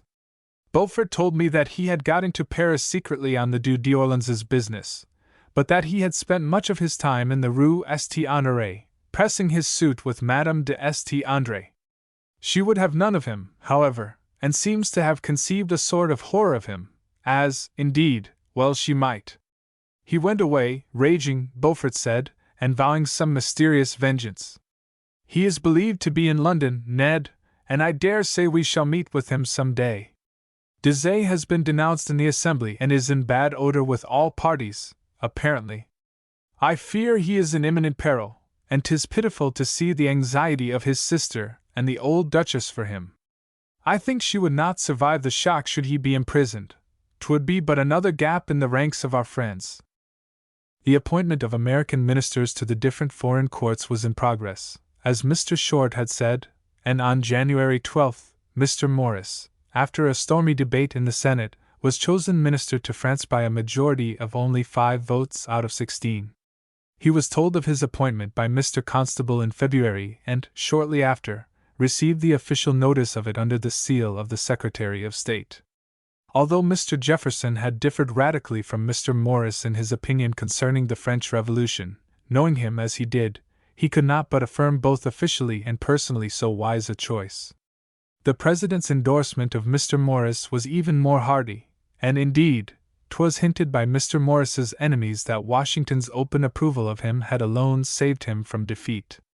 But though the President was of the opinion that Mr. Morris was the best possible choice for the difficult post of Minister Plenipotentiary from the United States to France, he was also entirely aware of those traits of character which, his opponents urged, rendered him unsuited for the place. His impetuosity, occasional haughtiness, and close connection with the aristocratic party were disabilities undoubtedly, but the President was convinced that they were far more than counterbalanced by his force of character, mental keenness, and wide knowledge of French affairs, and so wrote Mr. Morris in one of the kindest letters that great man ever penned. This letter Mr. Morris received in the spirit in which it was written, and being already involved in a secret affair, of which, as minister, he should not even have known, much less been engaged in, he determined to withdraw himself from it as speedily as possible and to conduct himself with such discretion that the President would have no occasion to regret his efforts in his behalf. He immediately set about making the necessary arrangements for his new establishment, writing to Paris to engage a hotel in the Rue de la Planche, Faubourg St. for the new legation, and forwarding to France as rapidly as possible the English horses and coach, the furniture and plate which he had purchased in London. He set out for Paris in early March, leaving Calvert again in London, though he pressed the young man urgently to accompany him back to the capital and accept the post of Secretary of the Legation under him. Chapter 17 Mr. Calvert meets an old enemy. This kind, and even brilliant, offer of Mr. Morris's Calvert declined, reiterating smilingly to that gentleman that he felt himself a little better of that fever of love and disappointment which he had endured in silence for so long, and that he had no intention of suffering a relapse. Indeed, he might have got over it in time, and been as contented as many another man, but that he was suddenly recalled to all that he had tried so sedulously for 2 years to forget. This was brought about by a meeting with Monsieur le Baron de St. Aulaire a couple of weeks after Mr. Morris's departure for Paris. Although it was known that the French nobleman was in London, Mr. Calvert did not see him until one evening at the house of Monsieur de la Luzerne. A large company had gathered at the ambassador's, where Monsieur de St. Aulaire presented himself toward the end of the evening. 'Twas so evident that he had been drinking deeply that Calvert would have avoided him, but that the tipsy nobleman, catching sight of him, made his way directly to him. "At last, monsieur," he said, bowing low and laying his hand unsteadily on the small sword he wore at his side. "Well?" replied Mr. Calvert coldly, by no means pleased at the attention bestowed upon him so unexpectedly. Monsieur de St. Aulaire sober he found objectionable, Monsieur de St. Aulaire drunk was insufferable. "Well is a cold welcome, Mr. Calvert," he said, the insolent smile deepening on his lips. "I am not here to welcome you, monsieur," returned Calvert, indifferently.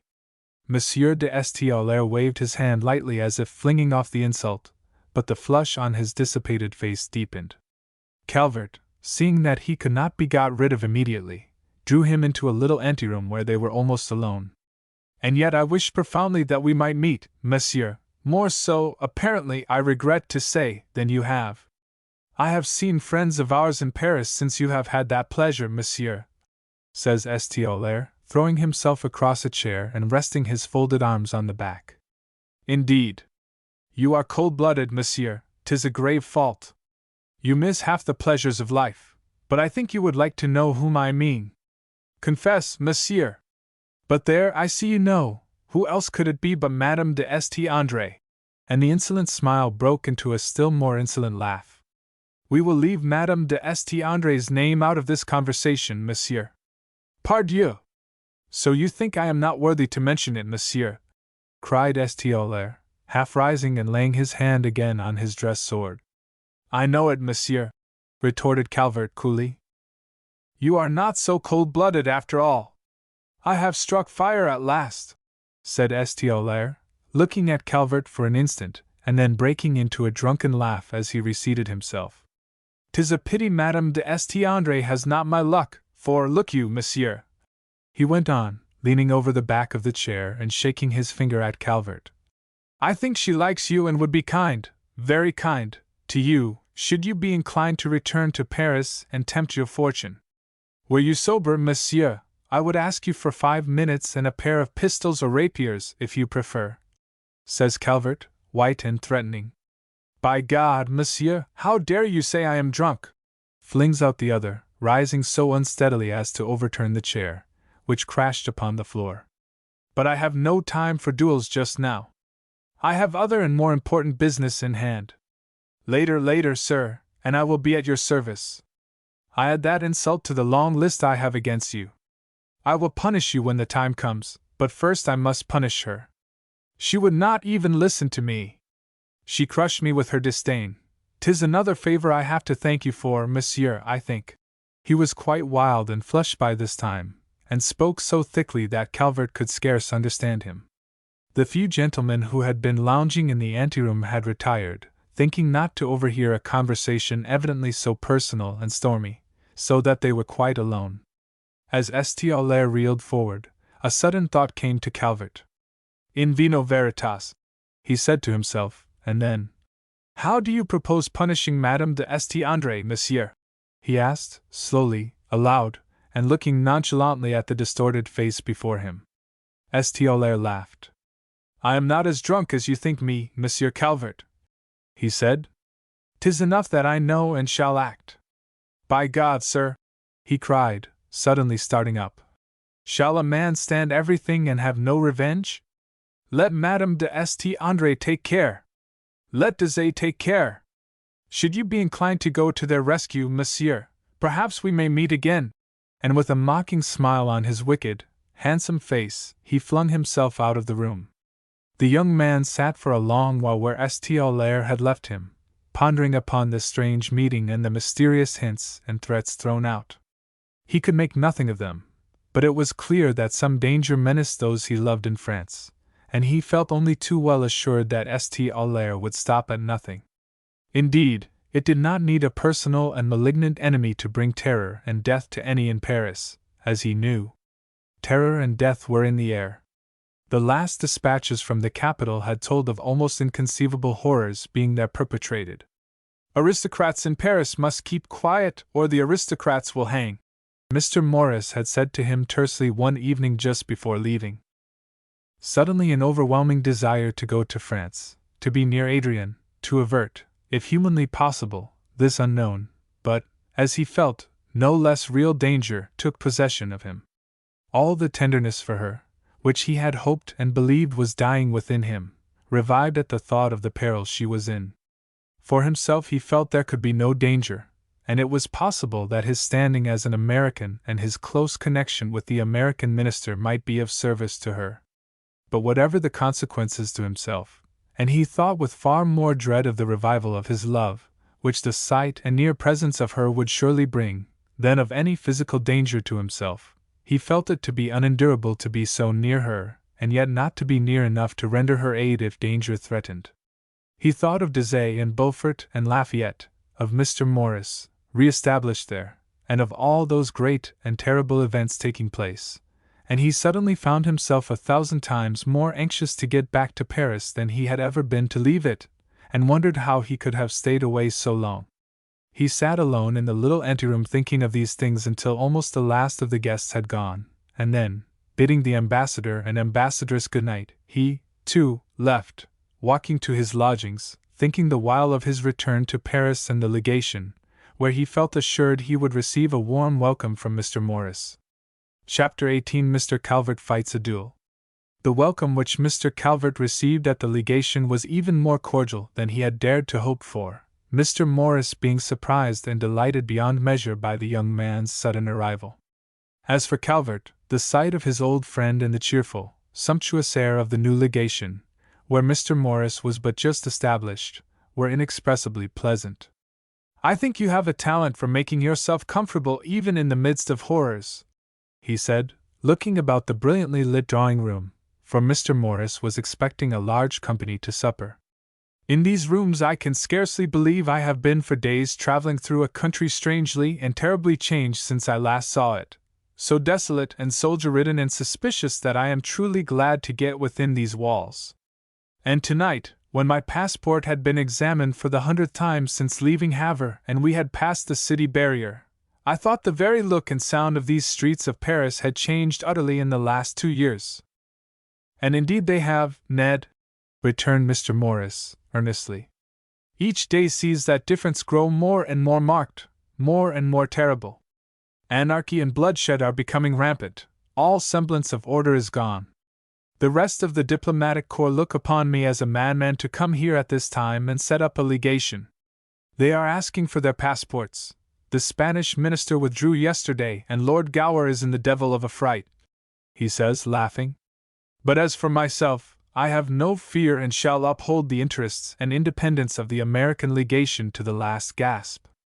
God only knows whether this house will prove a protection, but in all events, I shall not abandon it, nor my friends here, voluntarily, he adds intrepidly. I could have wished, however, boy, that events had kept you out of France just now. Though I urged you to accompany me, when I returned and realized the awful state of affairs here, I was heartily glad you had not yielded to my wishes. As it happened, though, said Calvert, events have brought me. And in a few words he told Mr. Morris of all that had occurred at the house of Monsieur de la Luzerne, and of the uneasiness he felt at the manner and threats of St. Aulaire. He is capable of any villainy. We must thresh this matter out tomorrow, Ned. Had I known you were coming, I would have had no guests here tonight. We could have had a quiet evening together, and I could have shown you over my new establishment. All this must wait, however, and now you had best go to your room and dress for supper. But Mr. Calvert, begging to be excused from the company that evening, and saying that he would go out by himself and get a look at this changed Paris, left Mr. Morris to entertain his guests, who were beginning to arrive. I would offer you my carriage, said Mr. Morris, as the young man turned away, but 'twere best you walked abroad. Carriages are but little the fashion these days. They are being rapidly abolished along with everything else that makes life comfortable in this city. Mr. Calvert went out into the dimly lit street that, despite the hour, was full of a restless throng of people, who seemed to be wandering about as aimlessly as himself. Here and there he encountered squads of the National Guard being maneuvered by their lieutenants, here and there mobs of ragged men, shouting and cursing and bearing torches which rained sparks of fire as they were swung aloft, and once, as he passed the Abbe St. Germain-des-Prés, a horrible throng pressed by him, holding high in their midst a head on a dripping pike. He turned away, sick at the sight, and making his way down by the quays, crossed by the Pont Royal to the other side of the city. He stopped for an instant on the bridge to look down the river, and, as he did so, he recalled that Christmas Eve 2 years before when he and Mr. Morris had stood on that same spot.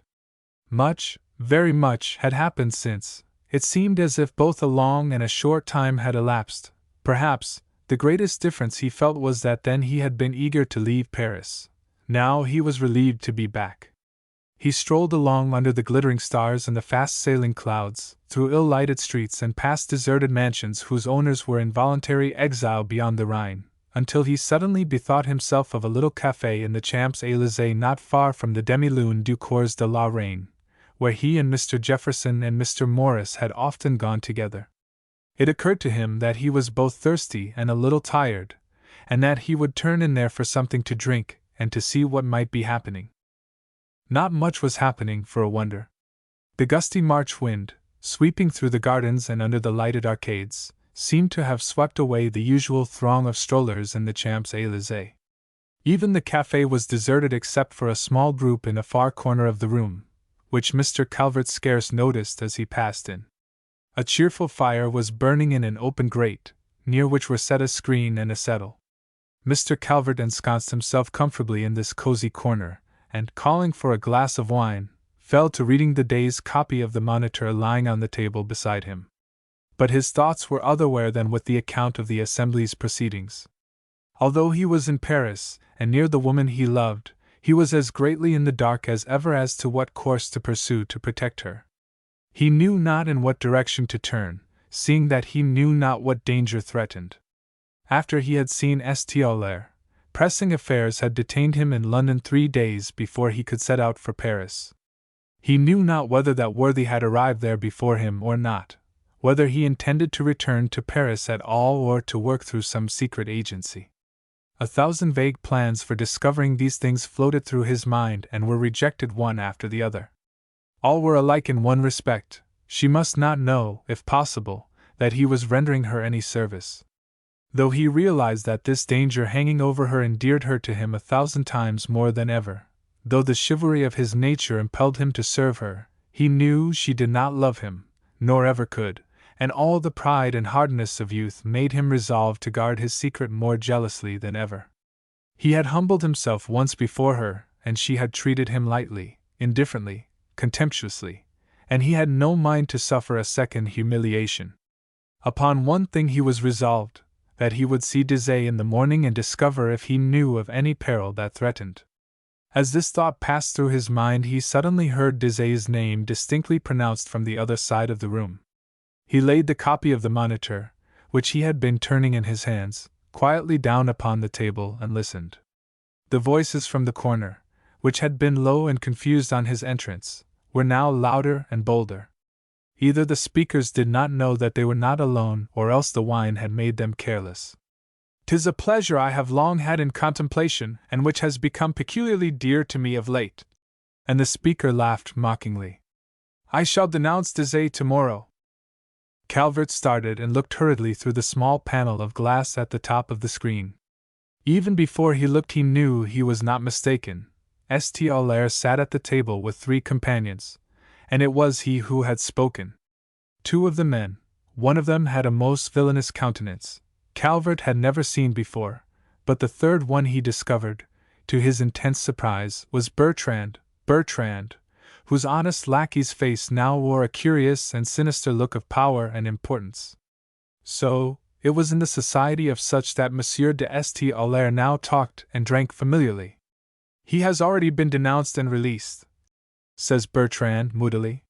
"He will not be released this time," replies St. Aulaire, with so much evident satisfaction as to strike one of the other 2 drinkers with astonishment. "Not entirely a matter of patriotism, I judge?" he questioned, with a chuckle. "A duty I owe myself as well as to my country," says St. Aulaire, so much mocking meaning in his voice and glance that his 3 listeners fell to laughing. "There is a lady to whom I owe a small debt of ingratitude, and I like best to settle the case in this fashion." So that was his method of punishment. To strike Adrienne through her brother, to spare her, and take away all that she loved. Calvert thought 'twas a way worthy of its author, and so strong a desire took possession of him to leap upon St. Aulaire and strike him dead that he caught hold of the sides of the chair to restrain himself. "But you are not a member of the Assembly," objected the man who had hitherto kept silent. "I have observed that a denunciation from the gallery is more dramatic and effective than one from the floor. Besides, there is no one just at present to do it for me. I am well prepared. When I rise tomorrow and call the attention of Monsieur de Genson to the fact that I have proof of the treasonable relations of Monsieur Désiré with the chiefs of the counter-revolutionists across the Rhine, 'twill be as if Monsieur Désiré already stood condemned before the bar of the Assembly." And he struck the table with his clenched fist. While the glasses were still rattling from the blow and St. Aulaire's companions laughing at his vehemence, Mr. Calvert made his decision. By St. Aulaire's own confession, there was no one else interested, for the moment, at least, in denouncing Désiré. If he were out of the way, that denunciation would not take place, and Désiré might be got out of Paris. At all hazards and at all costs, St. Aulaire must not go to the Assembly on the next day. At all hazards and at all costs, St. Aulaire must not know that he, Calvert, desired to prevent his going. He must be surprised, driven to his own destruction, if it could be done. Very quietly Calvert arose from his place by the fire, and passing out by a door concealed from the rest of the room by the screen, he made his way through a vestibule, where he put on his coat and hat again, and so back into the room he had just left. But this time he entered noisily and by an entrance near the table, at which were seated St. Aulaire and his friends. At sight of St. Aulaire, Mr. Calvert affected an extreme surprise. He bowed low, and smiling, but without a word, he advanced to him and, drawing off his heavy glove, struck him with it across his flushed face. The four sprang to their feet, and Bertrand, recognizing Calvert, called out, Monsieur Calvert! All his airs of equality and importance fell from him, and he ran toward his former master, but Calvert waved him aside. The last time Monsieur de St. Aulaire and I met, gentlemen, says Calvert, looking around contemptuously at the company, he insulted me grossly. Unfortunately, he was drunk, I repeat it, and in no condition to answer for himself. I demand satisfaction tonight. And, by God, you shall have it, cried St. Aulaire, half beside himself. His face was quite white now except for the red mark across it, which Calvert's blow had furrowed, and his eyes were wild and staring. The suddenness and fierceness of Calvert's attack had driven every thought out of his mind but the wish to avenge the insult offered him, and almost without a word more the party left the room and went out into one of the alleys of the Champs-Élysées close beside the café. Such affairs were so common in the Champs-Élysées and elsewhere in Paris in those days that, though they were but a few feet from the public thoroughfare, they apprehended no interference from the guard or the passers-by. 'Twas the aristocratic mode of helping forward the revolution, and there were almost as many victims by it as by the more republican one of La Lanterne and the Pike. Though it was the first affair of honor that Calvert had ever been engaged in, the compelling necessity he was under, and that unusual steadiness and calmness of character he possessed rendered him less nervous and more master of himself than was the older man, who had had numberless affairs of the kind. Will you choose swords, or will you fight in the English mode with pistols? Said Calvert, with another low bow to St. Aulaire. Both, by God! Shouted St. Aulaire. We will follow the lead of Besancourt and St. Luce. But here Bertrand and another of his companions interfered. The third and villainous-looking fellow said nothing and seemed indifferent on the subject, and declared they could not be party to murder, and that terrible affair had been no less. It had been known and talked of all over Paris, the shameful conditions being, that the combatants should fight first with swords, and the one who fell, and fell wounded only, was to have his brains blown out by the other. One of the company brought from the house a lantern and a pair of English pistols, and both agreeing to fight with them, and the ground being hastily measured, the two gentlemen threw off their coats, and took up their positions. The light was so uncertain from the occasional fitful brightness of the moon shining through the clouds and the light from the swaying lantern, held aloft by Bertrand, who took his stand near Calvert and watched him with his old devotion, that 'twas almost impossible for either combatant to take accurate aim. At the word, "Fire!" both pistols cracked, and St. Aulaire, staggering forward a few steps, fell, wounded in the groin. Calvert was untouched, but before he could collect himself or move to the assistance of St. Aulaire, he suddenly heard the sound of coach wheels passing close to the alley, and, at the same instant, to his astonishment, he felt a sharp pain tear its way from his left shoulder to the wrist.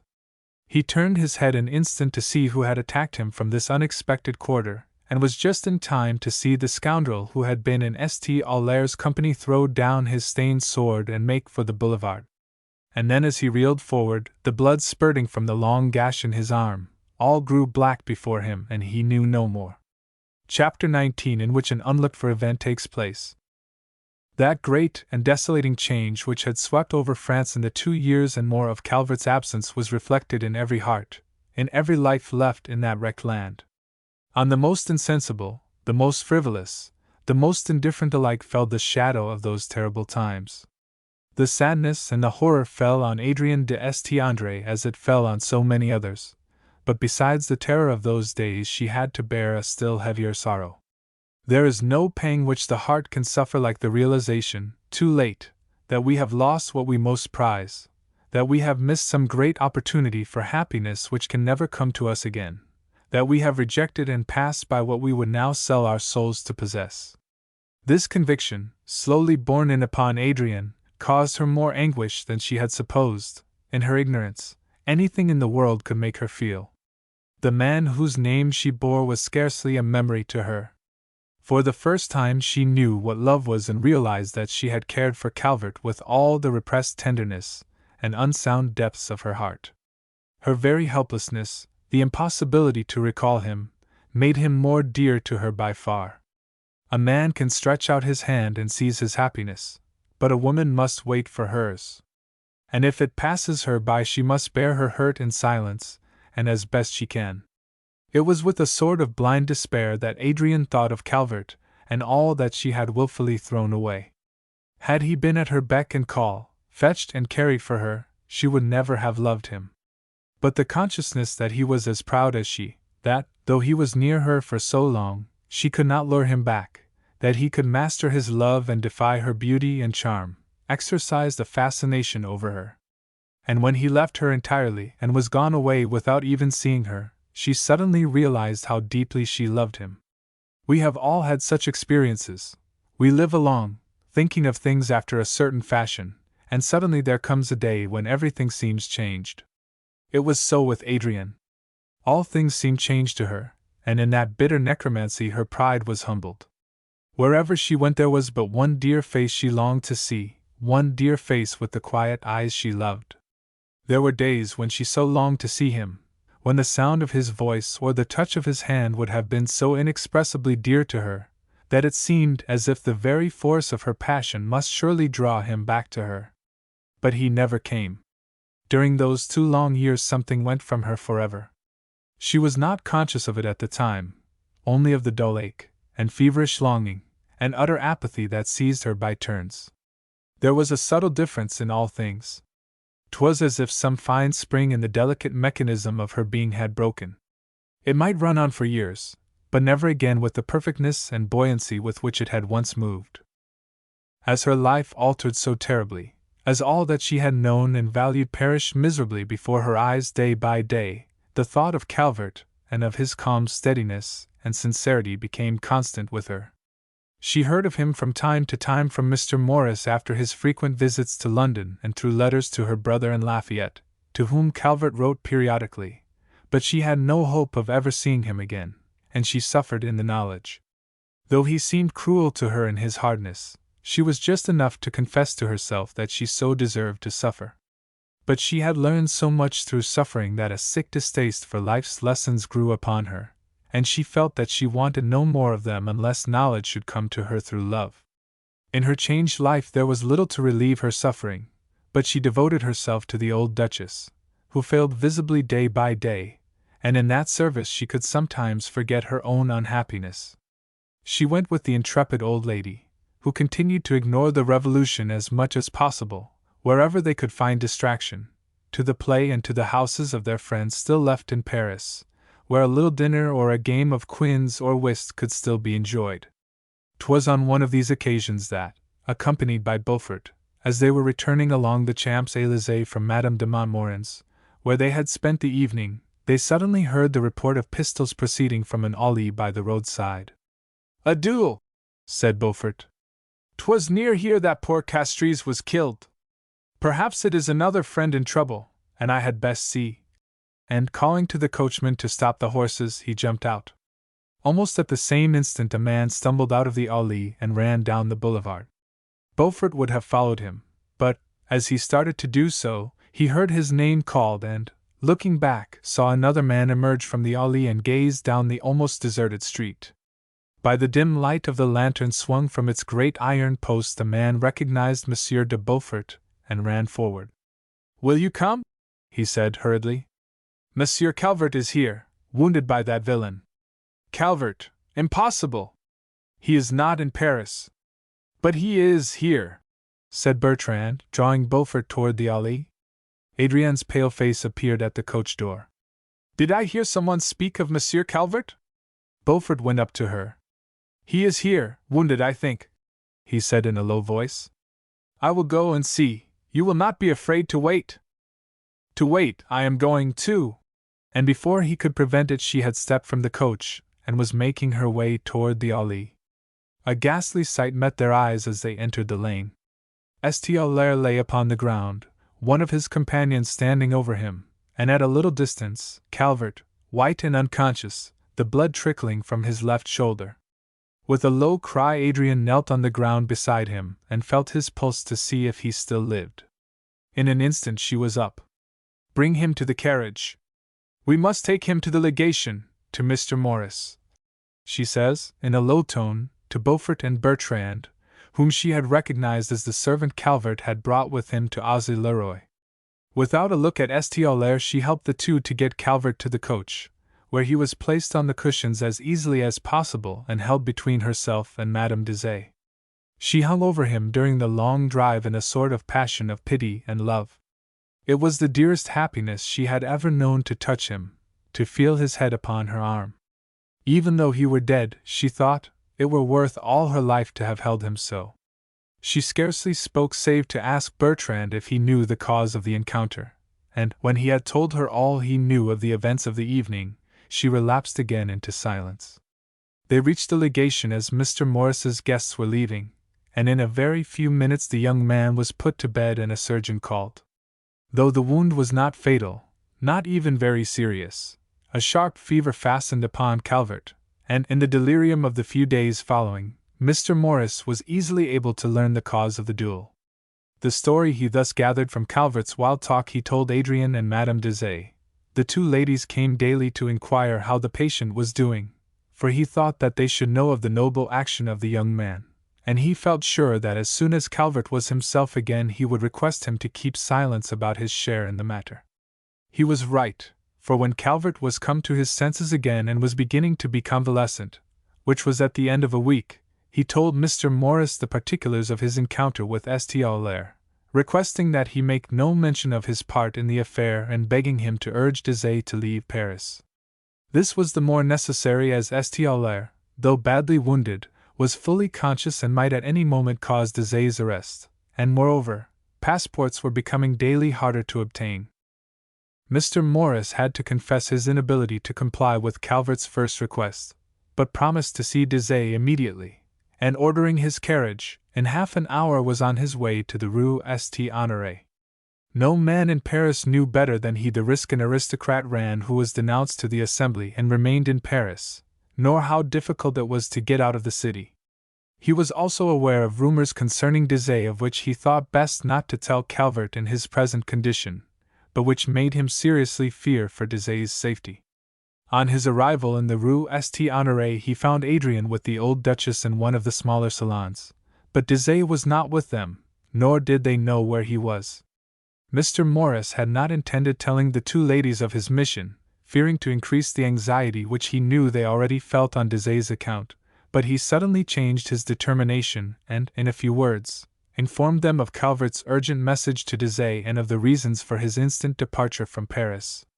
"He is not safe for a day," he said.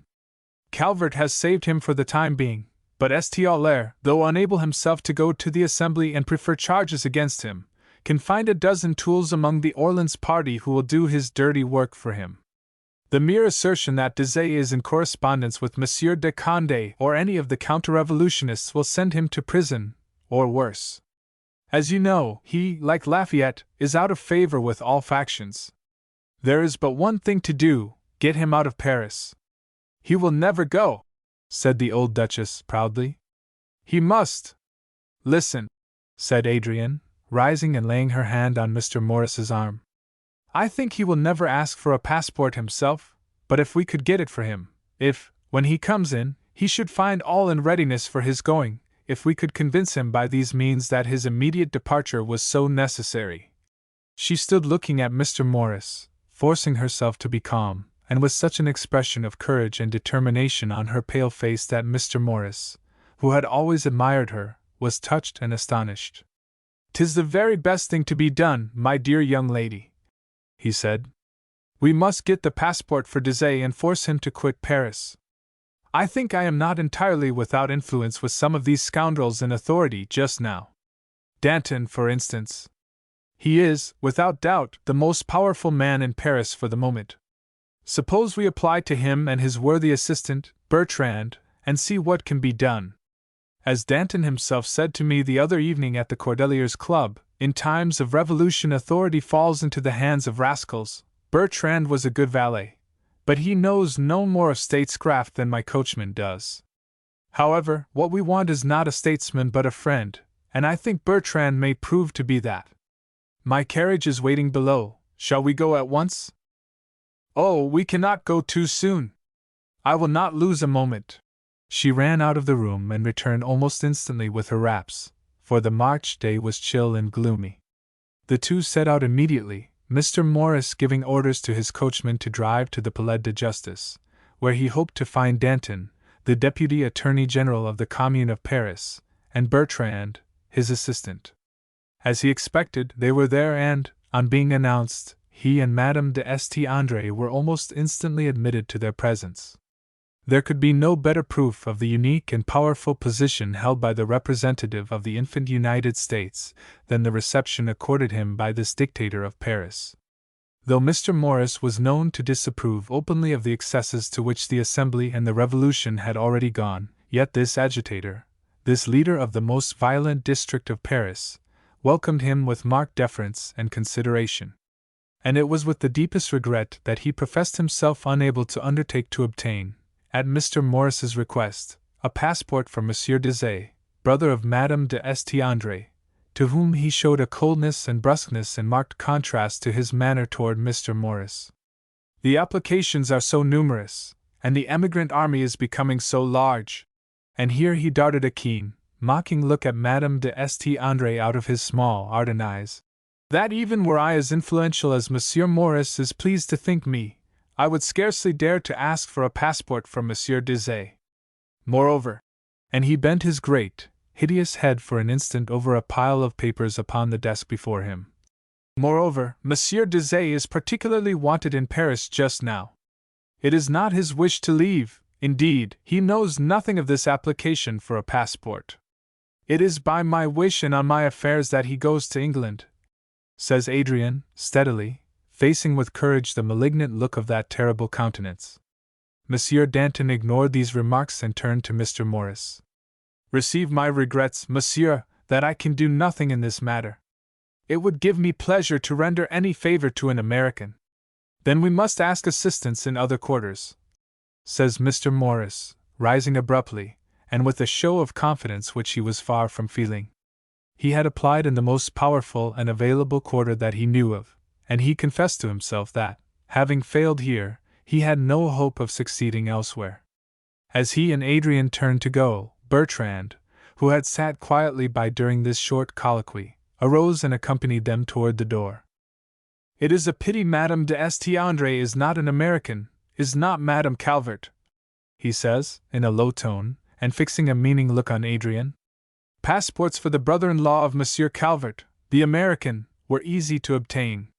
It is doubly a pity, and he spoke in a still lower tone, since I have, on good authority, the news that Monsieur Deshayes is to be accused of forwarding military intelligence to Monsieur de Condé in tomorrow's session of the Assembly. The young girl stopped and stood looking at him, transfixed with terror and astonishment. What do you mean? She says, in a frightened, hushed voice. This, madam. A long time ago, when I was a soldier in America under Lafayette, Monsieur Calvert did me a great service. He saved my life. He was kind to me. He is the only man, the only person in the world I love, and I have sworn to repay that debt of gratitude. I was with Monsieur, as his servant, at Auzes-le-Roi, and I guessed, madam, what passed there between you and him. Afterward I was with him in Paris, and I saw how he suffered, and I swore, if the thing were ever possible, I would make you suffer as he suffered. There is but one thing I would rather do than make you suffer, and that is to make him happy. The passport for the brother of Madame Calvert will be ready at 6 this evening, and Monsieur will be free to leave Paris. Do you understand now, madam? It is impossible, she says, faintly, leaning for support on Mr. Morris, who stood by, unspeakably astonished at the strange scene taking place. Impossible? Then I am sorry, he says. Frankly, there is but one way, madam, for you to obtain the passport you wish, and that is by becoming an American subject, the wife of Monsieur Calvert. I can interest myself in the matter only on those conditions. I have but to mention to Danton my good reasons for serving so close a relation of Monsieur Calvert, and he will be inclined to interest himself in obtaining the freedom of Monsieur Deshayes, for such it really is. Should he still be disinclined to serve a friend who has stood him well? And his face darkened ominously, and a sinister smile came to his lips. I have but to recall to his mind a certain scene which took place in the Café de l'École some years ago, in which Monsieur Calvert was an actor, and I can answer for it that Monsieur Deshayes leaves Paris tonight. Shall I do these things or not? If not, I think 'tis sure that, let Madame and Monsieur Morris apply to whom they may, Danton and I will see to it that no passport for Monsieur Deshayes is granted. Is it still impossible? He asks, with an insolent smile. The girl turned piteously from Bertrand to Mr. Morris and back again, as if seeking some escape from the trap in which she was caught. Her pale lips trembled. Is it impossible? Again asks Bertrand, noting her pallor and cruel indecision. No, no, she cries suddenly, shuddering and putting out her hand. Then all will be in readiness at 6, monsieur, says Bertrand, addressing himself to Mr. Morris. A word aside with you, he says to Bertrand, and leading Adrian to a seat, he went back to Bertrand, who waited for him beside the door. What is the meaning of this extraordinary scene? He asked sternly. The man shrugged his shoulders. Just what I have said. You know yourself, monsieur, whether or not I am devoted to Monsieur Calvert. For Madame de St. André I care less than nothing, he said, snapping his fingers carelessly. But Monsieur Calvert loves her. It seems a pretty enough way of making them happy, though 'tis a strange métier for me, arranging love matches among the nobility. However, stranger things than that are happening in France. Besides, it is necessary, he said, his light manner suddenly changing to one more serious. I swear it is the only way of getting Deshayes out of Paris. I doubt if even Danton, urged on by me, could obtain a passport for him to quit the city. But I can answer for one for the brother of Madame Calvert, wife of the former secretary of Monsieur Jefferson, friend of the present minister plenipotentiary from the United States of America to France. Mr. Morris looked at the man keenly. And suppose this thing were done, I can rely upon you. Absolutely. Attend a moment, he said, and going back to where Danton still sat at his desk, he spoke with him in low and earnest tones. From where Mr. Morris stood he could see Danton's expression change from sternness and anger to astonishment and interest. In a few moments, with a low exclamation, he got up and, followed by Bertrand, came toward Mr. Morris. Bertrand has just told me facts which alter this case, which impel me to aid Monsieur Deshayes if possible, he said, and then, turning to Adrian, who, pale with anxiety and terror, had risen from her seat and drawn near, he went on. I will use all my power to be of service to the wife of the man who once showed a courtesy to mine. At his words the girl drew back and blushed deeply over her whole fair face. I swore that I would reward him if possible, and I do so today. I also swore to reward his companion, Monsieur de Beaufort. The time is not yet come for that, but it will. And he smiled in so terrible a fashion that Adrian could have cried out in fear. The fierce malignity of his look so filled Mr. Morris with disgust that he could scarce bear to speak to him. We will return at 6, he said, at length, and leading Adrian to the door that the painful interview might end. At 6, said Danton. They made their way out and found Mr. Morris's coach. In the carriage the courage which had sustained the young girl gave way. Mr. Morris laid a kindly hand upon her arm. Be calm. A way is found to save Deshayes, and surely it is no great trial to become an American subject, he said, smiling a little and looking keenly at Adrian. I do not know how I shall dare to ask this great sacrifice of him, said she, in a low tone. True, he risked his life for Deshayes, but that is not so great a sacrifice as to marry a woman he does not love. I think he does love you still, said Mr. Morris, very gently. He is not like some of us, he is not one to forget easily. He is silent and constant. He has told me that he loved you. But she only shook her head. I have no hope that he loves me still. Shall I tell him of this strange plan, of the cruel position you find yourself in? I can prepare him. No, she said in a low tone. I will see him myself and at once. She sat quiet and thoughtful for the rest of the drive until the coach drew up before the legation. After the first fear and despair had passed, A wave of happiness swept over her that made her blush, and then pale as it ebbed.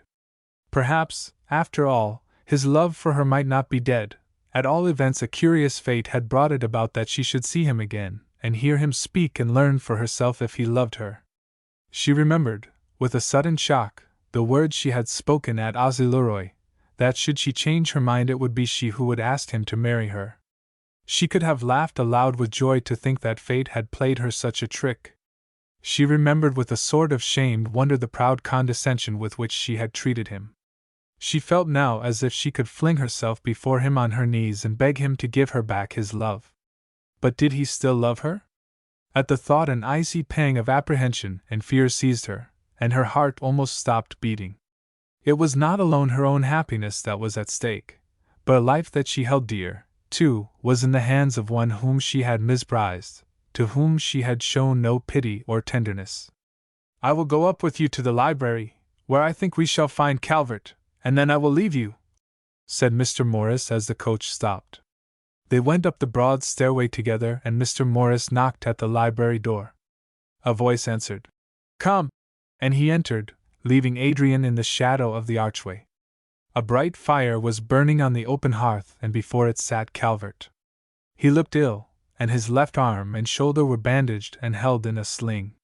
He wore no coat, indeed, he could get none over the bandages, and the whiteness of his linen and the bright flame of the fire made him look very pale.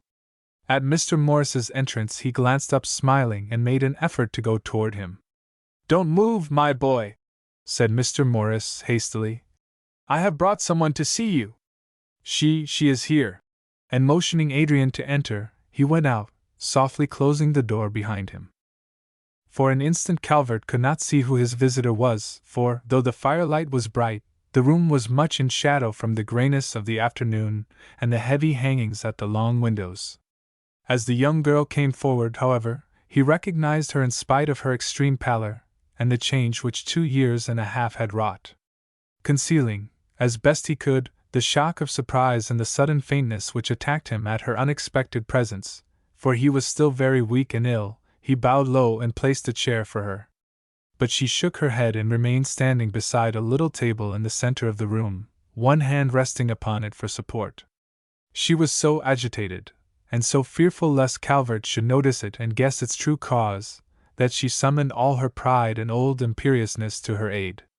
Looking at her so, he wondered how it was that Mr. Morris had found her so softened. Looking at him so weak and ill and hurt for one she loved, she could have thrown herself at his feet and kissed his wounded arm.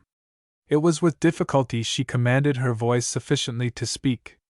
"I am come, Mr. Calvert," she said, at length, hurriedly, and in so constrained a tone that he could scarcely hear her. "I am come on an errand for which the sole excuse is your own nobility. Had you not already risked your life for my brother, I could not dare to ask this still greater sacrifice. Indeed, I think I cannot as it is," she said, clasping her hands and suddenly turning away. Calvert was inexpressibly surprised by this exhibition of deep emotion in her. He had never seen her so moved before. "There is nothing I would not do for Désiré, believe me," he said earnestly. "I had hoped to avert this danger from him, but unfortunately I fear I have only postponed it. Is there anything I can do? If so, tell me what it is." "It is nothing less than the sacrifice of your whole life," she said, in a low tone, and drawing back in the shadow of one of the windows. "It is this: I am come to ask you to marry me, Mr. Calvert, that by becoming an American subject I may save my brother. We have just been to obtain a passport for him to leave the city. He is to be accused in the assembly tomorrow," she says, rapidly and breathlessly. "A passport for Monsieur Désiré is refused unconditionally, but one is promised for the brother of Madame Calvert, the American." She was no longer pale. A burning blush was dyeing her whole face crimson, and she drew still farther back into the shadow of the window. She laid one hand on the velvet curtain to steady herself. Calvert gazed at her in unspeakable surprise. For an instant a wild hope awoke within him, only to die. She had come but to save her brother, as she had said, and the painfulness of her duty was only too apparent. And who has imposed this strange condition?" he says, at length, quietly, mastering himself. Your servant Bertrand, who is all-powerful with Danton and who, he promises, shall obtain the passport by 6 this evening. Were I not wounded and weak from fever, madam, believe me, by that hour he would deeply repent having caused you this humiliation, says Calvert bitterly. My humiliation is a slight thing in comparison with the sacrifice I ask of you, monsieur. And what of yours? He asks gloomily, but he did not look at her. Had he done so, he would have seen love, not self-sacrifice, shining in her appealing eyes. But I have influence over this fellow, he is devoted to me, he shall do this thing without demanding so great, so fabulous a price for his services. He goes on, half speaking to himself. 'Tis indeed a fabulous price, she says, paling a little at Calvert's words and drawing herself up proudly. But he fancies he is serving you by imposing this condition, and I confess that I dared not tell him that you no longer loved me, lest I should lose the one hold I had on him. For Désiré, for me, he will do absolutely nothing. From the shadow of the curtain she watched Calvert's face for some sign that she was mistaken, that after all he did still love her, that what she had asked of him would be no lifelong sacrifice, but the dearest joy. But none came. He stood quiet and thoughtful, looking down into the firelight and betraying nothing of the conflict going on within him. His one thought was to find a way out of this horrible trap for her, or, failing that, to make it as easy as possible for her. He stilled the wild exultation he felt that was making his feverish pulse leap and sink by turns. He tried to put away temptation from him, to think only for her. This incredible, unlooked-for happiness was not for him. He searched about in his mind for words that would make her understand that he knew what anguish had driven her to this extremity, that would convince her that she had nothing to fear from him, and that he would meet her, as he felt sure she wished him to meet her. What he asks is madness, he said at length. I know only too well the insurmountable objections you have to doing what he demands. If I can convince him of these, if I can convince him that it is also not my wish, that he can best serve me by not insisting on this thing, then, indeed, I think all is lost, said Adrian quietly.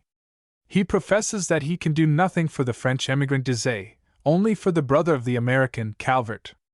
There is no hope left for us except through himself and Danton, since it is already known that Désiré is to be accused tomorrow, and indeed, there is scarce time to seek other aid, she added, despairingly. Is Mr. Morris of the opinion that this is the best thing to be done? Asked Calvert, in a low voice. He thinks it is the only way to save Désiré. Suddenly she came forward from the embrasure of the window, and stood once more beside the table, her face lighted up by the glow of the fire. Believe me, I know how great a thing I ask, she says quite wildly, and covering her eyes with her hand. I ask you now what you once asked me and what I flung away. Calvert looked up startled, but not being able to read her face, which was concealed, he dropped his head again, and she went on. If it is possible for you to make this sacrifice, everything I can do to make it bearable shall be done. We need never see each other again. I can follow Désiré to whatever retreat he may find. Don't distress yourself so, said Calvert, gently interrupting her. He looked at the appealing, despairing woman before him, she who had been so brilliant, so untouched by sorrow, and a great desire to serve her and a great compassion for her came over him. There was pity for himself, too, in his thoughts, for he had schooled himself for so long to believe that the woman he loved did not love him, and could never love him, that no slightest idea that he was mistaken came to him now to help lighten his sacrifice.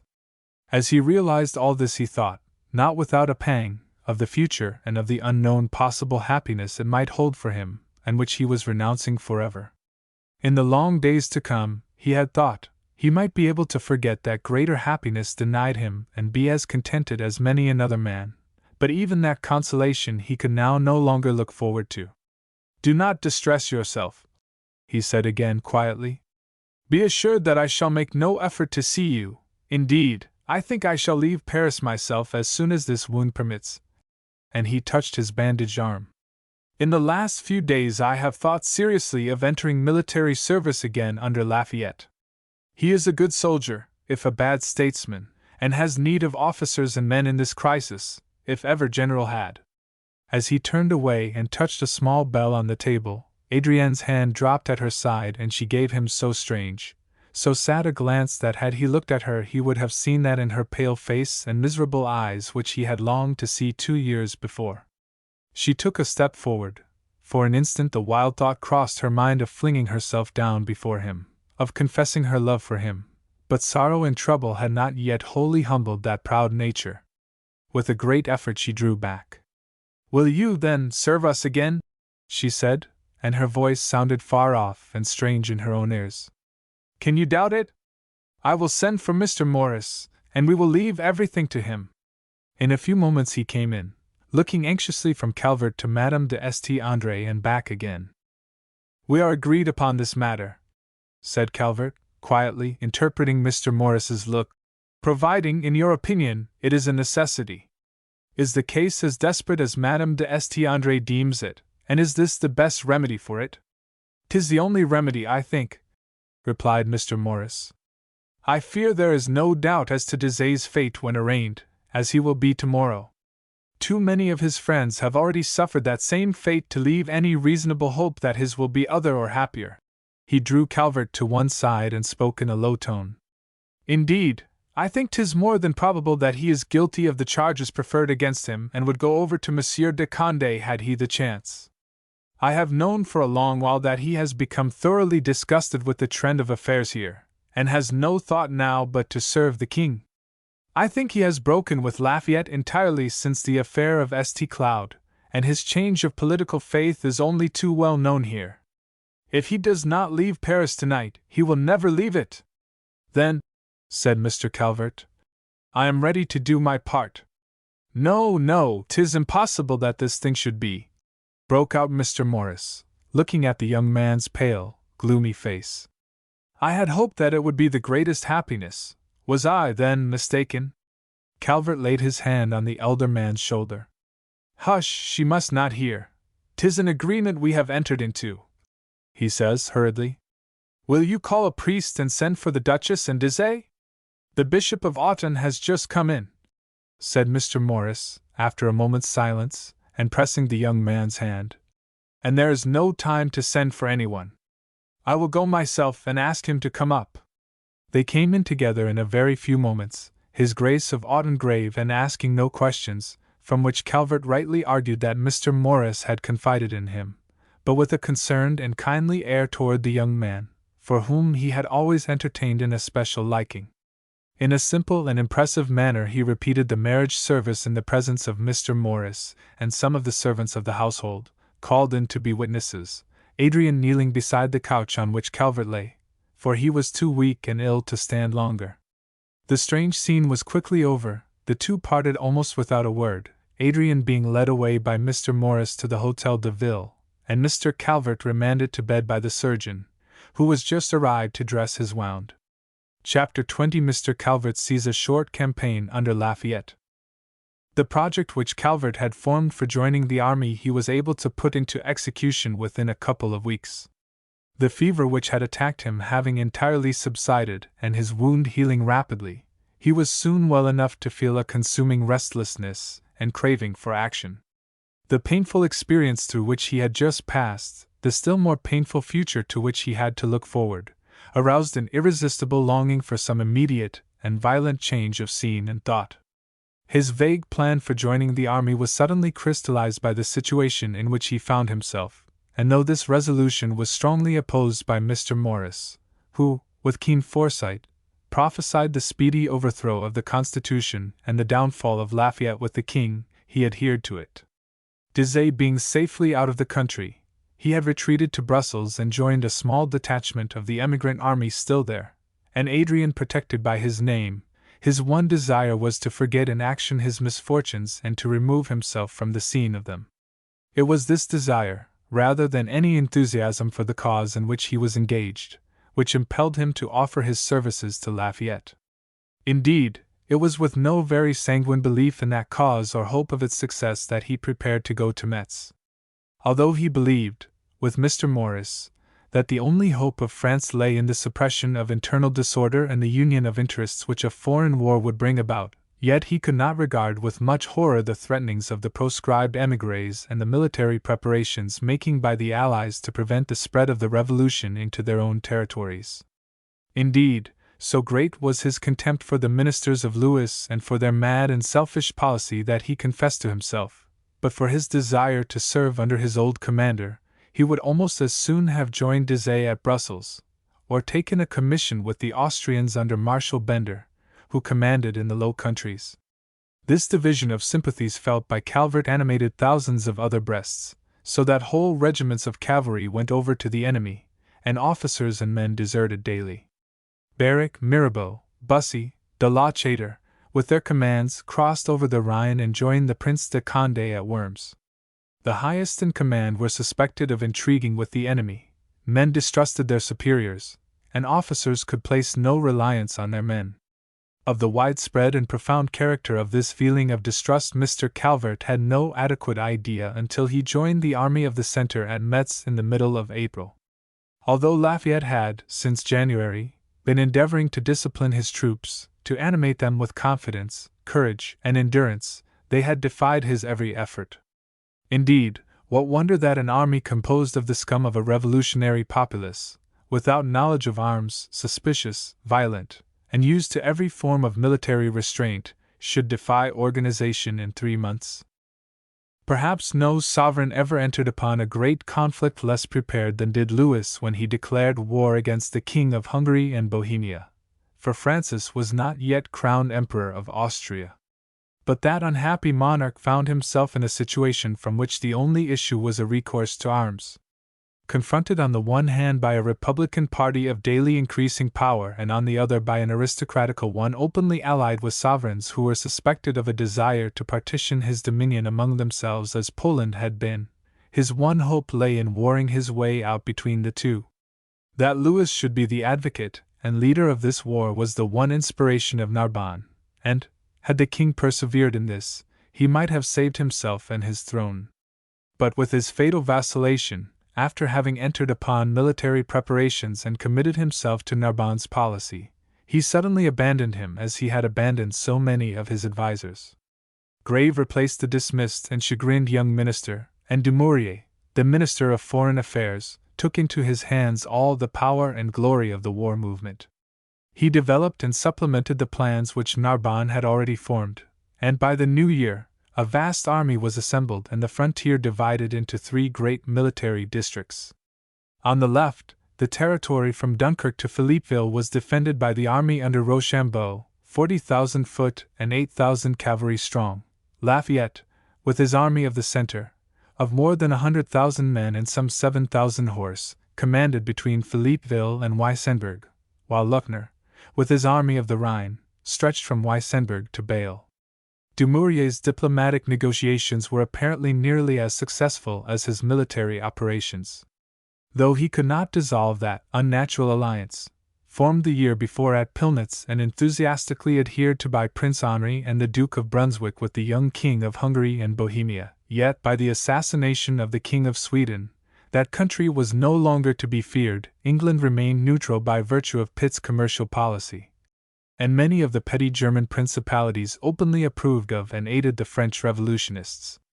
With military and diplomatic affairs in this state, and with Austria still holding out for her impossible conditions, 'twas easy for Dumouriez and the war party to browbeat the well-nigh desperate king into a declaration of hostilities that was to convulse the whole of Europe for nearly a quarter of a century. This was done on the 20th of April, 3 days after Mr. Calvert had joined Lafayette at Metz, and was almost instantly followed by orders from Dumouriez to that general to advance with 10,000 men upon Namur, and thence upon Brussels and Liege. 'Twas Dumouriez's policy, and surely a wise one, to strike the first blow against Austria through her dependency, Flanders, which country, but 2 years before, had shown the strongest disposition to throw off Austrian rule. How strong that disposition was, Dumouriez himself knew fully, for he had been sent by Montmorin on a secret mission into Belgium, and he felt assured that the Brabant patriots would rally to the standards of the French army. Had that army been what he supposed, his plans might have succeeded and the humiliations and defeats of the spring campaign averted. As has been said, Calvert joined the army at Metz a few days before the formal declaration of war was made, and so was there when General de Lafayette received orders to advance upon Namur. He was much touched by the reception which Lafayette accorded him. "I will give you a regiment, Calvert, but I need you near my person. There is no one upon whom I can rely. I wish you could be my aide-de-camp again. It would be like old times once more," he said, looking at the young man with so harassed and despondent a glance that Calvert was both surprised and alarmed. "I could wish for nothing better," he replied. "But surely you do not mean what you say. You have many others upon whom you can count." "Almost no one," replied Lafayette briefly. "I distrust my officers and am myself suspected of intriguing with the enemy. I know not what day I may be forced to fly across the frontier. No one is safe, and I dare not count upon my troops to obey commands. Although there are only 30,000 Austrians in Flanders, I am not sure that we can beat them," he said bitterly. On the 27th of April, Lafayette, who had moved his camp to Givet, received dispatches from Dumouriez detailing the plan of campaign against Belgium. According to this plan, Lafayette, with 10,000 picked men, was to advance by forced marches upon Namur. He was to be supported by 2 divisions of the Army of the North, one of 4,000 men under General Dillon, which was to move from its encampment at Lille-upon-Tournai, and the other of 10,000 troops under General Byron, which was to advance from Valenciennes-upon-Mons. Before daybreak on the morning of the 28th, Lafayette had his army in motion, and, as they rode out of the city gates together, Calvert noted that the depression and anxiety which had weighed upon the general so heavily had disappeared and that he had regained something of his old fire and intrepidity. This renewal of confidence was cruelly dissipated 3 days later when, on reaching Bouvines, halfway to Namur, after a 50-league march over bad roads, Lafayette was met by frightened, breathless couriers with dispatches detailing the humiliating disasters which had befallen both Byron's and Dillon's divisions. The former, who had advanced upon Quievrain and succeeded in occupying that town, was utterly routed on arriving before Mons, and fled with the loss of all his baggage. Dillon met with even a more tragic and shameful fate. Moving upon Tournai, where a strong body of Austrians was ready to receive him, his men were seized with a sudden panic and fled back to the gates of Lille, where, mad with fear and crying that Dillon had betrayed them, they brutally murdered him. This disastrous news being confirmed the following day by further dispatches, Lafayette was forced to fall back to Maubeuge without striking a blow, and thus ended Calvert's hopes of seeing a campaign which had promised most brilliantly. The news of these defeats creating the greatest sensation both at the front and in Paris, Rochambeau resigned his command, Grave was replaced by Servan in the ministry, and the army was reorganized. During the entire month of May, Lafayette and his army remained inactive at Maubeuge, awaiting orders which the distracted ministers at Paris were incapable of giving. 'Twas a pretty little place near the Belgian frontier, lying on both sides of the Sambre, and which had been ceded to France by the Treaty of Nimwegen. Mr. Calvert spent much of his leisure time, of which he had more than enough, admiring and studying the fortifications of this town, which had been engineered by the great Vauban. Much of it he also spent with Lafayette, who, in the intervals of disciplining his troops and attending to his increased military duties, Rochambeau's command had been divided between himself and Luckner, conversed freely with his young aide-de-camp. Sometimes, too, at Lafayette's urgent request, Calvert would sing as he had used to do around the campfires in the Virginia campaign. During those days and evenings of inactive and anxious waiting, the old friendship between the two was renewed. Lafayette had heard of Calvert's marriage through Mr. Morris, and, with the utmost delicacy, touched upon the subject. Calvert told him frankly as much of the story as he intended to reveal to anyone, and this confidence became another bond of friendship between them. The years of separation and disagreement somehow melted away. The Lafayette of Maubeuge was like the Lafayette whom Calvert had first known and admired. He noticed how much of his rabid republicanism had vanished. Indeed, Lafayette himself owned as much, for if he was impetuous and extreme, he was also courageous and was not afraid or ashamed to confess his faults. "I have learned much," he said to Calvert one evening when they were alone in the general's quarters, "and am beginning to have radically different opinions upon some subjects from those I entertained but a short while ago. Sometimes I ask myself if my call for the States General did not open for France a Pandora's box of evils. What has become of all my efforts?" he said, pushing away a map of the Austrian Netherlands which they had been studying together, and beginning to pace the room agitatedly. "Instead of the wise ministers prevailing at Paris, a horde of mad, insensate creatures are ruling the assembly, the city, the whole country. If only there were some man courageous enough to defy the Jacobins and their power, to meet them on their own ground and conquer them. What can I do at this distance, overwhelmed with military duties, restricted by my official position? I have been thinking of addressing a letter to the assembly," he went on, suddenly turning to Calvert. "A letter of warning against the Jacobin power, of reproach that they should be ruled by that ignoble faction, or remonstrance against their unwarrantable proceedings, and as soon as I can find the time to write such a letter, I shall do so, and dispatch it to Paris by my secretary, let the consequences be what they may."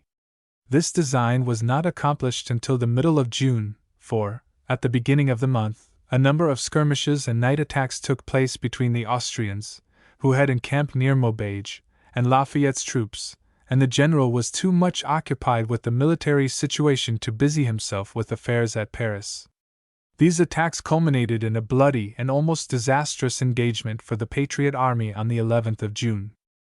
The Austrians, reinforced by the emigrant army which had been left at Brussels and in which Calvert knew Dizay held a captain's commission, advanced during the early afternoon of June 11 and attacked the vanguard of Lafayette's army, encamped 2 miles from Maubeuge, farther up the Sambre, and commanded by Gouvion.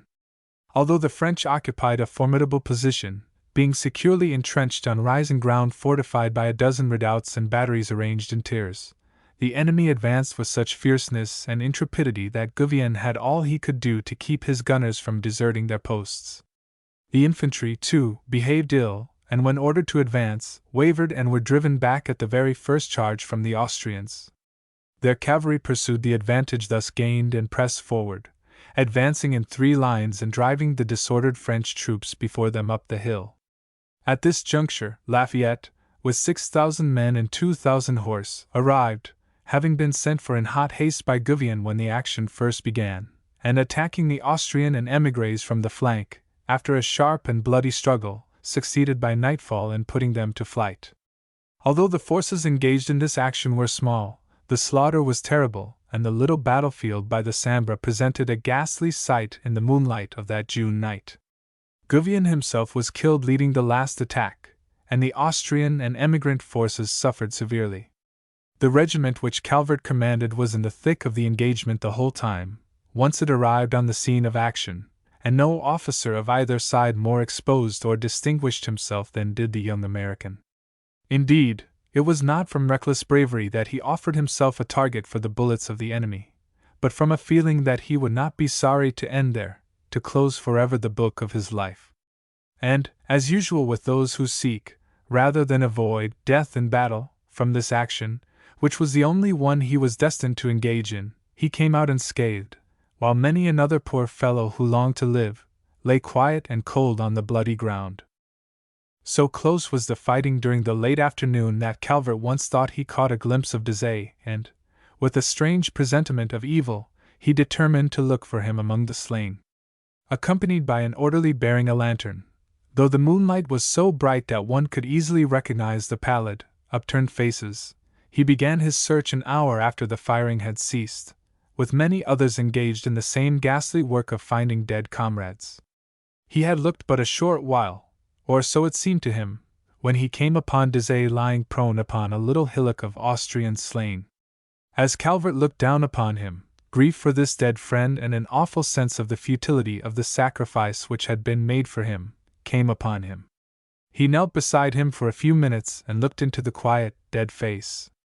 He had never before thought that Dizay resembled Adrian, but now the resemblance of brother and sister was quite marked, and 'twas with the sharpest pang Calvert had ever known that he looked upon those pallid features. It might have been that other and dearer face, he thought to himself.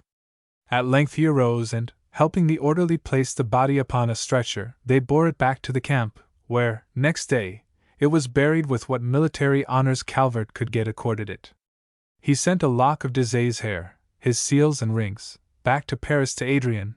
He kept for his own her miniature, which he found in Desaix's pocket, and which he had first seen that night at Monticello, and the letter she wrote him thanking him for all he had done were the first written words of hers he had ever had.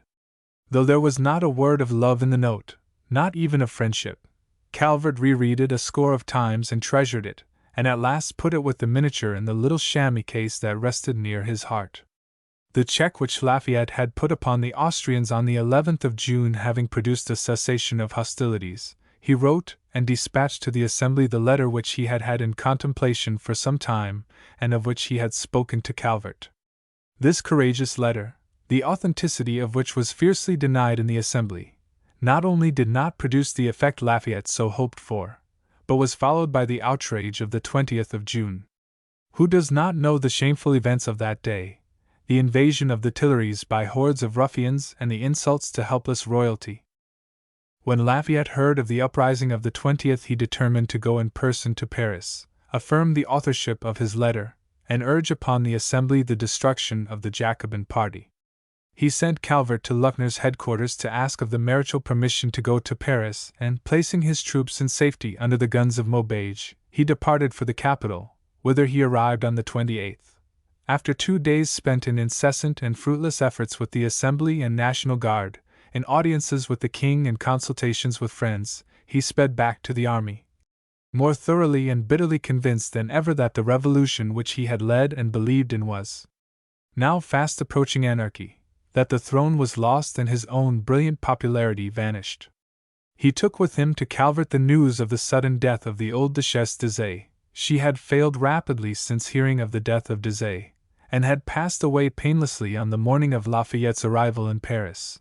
The escape of St. Hilaire to Canada, and a letter from Mr. Morris. "He desired me to give you this," said Lafayette gravely, handing the letter to Calvert. "The message is of the greatest importance. We had a long interview. I am at last come to the same opinion on certain subjects as himself," he said, with a gloomy smile, "and we want your cooperation. He will explain all when he sees you. As for myself, I must say no more." And he went away, leaving the young man to read his letter alone. Chapter 21. Mr. Calvert quits the army and engages in a hazardous enterprise. The letter which Calvert had received from Mr. Morris was short but very urgent. It begged him to resign his commission at once, which affair, the letter hinted, would be immediately arranged by Lafayette, and come to Paris, as Mr. Morris had business of the first importance on hand in which he wished Calvert's assistance. It went on to add that the exact nature of that business had best not be divulged until the young man should find himself at the American legation, and ended by urging Mr. Calvert not to delay his departure from Maubeuge by a day, if possible. Conformably with these requests, Calvert set out for Paris on the very next day, after the briefest of preparations, and arriving in the city on the evening of the 7th, made his way straight to the Rue de la Planche, where he found Mr. Morris anxiously awaiting him. With a brief greeting, and scarcely allowing the young man time to divest himself of his traveling things, he drew him into his private study, and there, with locked doors, began eagerly to speak about the business upon which he had called Calvert so hastily to Paris. "I knew I could trust you," said Mr. Morris to Calvert. "Lafayette has given you my letter and you have lost no time in coming to me, as I felt assured you would do, my boy. 'Tis the most satisfactory sensation in the world to feel an absolute trust in one as I do in you," he went on, with a kindly look at the young man. "Living in the midst of this people who think less than nothing of breaking every agreement, violating every oath, that feeling of confidence becomes doubly precious. But to the business in hand." He hesitated slightly and then went on. "You must know that in the month of November last, and before my appointment by Congress to this post of American Minister to France, inspired by the unhappy consequences to the royal family of the flight to Varennes, I, together with several of the stanchest friends of the harassed monarch, engaged in an enterprise to assist the King and Queen to escape from France. This plan, in which Faverney, Monsignor, Beaufort, Bremond, and some others whom you know, were leagued together, never ripened, because, by the appointment of Narbonne and the preparations for war which immediately commenced, we hoped that Louis might regain his lost power. It was at this juncture, and while I thought that this enterprise was at an end and that there would be no further occasion for me to intermeddle in the politics of this unhappy country, that I received and accepted my appointment as minister to this court. Most unfortunately, the great opportunity which the king had to retrieve his fortunes he flung away by his subsequent vacillation and his secret negotiations with the Allies, and this, together with the reverses of the French array, the growing violence of the opposing political factions here, and the terrible events of the 20th of June, have again made it necessary for the friends of the king, if they wished to save him, to exert themselves in his behalf. When this was made plain, those gentlemen with whom I had formerly been associated in the effort to serve His Majesty again applied to me for assistance, so that I found myself in the cruel position of either betraying my official trust or of abandoning the monarch whom I sincerely pitied and whom I had pledged myself to aid. The last and most moving appeal made to me was that of Monsieur Lafayette. I met him at the Tuileries when he went to pay his respects to their Majesties before rejoining his army. I know not what had passed between the king and himself at the levee, for I arrived just as he was going, but I saw by his countenance that he had the gloomiest forebodings. He drew me into a small anteroom and spoke to me with his old familiarity and affection.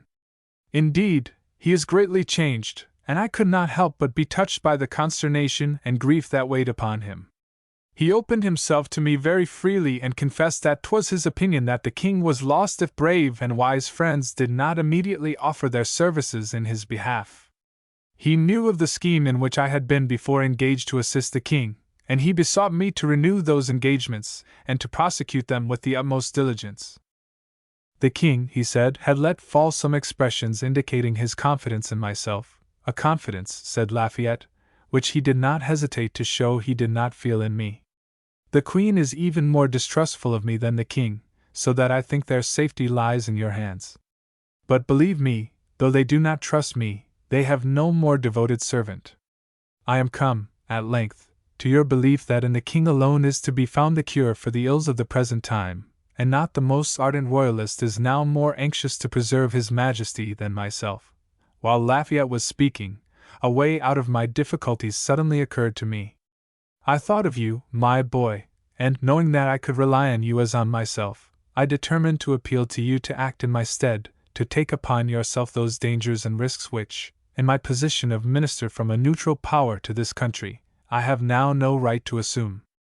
I know how great a thing I am asking, but I also know your generous nature, your steadfastness, your capability to carry through discreetly and swiftly any undertaking you engage in. As an American, you will have the confidence of the King and Queen, and will act as a surety for Lafayette, whom 'tis only too true their Majesties distrust profoundly. I reminded Lafayette of the unalterable obligation which prevented me from interesting myself personally in the political situation here and of the plan I had just formed of appealing to you. He approved of it entirely, saying that there was no one in whose hands he would more willingly leave matters. We made an appointment for that evening at Monsieur de la Rochefoucauld's, where he was staying, to discuss some plan of assistance to His Majesty. I consented to this interview, for it was impossible at that late hour to call together all those interested in the affair, and, as Lafayette was leaving the next morning, something had to be done immediately. Our interview was a long one, but the plan we hit upon was, in the end, very simple, and, indeed, the circumstances of the case, the short time, and the necessity for the greatest secrecy demand that the simplest methods should be employed. Shall I tell you that plan? Asked Mr. Morris, suddenly breaking off in the midst of his long talk and regarding Calvert with a keen, questioning glance. There is no lead I would follow sooner than yours, Mr. Morris, replied the young man, quietly and firmly. As you know, all my sympathies are with the King and Queen, and in whatsoever way I can serve their Majesties I am ready here and now to pledge myself to that service. Indeed, the enterprise suited Calvert's temper well. Any excitement or danger was welcome to him just then. His hopes of seeing military service having been frustrated, he was glad to find some other scheme at hand which promised to divert his melancholy thoughts from himself. "'Tis like you to speak so, boy," said Mr. Morris, grasping Calvert warmly by the hand. "I knew you would not fail me. And, before God, how could I fail them?" he burst out, rising in agitation and stumping about the room. "I have done wrong in engaging in the remotest way in this affair, in urging you to become a party to it, but my humanity forbids me to withhold whatever of aid I can render. Was ever a monarch so cruelly beset, so bereft of wise counselors, of trusty friends? He knows not where to look for help, nor which way to turn. He suspects every adviser of treachery, of self-interest, of venality, and he has reason to do so. The wisest, in his desperate position, would scarce know how to bear himself, and what can we expect of so narrow an intellect, so vacillating and timid a nature? I pity him profoundly, but I also despise him, for there is a want of mettle in him which will ever prevent him from being truly royal. 'Tis doubly difficult to help those who will not help themselves." "Do you think it is really possible to save His Majesty?" asked Calvert, doubtfully. "We can but make one more desperate effort, and I confess that I rely more on the firmness of the Queen for its success than I do on the King," said Mr. Morris. "But I will tell you of the plan, and you can judge for yourself of its feasibility." The scheme agreed upon between Mr. Morris and Lafayette in that interview at Monsieur de la Rochefoucauld's, and which Mr. Morris proceeded to detail to Calvert, was briefly this: it being evident that as long as the king remained in Paris he was a virtual prisoner and subject to the capricious commands of the Assembly, his ministers, and the mobs, daily increasing in numbers and lawlessness. It seemed to both Mr. Morris and Lafayette that the thing of first importance was to effect the king's escape from the capital. To accomplish this, it was Lafayette's suggestion that the king should go to the Assembly when affairs should be ripe for that act and announce his intention of passing a few days at one of his country residences within the limits prescribed for his free movements. I thought he blushed as he made this suggestion, and 'twas all I could do to keep from asking him if he intended to serve His Majesty on this occasion as he had in the St. Cloud affair," said Mr. Morris, dryly. "But his distress and his sincerity were so evident that I contained myself." The king established as far from Paris as possible, Lafayette was to arrange a maneuver of his troops at a point near the royal residence, and once arrived there, he was to rapidly and secretly march the trustiest of his regiments to the king's rescue, surround the palace, and call upon the army for a new oath of fidelity to the monarch and constitution.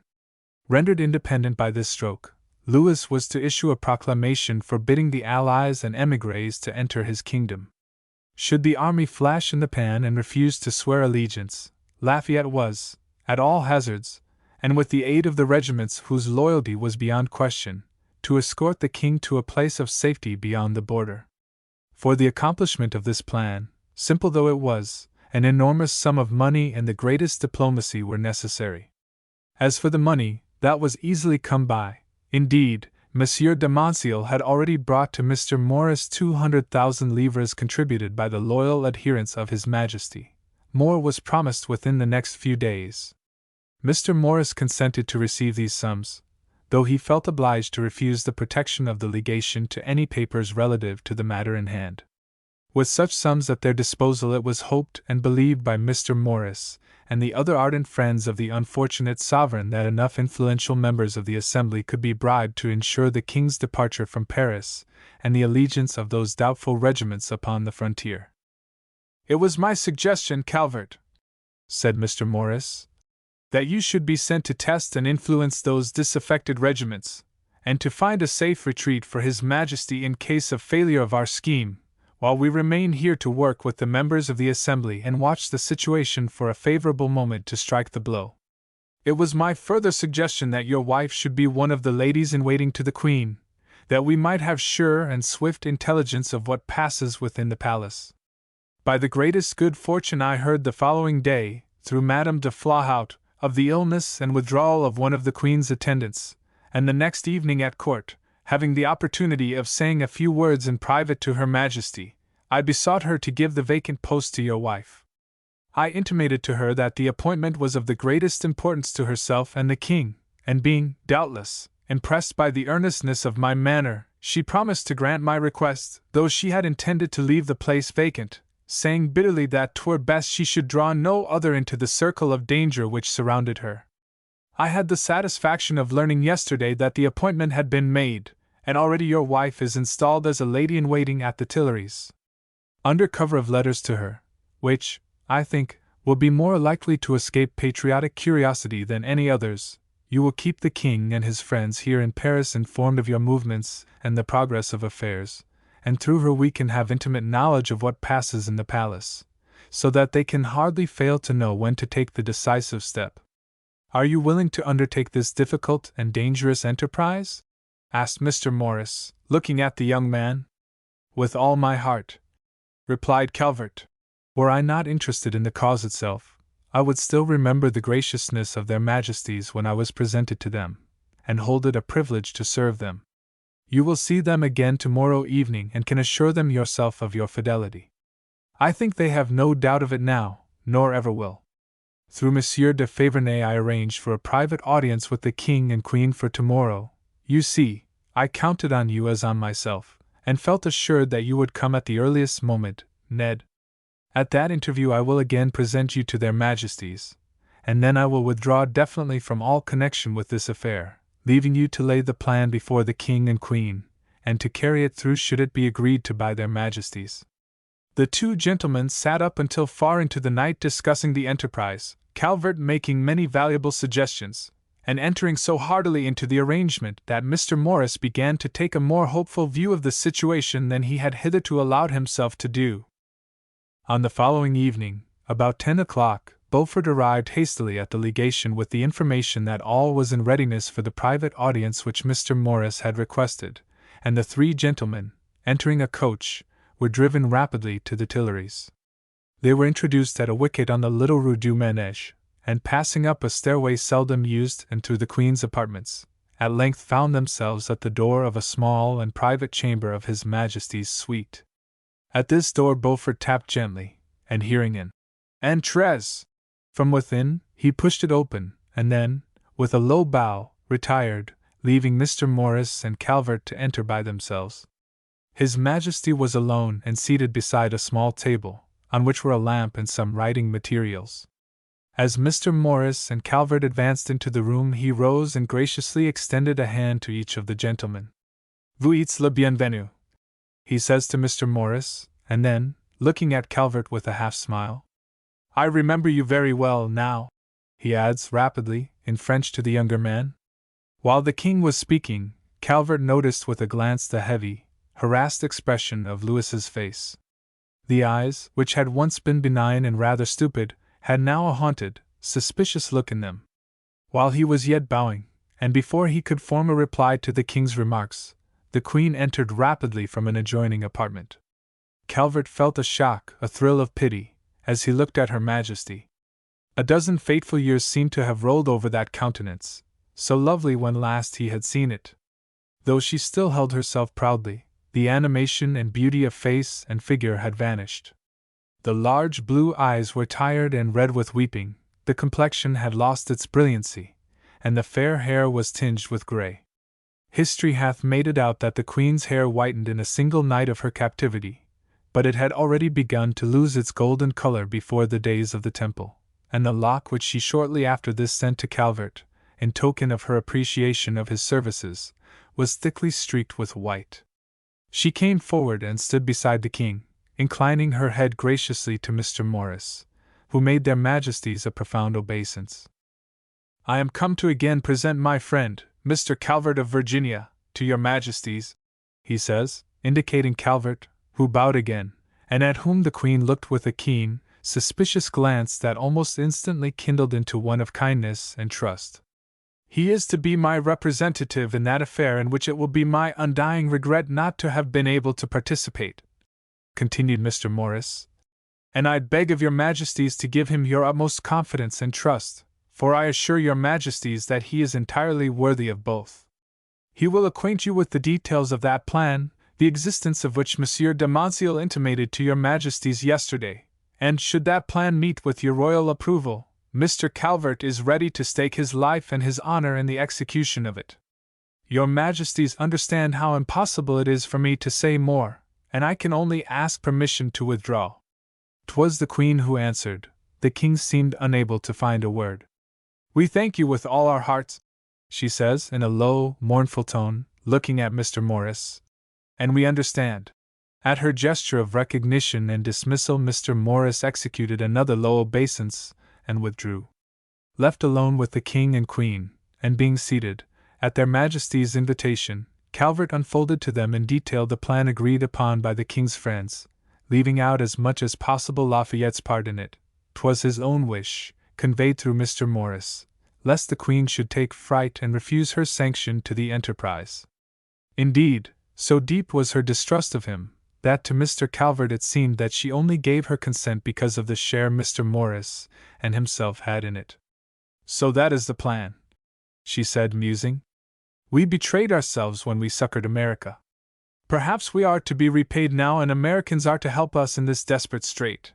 'Tis a bitter humiliation to have to turn to strangers for aid, but our only true friends are all scattered now. There is no one about us but would betray and sacrifice us," she says, bitterly, and looking at the king, whose heavy countenance reflected in a dull way her poignant distress. "Pardon me, your majesty," says Calvert ardently. "There are still some stanch friends left to you. I have seen these gentlemen but this morning, when we discussed anew this plan, and they but wait your approval to pledge their lives and fortunes to extricate your majesties from the distressing situation you now find yourselves in. It but depends upon you to say whether this scheme shall be carried through. With firmness and confidence on your part it cannot fail. I fear to hope again. Do not arouse my expectations only to have them disappointed." And rising in the greatest agitation, the queen began to pace up and down the little room. "Who would have thought that Fersen could fail, and yet he did?" She covered her face with her hands to hide the tears which filled her eyes. Suddenly she stopped before Calvert, who had risen, and gave him so penetrating and anguished a look that the young man could scarce bear to meet her glance. "There is that in your face which inspires confidence," says the queen. "I think you would not know either defeat or deceit. Pray God you may not. We will trust him, shall we not?" she says, turning to the king and putting out her hand so graciously that Calvert fell upon one knee before her and kissed it. He knelt to the suffering woman who had instinctively appealed to him, and her faith in him even more than to the desperate queen. It was by such moments of genuineness and winning sweetness that Marie Antoinette captivated those with whom she came in contact. Could such bursts of true feeling have endured, could she always have been as sincere and single-hearted as she was at such times, she would have been a great and good woman. Genius, ambition, firmness, courage, all these she had, but insincerity and suspicion warped a noble nature. To Calvert, just then, she seemed the incarnation of great womanhood, and 'twas with the utmost fervor that he pressed her to allow himself and her other faithful friends to serve her. "In a few weeks all will be ready," he says.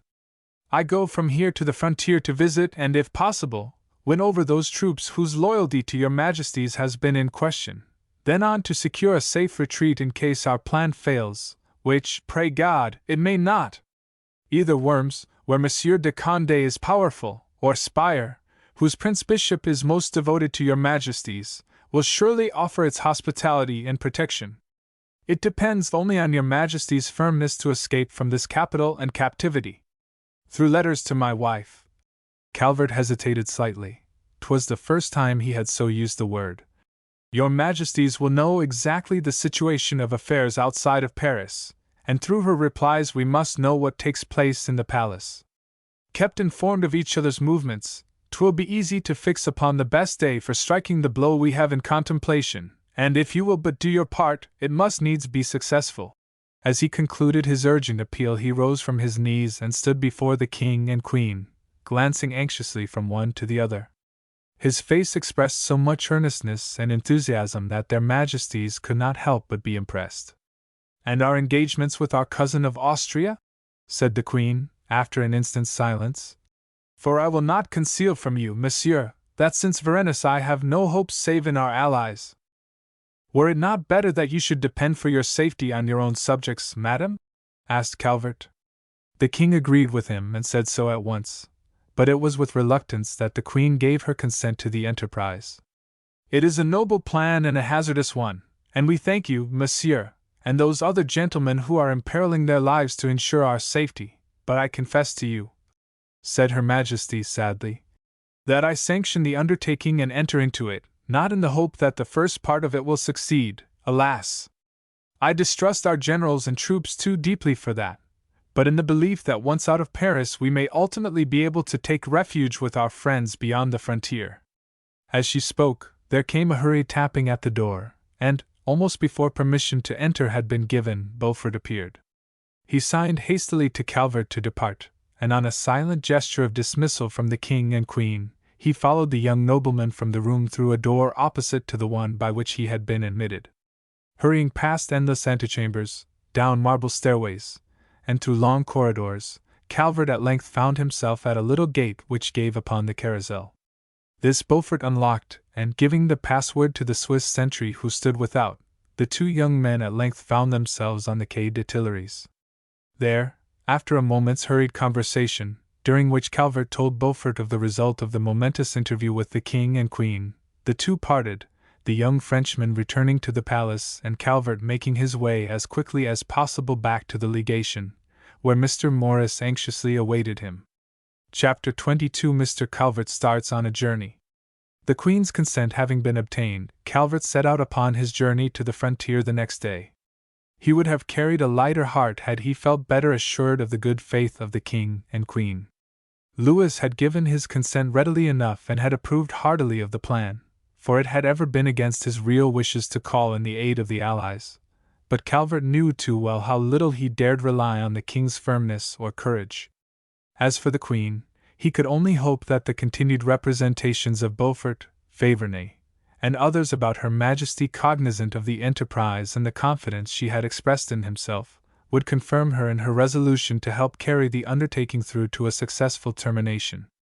Mr. Calvert first made his way with all possible expedition back to Maubeuge, where he reported to Lafayette the result of his interview with their Majesties and received from him letters to certain officers who were to be taken into the enterprise and whose commands were to be won over if possible. "Her Majesty can surely no longer doubt my good faith," said Lafayette bitterly to Calvert. "Success, death, or flight is all that is left to me now." With these letters Calvert proceeded on his way to Namur, Givet, and Treves, where different detachments of Lafayette's troops were garrisoned. He was made welcome at every mess table, and his scheme was received with such enthusiasm that it seemed almost an unnecessary precaution to cross the frontier and seek a possible asylum for the royal family in case the great plan failed. But the very enthusiasm of some of these young officers caused Calvert to fear for the success of the enterprise. So loud-tongued were they in their loyalty, with such imprudence did they drink toasts to their Majesties and the success of the undertaking, that Calvert, himself so calm and silent, was both disgusted and alarmed. With the enthusiastic promise of allegiance to the plan on their own part, and that of their regiments, Calvert quitted the society of these officers, and certain of the hearty cooperation of enough troops to make the safety of the King and Queen amply assured, he proceeded, by way of the Moselle, to Coblentz. He arrived at that city on the 26th of July, and was immediately granted an interview with the great Prince Elector of Treves, but recently established in his splendid new palace on the Rhine, and the Commander-in-Chief of the Allied army, His Grace the Duke of Brunswick. Though Calvert had journeyed with all possible speed, he was come a day too late, and he heard with inexpressible alarm and chagrin of the imprudent manifesto issued by the Duke but the day before. Surely no other great general of the world ever made so colossal, so fatal a blunder. In that arrogant and sanguinary manifesto could be heard the death knell of the unhappy King of France, or so it seemed to Calvert, who was so deeply impressed with the rashness and danger of his Grace's diplomacy that he made no attempt to conceal the alarm he felt. This open disapproval so offended the Duke and his friend, the Prince Elector, that the latter received Calvert's proposals with the utmost coldness, and would make no promise to receive the royal fugitives in case it became necessary. Perhaps, too, he was weary of royal guests. Seeing that nothing was to be got from the Elector, Calvert hurried on to Worms through that beautiful Rhine country which he had once traversed so leisurely and delightfully with Mr. Morris. There he found Monsieur le Prince de Condé, with whom he had a long audience. This great leader of the emigrant forces, being apprised of Calvert's embassy, approved heartily of that scheme which would make the king openly join issue with his nobles, and sent the young man on with all speed to Kell with secret letters for Monsieur de Villaminel. This general, under Monsieur de Condé's orders, was stationed with trusty troops from Luckner's command at the little town of Kell, opposite Strasbourg, and was deep in secret negotiations with officers of the garrison for the capitulation of that city and the entry of the emigrant army. These intrigues had been going on for some time, and so crafty were Villaminel's plans. He was the greatest diplomat the émigrés could boast, and so successful was Monsieur de Thessinet, aide-de-camp to the Prince de Condé, in carrying them out, that when Calvert arrived at headquarters the possession of Strasbourg by the emigrant forces seemed to be a question of only a few days. 'Twas in this belief that Monsieur de Condé had dispatched Calvert to Monsieur de Villaminel, who joined in the enterprise with the utmost enthusiasm and confidence. So assured was he of the success of his own undertaking that he spoke of it almost as if 'twere already an accomplished triumph, even going to the length of showing the young man the method of attack and occupation traced upon the plan of the city. At this street a regiment was to be stationed, at that gate a body of cavalry was to enter, as though he were master of fate, and naught could interfere with his plans. So confident was Villaminel, and so impregnable a defense did Strasbourg seem to offer for the king should misfortune overtake him, that Calvert set out on his journey back to Maubeuge the following day, buoyed up with the belief that should the army refuse its allegiance and support, the king would find, at any rate, a safe asylum at Strasbourg. But already Brunswick's ill-advised manifesto was at work overthrowing these well-laid plans, which were to come to nothing, as were his own, unhappily, though for a different reason. At Maubeuge, where he arrived on the 1st of August, gloomy forebodings in regard to the disastrous effects of his Grace of Brunswick's manifesto were fully shared by Lafayette and those officers committed to the conspiracy. Indeed, Lafayette was in the greatest anxiety and dismay. "We must force our hand," he said to Calvert. "There is not a moment to lose. This cursed, imprudent, vainglorious mandate of Brunswick's has set the whole country by the ears, for all Paris and the army knows, that the king had cognizance of it before it was issued. The queen has usually been the double dealer, but this time I think they have both had a hand in it, although these letters from your wife, which, according to our agreement, I have opened, assure us that their majesties are still of a mind to trust to the issue of our plan and are ready to make the trial at any moment." "What success have you had with the army?" asked Calvert. "Much. I can count on a dozen regiments, Sorel, Marbois, Pelletet, and their commands will go with me. I have favorable news, too, from Namur and Treves, but there is no more time, I think, to gain over others. We must work with what we have. The advices from Paris make it plain that the king is all but lost." And he laid before Calvert a budget of dispatches lately arrived by couriers from the capital. "You will see for yourself in what a ferment the city is, and how bitterly hostile is the attitude of assembly and people to the king. And what do you hear from Beaufort, Monsieul, and the rest who are working with the members of the assembly?" asked Calvert, who had heard nothing on his long journey, though he had kept their majesties informed of his own movements. "Here is Beaufort's letter, it reached me yesterday," replied Lafayette. "He reports a sufficient number engaged on our side by bribery or interest to ensure the king's departure, only it must be instantly, or all is lost." "Then I will go at once to Paris," said Calvert, "and report all ready here, and the great step must be taken if it is ever to be. It cannot be too soon. And have you made all arrangements?" "This is my plan," says the general, laying a military map of France upon the table before Calvert. "The king must ask permission to retire to Compiègne for a few days. 'Tis, as you know, one of His Majesty's favorite residences, hence the request will seem natural. 3 days preceding that request, and which, I think, cannot be later than the 9th, I will order several of the most loyal regiments under Sorel and Marbois to proceed to Laon to invest that fortress. I will march with these troops myself, and at La Capelle, which, as you see, is about 6 leagues from Compiègne, will order them to proceed to the latter point instead of to Laon. The king will find a loyal army surrounding his chateau of Compiègne when he arrives. And if the assembly refuses to let him leave Paris? Then he and the queen on that same evening must escape disguised. She is a good actress, Ned, and did not play Beaumarchais' comedies at the Little Trianon for nothing, the king will have more trouble, to Courbevoie, where a detachment of the Swiss Guard will be found to escort their Majesties to Compiègne. We must make sure of Bachmann, who is, I think, of the king's cause, and must have his promise to detail his guard at Courbevoie and hold them in readiness. His troops will be strengthened by a regiment under Marbois, which will push on from Compiègne to meet them.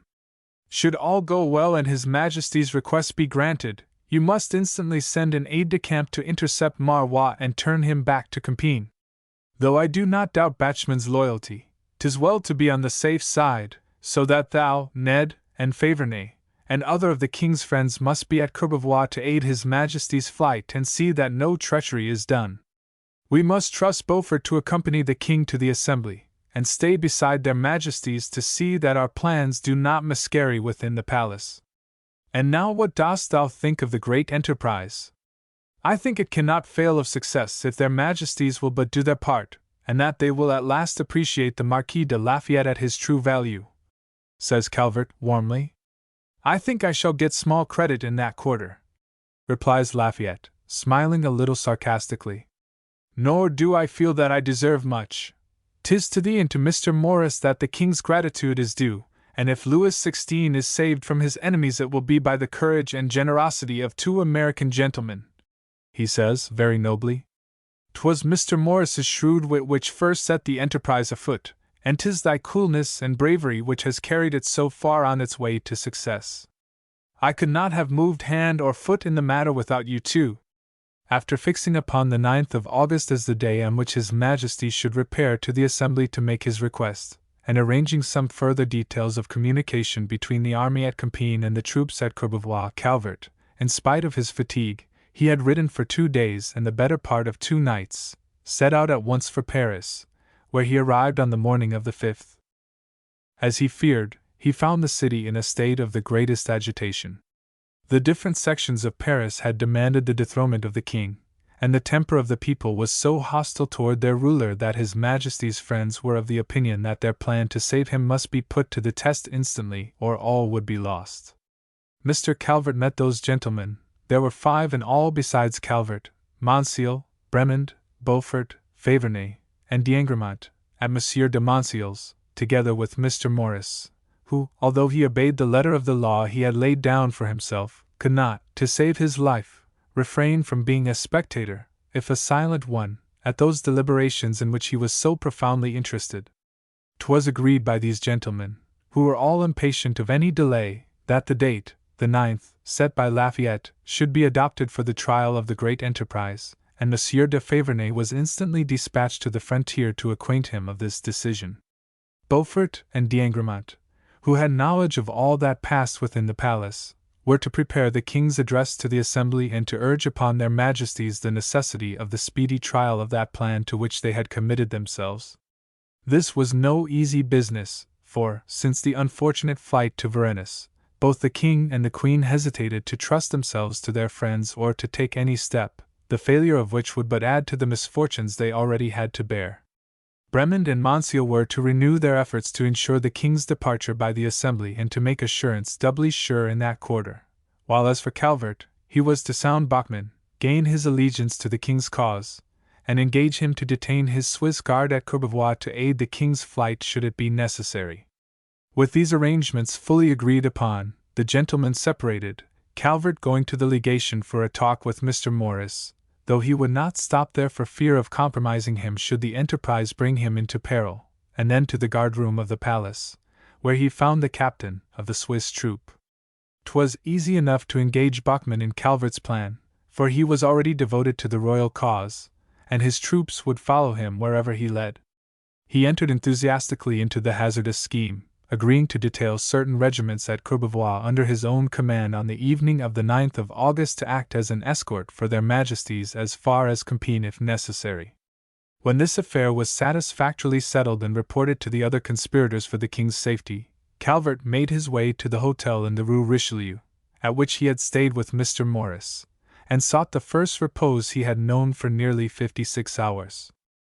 During the days of the 6th, 7th, and 8th of August, Mr. Calvert, and those other devoted friends of the king who were plotting for his safety were kept in the greatest state of alarm by the wildest and most sanguinary rumors of conspiracies to storm the palace and murder the royal family. 'Twas only too evident that the temper of the mob could not be counted on from one hour to the next, and that the king must be got out of Paris at all hazards. No step could be taken until the 9th, however, when Lafayette would be at Compiègne, and in the meantime, those gentlemen engaged in the service of His Majesty were busy trying to prepare the way for the king's removal from the capital. The sums of money which were continually brought to Mr. Morris by Monsieur, Bremond, and others were expended in bribing those who might stand in the way of the king's departure or else invested by him for the future use of their majesties, a rigid account of all of which was given by Mr. Morris to the young Duchesse d'Angoulême when he had audience with Her Royal Highness at Vienna, years after, and when the tragedy which he had so ardently tried to avert had been consummated. Memoirs and addresses for the king were hastily drawn up by Calvert, Monsieur, and Beaufort, assisted by Mr. Morris, who, in the terrible excitement and danger of those last 2 days preceding the final step, threw prudence to the winds and lent his aid morning and night to the enterprise.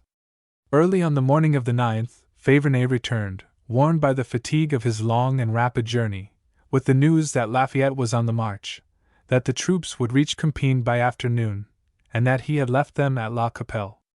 All being thus in readiness outside of the city, word was borne to His Majesty by Calvert in a secret interview, and after some persuasion, and the address to the legislators, prepared by Mr. Morris, being presented to His Majesty, he agreed to repair to the Assembly at 6 in the evening to make his request to be allowed to retire to Compiègne for a few days.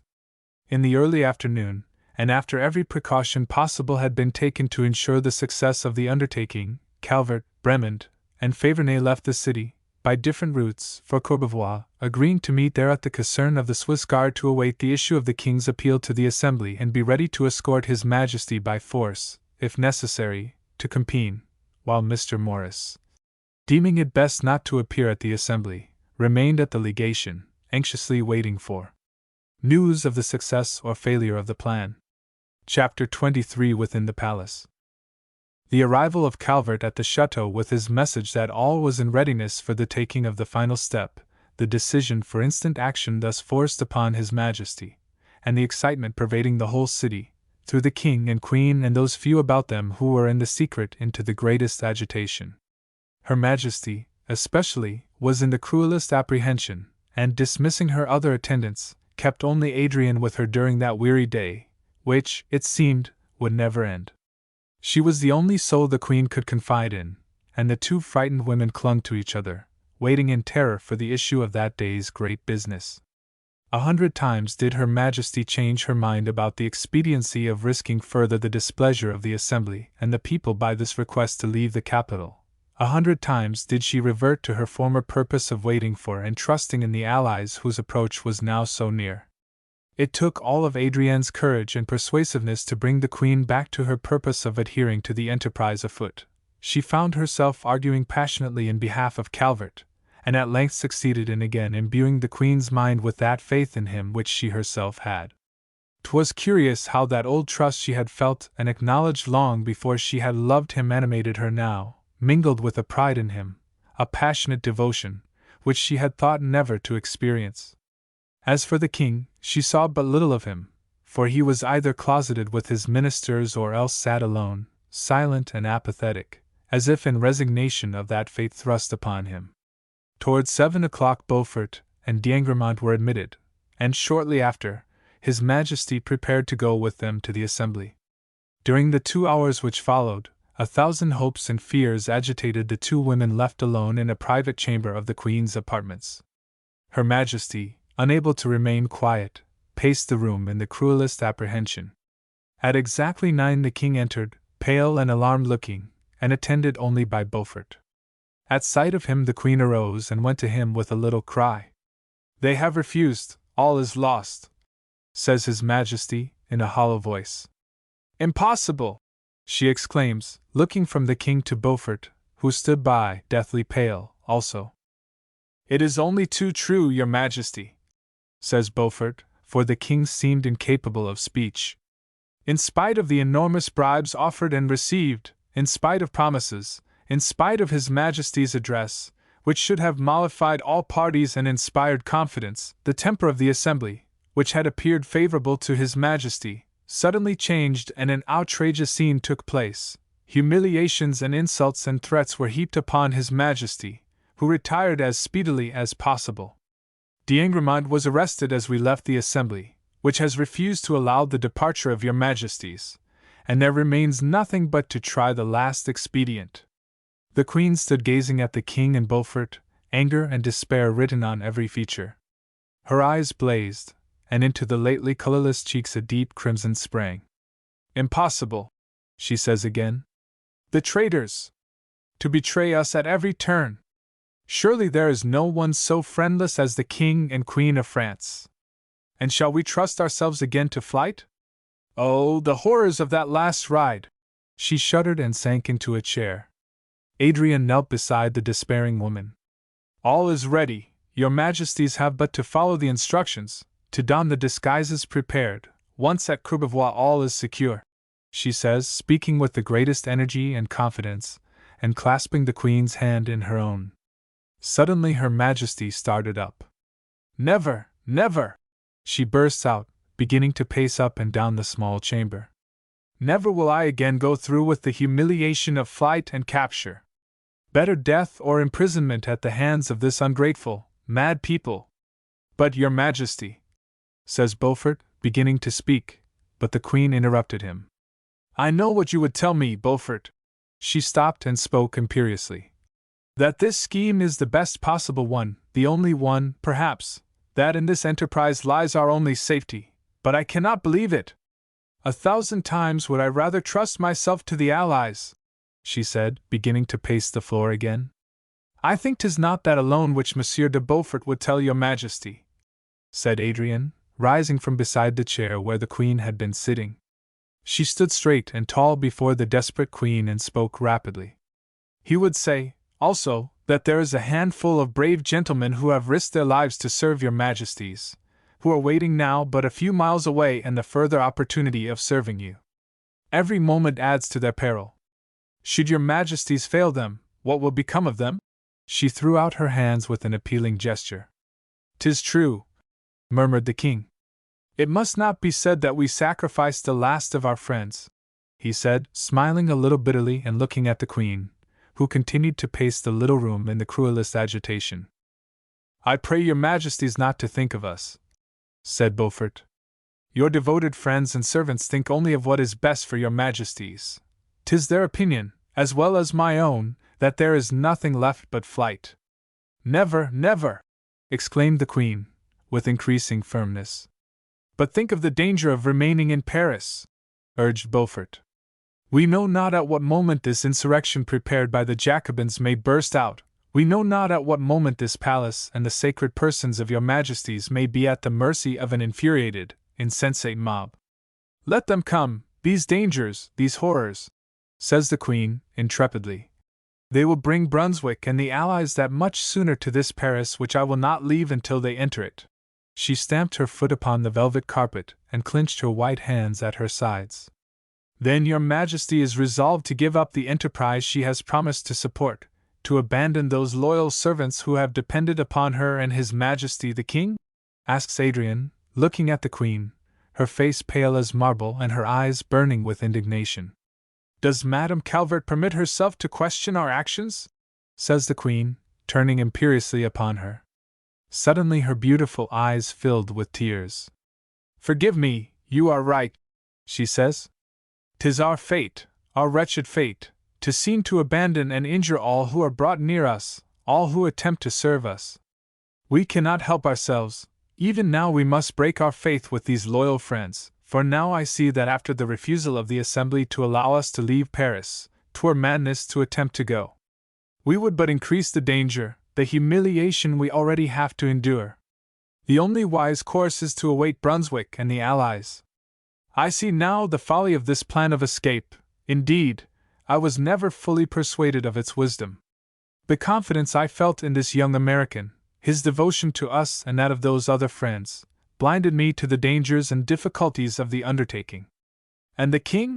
asks Adrian, turning from the Queen to His Majesty, who sat by, indecision and weariness and timidity written on all his heavy features. "We dare not," he says, at length, apathetically. "The Queen is right.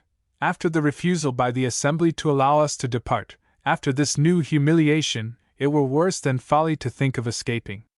We are surrounded by spies, treachery is within these very walls, how can we hope to get away? It is best to await our doom quietly here. What think you, Beaufort?" he asks. "I implore your Majesty to make the effort," says Beaufort.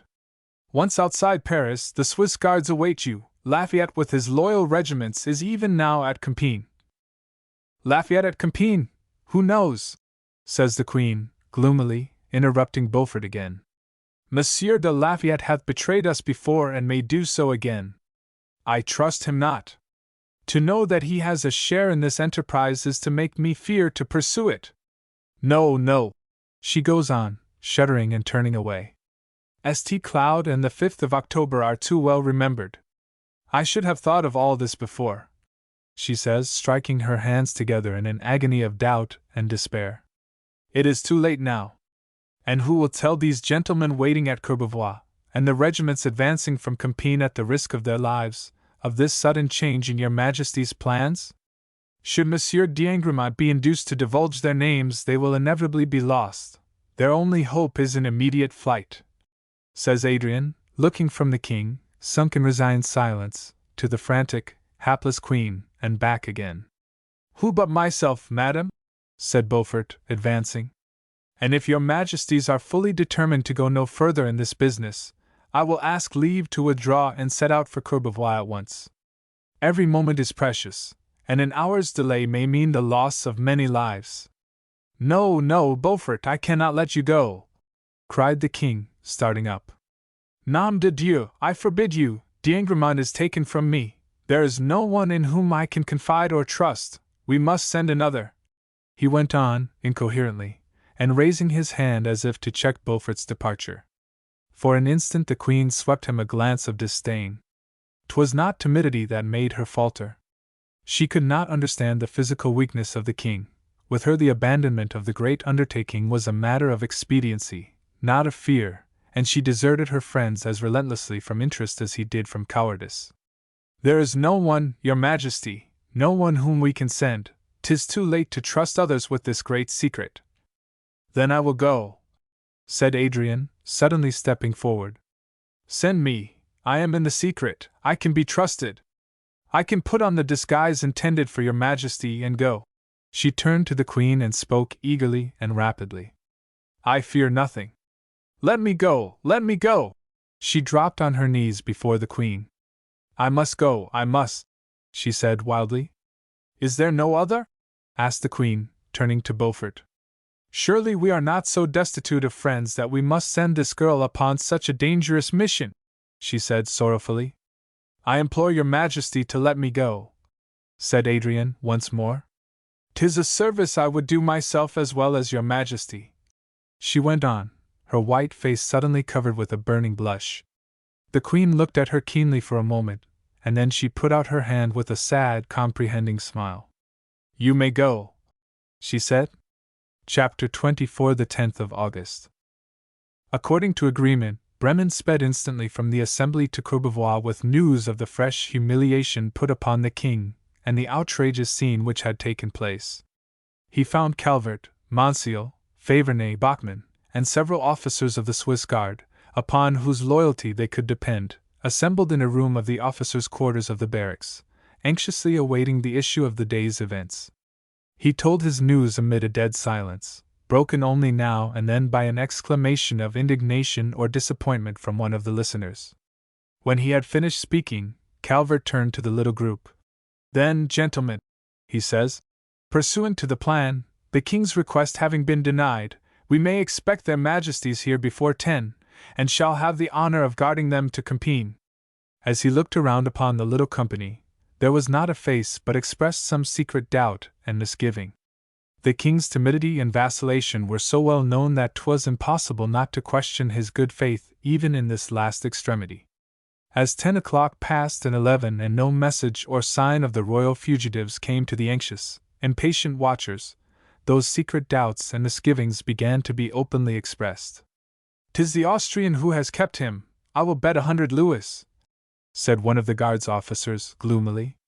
"I never believed she would keep faith with us. She is too deeply committed to Brunswick, nor will she let the king do so."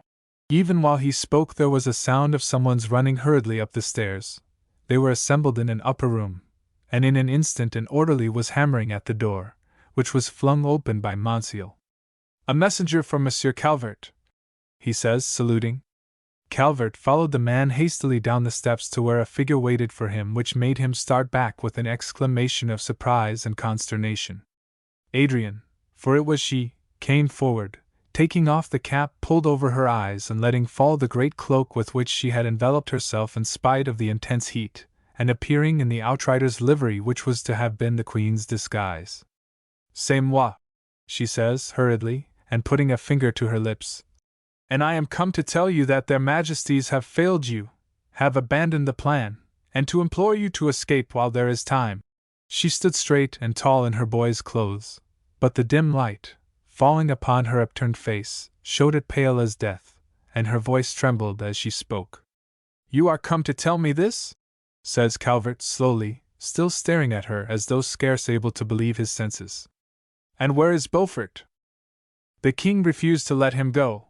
He is with his Majesty," she says breathlessly. "D'Engremont is taken. 'Tis reported that the palace is to be attacked tonight. The king and queen will not come. The king is afraid to attempt the escape, and the queen will rely on no one save the allies. We implored them in vain to come, but they refused. They have failed you. Save yourselves." She leaned heavily against the door. "It is quite certain. They will not come?" asked Calvert. Adrian shook her head. "Then wait, come in here," he said, drawing her into a little anteroom. He ran back up the stairs and burst into the room he had just left, with an imprecation.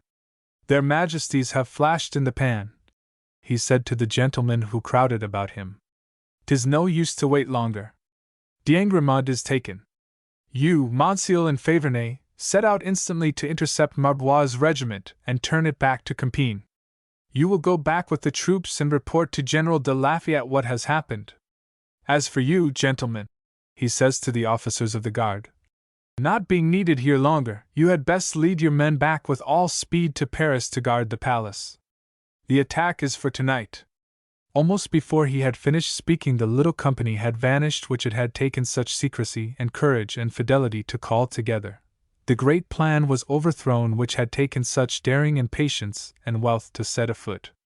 Timidity and bad faith had, in a moment, destroyed what had taken so many weeks to build up, and for the future calamities the King and Queen of France were to bear, they had only themselves to thank. Calvert ran down the stairs again quickly to the anteroom, where the boyish figure in the long cloak awaited him.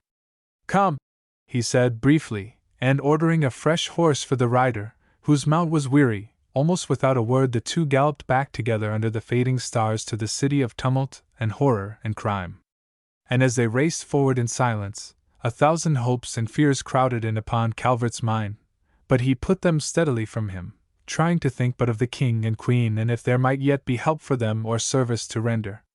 Only as he looked at the pale face beside him, at the blue eyes, tired and strained now, a mad wonder would steal over him that she had done this thing. And with this wonder tugging at his heart and brain, they pressed onward with all speed. They entered Paris as the first streaks of dawn were beginning to redden the sky, and in this rosy morning glow the haggard faces of the multitudes of men and women pacing the streets, for who could sleep during that awful night, looked more haggard and wretched than ever before. Bands of armed ruffians marched through the streets from all sections of the city. 'Twas plain that some movement of importance was going forward. The two riders made their way as quickly as possible past the Place du Carrousel, where Calvert could see the faithful Swiss regiment at their post, over the Pont Royal, and so to the Faubourg St-Germain and the American legation. "Mr. Morris's house is the only safe place in all this mad city, I think," he said to Adrian. "I will leave you in his care while I go and see what has befallen the king and queen." Early as was the hour, the legation was all astir, and Mr. Morris himself came out to meet Calvert and Adrian as they dismounted. He had not been to bed during the night and looked harassed and weary. He drew them into the house, where they found a large company assembled. Madame de Montmorin was there, agony and terror written on her pallid face. The old Count d'Estaing, who had fought so gallantly in America, Dillon, Madame de Flahaut, and a dozen others, who had taken refuge with the American minister during that terrible night. "You see," said Mr. Morris, in a low tone, to Calvert, and indicating the little group. "They have fled for protection here, but God knows whether even this spot will afford them safety.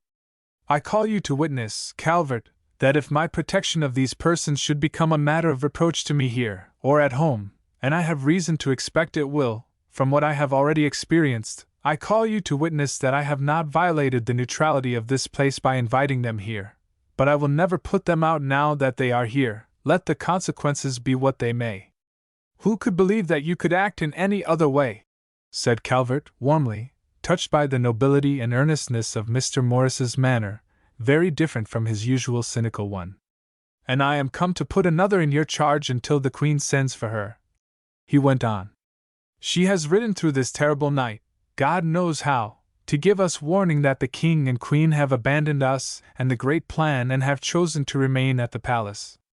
I must go to the Tuileries and find out what has befallen their Majesties, and then I will return." "I know all," said Mr. Morris bitterly. "I scarcely dared to hope that their Majesties would stand by us or their promises. 'Tis as I thought, my boy. Sacrifices and devotion, time and money have all been wasted in their behalf. So be it. I think no power can save them now. You have bravely done your share. Let this end it. And it were best that you should leave Paris at once. D'Ingremont has died nobly without revealing our secrets. He was murdered within 2 hours of his capture, but this is no safe place for you.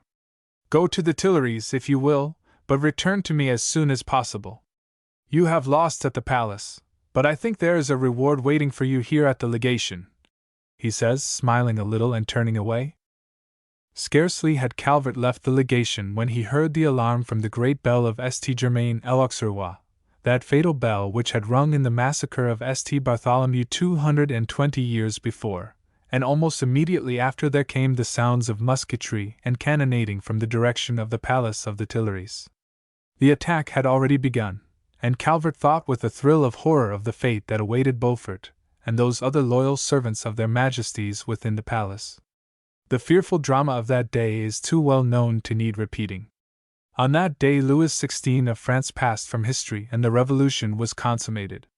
By the time Calvert had reached the quay opposite the Louvre the battle was begun, the mob was forcing its way past the scattered National Guard, whose commander lay murdered on the steps of the Hôtel de Ville, past the stanch, true Swiss Guard, who, left without orders, stood, martyrs at their posts, any sacramenti fidem fallerant, through the carousel up to the very palace itself.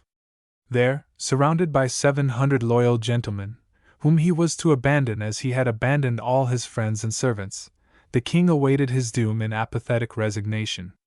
It was impossible to reach his Majesty or to do aught for him, and Calvert could only look on from afar. There was no place in that fearful scene for an American. The French at last knew their power, had at last got the bit between their teeth, and no outside interference could stay that fearful pace. The mob surged about Calvert, increased every instant by fresh additions from the lowest quarters of the city, reinforced by deputations from the provinces. The firing from without grew quicker and quicker, from within fainter and less frequent, as those devoted servants of the king were shot down, until finally there was silence within the palace and the scarlet of the Swiss could be seen scattered and fleeing in every direction as the armed and triumphant mob pushed its way forward. Looking into the mad whirlwind of faces, Calvert saw the great, disfigured head, the massive shoulders of Danton, but just come, on that fearful morning, to the fullness of his infamy and power, followed by Bertrand, battling his way beside his great leader. "And 'twas for this I saved him," said Calvert to himself. "Truly the ways and ends of Providence are inscrutable." He watched the terrible scene a long while, and then, seeing that he was powerless to aid those in the palace, he made his way back to the legation with a beating heart. The great disappointment the night had brought, the failure of all those plans in which he had been so profoundly interested and for which he had hazarded so much, even the peril of the king and queen, faded from before his mind as he thought of Adrian and asked himself why she had risked her life to come to him. He saw her still galloping by his side, her face pale in the light of the full August moon, her dusky hair blown backward, the strange, inscrutable expression in her eyes. She was not with the rest of the little company when Calvert once more entered the legation. He found her in an upper chamber, where she stood alone beside an open window, looking out on the agitation and tumult of the city below. She had doffed her travel-stained boy's clothes and now wore a dress, which Madame de Montmorin had offered her, of some soft black stuff that fell in heavy folds about her slender young figure. As he entered she turned, hearing the sound, and their eyes met. He stood silent, trying to fathom the strange look on that pale face. It was the same beautiful face that he had seen in pictured loveliness that last night at Monticello, the same that he had seen in reality for the first time at Mr. Jefferson's levee at the legation, and yet how changed!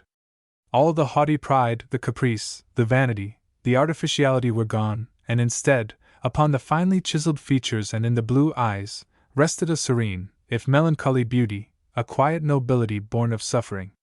There rushed through Calvert's mind the thought that, after all, that loveliness had at last developed into all that was best and finest. He stood thus looking at her in silence and thinking of these things, and then he went slowly forward, scarce knowing how to address her or explain his presence, who had so long avoided her. "I am come," he says at length, "to thank you for the great service that you have this night rendered me and those other gentlemen engaged with myself in the king's business. I dare not think what might have been the fate of us all had you not come to our assistance. Were they here they would, like myself, thank you with all their hearts. 'Twas no great service," she says, "and I could scarce have done less for one who has done so much, who has sacrificed so much for me." "I have sacrificed nothing," says Calvert, in a low, compassionate voice. "'Twas you who sacrificed yourself, and all in vain. Believe me, I suffered for you in that knowledge. I should not have let you, should have found a way, but I was weak and ill and scarcely struggled against the fate that gave you to me. I wish that 'twere as easy to undo the evil as for you to forget me." "Forget you! I wish I could forget you. I have thought of you so much that sometimes I wish I could forget you entirely. But I think 'tis out of my power to do so now.